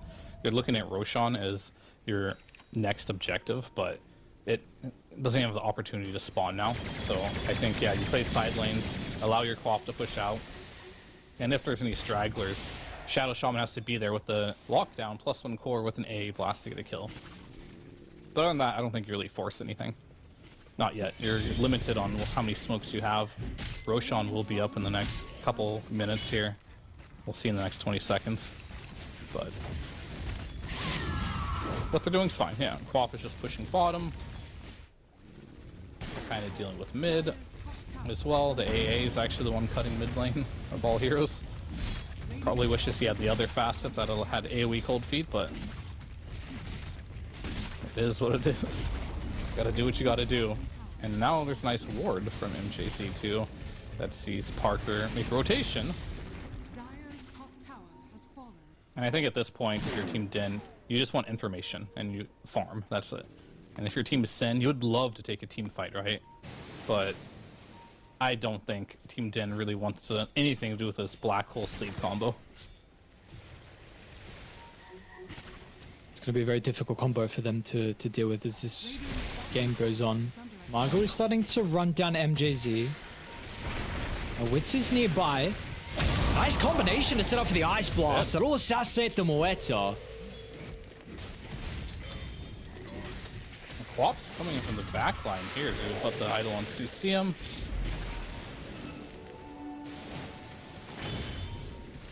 So see how Radiant... Yeah, they're still positioning pretty aggressively on Sin around this Observe Ward. Like you said, you lose Moeta, but you've still got the Song and Black Hole, so they're going to make sure they group together, but Team Den will not run them down. In regards to the Tiny's item build, he's got Daedalus currently queued up. Is there a world where you are thinking about the Silver's Edge to kind of deal with the Bristleback, or do you think there are other ways where it's not required for the Silver's Edge this game? I think he'll get it eventually, right? But I think he wants more sustained damage for now. But it's a great Silver Edge game. Like, great versus the Bristleback, good versus the Gyro Ags too. It helps you there. Just, you already have the Shadow Blade, right? Attack speed's great on Tiny, damage is great on Tiny, and gives you kind of a little bit of everything. So at any point he wants to pick it up, I'll be pretty happy with this. You can see they're just waiting to see who shows on that ward. Shadow Shaman wants to go, but that's a shielded Bristleback. I don't know if that's the target. And the Naga Blink is revealed there, but the AA has a Blink of his own, so position 5 support Blink meta.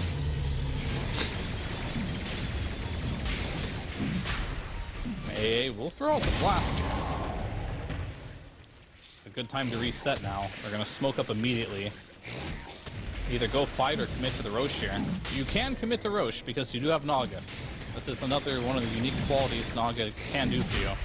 Roshan is unaffected by sleep, so you can just pop it if you want, if you feel any danger. But with Ice Blast down, Team Din realized that they cannot do anything about this. And I still think for the entirety of this game, the game plan is going to be get the lanes out for Team Din and never team fight. And you have good split push, and there's no good catch really on Team Sin, right? If you look at their heroes, who's going to catch you? Oh, found the Tiny. Apparently Panda can. My Blink Nargasiren is catching the support. We've got to find on the opposite side of the map. There's a black hole. Tiny's been caught. Witz was able to activate the BKB beforehand. Stampede gets some separation as well. Demon's done a good job to hold Parker back at the moment, but once the Shackles expires, they'll be able to chase the Shaman down. 2 important kills, and there should be another as well. If they got any stuns once the song expires, though. Yeah. And Snare's going to be there. BKB, With the BKB, Wonder Kid will be able to blink away. He's are fine. All right, they are out. So all things considered, right? The Tiny gets out, Black Hole was used, and you just lose your supports. That's a W for Team Din there. And Tiny, he's gonna stay. He's gonna cut a wave here. Dangerous, but he does it successfully. And this is not a game where it's easy for Gyro. When I say it's not a free Gyro game, it's very hard to go high ground. This game is Gyro, right? You're playing versus a Centaur stun, you've got an Ice Blast, you're playing versus a Shaman who has a BKB Aether Winds. No Blink, of course, but he'll have that one soon. You're getting really farmed. BKB Shaman is very terrifying, so if Parker goes high ground, he's done. Once. Maybe twice. Unless you can somehow get some spells off, but there's no BKBs for now on Team Din, and I think that's what they're using this timing for, but they're going to be up in 10 seconds on everyone but Quack, who's going to be 30. Risky again push here. No black hole. Nice Sound's going to be able to prevent the Shackles. Dark Margo knows his role. Hunt down the Shadow Shaman, and Parker's going to be able to deal with the Centaur. They went for the defense before the BKBs and before everyone else was inside the base, and they're going to pay the price. Margo does go incredibly deep, maybe giving them an opportunity to deal with the Bristleback. BKB TP out. He's going to be fine. The buildings will not, though. Dude, he had BKB up in 2 seconds on Shadow Shaman, and he just goes. And... all right. Yeah. Not very disciplined there at all. Those are the ones that hurt, you know? Like, when you make these mistakes, they start to add up. And that was a big one. That one cost you, luckily, only your ranged barracks and your tier 3 and a buyback, which, you know, is a 4K swing. Not insurmountable, but these mistakes do hurt. All right, good news is BKBs are still up. Luckily, he didn't BKB before he died.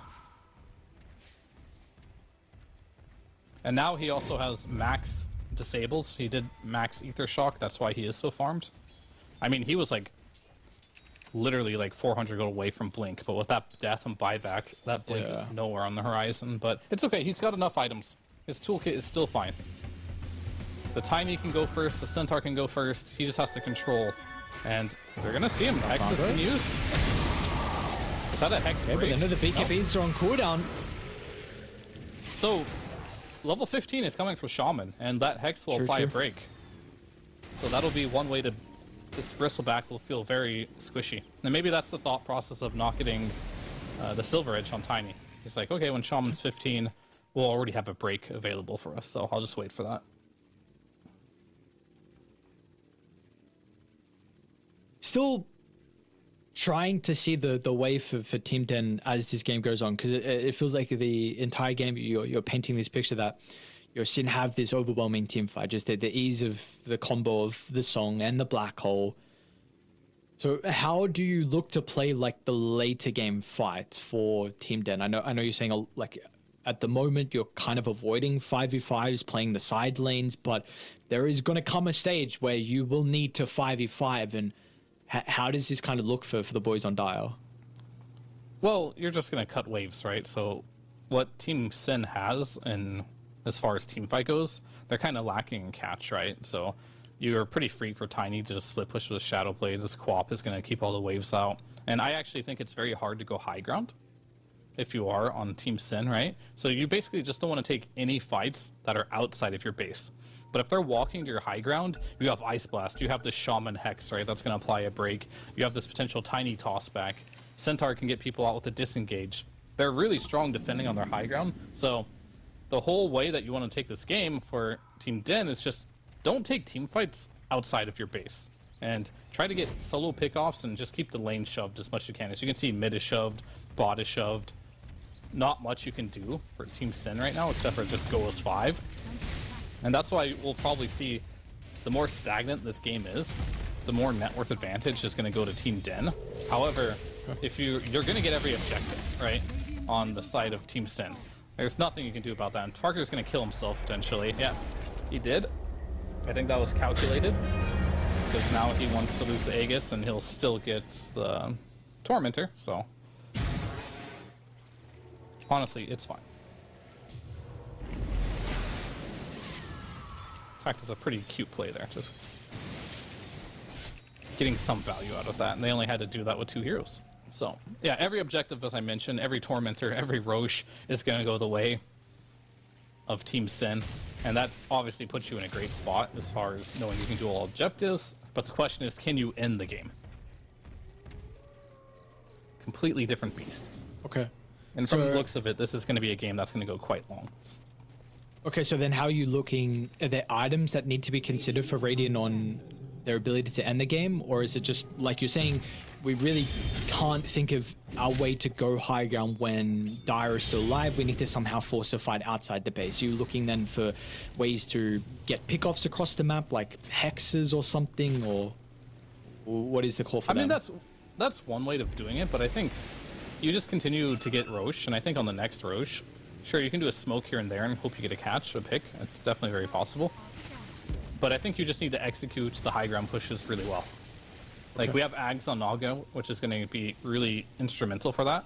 So you get more cast range. It goes through BKB. The break applying is not really a huge deal this game, but that's also there. So they're going to put Margot up as well. Sim Parker previously has been really the main one to siege. Margot is even face checking the high ground. Yeah, they have nice wards there. This needs to get dewarded, but nobody wants to do it as the sentry will go down. Back. Oh, he's able to activate the BKB though. And oh, look at the damage. Dark Margot turns to try and deal with the Shadow Shaman. Will still be able to limp away. Now, but the BKB has expired from Dark Margot. Atos into the Ice Blast. They're in trouble. They'll attempt with the Song, but it looks like the damage has maybe been dealt. He's going to try and TP out. Margot cancelled his TP. Feel like he's going to be able to stay alive long enough. Panda as well will go down. And Parker's just out of there. Parker's nowhere to be seen. And meanwhile, this is not the same fate for Sacred. Sacred, he didn't get the memo. And the 2 catapults continue to beat on the barracks there. I mean, I'm surprised he got that BKB. This would have been a completely different fight if that Hex came before the BKB of the Bristleback, right? It would have applied a break. He would have got a shackle off, but this is kind of the price you're paying for this game. Like, you have to just go high ground if you want these team fights, but as I mentioned, it's not going to be easy. There's tossbacks, there's instant disables, there's no Satanic that's going to be able to help you turn the fights around because you're playing for, say, A. And at some point, the later this game goes, and the more you die on the enemy high ground, it's going to be worse, right? You're going to give more gold, you're going to give more experience, and the game is going to feel hard. So you're allotted a few deaths to get some building damage, but you can't have too many. Margot, they found him. And you definitely Far can't outside have the any of base. these. Oh no, No, he's you dead. cannot at all. Oh, that hurt though. 6 goose stacks and a blade mail to the face. I mean, that's a my #1 item on my wish list for if you're gonna ask me about patches, which we're not gonna get probably for another 12 months, is Yeah, sorry. Blade Mail. Blade Mail getting nerfed. Sorry, man. I don't know if we're ready to be able to speak about what we want on our patch. We just got one. It's a great patch. I like the patch. I'm just a little sad as a carry player at how good. Anyway, Naga.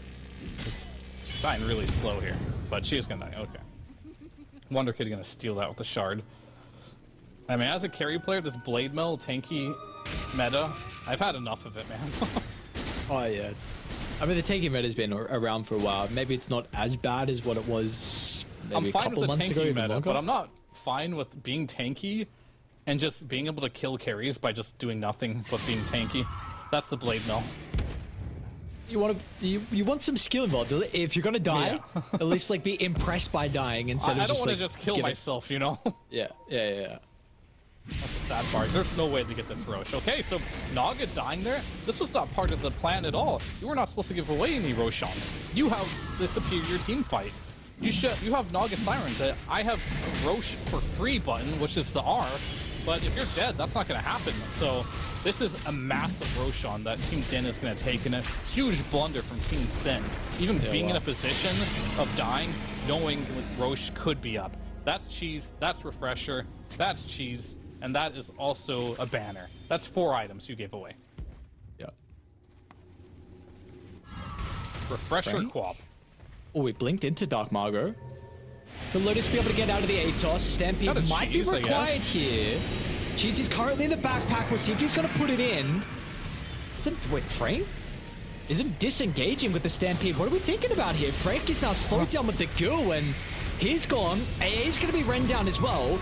They've been able to find the Enigma towards the backline. Panda's song comes in clutch. They'll be able to keep Sacred alive. They're not clumped up. They're going to try and drag him back with the instant, but it doesn't get the double black hole. It's still enough for the kill into the Queen of Pain, which is trying to do as best as he can, but he does not have the damage to be able to go toe-to-toe versus Parker. But the big issue is BKB is now out. Parker's going to be cautious about the Ice Blast on top of him, along with the respawn of the Tiny. As Gannick ran down inside the trees. Dark Margot has kind of stuck around because Parker picked up the regen. Full resources, going to jump back into the middle of the team fight. And Frank is vulnerable. What is he going to be able to do? Trying to act as a bodyguard, putting himself up in the face, sending Parker away. Frank is still vulnerable. Goose is starting to stack up, and Parker's continuing to play with full resources. Massive combo from MJG with the Wits Ice Blast. They should go down. Margot might be able to reign supreme. Wits one more toss to the last second, but it's not enough. Dark Margot will live. Frank as well, the other survivor for Team Den. I mean, killing that Quap and that Black Hole is absolutely critical. However, you did not force the Refresher Shard, so we didn't see the double Sonic Wave, double BKB in that fight. Absolutely nothing from her there. A little bit costly there from Wits. I think he missed 2 avalanches there in that final kind of like play there. Hoping he could pick it on the back line. That was kind of the difference of him getting a kill or him dying, unfortunately, but really close. You did get the Aegis there, and I believe the cheese was used too, and 2 buybacks on the side of Team Den there, so. And there's a cart available for the Centaur now. Oh, sick. And that might be able to help versus Black Hole. I think not the easiest to use, but can you pull people out of Black Hole? I don't even know. I don't know. Maybe you can. And if you can, that'll be huge, but I think the cast range on it, though, is quite small. Well, he's going Wind Waker, so... Yeah, I think the idea is like trying to save whatever they can. I mean, Wind Waker is an item right now that we don't see a lot of just because how prevalent Nullifier is in the game, but there's no Nullifiers, and Parker doesn't want to buy a Nullifier, but maybe Dark Margot can build a Nullifier once they see this online, but I don't think he wants to get that for a little while, as I believe he is eyeing up either a Heart or Satanic for himself.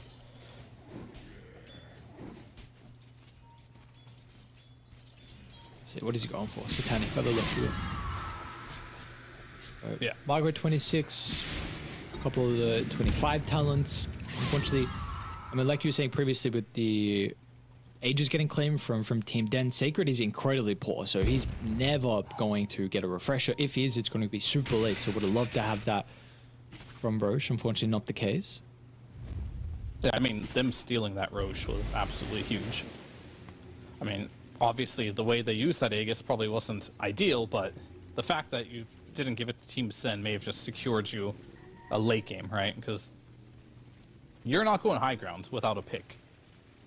However, if you do get a pick on Shaman or Centaur, those heroes have no buybacks. So that is definitely big. Oh, he's good. He blinks away. Team was not in position there, so. And another canceled shackle. Uh-oh. Uh-oh. That's not good. That's the combo we've been waiting for the entire game. They were just waiting for one opportunity. The song setting up for the black hole. Can they still take the team fight afterwards? So Witz is doing as best as he can, but the damage, it's not enough from him. It wasn't even close. Witz has got a buyback. They're going to have to use everything for the defense. Shaman's about to go down as well. Deadshot will send Witz away. He's going to try and ent up, but he's having a difficult time. Dark Margot, he's just protecting everyone. They've reset, and we're currently Parker's just dealing with objectives. They're taking so long to try and kill the Bristleback. Everyone else has been able to get away. Endoso kills some of the barracks. All right, I mean, Shaman did have buyback, corrected me. It was actually AA who had no buyback with the Centaur. And I don't actually know what's going on with this Queen of Pain, but she's not doing anything in these fights. She had to go back to base without using Sonic Wave. The fight was over. Still hasn't used that Refresher Shard. They definitely need Wonder Kid to deal more damage in these fights. She has Aghanims with Refresher Shard. So the damage potential's insanely high for this hero, but we have yet to see it in the last two team fights. She just had to run away, so. She was waiting for the level 25. Now she can use the Refresher Shard with the Sonic Wave extra damage. That is very patient of her. They lost a couple buybacks and a few more racks for that one. But maybe it is worth it, you know? Like, these late game moments. It's all about, like, you can lose almost every barracks, and potentially sometimes you can lose every barracks and you can still win a game. It's all about, usually, in these late game situations, do you have a buyback or do you not? And that can be particularly game winning or losing. Dude, Parker is massive. Holy. What is his net worth? I mean, he's going for a rapier. So, I mean, yes, he is massive, but he only has room for one more item. So, it's kind of like inflated net worth, right? Especially if he's going rapier. That means, like, his buyback is going to have less value. Yeah. So he's, okay, he's going to go for Scotty. He's going butterfly. He's queued up 3 different items in the span of like 10 seconds. He's not sure what he needs to win this game, but he knows he has a lot of money. Yeah, so before you is- were speaking about some of the lack of damage. We're not seeing the Queen of Pain, at least. So the spell casting from her inside the team fight's tiny as well. I feel like a bit surprised at the damage that we've not been seeing from him, and would have been lovely if they were able to get the amp damage inside the river. Unfortunately, Parker's going to be the one to find that with the butterfly fresh to complete it. So this is a difficult defense from Dire. Yeah, and you have to keep in mind that no buybacks have been used in this game, really, from the side of the Radiant squad, so they can keep making these plays. Knowing that some buybacks are not there. On Tiny, no buyback. Centaur, 1 minute buyback. About 4.5 minutes, no buyback for Shaman. Okay. 30-second cooldown on that, but 30 seconds it's just is a one- long time. One mistake with the positioning and all of a sudden you're going to have a song into a black hole. You've got to be so perfect with this last defense. Demon's going to jump outside their base. They found the Enigma. That's a massive target. Panda's going to do his best to protect, but the damage has already come through. So Panda's song doesn't give them the value. Maybe it's enough to help the retreat. Wonder Kid's going to be able to catch up to Genic. They also got the Atos onto Panda as well. Both supports looks like will go down as Dire do an incredible job to be able to catch up to the retreating Radiant. They are doing it, which is great, and it's just they're running out of base. Every defense is costing them a little bit of their base. So if they get the next Roche, everything's worth it. In the end, it's not quite up yet. I mean, they got an unlucky timer. I mean, it's got 2.5 minutes left until it's back. They would have loved to have that. I think maybe they want to force some buybacks here, but you still got to be careful. This Tiny has no buy. Shaman has no buy. And if either of those heroes die, I think, and if it's a 4 versus 5, Team Sin will not... They will get every barracks, right? They will not be shy by that whatsoever. You got creeps Tiny inside your with base no as buy, well. you gotta be careful. Okay. You activate the BKB, and these respawns are coming up. Oh, they got the break, and they're gonna have the damage. Oh, Centaur died. All right, they got him. He does have buy though. Your base. Dire's middle tower is under attack. That's okay, they'll defend it. So these defenses need to be a little more clean from Den. Like what happened that last fight, even though it all worked out, I think Demon hard carried it by finding that Enigma, right? The Centaur went in as Quap was blinking backwards. And that's the reason why they lost their barracks and as a whole, because like you have to go when your Quap goes, right? And if you're going in when your Quap's blinking backwards, that's not really good synchronization. So if that keeps happening, they're gonna keep losing buildings. What was that for? Well, he's gonna get black holed. Yep. That he is indeed. Dead. Right. He's at least the one with a buyback. Yeah, Gem? that's good. I mean, there's no black hole, I guess. You can also go that way. So if you use both your buybacks there and take the fight, you'll probably win it because there's no Song Black Hole to worry about. But that is going to be 2 more buybacks you're going to have to expend. And there's going to be a point where if you keep having to buy back and you keep dying, somebody's going to get caught with no buyback. And that's when your base is going to disappear. So smoke, good. Set up. Tiny, come back. You have buybacks available. Barracks are under Come back, Tiny, faster. To get inside Right. the base. Oh, it popped the BKB just as Demon jumped in as well. Nice Jules, you're able to dodge the dead shot. Wits is going to look for the toss. Sacred's inside the base. He got tossed. But they did defend the barracks. I mean, Parker wanted to get that barracks with that BKB there. I mean, luckily these barracks, they do regen 5 per second. Now, Roshan, this is the next objective here. There is no Enigma, but do you want to spend Quap buyback for this? We're going to make a decision pretty quickly, though. This Roche KA's falling fast to the damage and Parker. not. Nope. So this time, it will get components from that Roshan. Refresher. Aegis as well is going to be given over to Dark Margot. Cheese onto Parker. Yeah, this game is literally the definition of a death by 1,000 cuts for Team 10 here. Like, every little decision, sure, you're getting something from Team Den every fight, but you're also losing something to get it. And that sacrifice they're making is their base. Roshan's Tormentors. Not really getting many of either of those in this particular game. And you're also not getting buybacks out of Team Sin, or really any building damage. I mean, you're able to get a little bit of damage on the tier 2, or tier 3, sorry, mid, but buyback situation will be critical. So we have now reached 51 minutes into this game, and we have 8 buybacks available. 5 for the side of Dire, because of the ones that truly matter. So all buybacks are available for Team Den to fight into this Aegis push. Enigma has Refresher Shard now, though. 2 black holes are available. They found Enigma. Going to BKB down to the south. That they have indeed, but the follow-up is it going to be there? Song from Panda does an incredible job to be able to keep Enigma alive and offer that black hole control. Frank, okay, put him out. There's our answer. He's able to pull him out, but Sacred's got another round of the black hole. If he can find an opening, Wits tries to get on top of him, doesn't prevent the black hole. The damages are going to come through enough. Chain's at least stopping a little bit from Parker. He's just relying on the scepter at the moment, but Wits will be ran down. It's a nice toss to send him away. Wits is still getting hunted. The Goose is stacking up. Meanwhile, Parker's been able to deal with everyone else. buybacks. That's the only way for them to defend.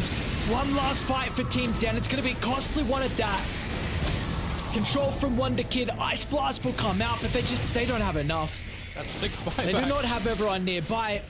All the buybacks they could ever hope for, but unfortunately, they do not have the net worth to be able to go up against Radiant. It's not going to matter in the end by the looks of it. Parker should be able to walk on forward, deal with Wits for the final time. Centaur as well is going to be pushed further outside the base. It took them a while on Radiant. Wonder Kid's still making it work for it though. Refreshes back up with a Sonic Blade push away. He's actually able to get Parker. Wonder Kid, all right. Tries to TP up, and the Instance going to be able to prevent that.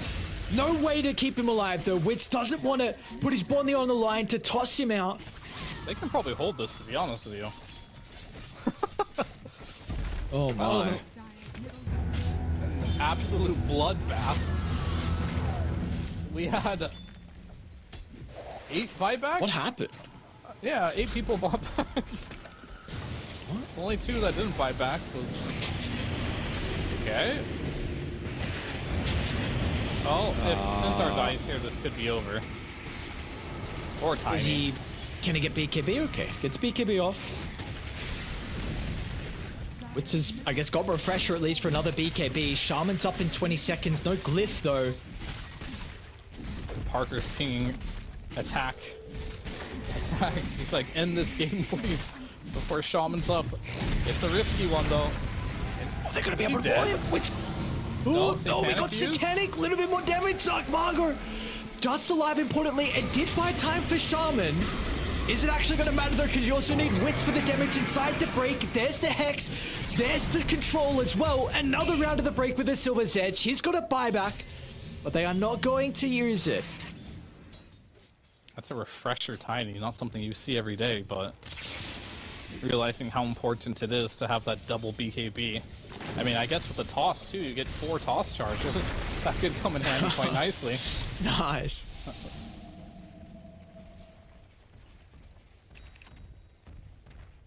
Alright, well, the game goes raging on. You do have Megas, but now Dire has absolutely 0 buybacks. They used every single one. Radiant, they still have buyback on Dark Mago, but he's dead for a whole minute here. And they have a buyback on the Naga, which, you know, some of these buybacks are, at least the Naga one, it's nice to have, but it's not going to be game breaking. She's kind of playing the back lines anyway. So this Bristol one, I think they want to save. But you got to be careful now. I think strategically, you're probably just waiting for 60 minutes in this game, which is going to give you neutral items, another Roshan potentially, and of course, most importantly, more buybacks for both teams. Like, Team Den needs buybacks to be able to stay in this game, whereas Team Sin used all their buybacks to try and end this game. So they were unsuccessful with that. However, they were close. They were, but like you said, this one will go on. So we're going to stall out till we get the next set of neutrals. Wits is also getting close to his 30, so low cooldown in the Avalanche. Dire are scanning. For some reason, Parker gave Sacred his Saint Inyasha. Oh, he passed it back. I was like, why does Enigma have an S and Y? But Parker just gave it to him. And a Refresher's now on Gyro too, so backpacking an S and Y and Butterfly. Really just gets to pick whatever item he wants to use in that moment. It's insane. I mean, I think you're gonna have to pick between one. Yeah. I think the Butterfly probably has more value here, but you use your BKB, you use all your spells, pop the Refresher, and then you swap in the Butterfly after. Maybe he wants a status resist, but it is nerfed. 15% isn't as impressive a number as 25. Or 20, I guess it was in the last match. Enigma got enough gold for Refresher as well. There's always going to be a problem with the potential of just the song and dealing with the objectives too. Sacred. Black hole? First black hole with the damage from Parker. All or nothing onto the Centaur. Down goes Frank. Ice Blast is going to fly on through. But they've already lost 2 of their heroes. Wits, couple of tosses. Is enough for Sacred though. The buildings, the creeps, they're swarming inside yet. Looks like It's going to be difficult for them to be able to withstand afterwards. The building's just going to fall too fast. Parker will go to the throne. They don't care about the boys on Dire. Now with the glyph, they'll look to celebrate with a couple of kills. Some dives into the fountain. But this is going to be all she wrote. It took them a while to be able to close this game out, but it looks like Team Sin will find game one in the end.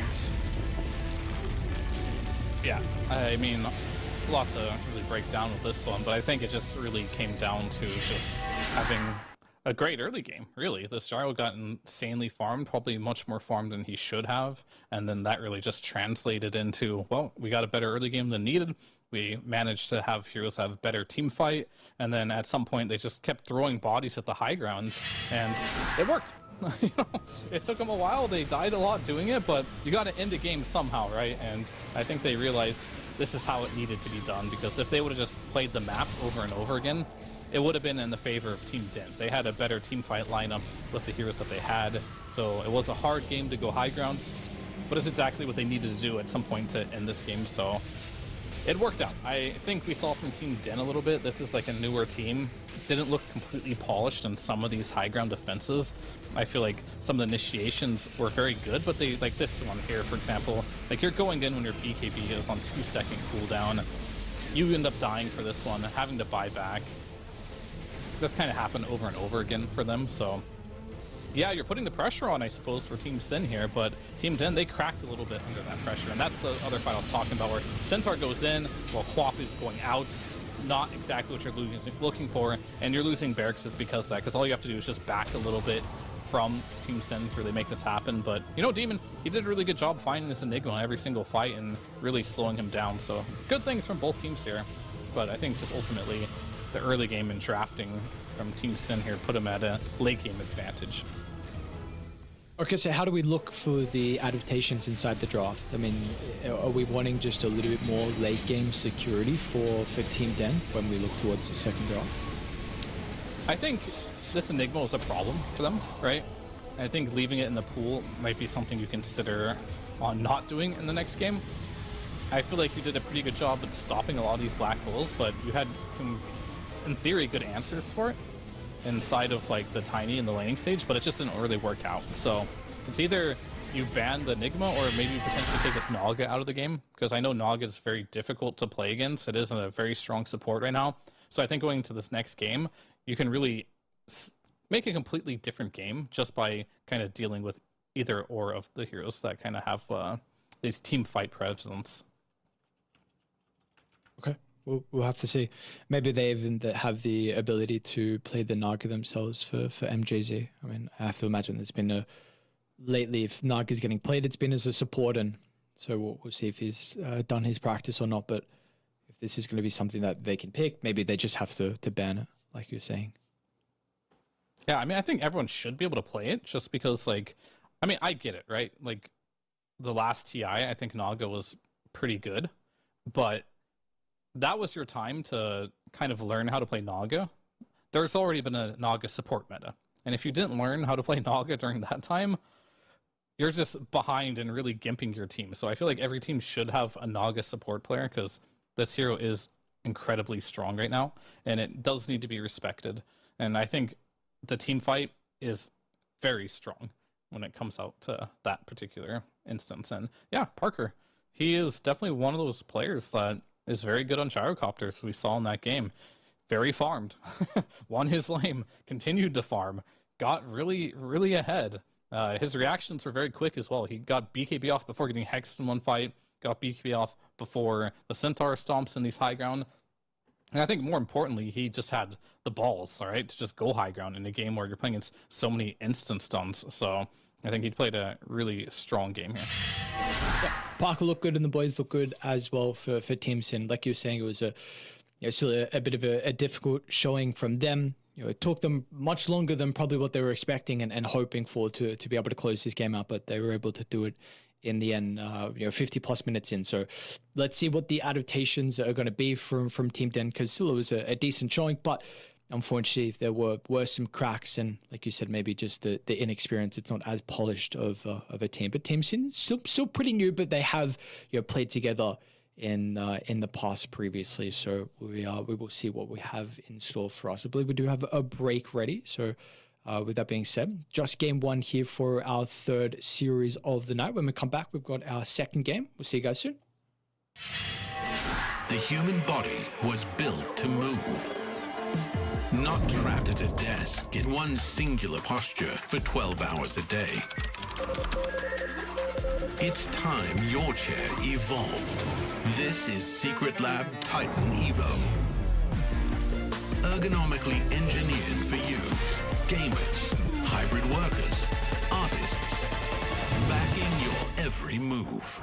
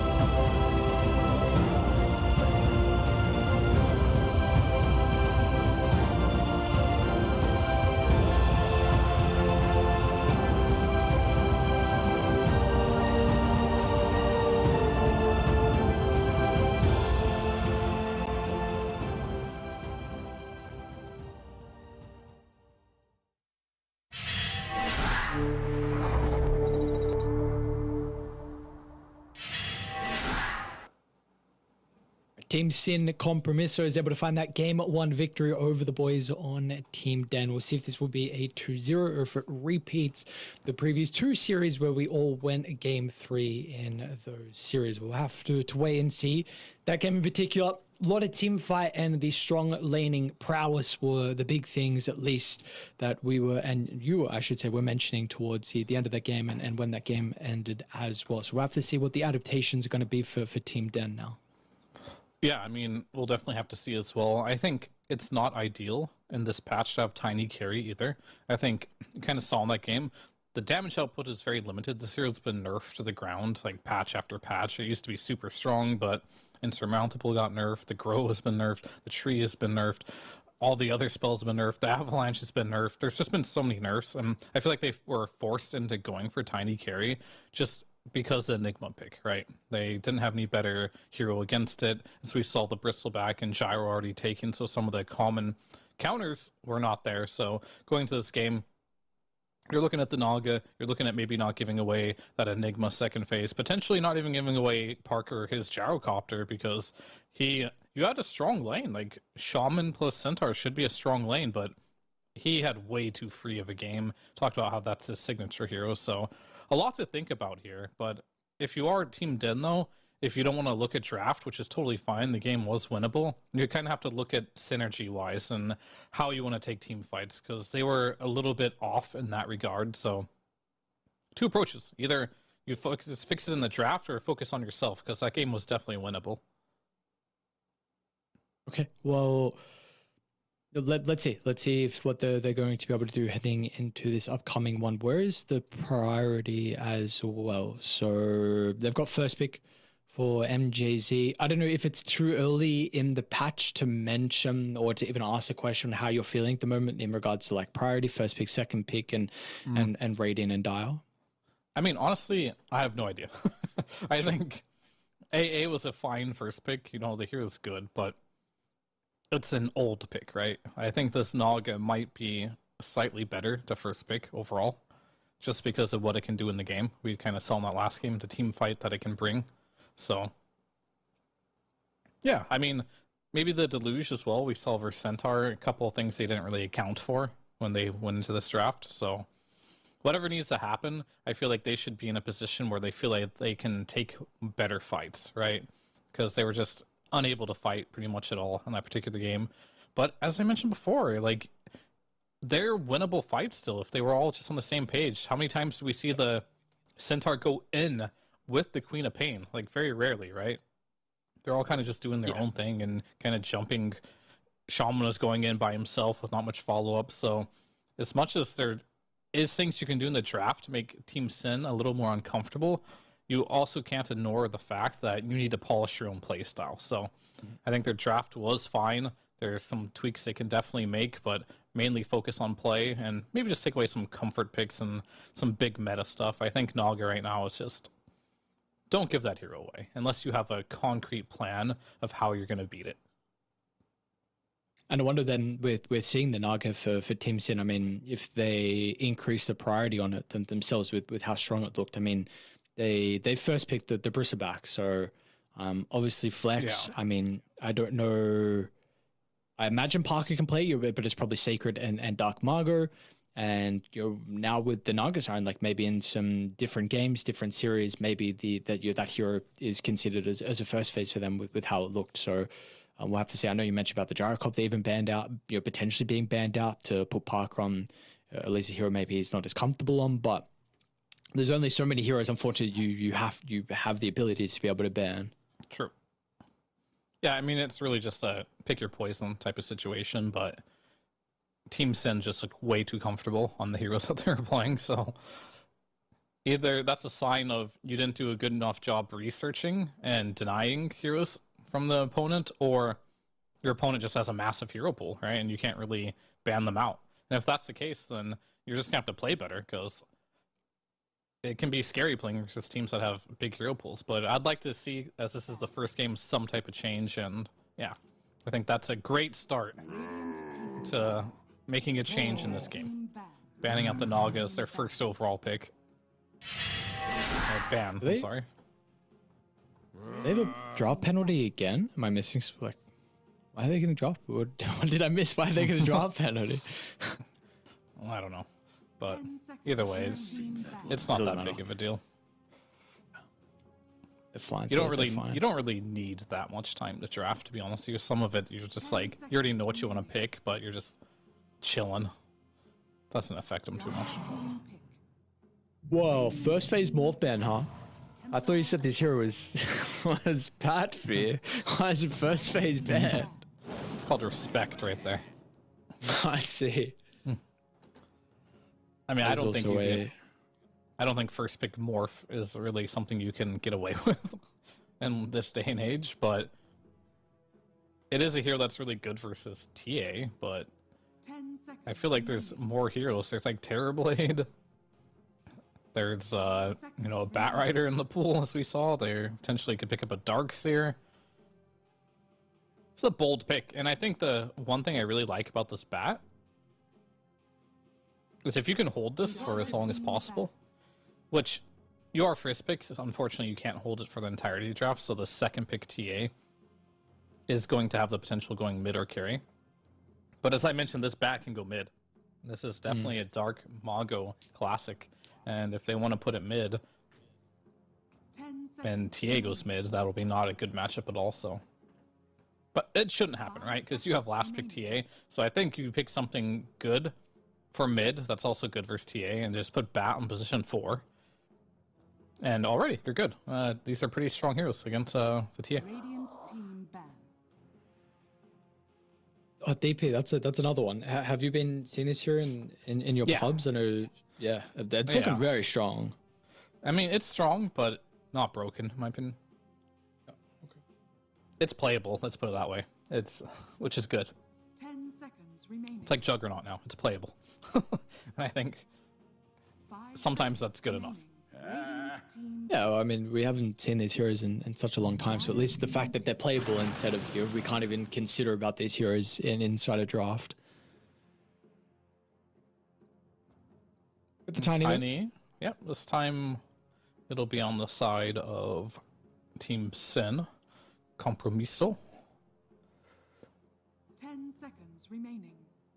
Flex, one of Margot's better heroes. Of course, give it 5 to Organic, seconds remaining. to carry as well. Could we be, will see. yeah. Could be carry. I mean, as you mentioned, like the way the draft is structured right now is you don't really know anything, right? You just pick a couple heroes, like all these can be flexed. We don't really know what's going to happen until like the last 2 to 3 picks, essentially. Sometimes you don't even know what's going to happen after you see all the picks. Really, it's just Dota right now. There's so many true. options and how you can lane and what you can do. Players are always experimenting. I mean, all we know is TA does physical damage and is a core, or is it? We've seen on support too. So True. Ringmaster comes out. It does feel a little bit that Team Den are kind of like leaning on the heroes of last patch still onto 10 this patch, seconds right? remaining. We're not seeing a lot of new flavorful heroes of the patch. 5 Like seconds Ringmaster, remaining. TA, these are all very standard type of heroes that we saw last patch. Whereas Team Sin, like they're pulling out some Bat Riders, some Naga Sirens, like some newer flair, I'll say, of this patch. We'll see if that is like the route to go. Or if you just polish up your gameplay a little bit on Team Den. And that is just the adjustment that you needed, right? And they're going to show these heroes are still strong. Like, we're still seeing the Centaur. I guess they did pick a Shaman, which was still a little bit popular last patch, too. Radiant team pick. But likely... Alright, so likely going there to we see go. the support CK here. This is something that's been played around with a bit. You get more detection radius on the secondary stun with the facet, because it does split. So before we didn't really see it too much because 10 seconds. the search range was like so small for the bounce stun. It's a little bit bigger now. 5 seconds remaining. And they also buffed the max damage, I believe, on the stun as well. So Yep. it's quite strong. Radiant team pick. Yeah, it's been very impressed, honestly, with the CK games that I've seen so far. We're gonna get the Darkseer as well from Team Sin, so Yeah, this is a hero that you were. Sorry, go. No, and you were just gonna say it, right? Like, this is just a hero that is very strong right now. And it's very good against the TA in the lane. You can't really do anything. Because if you're laning versus 10 seconds remaining. either a Darkseer Tiny or a Darkseer Bat, 5 seconds. that's a really hard lane for a Yeah. TA, right? So like one misstep and you can just die. And I think they're keeping that open to the end. They're going to be like, okay, that's a really cool flex to have, because if they can keep this Tiny and this Bat as a flex, that means no matter what they do with their carry pick here, when the draft ends, they're going to know where TA is going, right? And they can be like, okay, TA mid, we're going to do Bat mid. If TA doesn't go mid, we're just going to put Tiny mid, right? Dire team ban. And that is just going to be very difficult for this TA to kind of like figure out what he's going to do in this game.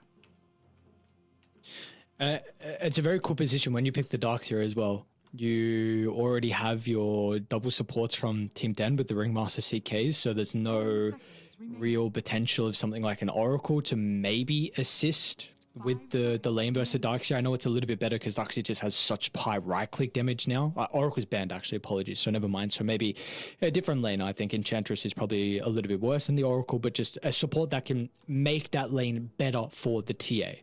And now, what are we looking to put the TA mid, like you're saying? So it's a very, very cool Darkseer pick, and the fact that they do it later in the draft instead of instantly responding when the TA was picked up. Yeah, I mean, I think you have to put TA in the safe lane, right? And worst case scenario, I mean, here's the thing about TA. TA can win any lane if you play it correctly, right? It's just how the hero functions. But if it has a hard lane, you can just go jungle, right? And you're carry jungling. That's pretty normal. It's fine. But TA going mid versus a Bat, that's like not okay, right? Because that's supposed to be your playmaker. And I think you should only put a TA mid if you know you're going to win your laning stage. If there's any question at all whatsoever about it, then I don't think you should be putting this hero in the mid lane. Because if your carry's jungling, your mid's jungling, and your early pick Tide is playing versus like an Ursa or something, and he can't lane, then you're kind of just scratching your head like, what are we going to do this game? There's absolutely nothing to do here. So I think TA carry is like the only choice here. And you have to pick a mid that can lane versus Bat and Tiny. It has to be, I mean, they could go Quap again if they want. I wouldn't hate that, but I think whatever they pick here has to be able to either lane versus Bat or Tiny. I mean, both of them, essentially. Yep. And there's quite a few. I mean, you could Quap, Puck, whatever. They're all fine. Is there a concern of damage for Team 10 in the early game? Like, did you need a mid laner with also a decent amount of damage? I'm not sure how much CK provides. Okay. I mean, CK doesn't provide much, really, but TA provides a lot. Tide can provide some. Ringmaster has a lot of damage. I don't think damage is going to be like a huge concern, because when I think about damage, the only time I'm really worried if it's like single target damage and the other team has to save. But they got a lot of spread damage, so should be fine. And yeah, like there it is. There's the Quap. I think he also is on the same impression that if Bat goes mid, I need to be able to play something. So Quap is going to be that hero that can lane versus Tiny and Bat. And so now, Ursa was one you suggested previously, right? Oh, yeah. I mean, Ursa's really bad versus TA, but it's very good against Tidehunter. So we'll see like what his view on this game is going to be. Let me see what heroes like Tidehunter we could do. I mean, Ursa, I mean, I don't know. Razor, Bristleback, Juggernaut's a classic. Medusa. It went Ursa. Yeah, I mean, it is the hero that, I mean, it's pretty standard versus Tide, right? If you see a Tide, pick Ursa. You don't really have to think too much about it. But I will say, carry-to-carry matchup, though. TA is very good versus Ursa. You have Hurricane Pike, you're a ranged hero. You have Refraction, right? So it's hard for Ursa to burst you because you just have to chew through so many Refraction charges.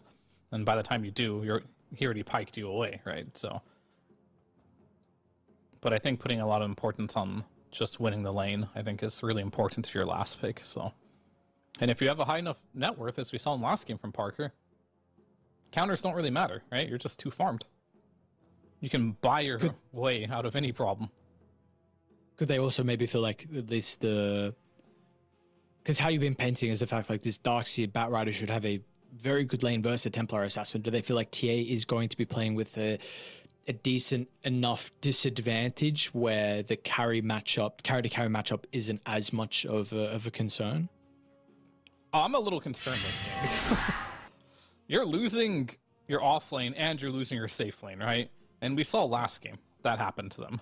It didn't end well, and you won mid on Wonder Kid, which is great, but it wasn't good enough. So they're in the same situation as last game, where they're going to lose 2 side lanes, and how are they going to climb their way back into it? Like I said, there's outplay potential.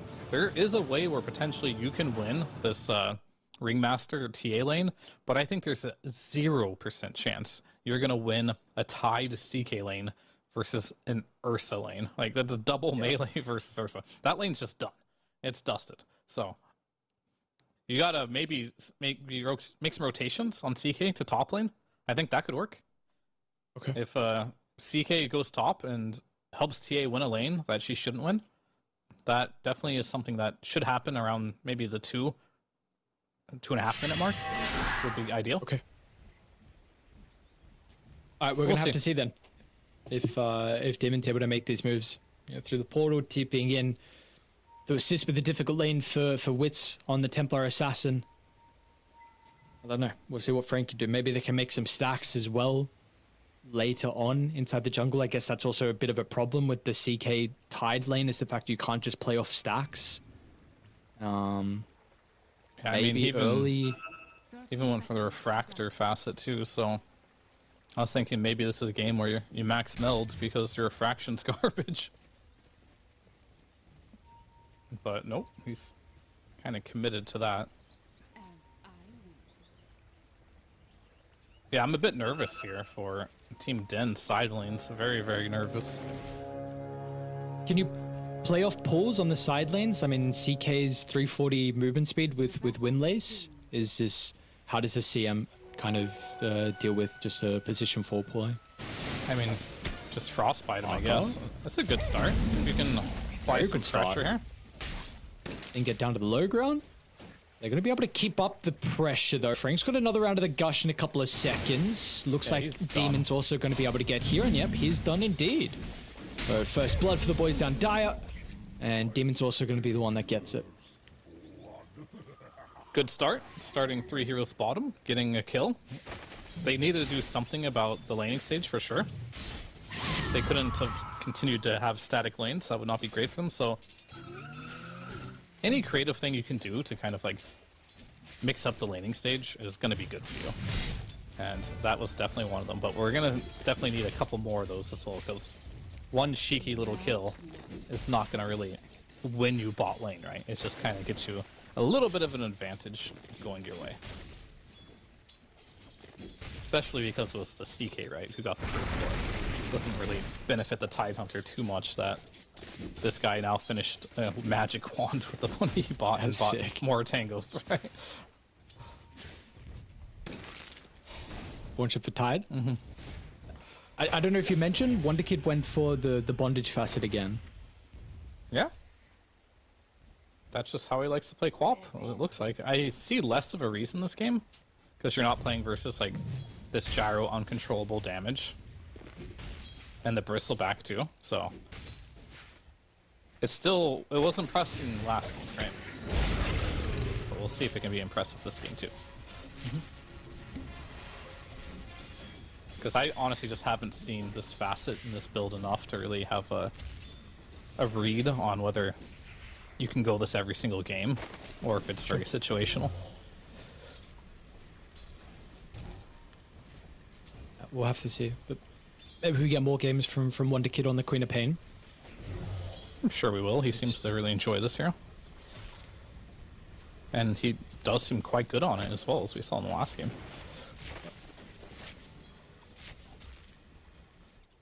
Bottom lane, Frank already starting to see some of the pressure they're going to be able to put on the Tidehunter.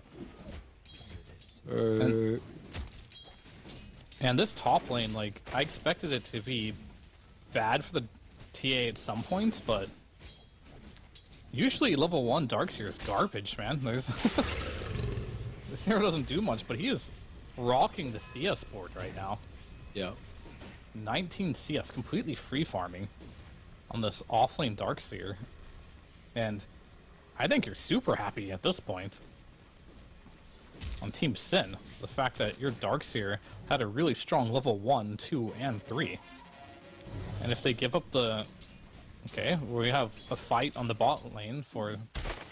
Oh no, he got it actually on the Lotus. He tried to Reality Rift in, but it was too late. So yet again, 2 games in a row where Team Sin gets both Lotuses. This Lotus has a big impact. They're getting bodied mid too. 9 last hits compared to the 16 and 5 on Dark Margot. So Wonder Kid's also struggling very much in this matchup. This is really not looking good for Team Dan. I mean, this is a Dark Mago classic hero, right? Like, maybe the Bristleback. I honestly think that matchup is like twice as bad, just inherently through heroes, right? But on top of it, I'm sure Dark Mago Bristleback mid isn't really a staple of his compared to his Tiny, right? He's played against every single matchup with this Tiny, and he's way more comfortable playing into counters. And yeah, I think this is a Quap favored matchup, but I think just the experience Dark Mago has as a Tiny specialist is pulling ahead in this matchup for him. Without a doubt. Be able to secure the water rune. They did bring both supports mid as well. Even MJZ along with Genic. So along with Demon. Moving over for the Chaos Knight. So you are continuing to have a completely free game on Sacred. It's going to be the Vanguard early on for him. And we'll see what, because he does have so much gold. What are the items you want to see out of the Darkseer? He can go kind of anything he would like this game with the farm. Are there some that you would prefer in particular? I mean, a Halberd for sure this game, right? You're playing versus TA. You're already building a Vanguard. Builds into it. Having an early Halberd makes it so you can just dive this TA and just Halberd her. What does she do at that point? You're a ranged hero that lasts like 5.5 seconds on you. And it'll just make you diving them very easy. Been impressed with the early ag shards I've also been seeing on the Darkseer. I mean, I don't know when to buy that. Like, I read it, and I guess the slow is nice and does damage over time. I don't know. I mean, it's good. I don't know. I guess with Batrider, if... Oh, well, you got a TP, I think, if you are top lane. We're also seeing Demon get run down inside the river. So we're getting a couple kills across the map by the looks of it. Demon will die. Wits actually does live. MJZ with the Tame the Beast was able to push them away. Yeah, I mean, he was very close there. If MJC wasn't there, that would have been a kill, but... Yeah, Parker getting a kill on Demon in the bot lane there. Definitely helps us. We do another little pause there. And this mid matchup, you know, I don't think they're expecting it to go this poorly, but he's rocking this lane here. And even though the Darkseer is free farming, the TA is still having a good game. The only thing I'm really worried about, though, is TA dying. But this Batrider doesn't have a point in Firefly just yet. And I guess he didn't have boots either, so if you can't really just stick on top of the TA, it might be a little difficult. See us saving a skill point here. We'll see what he goes for next. 6-minute rune fight time. Supports are making rotations. The first power rune of the game is coming out. Let's see where it's gonna go. It's RNG time, I think.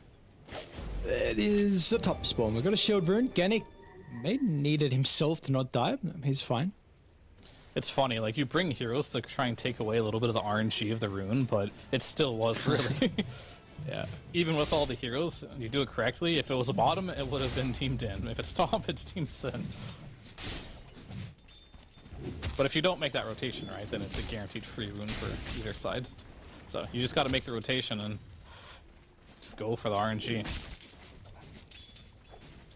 I mean, a lot of mid matchups, it's incredibly important, but maybe even more so with this one, with the Tiny and the Queen of Pain, just both their abilities to be able to rotate early with some of the power runes. So not the best one with the shield on Dark Margot, but maybe can at least keep him alive against the nuke potential from the Sonic Wave early. Yeah, I mean, exactly. This is definitely not a rune that's going to get you kills on the map, but it will make you unkillable mid lane, so I guess you take that. Are you like looking at the net worth now? I mean, Tier's ahead of the Darkseer. So are you surprised? What do we feel like is the difference that maybe we were expecting in the lane? Would you expect maybe the fact that they both just farm, or did something maybe they didn't use the opportunities to potentially hunt down the TA and put more pressure on her? I mean, I think they're fine with it. Ringmaster's just a strong laner, right? I think whenever you play against TA, if you ever are free farming, you're winning because this hero is so strong in lane. And if you're ever giving a weak hero like Darkseer a game, that's also a loss, right? Because Darkseer is very notorious for getting crushed in lane.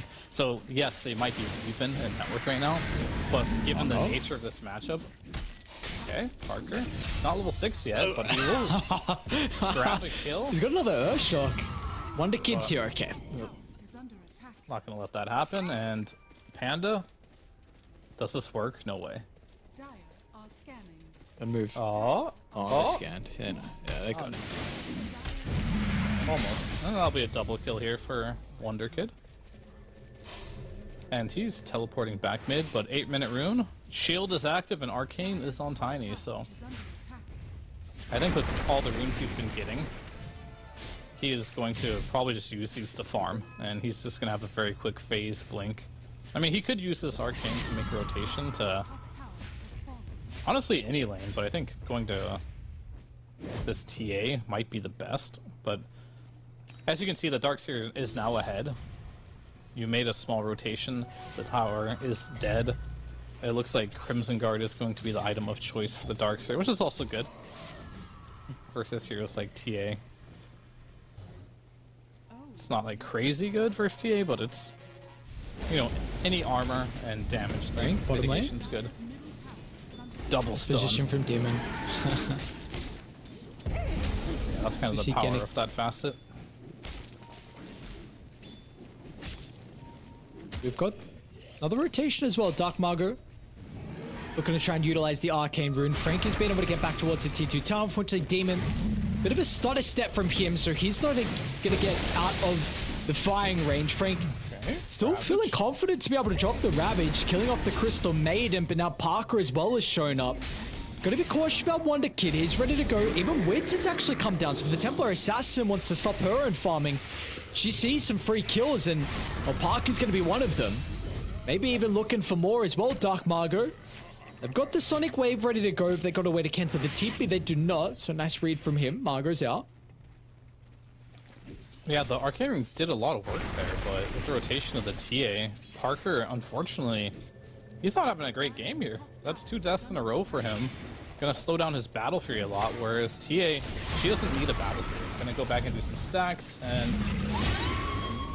Oh, this... No Okay, way, the did she Sonic get Wave. out? Big hit. In fact, I think she's gonna get a kill here. Looks like she is. Wonder Kid, nicely done. First power rune that is going to have inside the arsenal. Even Frank is nearby. We got 5 heroes on dial. Yeah, I mean, Wits is doing really well this game. He realized top lane is somewhere he can't be anymore.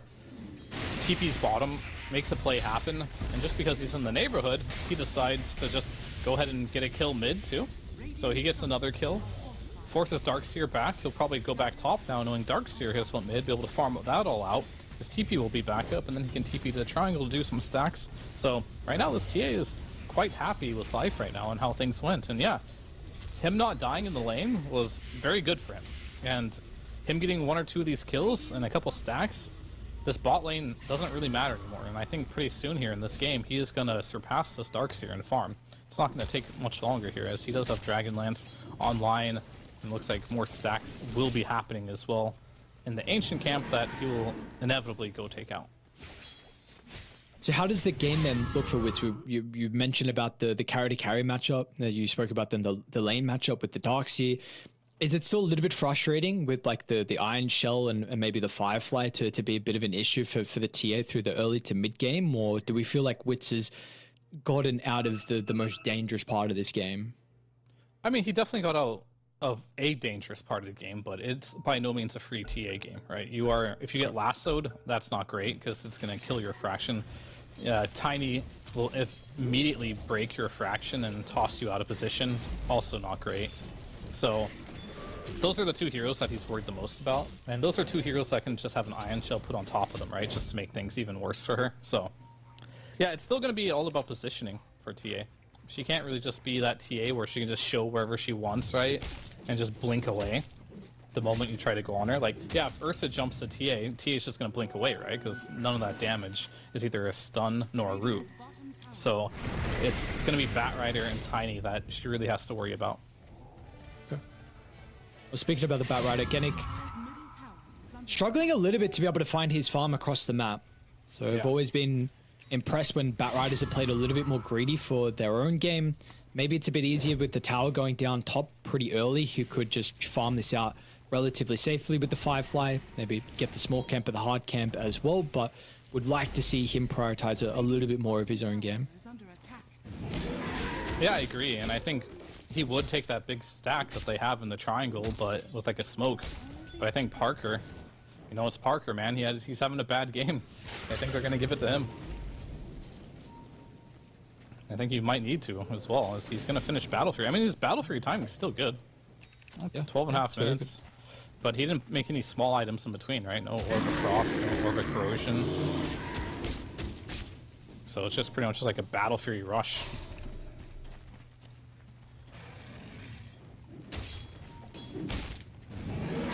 This gold is without a doubt going to help out. They are smoking towards the Ancient, so they have a pretty good read on Die, but unfortunately they're a bit too late. They'll get the kill onto Genic, I believe. Yes, he does tick out, but unfortunately they don't get that big prize, which is the Ancients and also a Cause Life who's trying to take it. Yeah, I mean, that death by Batrider probably doesn't feel great, but it's so much better than how bad it could have been. And, like, Parker, he had to use his ult, right? And these are things you don't really know for certain. But, like, yeah, you die to this Quap, 100%, because you have to use all your resources to get the stack here. Got a little bit unlucky on the stack, too, with so many of these Prowlers. Yeah. Never fun. They were... But they do have a ward here now. Let's see some. Yes. That's not got dewarded. But that dagger may have just gave away that ward. Yeah, I was gonna say. I don't know about that dagger. That's like, what is that dagger really gonna do? Like, it's now made 2 points in it. It's never gonna get the kill. What are we trying to snipe the creep? Like,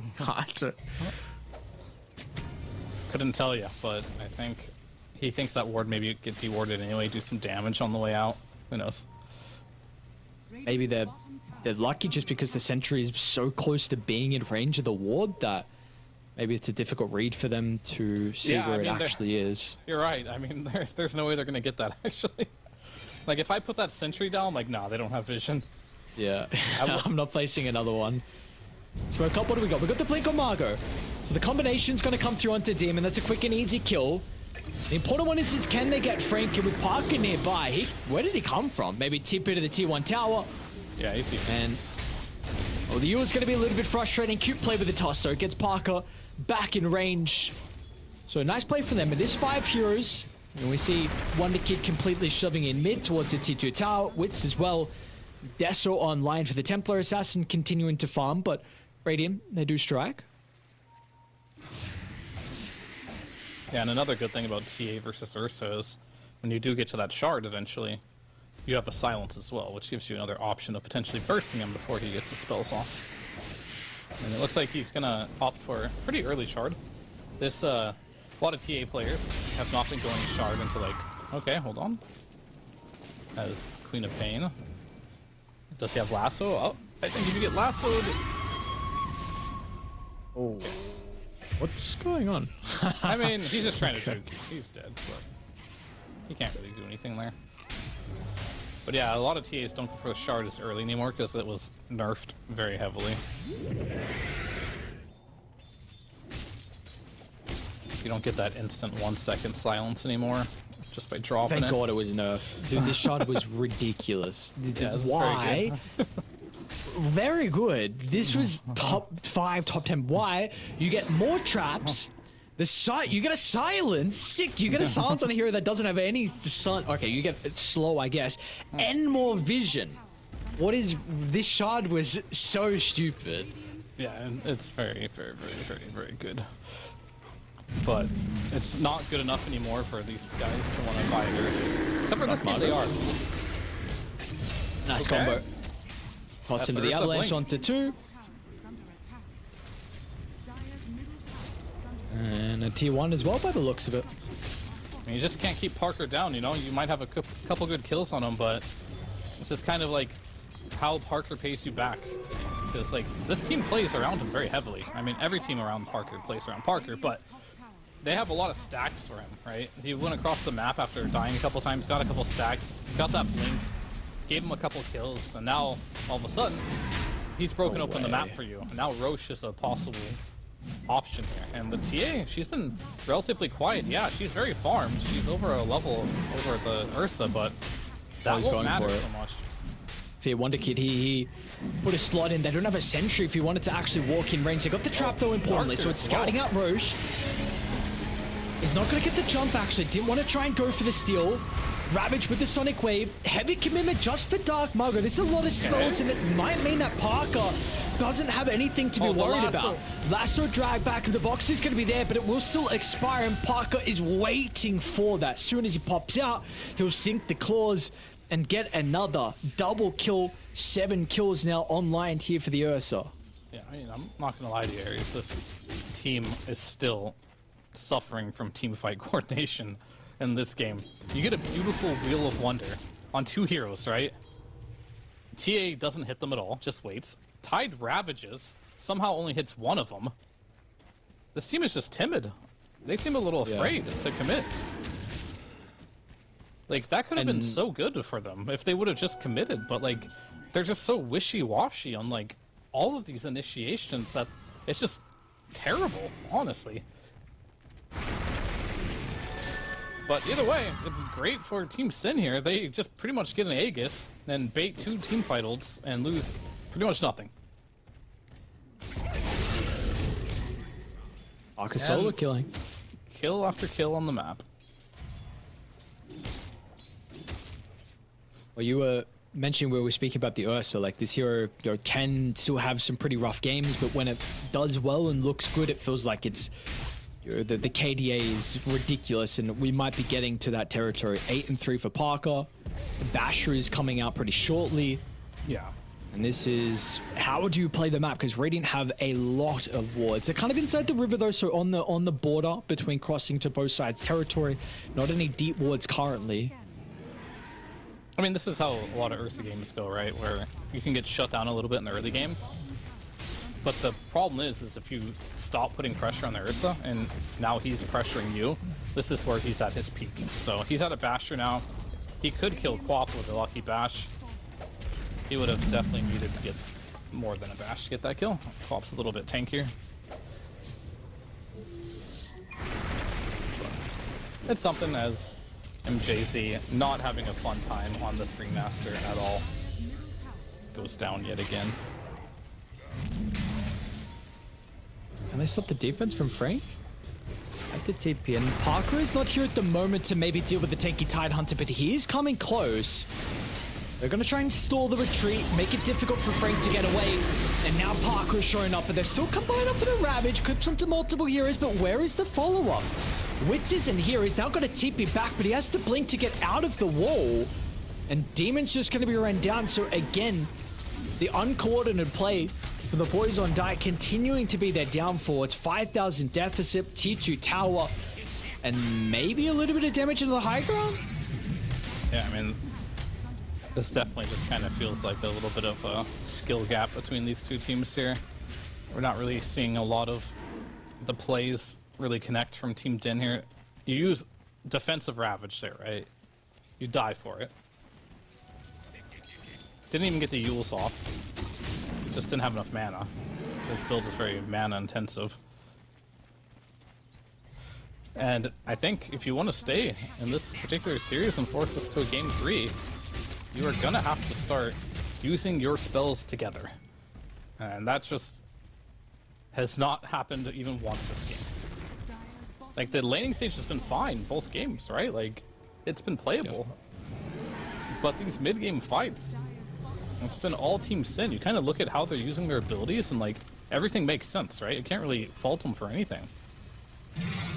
I mean, ease of execution is one thing, of course, sure, but where's the Wheel of Wonder into a Ravage, right? Into a Sonic Wave with TA hitting them. Like, this is how it needs to go, but instead, we're just getting picked off in the mid lane, getting picked off in the river. Just everyone's getting picked off everywhere, one by one. Apparently, Panda's even just frostbiting Wonder Kid to stop the club from getting involved and maybe assisting or doing something. I mean, yeah, they're just continuing to be picked off. The wheels are falling off of the bus. And now, bottom lane, there's a ward, and if there's a bash, oh, unlucky. I think that was 3 hits, maybe 2. Yeah, I think so.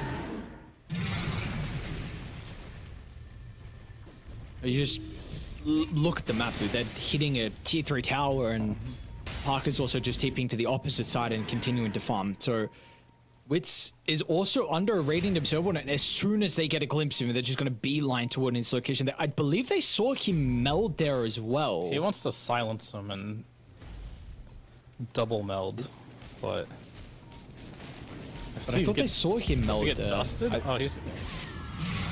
Alright, they're gonna go. Oh no. Blew him Was up, it but worth Parker it? was waiting. No. It wasn't. It was not at all. Nice vacuum as well from Sacred, and that's where the Cleave's able to come into play. That's where the Avalanche as well will assist. It was so man. greedy, man. I mean, this is like the gold difference, right? Like, this CM had a Solar Crest, right? And she also has Glacial Guard. So, you have so much physical barrier that this... Yeah, we're going to see it here. Look at this CM. She's coming in. You use that, but CM uses all of her abilities. Keeps them... Sure, you still die in the end, but this allowed the space and time for the team to get here. And causes TA to die, then on top of that, the vacuum comes in and mops up the other 2 heroes there, so... Decision making still not quite on point here for Team Den. And that there has to be a point in this game, right, where you need to decide what is your route to victory. What's the difference between just playing as the game goes on versus playing to win? And I feel like playing to win here would be, we have all of our spells, let's take a smoke ink and try to take a fight. Okay, so what do we get surely here for the possibility of that? I don't know if we can wait long enough for the blink on the tide. I mean, I think the latest you can wait is for, like, I don't know, a Hurricane Pike for TA. Okay. That item's incredibly good versus Ursa. It'll give her some space, but other than that, I'm You down might to not be just able to go, wait because but- mid lane once again tossed into the frostbite. Wonder Kid's gonna be okay there. The Essence Ring activated gives him enough health to be able to blink away, but Parker's gonna try and deal with the heroes that are retreating. We'll still hold Wits in. They're trying Where's to tip the our Wheel Tide of Wonder, maybe to disrupt, but yeah, Tide's not here. He's trying to TP back now, but it looks like it's going to be a little bit too late, and even if he gets in with the Ravage, the resources aren't there to fight afterwards, and Frank is here, and they're like, brother, we needed you earlier. You're too late, and now we're losing more members. Demon's going to be caught as well, getting dragged back with the lasso. Parker also has the assistance of Dark Margot, so Frank TP'd him, and now he's going to die as well inside their base. It's a triple for Parker. Base is under siege. One by one, they fall. Yeah, it's pretty rough. Like, I like the idea of going there, but like, yet again, Tide was just farming bot while they're making a play mid. You're down like 11k gold. I don't think you can make these 2 to 3 man plays. You have to bring all 5. Yeah. Well, you need to cut your losses. Like, you got initiated on. The Quap did. She was able to blink away, but they kind of half tried to continue to take the team fight. Yeah. And the pickoffs continue.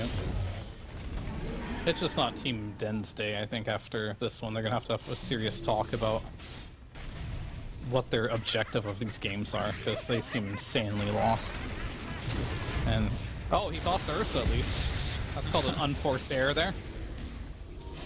Or maybe that was Parker's fault. Everyone's tipping Parker, saying he's the problem. But either way, that was definitely the fault of Team Sin. And Tiny goes in again, but that was a little bit deep.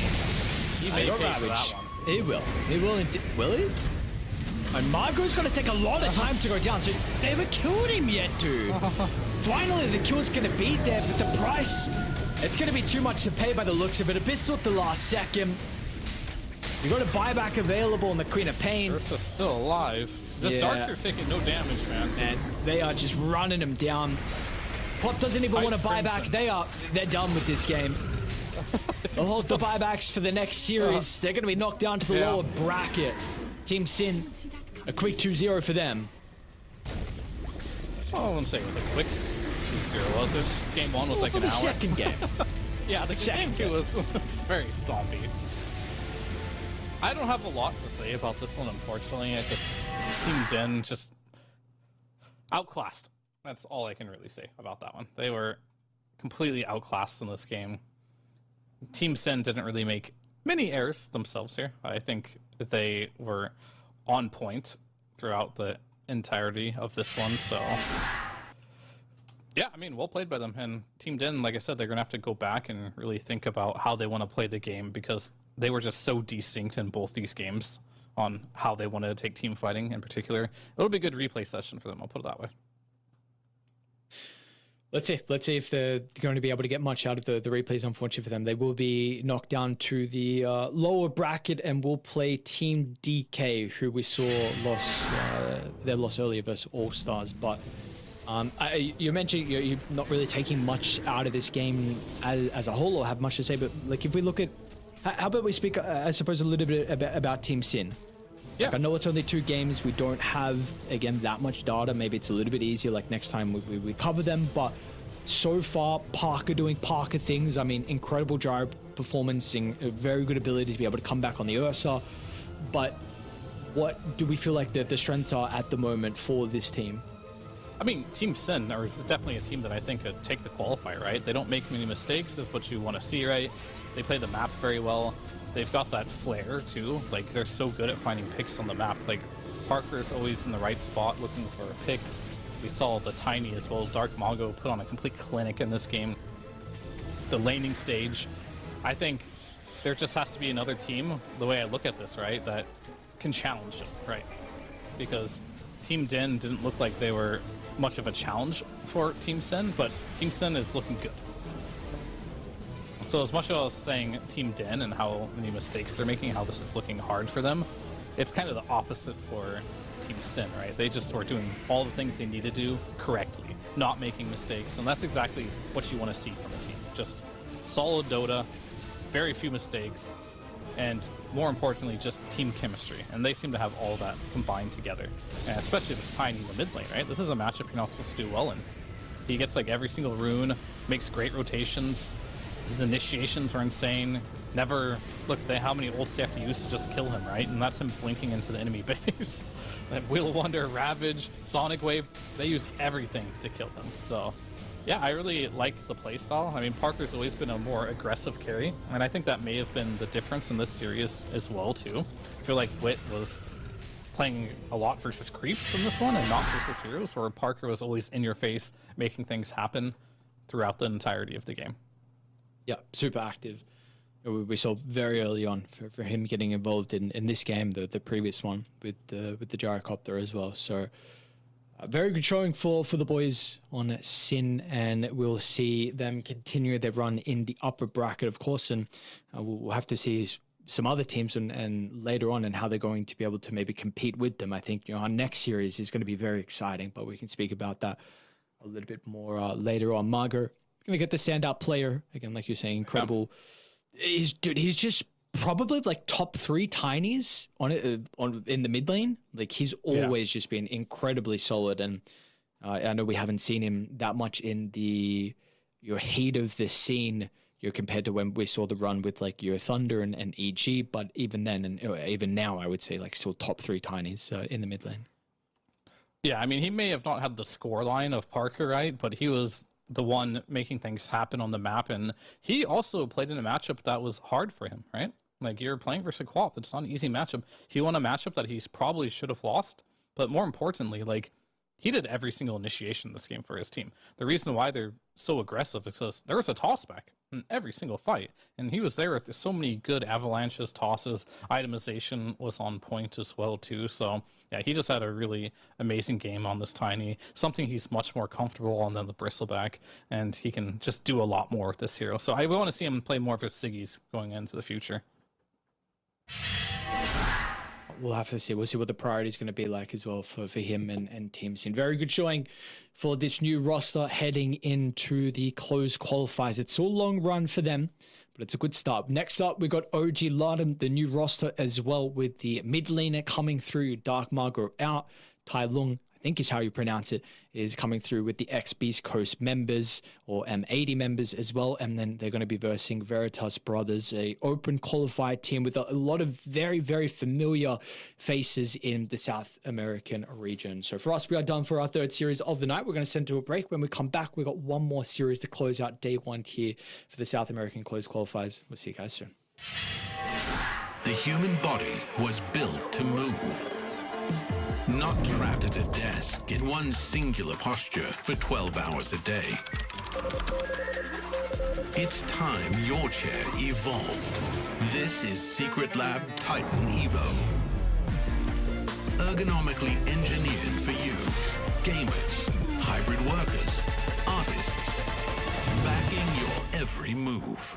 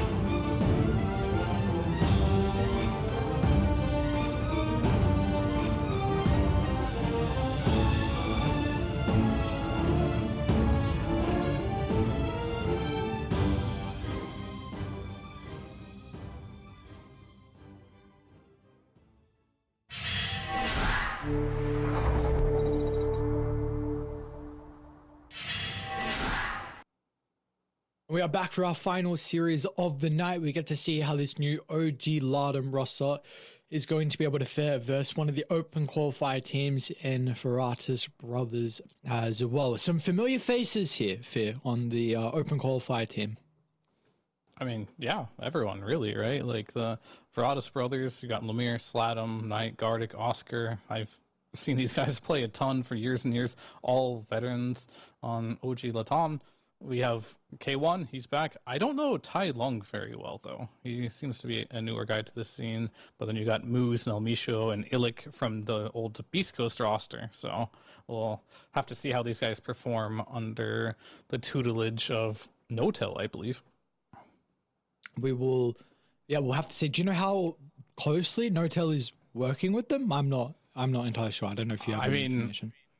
I don't have any insider information, but I think the plan was he's their coach, so we'll see what he can bring. I mean, we've seen so many variations. Normally with Seb being the coach, I don't think we've ever had a no-tell coach variation of OG. So, and I believe this is considered their main roster too now, just because the other European roster is going through changes and they haven't really found something that sticks yet. So they're going to stick with the Latam, and we'll see how it works out. First time I'm going to watch them, so I'm excited to see what ideas they have, because they're going to definitely, if No-Tell's there and they're with OG, they're 100% bring in some of the Western European knowledge and strategy to the game. So expecting big things, but we'll see.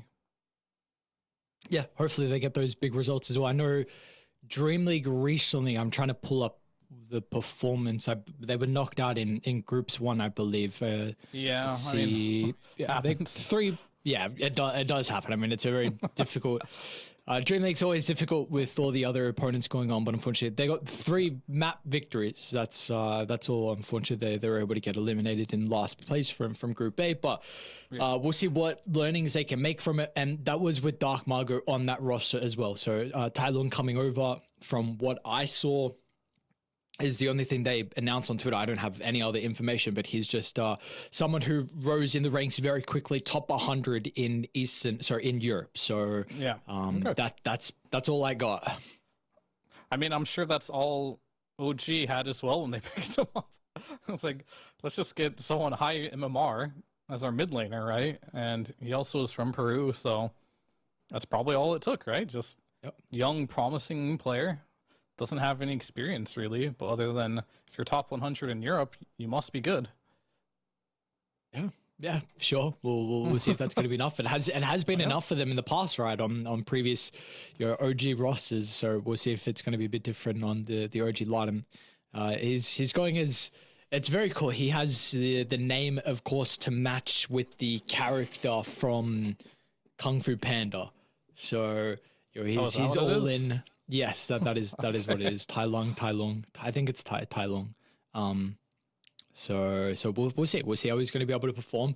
We covered the previous, of course, qualifiers with Beast Coast making it through, and Moose was on that roster as well. So we'll see if he's going to be able to go back to back inside the qualifiers. This one, way more difficult with it just being 1 slot and the grand finals. The last one we saw, Heroic kind of blitzed through it. They versed Beast Coast in the upper bracket. It was a quick 2-0, and then we saw Beast Coast be able to take that second slot. But it's going to be a bit more difficult for them in this run here, and for Moose in particular and the other boys. He also had El Micho on that roster, and I believe they did not have Ilish, though. They had Vitali as their position 3. So he's still got the same support duo from previous TI.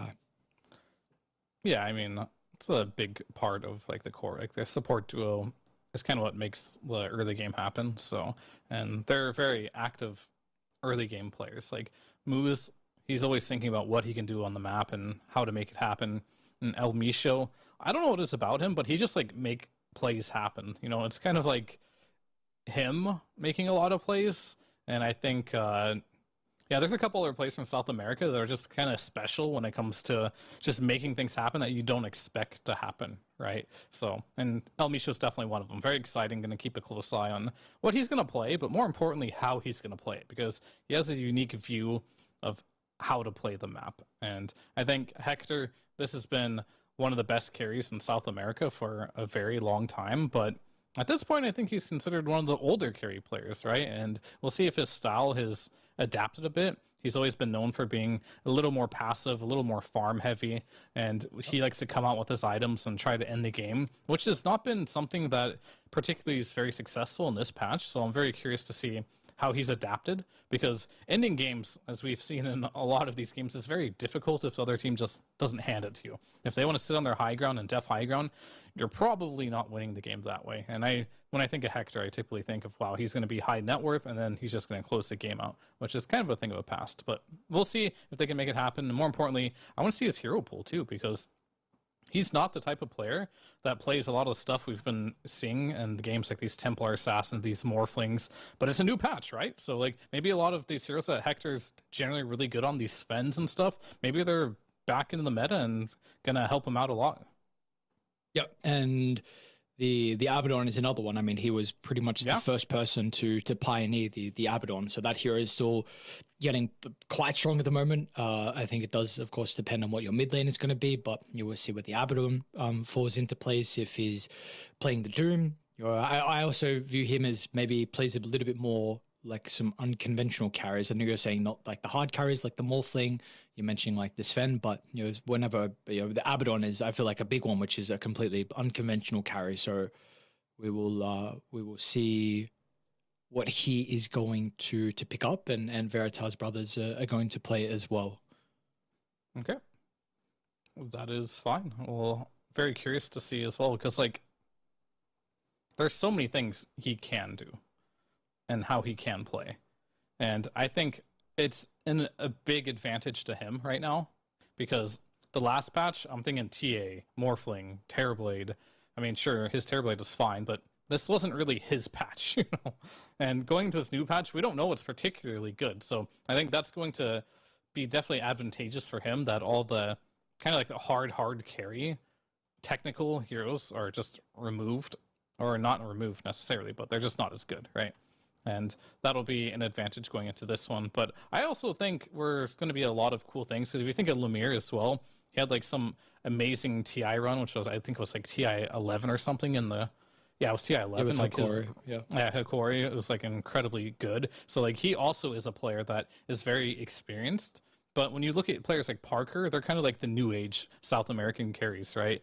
A lot of aggression, playing very quickly. When I think of Lemire, I think of just players that just are a bit older carry players. They're a bit more farm heavy. And I think in this matchup, it's fine. But if you want to get through the rest of this tournament, will K1, will Lemire adapt their play style to be able to beat teams like Team Sin, for example, right? We'll have to see. In Heroic as well. This is also a team that also plays very quickly. So a lot to be revealed in this region, because there's so many questions for me, and I can't really answer them all until I see them play. I think the big thing, just the region as a whole, like a lot to prove. This is we saw the best showing for them at TI was with Thunder and what I think was Beast Coast, that, or maybe it was it was one of them. I don't remember the other org name at that stage, because I know it flipped back and forth. But that TI, when Thunder plays like 5th and 6th, and the other South American team I think was also top 8. We see them. Then EG picked them up, and then we see, like you said, Hokori, then they get picked up by Alliance, and then we get Alliance Lardum, and since then, kind of fall off a little bit. They weren't able to get the results. We get that first big victory with Heroic for PG of Wallachia, but then some internal issues, so that roster doesn't stick together, and then we don't get to see South America really.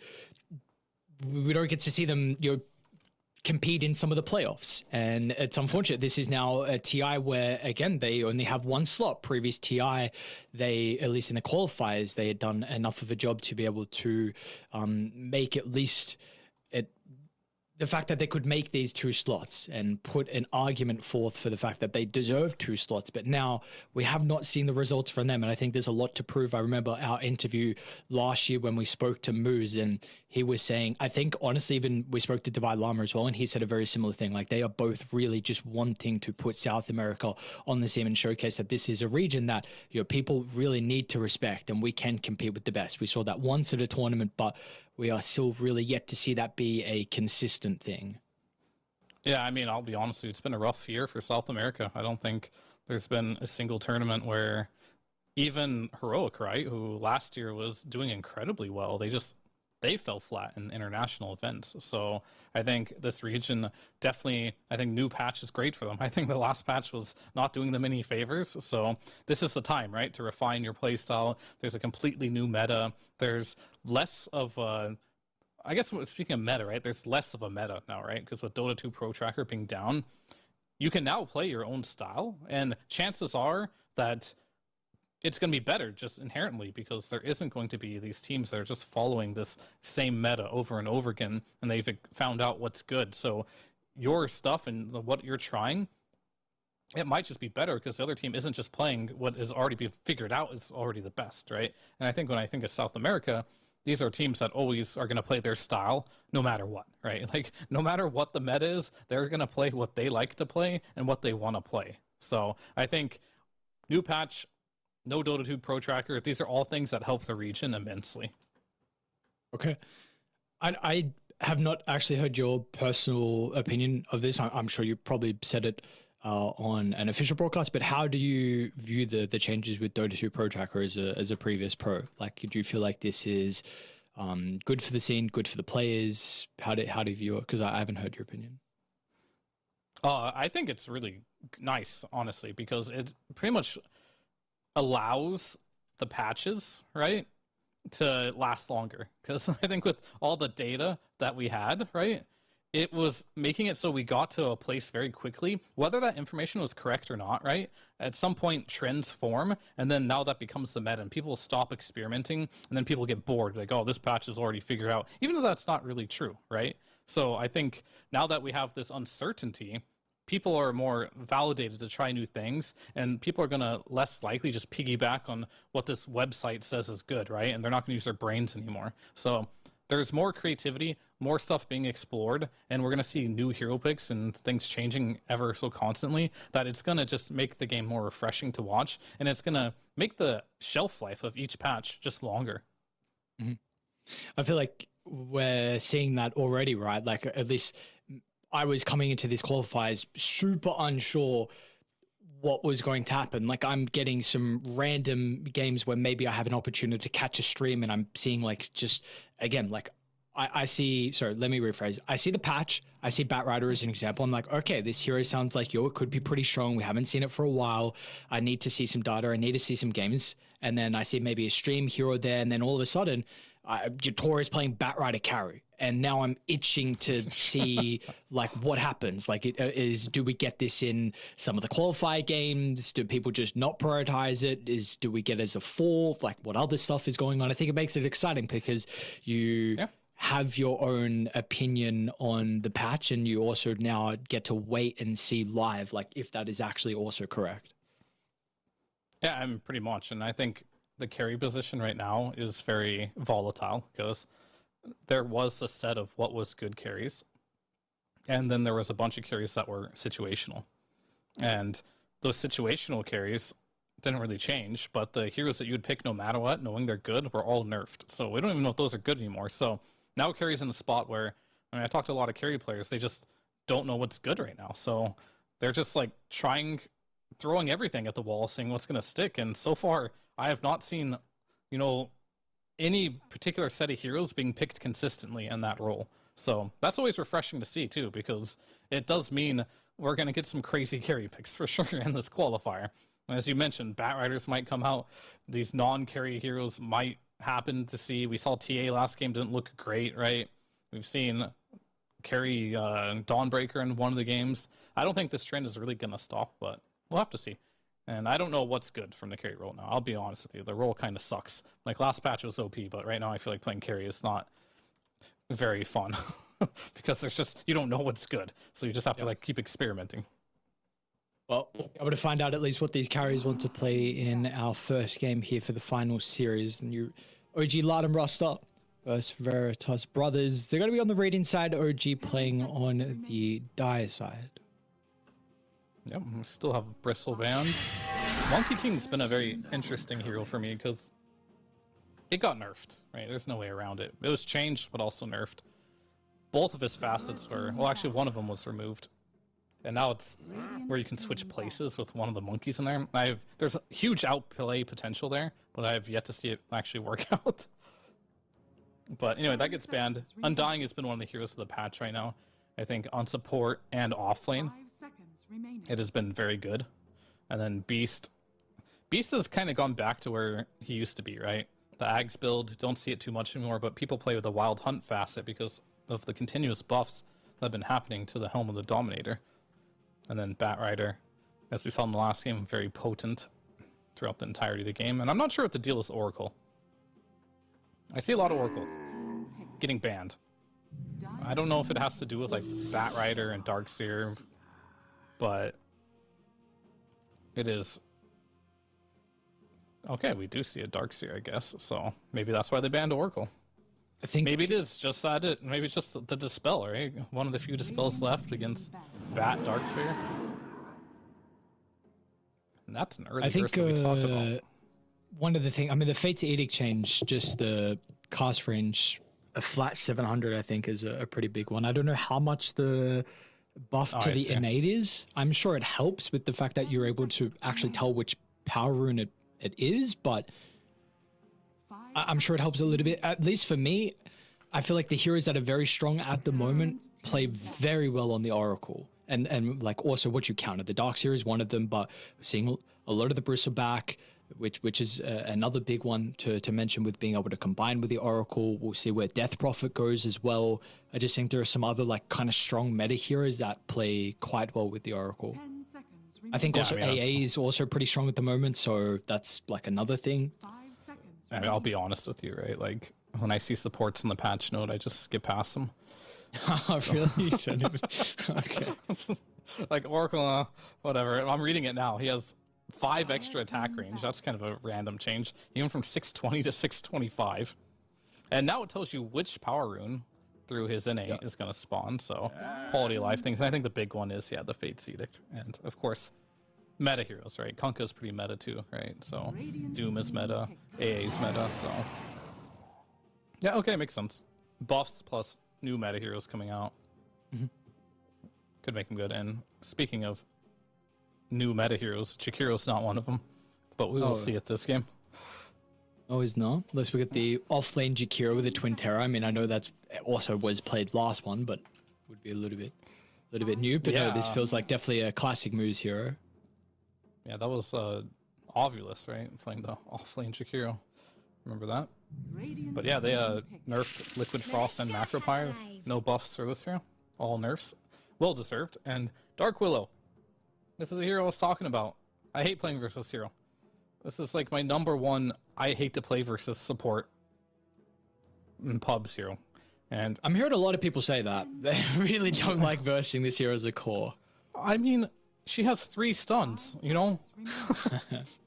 And she becomes untargetable. Yeah. There's only so much that can deal with this. And let me tell you, Ursa is not one of those heroes that deals with this. Ursa is very bad against this. That's probably why they picked it, right? Jakiro is incredibly good versus Dark Willow, though. Everything's ground targeted. So when you think of Dark Willow, you want all your abilities to be ground targeted. Because when she goes in the Shadow Realm, for whatever reason, too, like you can just use your stick and you just get full HP because you get 150% additional regen while in Shadow Realm. That's a change they made to make this hero a bit more popular. So you can just kind of spam that in lane and just full heal every time. But yeah, I mean, you want more ground target stuff to deal with Dark Willow, but yeah, the annoying part about this hero is just the constant annoying amount of stuff it can do to you. Like, the roots, super annoying to play against. The Shadow Realm, super annoying. if you're the wrong hero, of course, right? The stun, the Curse Crown of the Shard, makes you want to kill yourself too, because you can't actually walk out of the roots without rooting yourself again. And then there's more roots. The Terrorize, it stuns you, and then for whatever reason, when Dark Willow gets level 6, she can solo kill you. You can quite literally have like 1500 HP, and she will kill you. So yeah, she has damage. She has ability ways to. The one place she's a little weaker is late game. I think her late game's a little bit weak, but her early game is so annoying, even just throwing out the spells. But yeah, I can rant about Dark Willow a lot. This is probably my number one most hated hero to play against. Super annoying. What do we get for Slatums in the mid lane? some way to deal with the Pango. I mean, it's a flex, right? The Pango could be offlane, could be mid. Sure.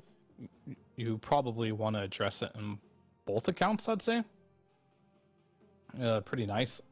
I mean, I don't say this very often because I'm a master tier Weaver, so I know it's a good Weaver game. It's a pretty good Weaver game, but not many people also like playing Weaver, so that's a hero that's also, honestly, it's okay. I mean, it's good. It's not good. It's versus all 4 of the heroes you see, but it's good versus Ursa and it's good versus Pango. Not so good versus Jakiro, right? And it's a mixed bag when it comes to Tusk. I think the laning stage is when you're a little bit vulnerable to Tusk, but the rest of the game you're probably fine. So it is an overall good pick. Okay. Radiant team. Well, we will get the Templar Assassin, so I guess you're probably never wanting a Weaver TA. Oh no, the Weaver, yeah. Weaver's gone. Yeah. Okay. I just want to confirm just before I go further. I really want a hero to be able to go before the Darkseid. I want him to be your second initiator, so at least some hero to be able to jump and be able to start fights. Puck, Earthshaker definitely would have been heroes that could fill that role. Yeah, I mean, I would love for OG to pull out Ovulus and do Jakiro offlane with Tusk and really punish the TA. That would be super cool, but we'll have to see if exactly this TA is going. But as I mentioned before, there's no reason to put TA mid if you don't see your matchup, right? Like if it's not a definitive like Puck mid or something, right? Some hero that just can't go to the offlane, I don't think you can put TA mid. So yeah, they're definitely going to be looking for something to lane mid against what we see here. I mean, Primal Beast looks pretty good. So? Can we just Tiny as well? Yeah, we could Tiny. I mean, that one's a bit boring. It's always seems to be Tiny. I don't know if we'll get... Tiny's very stable, so yeah, it's good. But Primal Beast would be cooler. Unfortunately, I don't think he got changed at all. So he's been slowly buffed over certain patches. They're gonna pick Ember. This is around the same realm of thinking. I think the root is very good this game in mid lane. If you do go for the double jump facet, well, actually, it doesn't matter what facet you go. If you literally just use Slight as he's doing it, you'll just dodge every single one of them, right? And then later on, the root will just prevent him from escaping. So we'll see what they pick here, and Underlord will be the pick. So Pango will go mid. The dream of Jakiro offlane is dead. I would have liked that one a lot, but this hero also pretty good versus TA. You build Crimson, which is nice, and I think the best part about this hero versus TA is the root. You kind of like have this long range root, and TA hates playing versus roots because if you get rooted, you can't blink, and if you can't blink, well, you're vulnerable, right, to having a setup stun on top of you. And that's exactly how TA likes to play. She likes for you to jump on her, and then she just blinks out. Hang on. This is mid Underlord. Mid Underlord. Okay. I mean, that doesn't really change much for me outside of the fact that I mean, I don't know. I think Underlord would be better in both lanes. That's why it's their last pick. So I mean, yeah, okay, cool, I guess. I don't know. Mid Underlord versus Ember. Yeah, it sounds like it's pretty strong. I mean, I think it would have been good versus TA too, right? And I think no matter what lane Pango goes to, he's not really super happy in this game.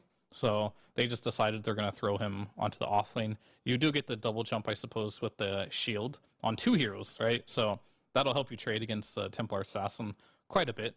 And mid Underlord, I've seen it before. I've definitely seen it before. I have as well. Yep. So it is a thing. But what does it provide this game? I guess it provides a little bit more levels early on, which will get you higher levels in the Firestorm.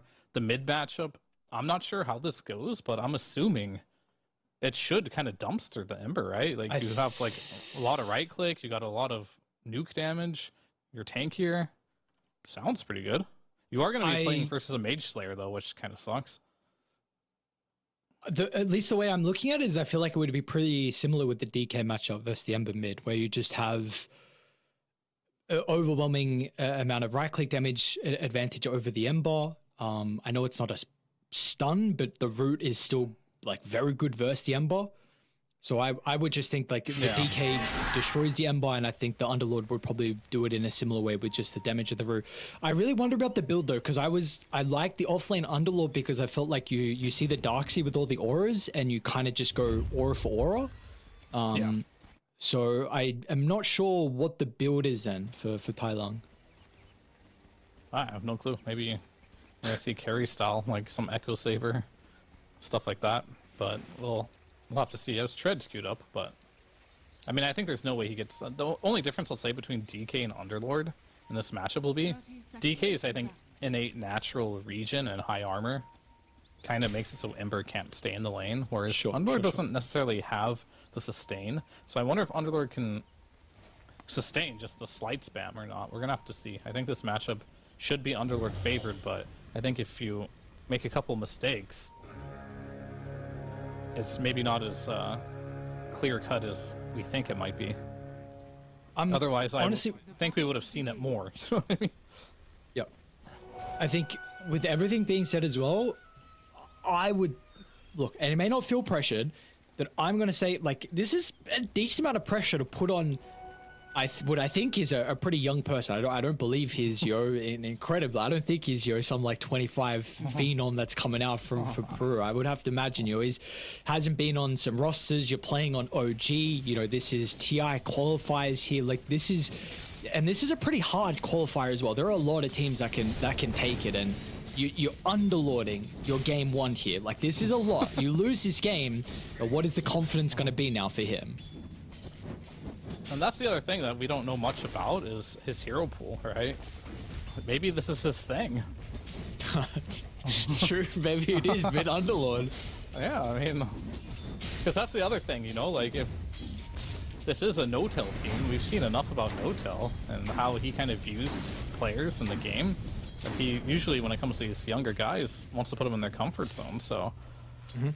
I think unlikely that they're just springing this on him, and he's never played this before.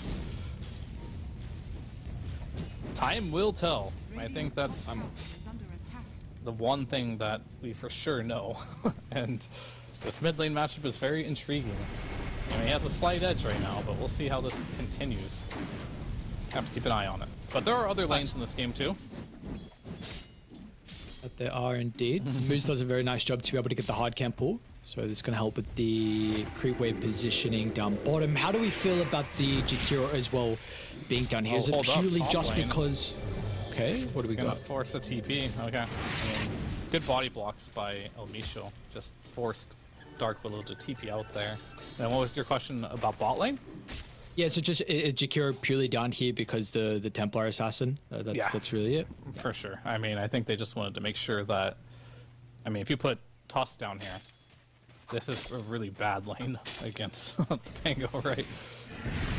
Or against the TA, sorry. Because now you have this dual breath that you can just spam as well as just shield crash, and TA will not be able to fight into that, at least theoretically, as I say that. Oh, maybe in trouble, honestly, on Lumiere. Without a doubt is. He's going to need them here to try and stay alive. Illich keeping up to the Templar Assassin. Unfortunately, the dual breath is going to expire, so they'll lose the movement speed slow, but it is a lot of harass, and Lumiere doesn't have any resources currently. Yeah, I mean, that was a really good trade for the side of OG Latom. Because now this TA just feels like she just can't step up. But that was a salve used by Gardic, so that's half efficiency. 250 HP salve. That does not feel good for your net worth as mid lane. I think we're starting to get our answer about this mid matchup here. Slotums is getting bullied. Oh man. Yeah, good luck walking past him. That's a full zone here.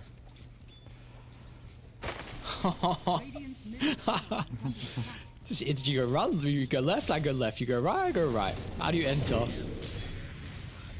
Just gonna take some tower hits, but he's a big tanky boy, doesn't care too much about that.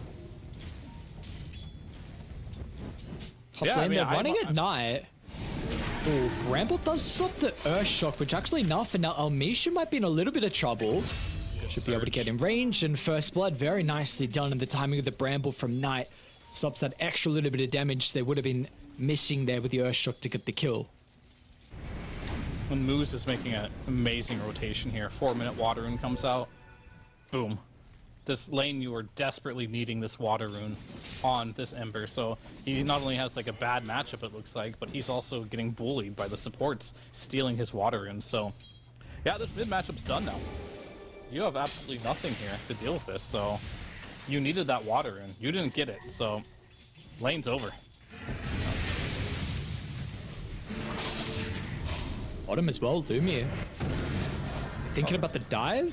Village was thinking, Yeah, it's glimpse. felt like he had the damage. Knight now might be able to get the glimpse back. Almisha has come through the portal though, so the heat of Brawl, OG Lard and bringing the numbers required. I'll get the kill on tonight, so unsuccessful rotation for the Dark Willow, and that is a TP wasted. They're gonna continue here. This is looking scary. Gardick's also dead as well. Mid goes bad, bot goes bad. Yeah, a little panic there from the TA. They had no detection. She could just meld and chill there, I think, but decides to fight. Probably uncertain about the detection status there. But yeah, 2k gold lead. 5 minutes. Not good. You are losing all 3 lanes. Gardick's also TP mid to try and get in range for the glimpse, but Lung's going to be able to run out of danger. Looks like the build is just going to be typical. Mid lane, he's dead, right? Someone is dead, I think. Glimpse back into the Bramble. Nice, Yep. okay. And that was very fortunate. Bramble was there. I mean,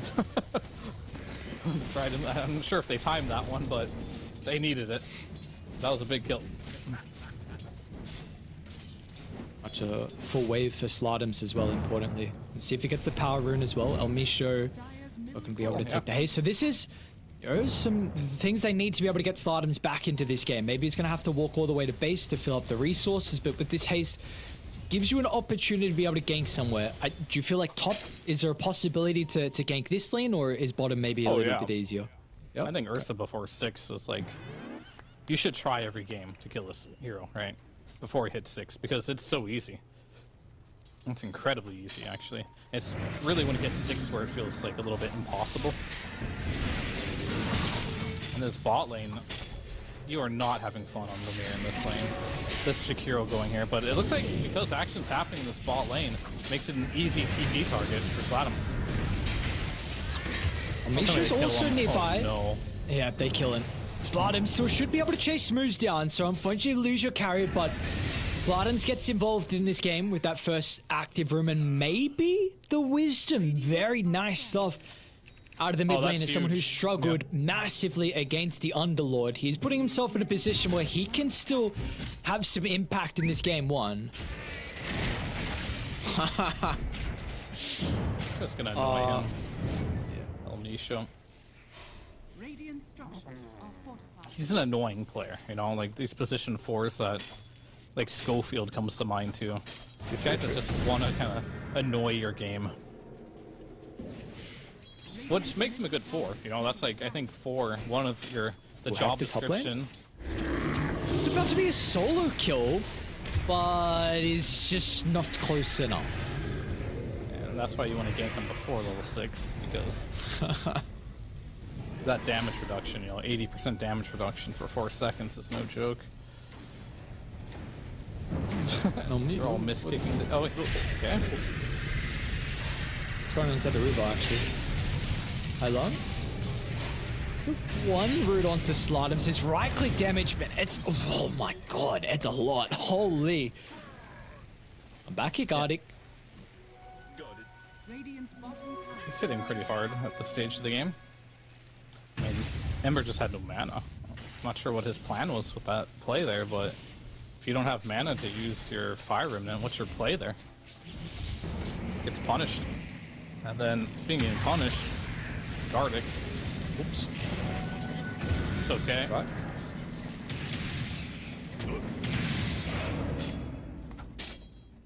just doesn't have his driver's license yet, you know?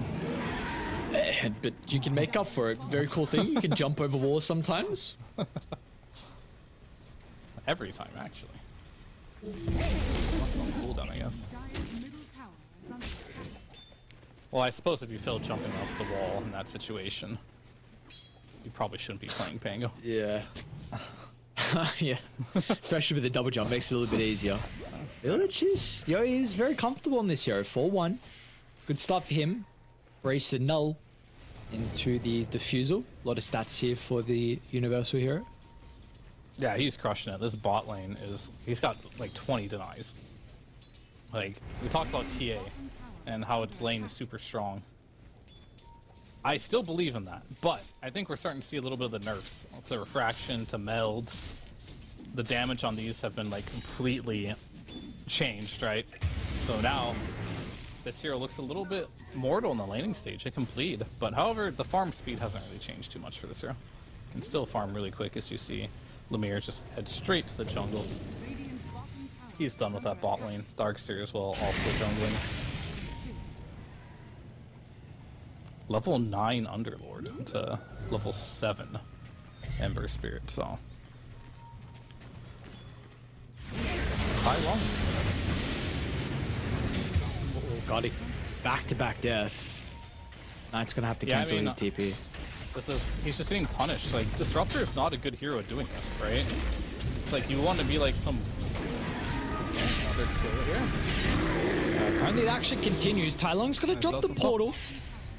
Arcane Rune use as well, so lower cooldown. They will come through. Are they gonna come through? They'll come through now. Militia moves are here, ready to go. Terrorize, nice sidestep. Misses on everyone. Now Slatums is just gonna have to stand idly by and watch his offlaner be killed off, and more of the map is being taken away.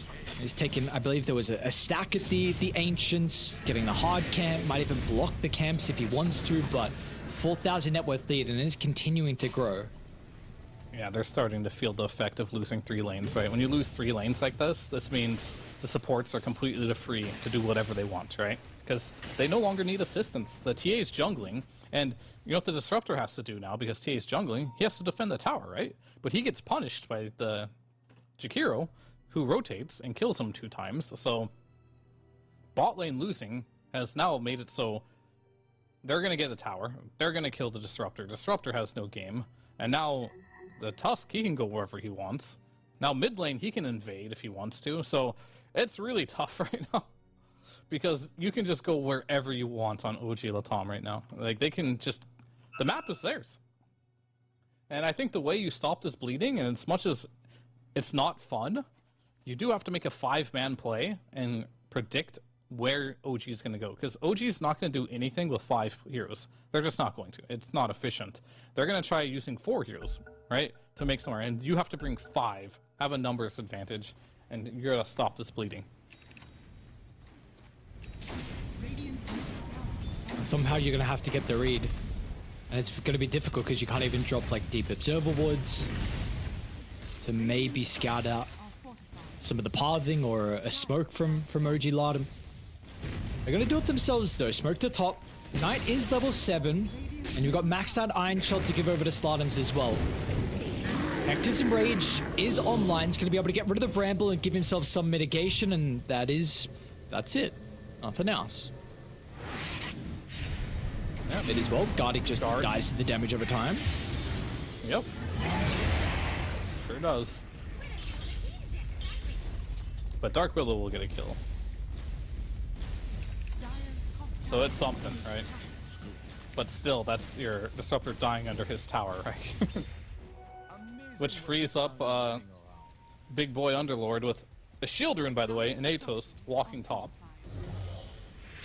Darkseer, my friend. Oh, he surged. That was a mistake. Uh-oh. Slatums is, I don't know, gonna run on over, but there's not much he can really do as well versus the Underlord. They'll be able to glimpse moves away. Do you have the portal as well to bring in some reinforcements? They see who's gonna come out. Okay, it's gonna be the Pango. See, this is the Dark Willow thing, right? Like, you want to do something, but it feels like no matter what happens, you just teleport into root, or you're just always rooted. So Pango gets rooted immediately. after TPing in. But good disengage there for Team VB. Oh, nice chains. Oh, the snowball at the last second, but into the bramble. Yeah, all right. To spell off the spell, damage as well with the bedlam. It's not a bad avoid kill. these roots. So it's like heat seeking.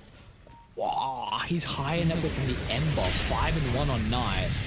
Speaking of Ember, run up a high ground. 1 stun, 2nd stun, so many. Knight's gonna consider about moving on forward, but I'll make sure acts as a bit of a deterrent. We'll be able to keep them alive, and now the duo supports will combine together to get a double kill for Moose. Yeah, very nice. I mean, both carries free farming. They haven't really stopped Lemire. He has been able to just farm the entire map pretty flawlessly, and they're stemming a bit of the bleeding, I want to say. Like, Ember's game is still garbage. Like, this Dark Willow has higher net worth than him, but it's not great. At least not for Ember. He's having a rough one. Radiant's bottom But Dark Willow does have a Yule, though, and that's very good versus Ursa. So, even though Ursa does have free farm, I think this is still going to be not an easy Ursa game. Like, you're playing versus Dark Willow with the early Yules. You're against a Silence with a Disruptor as well. You're against a TA who's going to have traps eventually that silence you, so might be a little deceiving, I guess, on how much impact this Ursa might have, but I'm not even worried about the Ursa too much. I'm more worried about this Underlord and Pango, because when Pango gets Ags, that's going to be a little bit brutal. You don't have much to deal with him in this game. Yeah. I mean, it makes sense too, right? Because Ursa was like their first big hero, so of course it's going to have some answers, and it's going to leave space for the other cores to have a better game. But we're still waiting for that one big play where Team VB gets a decisive win, right? And maybe this is it, with the Yules on available. He can set up Yules into a Static Storm potentially. He's got Crimson now, but is the Crimson really going to mitigate anything out of Dire? It's a nice Static Storm, though. They're going to fly over the top, try and deal with Tai Long as well.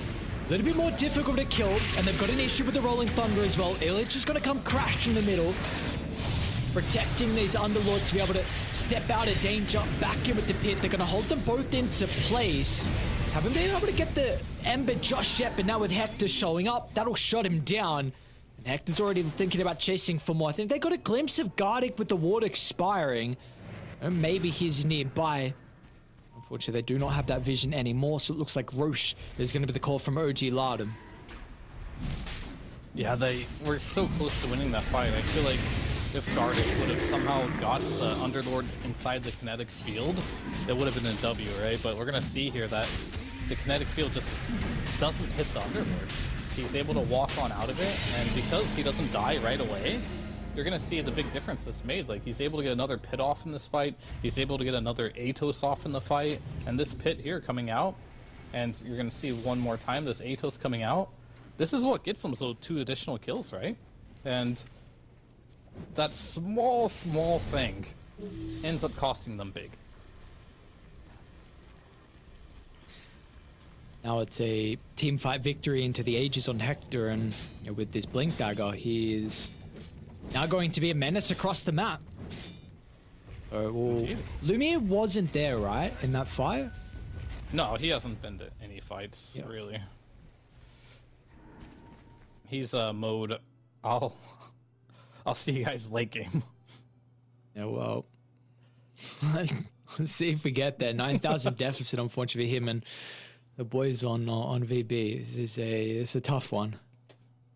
I mean, yeah, that definitely felt like a fight where if TA did show up, it would have changed a lot, but it's kind of hard. I mean, that's the hard thing about carry players, and it's oftentimes why carry players get flamed more than any other position, because they have to make hard choices, right? Like, should I be fighting or should I be farming? Where I feel like every other role, they don't have to think too much about that. It's kind of like, you just need to be fighting. So, I'll defend him a little bit. I know it can be difficult.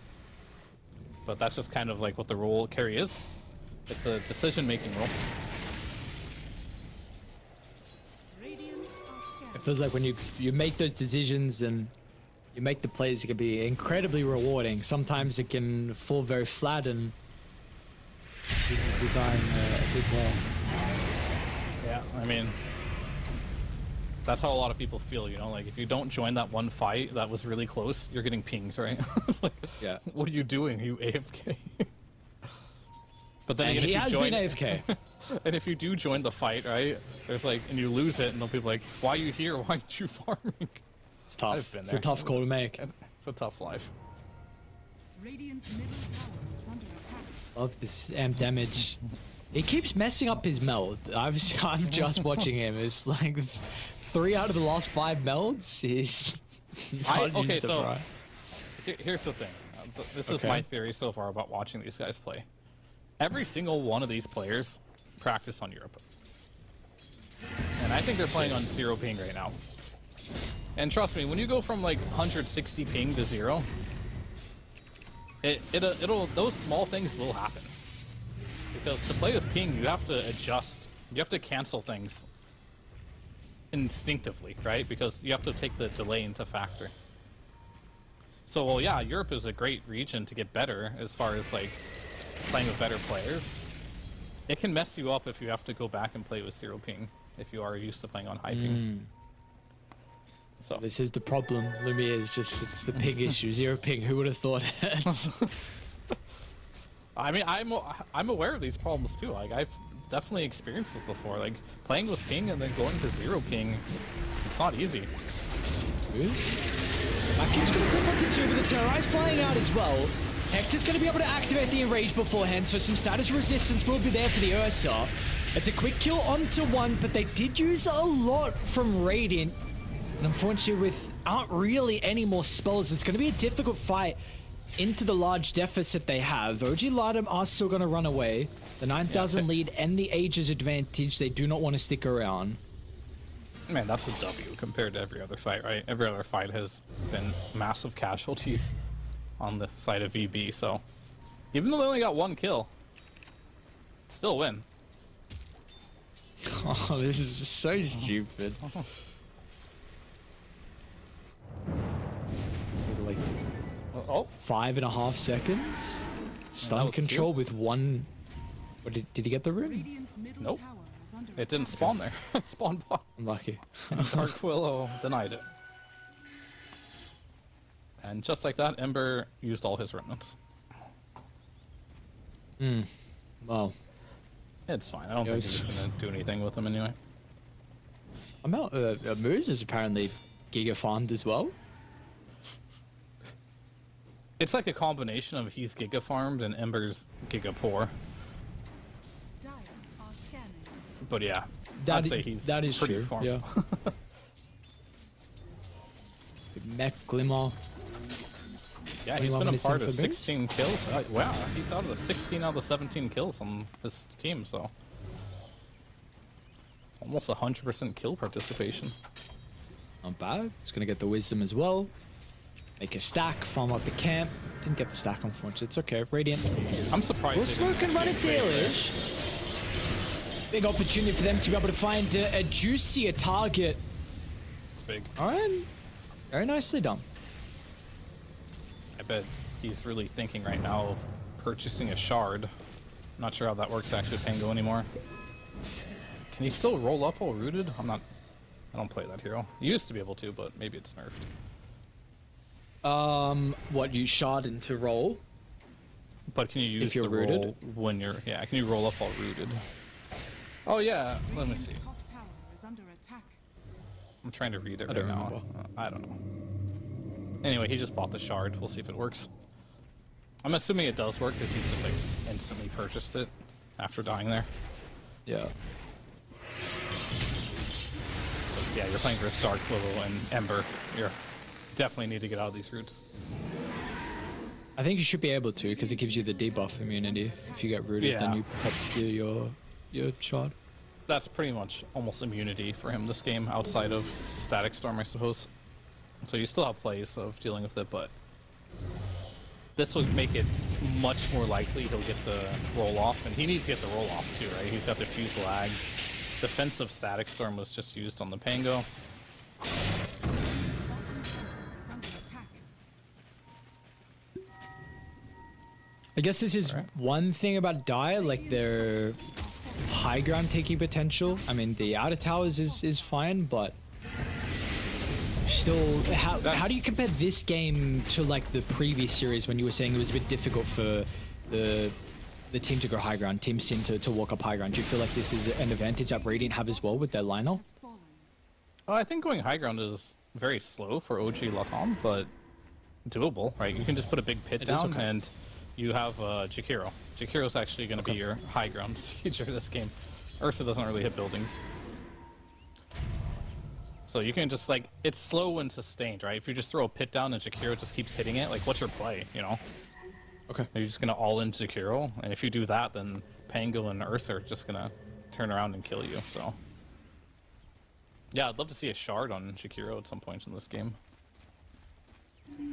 Alright. Switch up to pop the smoke. Thinking about a terrorize. Gardic's also nearby. Static Storm is still on cooldown for Gardic. They're going to be able to root Lumia into place as well. OG Lardum looking to bring every single member. They're going to be rewarded with a kill onto Gardic. Can they catch up to anything more? Illusion's thinking about rolling on forward. Slardums slowed down with the Diffusal Ice Path as well, but the chain's going to be there. Darkseid does his best to be able to protect the Ember. He's going to be able to get the Remnant away. This is still a fight you want to continue to take if you're raided. You're down one member and the spells aren't there. You at least have the Bedlam. Good for one. It's a pretty decent Macropie though, cutting the fight into half. Hector's looking for the jump through, getting kite at the moment. Dark Willow will go down, but they haven't found that bigger fish that they've been wanting here from OG Lardum. All the cores are still okay. It's just the supports that will take a spill. Yeah, I mean, it was a good hold. They managed to force out the BKB. It was a support for support trade. They're still waiting for that big win, but yet again, like, you can't really complain in this situation. You're down 11k gold and you're going even in team fights, so yet again, that's a win, a small win, but a win nonetheless.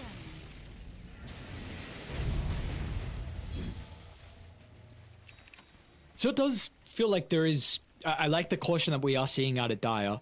You know, the ability for the counter initiation. You're clumped up into a Vac, Terrorize, Static Storm. It can be something very scary with all the AoE damage from the TA. Maybe the Ember not as much with just the low net worth, but we do see Dire being very, very cautious even with this net worth lead.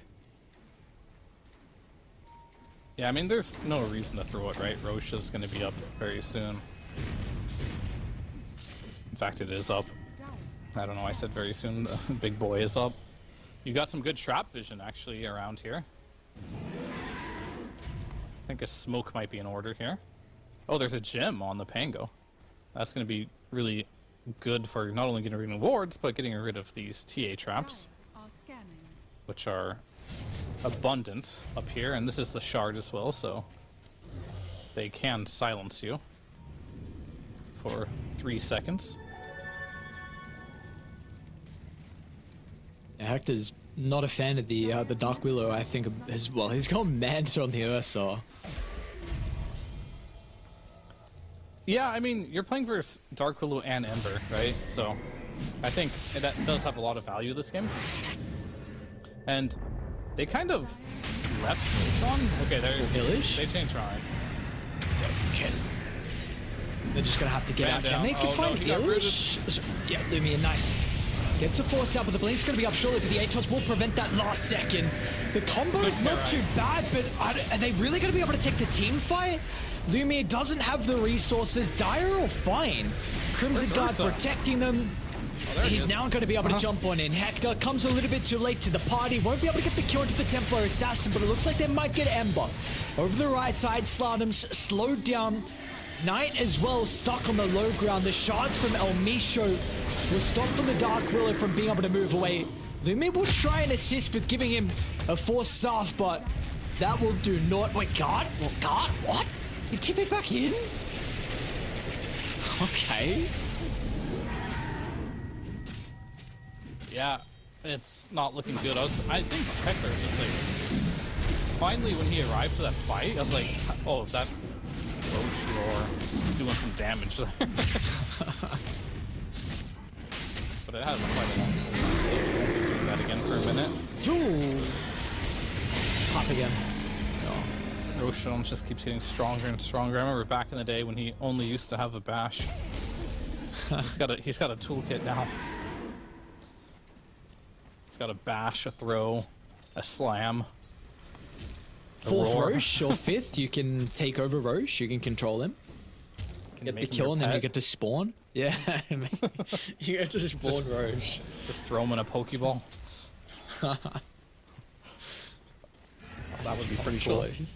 No, you don't like this idea? No, I'm down. I mean, Okay. I'm all for Dota. It's already got to that point, you know, where the integrity of like the game being silly or serious is out the window, you know? Yeah, we're far past that point. We are not there anymore. It's been a while. Yeah. It used to be, nah, we want the game to be very serious, but, you know, we've taken a chill pill. This game, we got some clowny stuff in the game. Quite literally added a clown recently. And they continue to go down that route, right? Like, Pudge, his new set, he's literally a clown too. True. Yeah. Okay. Never mind. I mean, he doesn't care. He's hit him. got Aegis. He's got Mantle. He's got BKB. He's itemized to deal with these roots as much as he possibly can.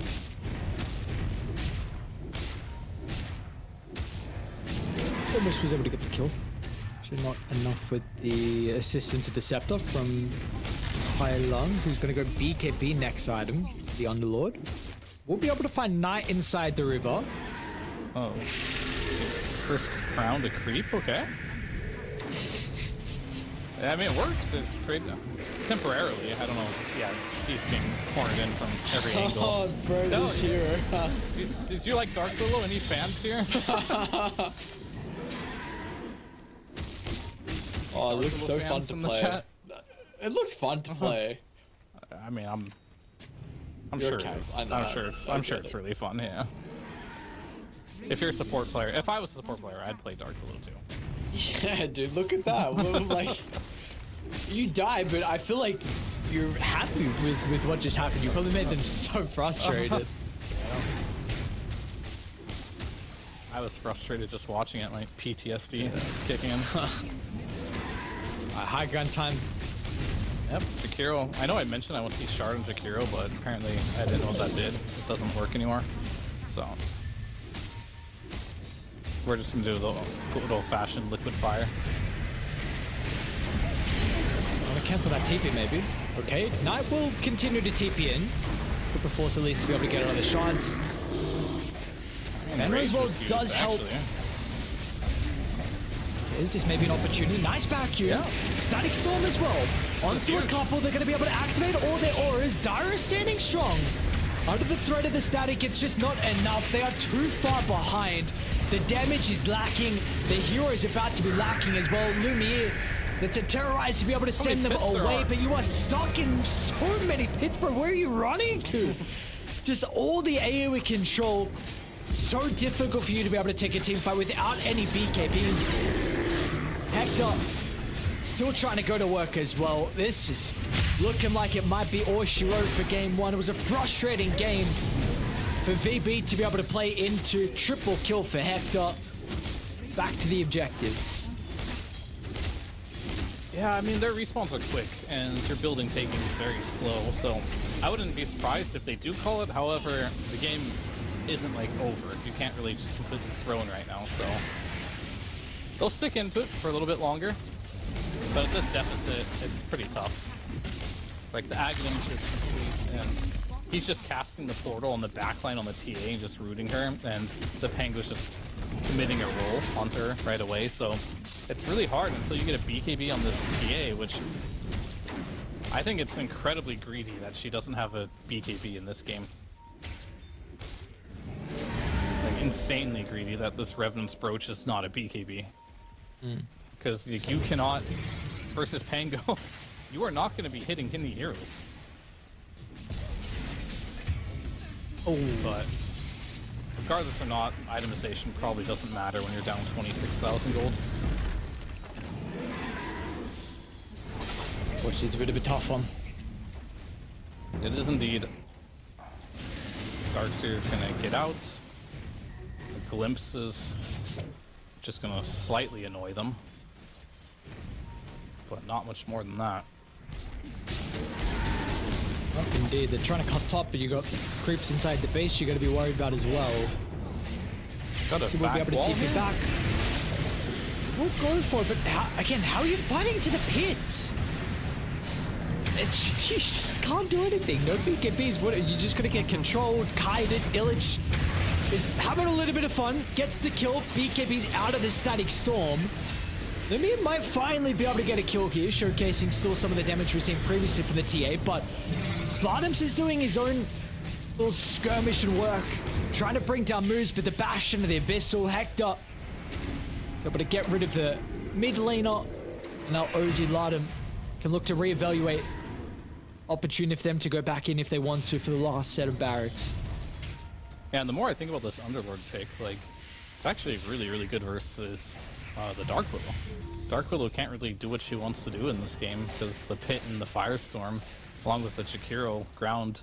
So I feel like they found an option that was good versus the Ember and the Dark Widow. As I mentioned before, I actually think you do have to address this Dark Widow hero.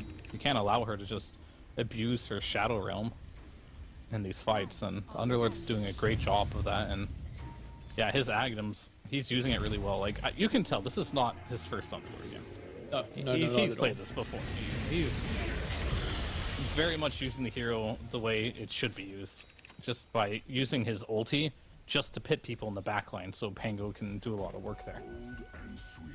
He's really showcasing, like, I mean, I don't want to say like Underlord 2, but just in general, I feel like this Underlord hero, because we've seen this Scepter, it really has been the build when the Underlord has been getting played, and it looks incredibly strong when put in the right hands. And apparently he has more than capable hands to be able to play this hero. He's looking exceptional.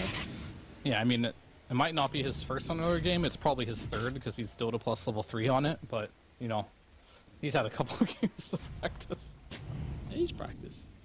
Dota level, I mean, I thought it was gonna be level 5 and he doesn't have Dota Plus, but you know, he's only Dota Plus level 3 on it. So How are you seeing the 3? How did you actually see this? just open the scoreboard and click on his face of Underlord. Okay. Ah, yes, okay. How long? But either way, we'll see potentially the last push here. There is one lone barracks, and there's It's currently quick wipe. 15 traps. Bro, look how big the pits Triple are. pit. There's 3. What are you doing, dude? How do you fight into this? This is insane. There's too much shit on the ground. I don't even know what to talk about. There's traps, there's firestorms, there's brambles, walls, shards. It's a game. Static Storm as well. OG Lardum. They're going to take game 1. Very convincing. Good opening from them. Yeah, I mean, that was very convincing. That's just a typical game of you win 3 lanes, and then the game just becomes incredibly easy to play. I think the one lane that I was very impressed with was not so much the Underlord lane. We kind of expected that might happen, but the Pango and the choice of choosing to put the Jakiro in the lane against the TA, that was really big choice, I think. And I think that may have caused this entire snowball effect to happen. Sure, maybe you do have a little bit of a weaker safe lane, but doesn't really matter that much. You're playing versus Darkseer. The lane's just going to shove into you anyhow, so your farm should be completely good. And yet again, like, to speak of like some of the hero choices in this game, this is a first pick Underlord. And, or sorry, first pick Ursa. Darkseer? Confused there. Okay, No, sorry. the first pick, yeah, no, it was first pick Darkseer, you're right, okay. It's like, they wanted to have an idea of how to play this game, but like, you first pick the Darkseer, you get Ursa right away, which is very good versus Darkseer. Your last pick gets countered as well, so you would imagine that you have at least one lane where you're countering, but the choice to move the Jakiro to the TA lane makes you lose your only one potential good lane here. So I think this is a pretty heavy outdraft, assuming that the Underlord worked, right? And it did work. It worked out amazingly. So I think going into this next game, you definitely have to think a little bit more on the laning stage, because I don't think we got to see Vivi play much of this game at all, right? Like, Sladum's was just always super low net worth. He got completely destroyed because the Jakiro was able to make rotations, take that 4-minute water rune away. The matchup just wasn't good for the mid lane either. First pick Darkseer, you kind of see some of the weaknesses of this hero, right? Like, he has some bad lane matchups, so as much as I want to say this game was just on OG Latam just playing absolutely amazing, that was part of it, but I think they just completely outdrafted on top of playing really well too. Yeah, without a doubt. So we'll have to see heading to this upcoming game on what the priority is going to be. For it will change as well. I mean, priority is going to change to OG, so maybe they'll have first pick this time, but very cool to see. You know, I mean, I didn't even notice, but Illich was 14-4 and 13, but overall, like, yeah, everyone played the role that was required from the strategy as well, like heading into this game. So Verbro like have some very, very good players, again, players who we have seen play at TI and have been standouts so far throughout the region. But this is just game one. We'll see what they're going to be able to do heading into game two. But standout player, Mr. Tai Lung on his mid underlord. Yeah, it's something we don't see a lot of, but they really thought about what could be the best pick for the game, and he was really bullying that Ember mid. That I don't think it was 100% just the Underlord that destroyed Ember. Well, yes, partially, right? He did, remember he's behind his tier 1 tower, just bullying him out of lane. That was really bad, but I think Moo's going and stealing with that water rune too, just like completely demolished the lane for him. And against the Dark Willow too, like this was pretty insane. And that team fight, that specifically, that last team fight, where we saw 3 pits on the ground, that is toxic. Like, what are you supposed to do against that? So this hero looks really cool. I don't know if we're going to see more of it. It was very situational, but I loved what he did this game with it. Yeah, we could even see larger pits as well with what the new T4 neutral item, right? The one with the increased cast range. He goes out with the Gleipnir, and you know, we could see some very frustrating team fights potentially if we get this hero again. So very interesting strategy, and honestly, I'm excited to see Tai Lung on a different hero, because again, this is my first time seeing him, and obviously he's been picked up, and there's going to be a lot of hopes for him, with how incredible he has been in the matchmaking system. So we'll see how he goes in the competitive scene now, and it is a good start for him and the OG boys. It is just game one though, so let's see if they're going to be able to continue with this momentum. First a break. When we come back, we've got game 2. We'll see you guys soon. The human body was built to move, not trapped at a desk in one singular posture for 12 hours a day. It's time your chair evolved. This is Secret Lab Titan Evo. Ergonomically engineered for you, gamers, hybrid workers, artists, backing your every move.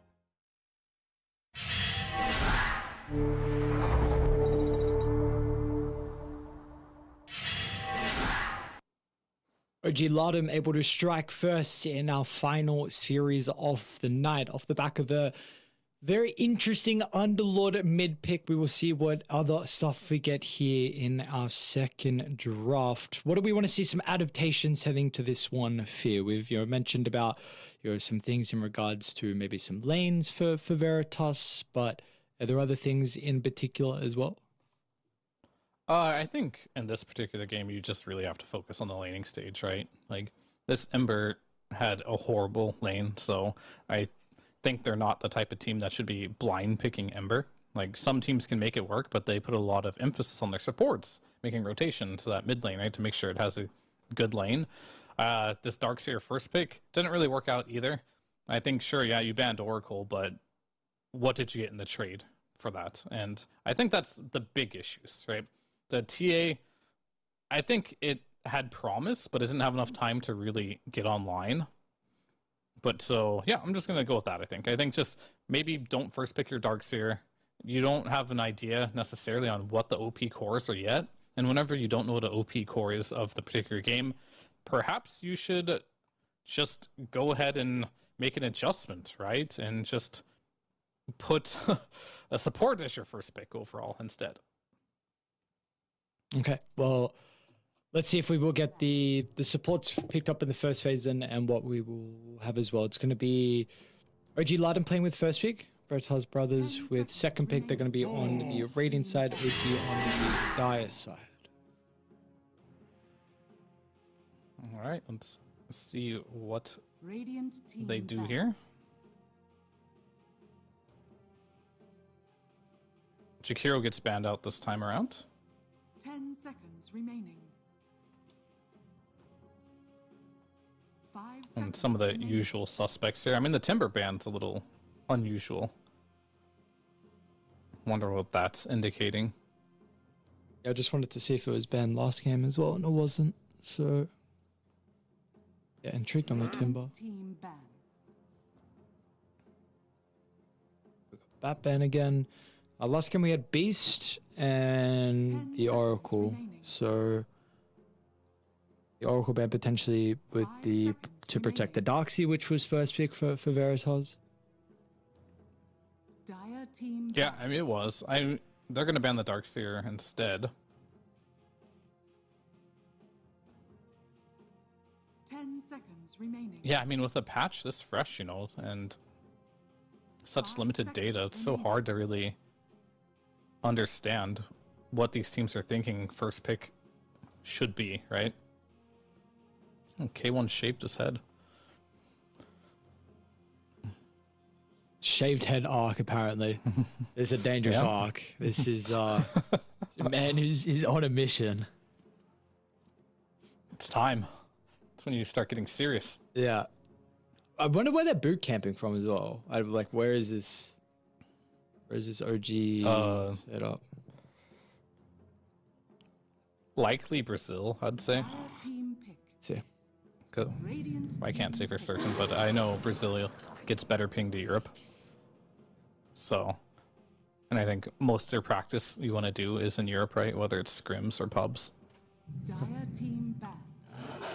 And a dead server, unfortunately. Yeah. Yeah, unlucky. Unlucky. It used to be SA versus NA, but now everyone just moved to Brazil and plays Dire EU. team ban. Well, my region's been dead for 10 years. So we did nothing in Australia. Was your region ever alive? No. We were not alive. We were never kicking. It's been more than 10 years then. Yeah, well, this is tough stuff out here in Australia. It's rough. 10 seconds remaining. So we got the Undying, which is going to be fun to see. This was banned in a lot of our games, right? The previous game, it was first phase banned as well. So OG Lana Yeah. snagged this one, and then the Beastmaster as the response. Oh, good Medusa ban. Yeah, that hero destroys Undying. Unplayable. Removing her strength does nothing because she just doesn't have any HP anyway. So that kind of indicates that maybe that they do want potentially that offlane Undying. What's your ping anyway to Southeast Asia from Australia? I assume not that's the bad. server you play. It's like 90. Oh, okay. Yeah. Depends where you are in Australia, but it's not bad. Yeah. Yeah. I think that's about Radiant 100-ish or something. I think Brazil to Europe, something similar. But yeah, either way, that's the life they live. Everyone has to play in Europe. Mega region. Yeah. The NA players play in Europe. The South Americans play in Europe. The Europeans play in Europe. 10 seconds remaining. Let's It's see a we mega get. server. Yeah, yeah. Everyone's like seconds coming over to Europe now. You play I'm guessing you'll play Europe as well, or no? I mean, I have to, unfortunately. I've only been playing it for like a couple weeks, but from Los Angeles to Europe, I have 160 ping. It's pretty high, but I have no other choice. My server's literally dead. Can't play Dota on it. Oh, that's rough. 160. Yeah. Oh my god, dude! I thought 90 ping was rough when I was playing the C. Sometimes, dude, 160 sounds miserable. Yeah, it's pretty bad. Yeah. I mean, if everyone just came back to NA, we'd actually have a server, and all the SA players and NA players went back to NA. I could actually play the server again, but regardless, Shadow Shaman, this is an old counter to Undying too. This one's as old as time. It's really stupid on how it works too. The counter is, well, the laning stage is nice because you can get early boots and you can kind of just hit the Undying if it's a support, but you just drop the Serpent Wards on the Tombstone, and that's how you deal with the Tombstone. Countered. And then also the Beastmaster too, right? Like the boars are really good versus Undying. He has no way of killing them, so quite nice. Now look at all this team fight you have on the side of OG. Like Ringmaster, Wheel of Wonder with Tombstone, and of course you do have the box that can save against not only Shadow Shaman but the Beast Roar, and they're picking up a double save here, which means we're gonna see the Undying offlane. Very nice to see. Very cool. And very toxic to play against as well. Not many heroes can just man up against this hero. I haven't really got, unfortunately, the chance to really see too many of these Undyings being played in the offlane, but Medusa I know is like a hard counter to that hero. I'm starting to think, obviously agility heroes, you don't want to pick a strength hero for Undying. That's kind of a no-go. The only strength hero I could potentially see being played is maybe Alchemist, just because you can farm the zombies and get extra gold, which is, you know, not really a hard counter or anything, but it's it's something. Yeah, so let's see what the options are for Veritas, and if you pick your carry here, because if you don't, then maybe the pool gets more limited. Shadow Fiend is an interesting one. I don't know if this is being played as carry or mid at the games at the moment. I thought Mainly I saw mid. a couple. It's mid, okay. Yeah, I mean, it's better mid, but it could be an answer to Undying, though, right? He's a big tanky boy, but if you just spam him down with raises, like, and your right clicks, it's pretty strong in that regard. So, but it's also like a bit of a flex. They can put it in either role potentially. So cool. I mean, I think having options is nice, right? And I think that Shadow Fiend does do that for you. Other than that, what else could potentially be good versus Undying? I guess Razor could be quite nice. That's a hero that gets some play.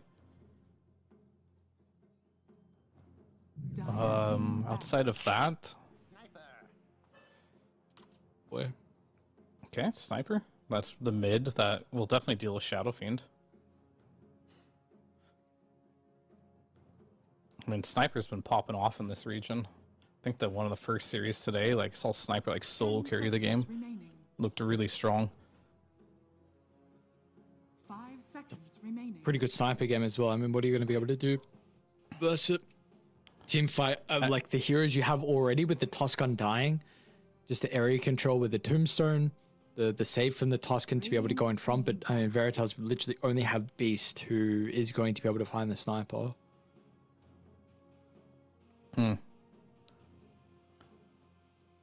Yeah, I mean, it's going to be Beast and Shaman, right? They're going to have to get him in the back line, so Blink Daggers. Definitely doable, but still a very good sniper pick.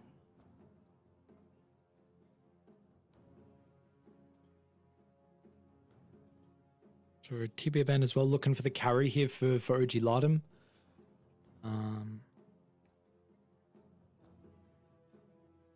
I mean, you're likely laning versus Beast. I'm very likely, right? So you could do a Baden, Gyro, Clinks. You could do the Kunkka carry. That's always a possibility since you have a sniper mid. I actually like that option quite a lot. Yep. I like that in Abaddon. Is the egg a problem or the sniper? You're fine with sniper dealing with the egg. You don't need to carry to really. Yeah, I think sniper is going to be good enough. I think you should worry more about the beast than the egg. Because like if you do pick like in a Baden carry, oh they banned the Baden, yeah. That one's quite good. I think the Kunkka's the next best option here. Omni's some If like not, other the- interesting carry. I don't know. Have you been seeing this being played? I some Omni? people have been It's playable. experimenting with Omni. I don't know if it's good this game, but playable. I mean, Gyro's still in the pool too, if they want to go that route, but you have a sniper mid and undying offlane, right? That's why I think this Kunkka is so good. It's not only good in lane, but it gives you a bit more control, a bit more catch. Radiant team pick. But they're just going to go for the classic Gyro. I mean, that hero's pretty good versus egg too, right? Because you can just press BKB, hit the egg, and with Flak on, you're effectively not losing any DPS, right? You're still hitting everyone else while hitting the egg, so. Yep.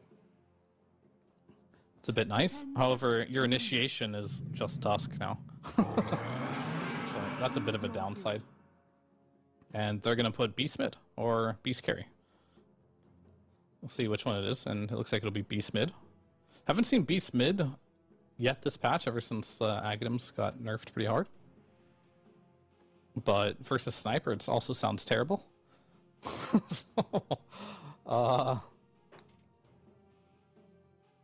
Yeah, Tai Lung is probably going to have a free lane. We'll see what he does the game with it. At least Centaur is pretty good for Sniper, right? You can position a lot better around the shrapnel in the team fights and get on top of them. You are lacking disables, crazy amount of disables on OG Latam. Yep. Like you have a snowball and maybe an Atos on the Ringmaster is going to be their other disable. Outside of that, not really. And the carry SF, this either is going to work really well or they're just going to dive him and he's going to chain feed, right? Because there's a lot of potential for this Tusk to just drop a snowball and a shard and you drop Tombstone and you're going to feed like crazy. But we'll have to see. Yet again, the laning stage likely favored for OG Latam. I didn't want to see it, right? But like, this is just the reality we live in. Yet again, lanes are very difficult. However, I will say the composition that you do have on VB is much better, right? Like you do have like many more options in the mid to late game to take team fights. Let's see if they're going to be able to get to that mid game though, with at least with the lineup that's not playing with a deficit, because you saw in game one it was too large of a deficit for them to be able to compete. Maybe this time it will be a bit different, but it's still going to be an uphill climb for them. We'll get ourselves underway here for the second game. Of course, OG Ladam, one game away of being able to move forward in the upper bracket. And then Veritas Brothers would be knocked down to the lower bracket. No one eliminated just yet on day one here at the qualifiers. All right. Yep. We'll have to see. I'm keeping a big eye out on specifically bot and mid lane, because I think these lanes are highly volatile, where Sniper is definitely not addressed at all in this mid matchup.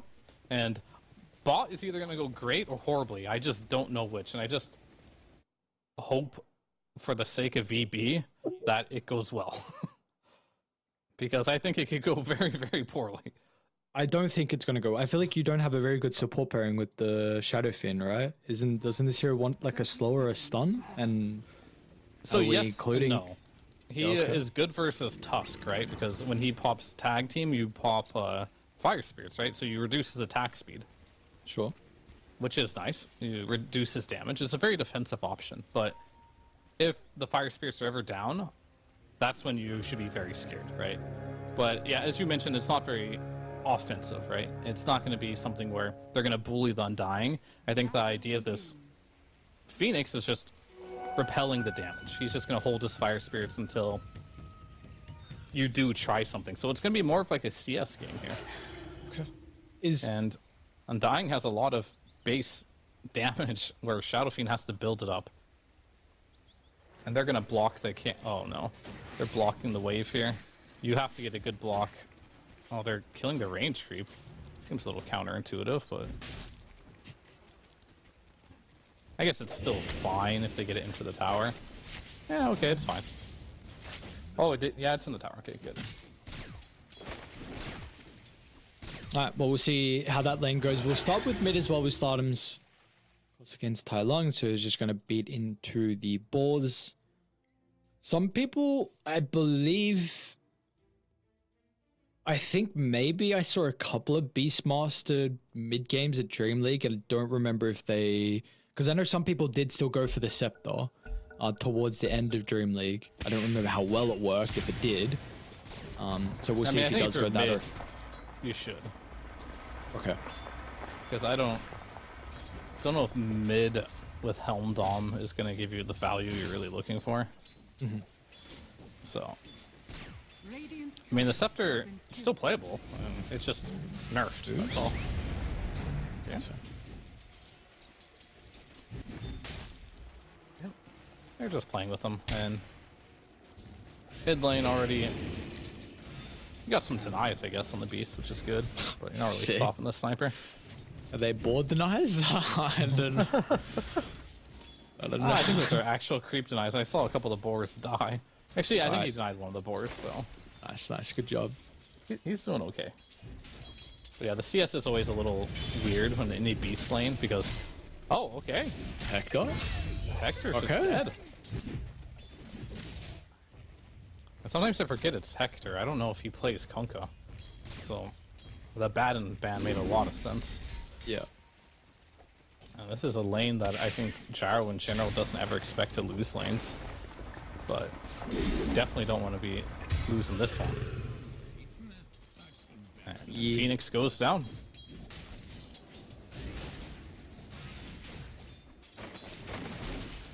Okay. Really cool for them to be able to find. Mid lane continuing the brawl between Stardoms and High Yeah, Lungs. I don't know. It's like, it's very interesting, I think. Whenever I watch a beast mid lane. And Shadowfiend, he's dead. This is what I was worried about. Easy to dive. This bot lane's not going well. Because how many of these dives are boards and how much of the CS is a board too, right? Yeah. Radiant's courier has been killed. Wish we, I mean, maybe it would cloud the UI, but it would be nice to be able to tell at some stage. We're getting some nice new spring updates. Maybe next spring we'll get something like that. Just a hard one. So you're kind of like, Yeah. fit that one in. Alright, Lotus timing. Pretty scary time, at least lucky for them down bottom that there's no tombstone for a fight with the Lotus, but it looks like Illish is going to have that top lane. Centaur got the Lotus. I don't know why he changed his name from Oscar. Honestly, Oscar was a fine name for the offlane on VP. Repugnance we're going as? Like, let's go back to Oscar. Just doesn't want to be Oscar anymore. Yeah, I don't know. I have a theory that as soon as you change your name, you get worse. I don't think there's many people who change their name that actually get better. Like, I mean, I think if you were ever good, you shouldn't change your name. But if you've just been terrible, right, and you're known as being terrible, then maybe changing your name's a good thing. Yeah, like for a fresh start if you're not having a good run. But I feel like if you're playing pretty decent and Just a like, rebrand, you know? Like there was a time in C where it happened, and like when DPC was going around and so they were competitive in C DPC, and then they went to shit. Bottom lane, it's gone to shit as well. There's a tombstone laid down. They do a pretty good job to get rid of it, but staying point blank on Lumiere means the raises. He's not going to be able to find the triple rage now. This could be big for Gardic though. We'll get a return kill Double? onto one. Looking for the second as well onto Illich. Will not tick out to the damage over time. Someone dying top though. El Misho able to find the Centaur. I mean, you may have died once on the gyro, but he's still farming really well. Same with mid lane, farming incredibly well. I mean, the Shadow Fiend's farming well, but he's dying, right? So that's not ideal. But I mean, I guess farming and dying is better than dying and also not farming. So take what you can get, and Moose is just punishing Gardic there, but he did use every one of his abilities there. So that'll give Lemire a little bit of space. That's Moose, just gonna be walking around a bit. Maybe, what's his plan here? I actually don't know what he's doing, but he's going for a little bit of a walk. Is he going mid? Is he gonna make it? Oh, he's pinging mid. It looks like he wants to get the 6-minute rune and potentially get a kill on Slotums. That's a solo kill. They don't even, doesn't even need help. Thanks for coming in, lads. Thanks for They stealing got my Knight EXP. too. Those shrapnels makes it a little got bit more who? frustrating, but not going to be in them. Alright, they got 2 points tag team. Oh, you no missed the unlucky. El Misho will take that kill. What I'm really worried is when El Misho decides to make an appearance spot lane. That's when Shadow Fiend is going to be very, very vulnerable. And I think that that world is not long from here. I like the fact they're staying mid though. Slardam's TPing back in. Is able to find the raw Mimble off to the other side. Knight as well is holding back moves, but it means they didn't have the damage to be able to kill Misha off. Not at the moment though. Slardam's another out of the axes. It's the Lotus. He's fine. Meanwhile, Gardic and Moose have their own battle. He's gonna try and play around with some of the Carney classics. Are they enough to be able to keep him live? Gardic burns him with the laser. One more. Oh, nicely done from Moose. All in them come important. Oh, that's gonna help at getting the kill in the end. Moose, damn, he had a lot of these souvenirs to work with, and they were perfect. Yeah. Radiant's top tower is under attack. Man, that hero's so annoying. Dire are I mean, the thing is, like, I don't think you can see the ones he has stored up, right? Oh, unfortunately. As a Spectre? Maybe you can. I don't even know. But look at No, all you of them. can't, no. Yeah, so it's like, only he knows the ones that are, like, coming out. tower is under attack. So you can actually Oh, calculate some really big outplays with this hero. Knight is, I'm in a rough one. You know how I said I wanted to see a bit better laning stage in game number 2? 3K Yeah, in 7 well. minutes, ain't it? No.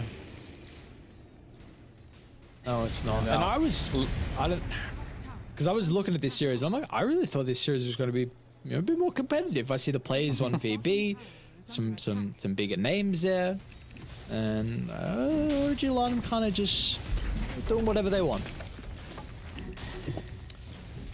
Yeah, I mean, sometimes you just have a bad day or you just don't have a good read on the patch. It seems right now that, I don't know, it's hard to pinpoint, but definitely laning stage is the easiest thing to pinpoint. Radiant's bottom tower I think, just in general, this is impossible to win lanes, right? You're playing Beast versus Sniper. Game number 1, you got rocked. Game number 2, you're getting rocked on Slotums.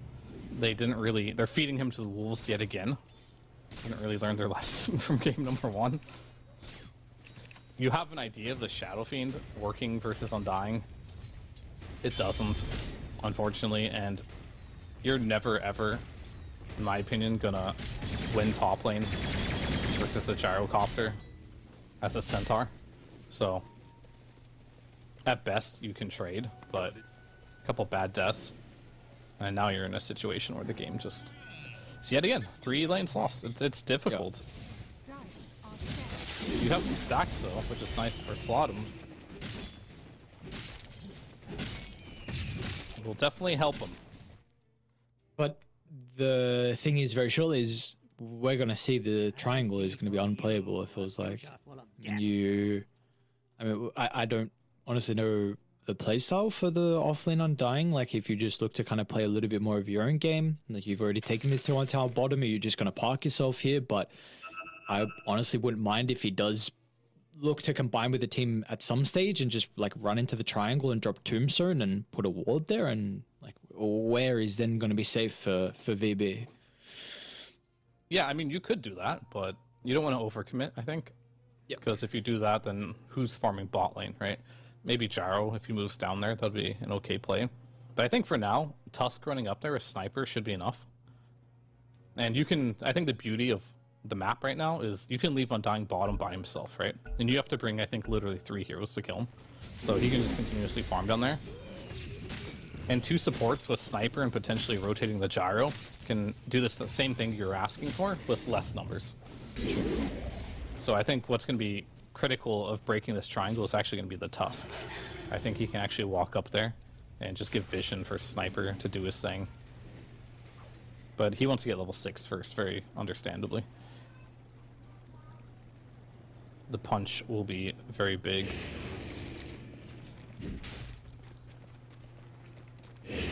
How can we so Has low a on 6? Illic? Is he just dead?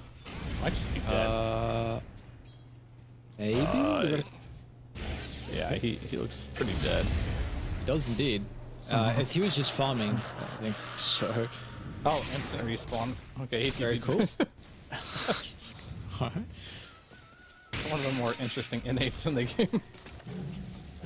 Radiant's middle tower Like every 5 minutes, he can just instantly respawn. I'm guarded. Hello, Gardic. Well, he's making that rotation that you asked for. Decides he's gonna secure the mid tower and potentially go to the triangle. But as a result, they have now lost control of bot lane. Radiant's middle tower has fallen.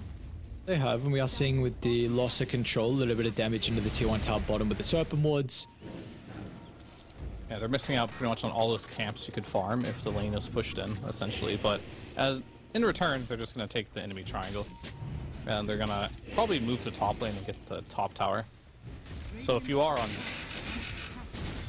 BB here, I think you abandon this triangle, take the enemy triangle, board it up, and just kind of like mirror their movements, because you can't take the fight. It's literally impossible. Radiant's top tower is under attack. We'll see what they do on OG as well. I mean, you've already placed an observer ward down at the triangle. I was thinking maybe further to the left if it was required, if they felt like it needed to help secure the wisdom, which will be up in 3 minutes. So getting that tier 1 tower, of course, doesn't make much easier now for you to invade and steal our second wisdom. Yeah, and I still want to see mirrored movement here from VB. Because they are not strong enough to fight this. Ain't gonna happen. Oh, nice. Moose gets the whip on the dive, looking for the TP out, tries to cancel it, and he's going to be able to do Very so. good. Moose is spell casting. Looks like he found a D ward as well, so you were just speaking about like trying to mirror the movements, get to the triangle, drop a ward down, giving you some control and some vision to be able to farm. You didn't do that. You place your own defensive ward in your jungle, instantly gets to get him de-warded as well. So now even more scarier for your cause to be able to get any farm without being under threat. Yeah, and it looks like they decided to ward the enemy triangle with sentry wards blocking the camps and switch to their side of the map. So you're gonna get these 2 camps, but after that,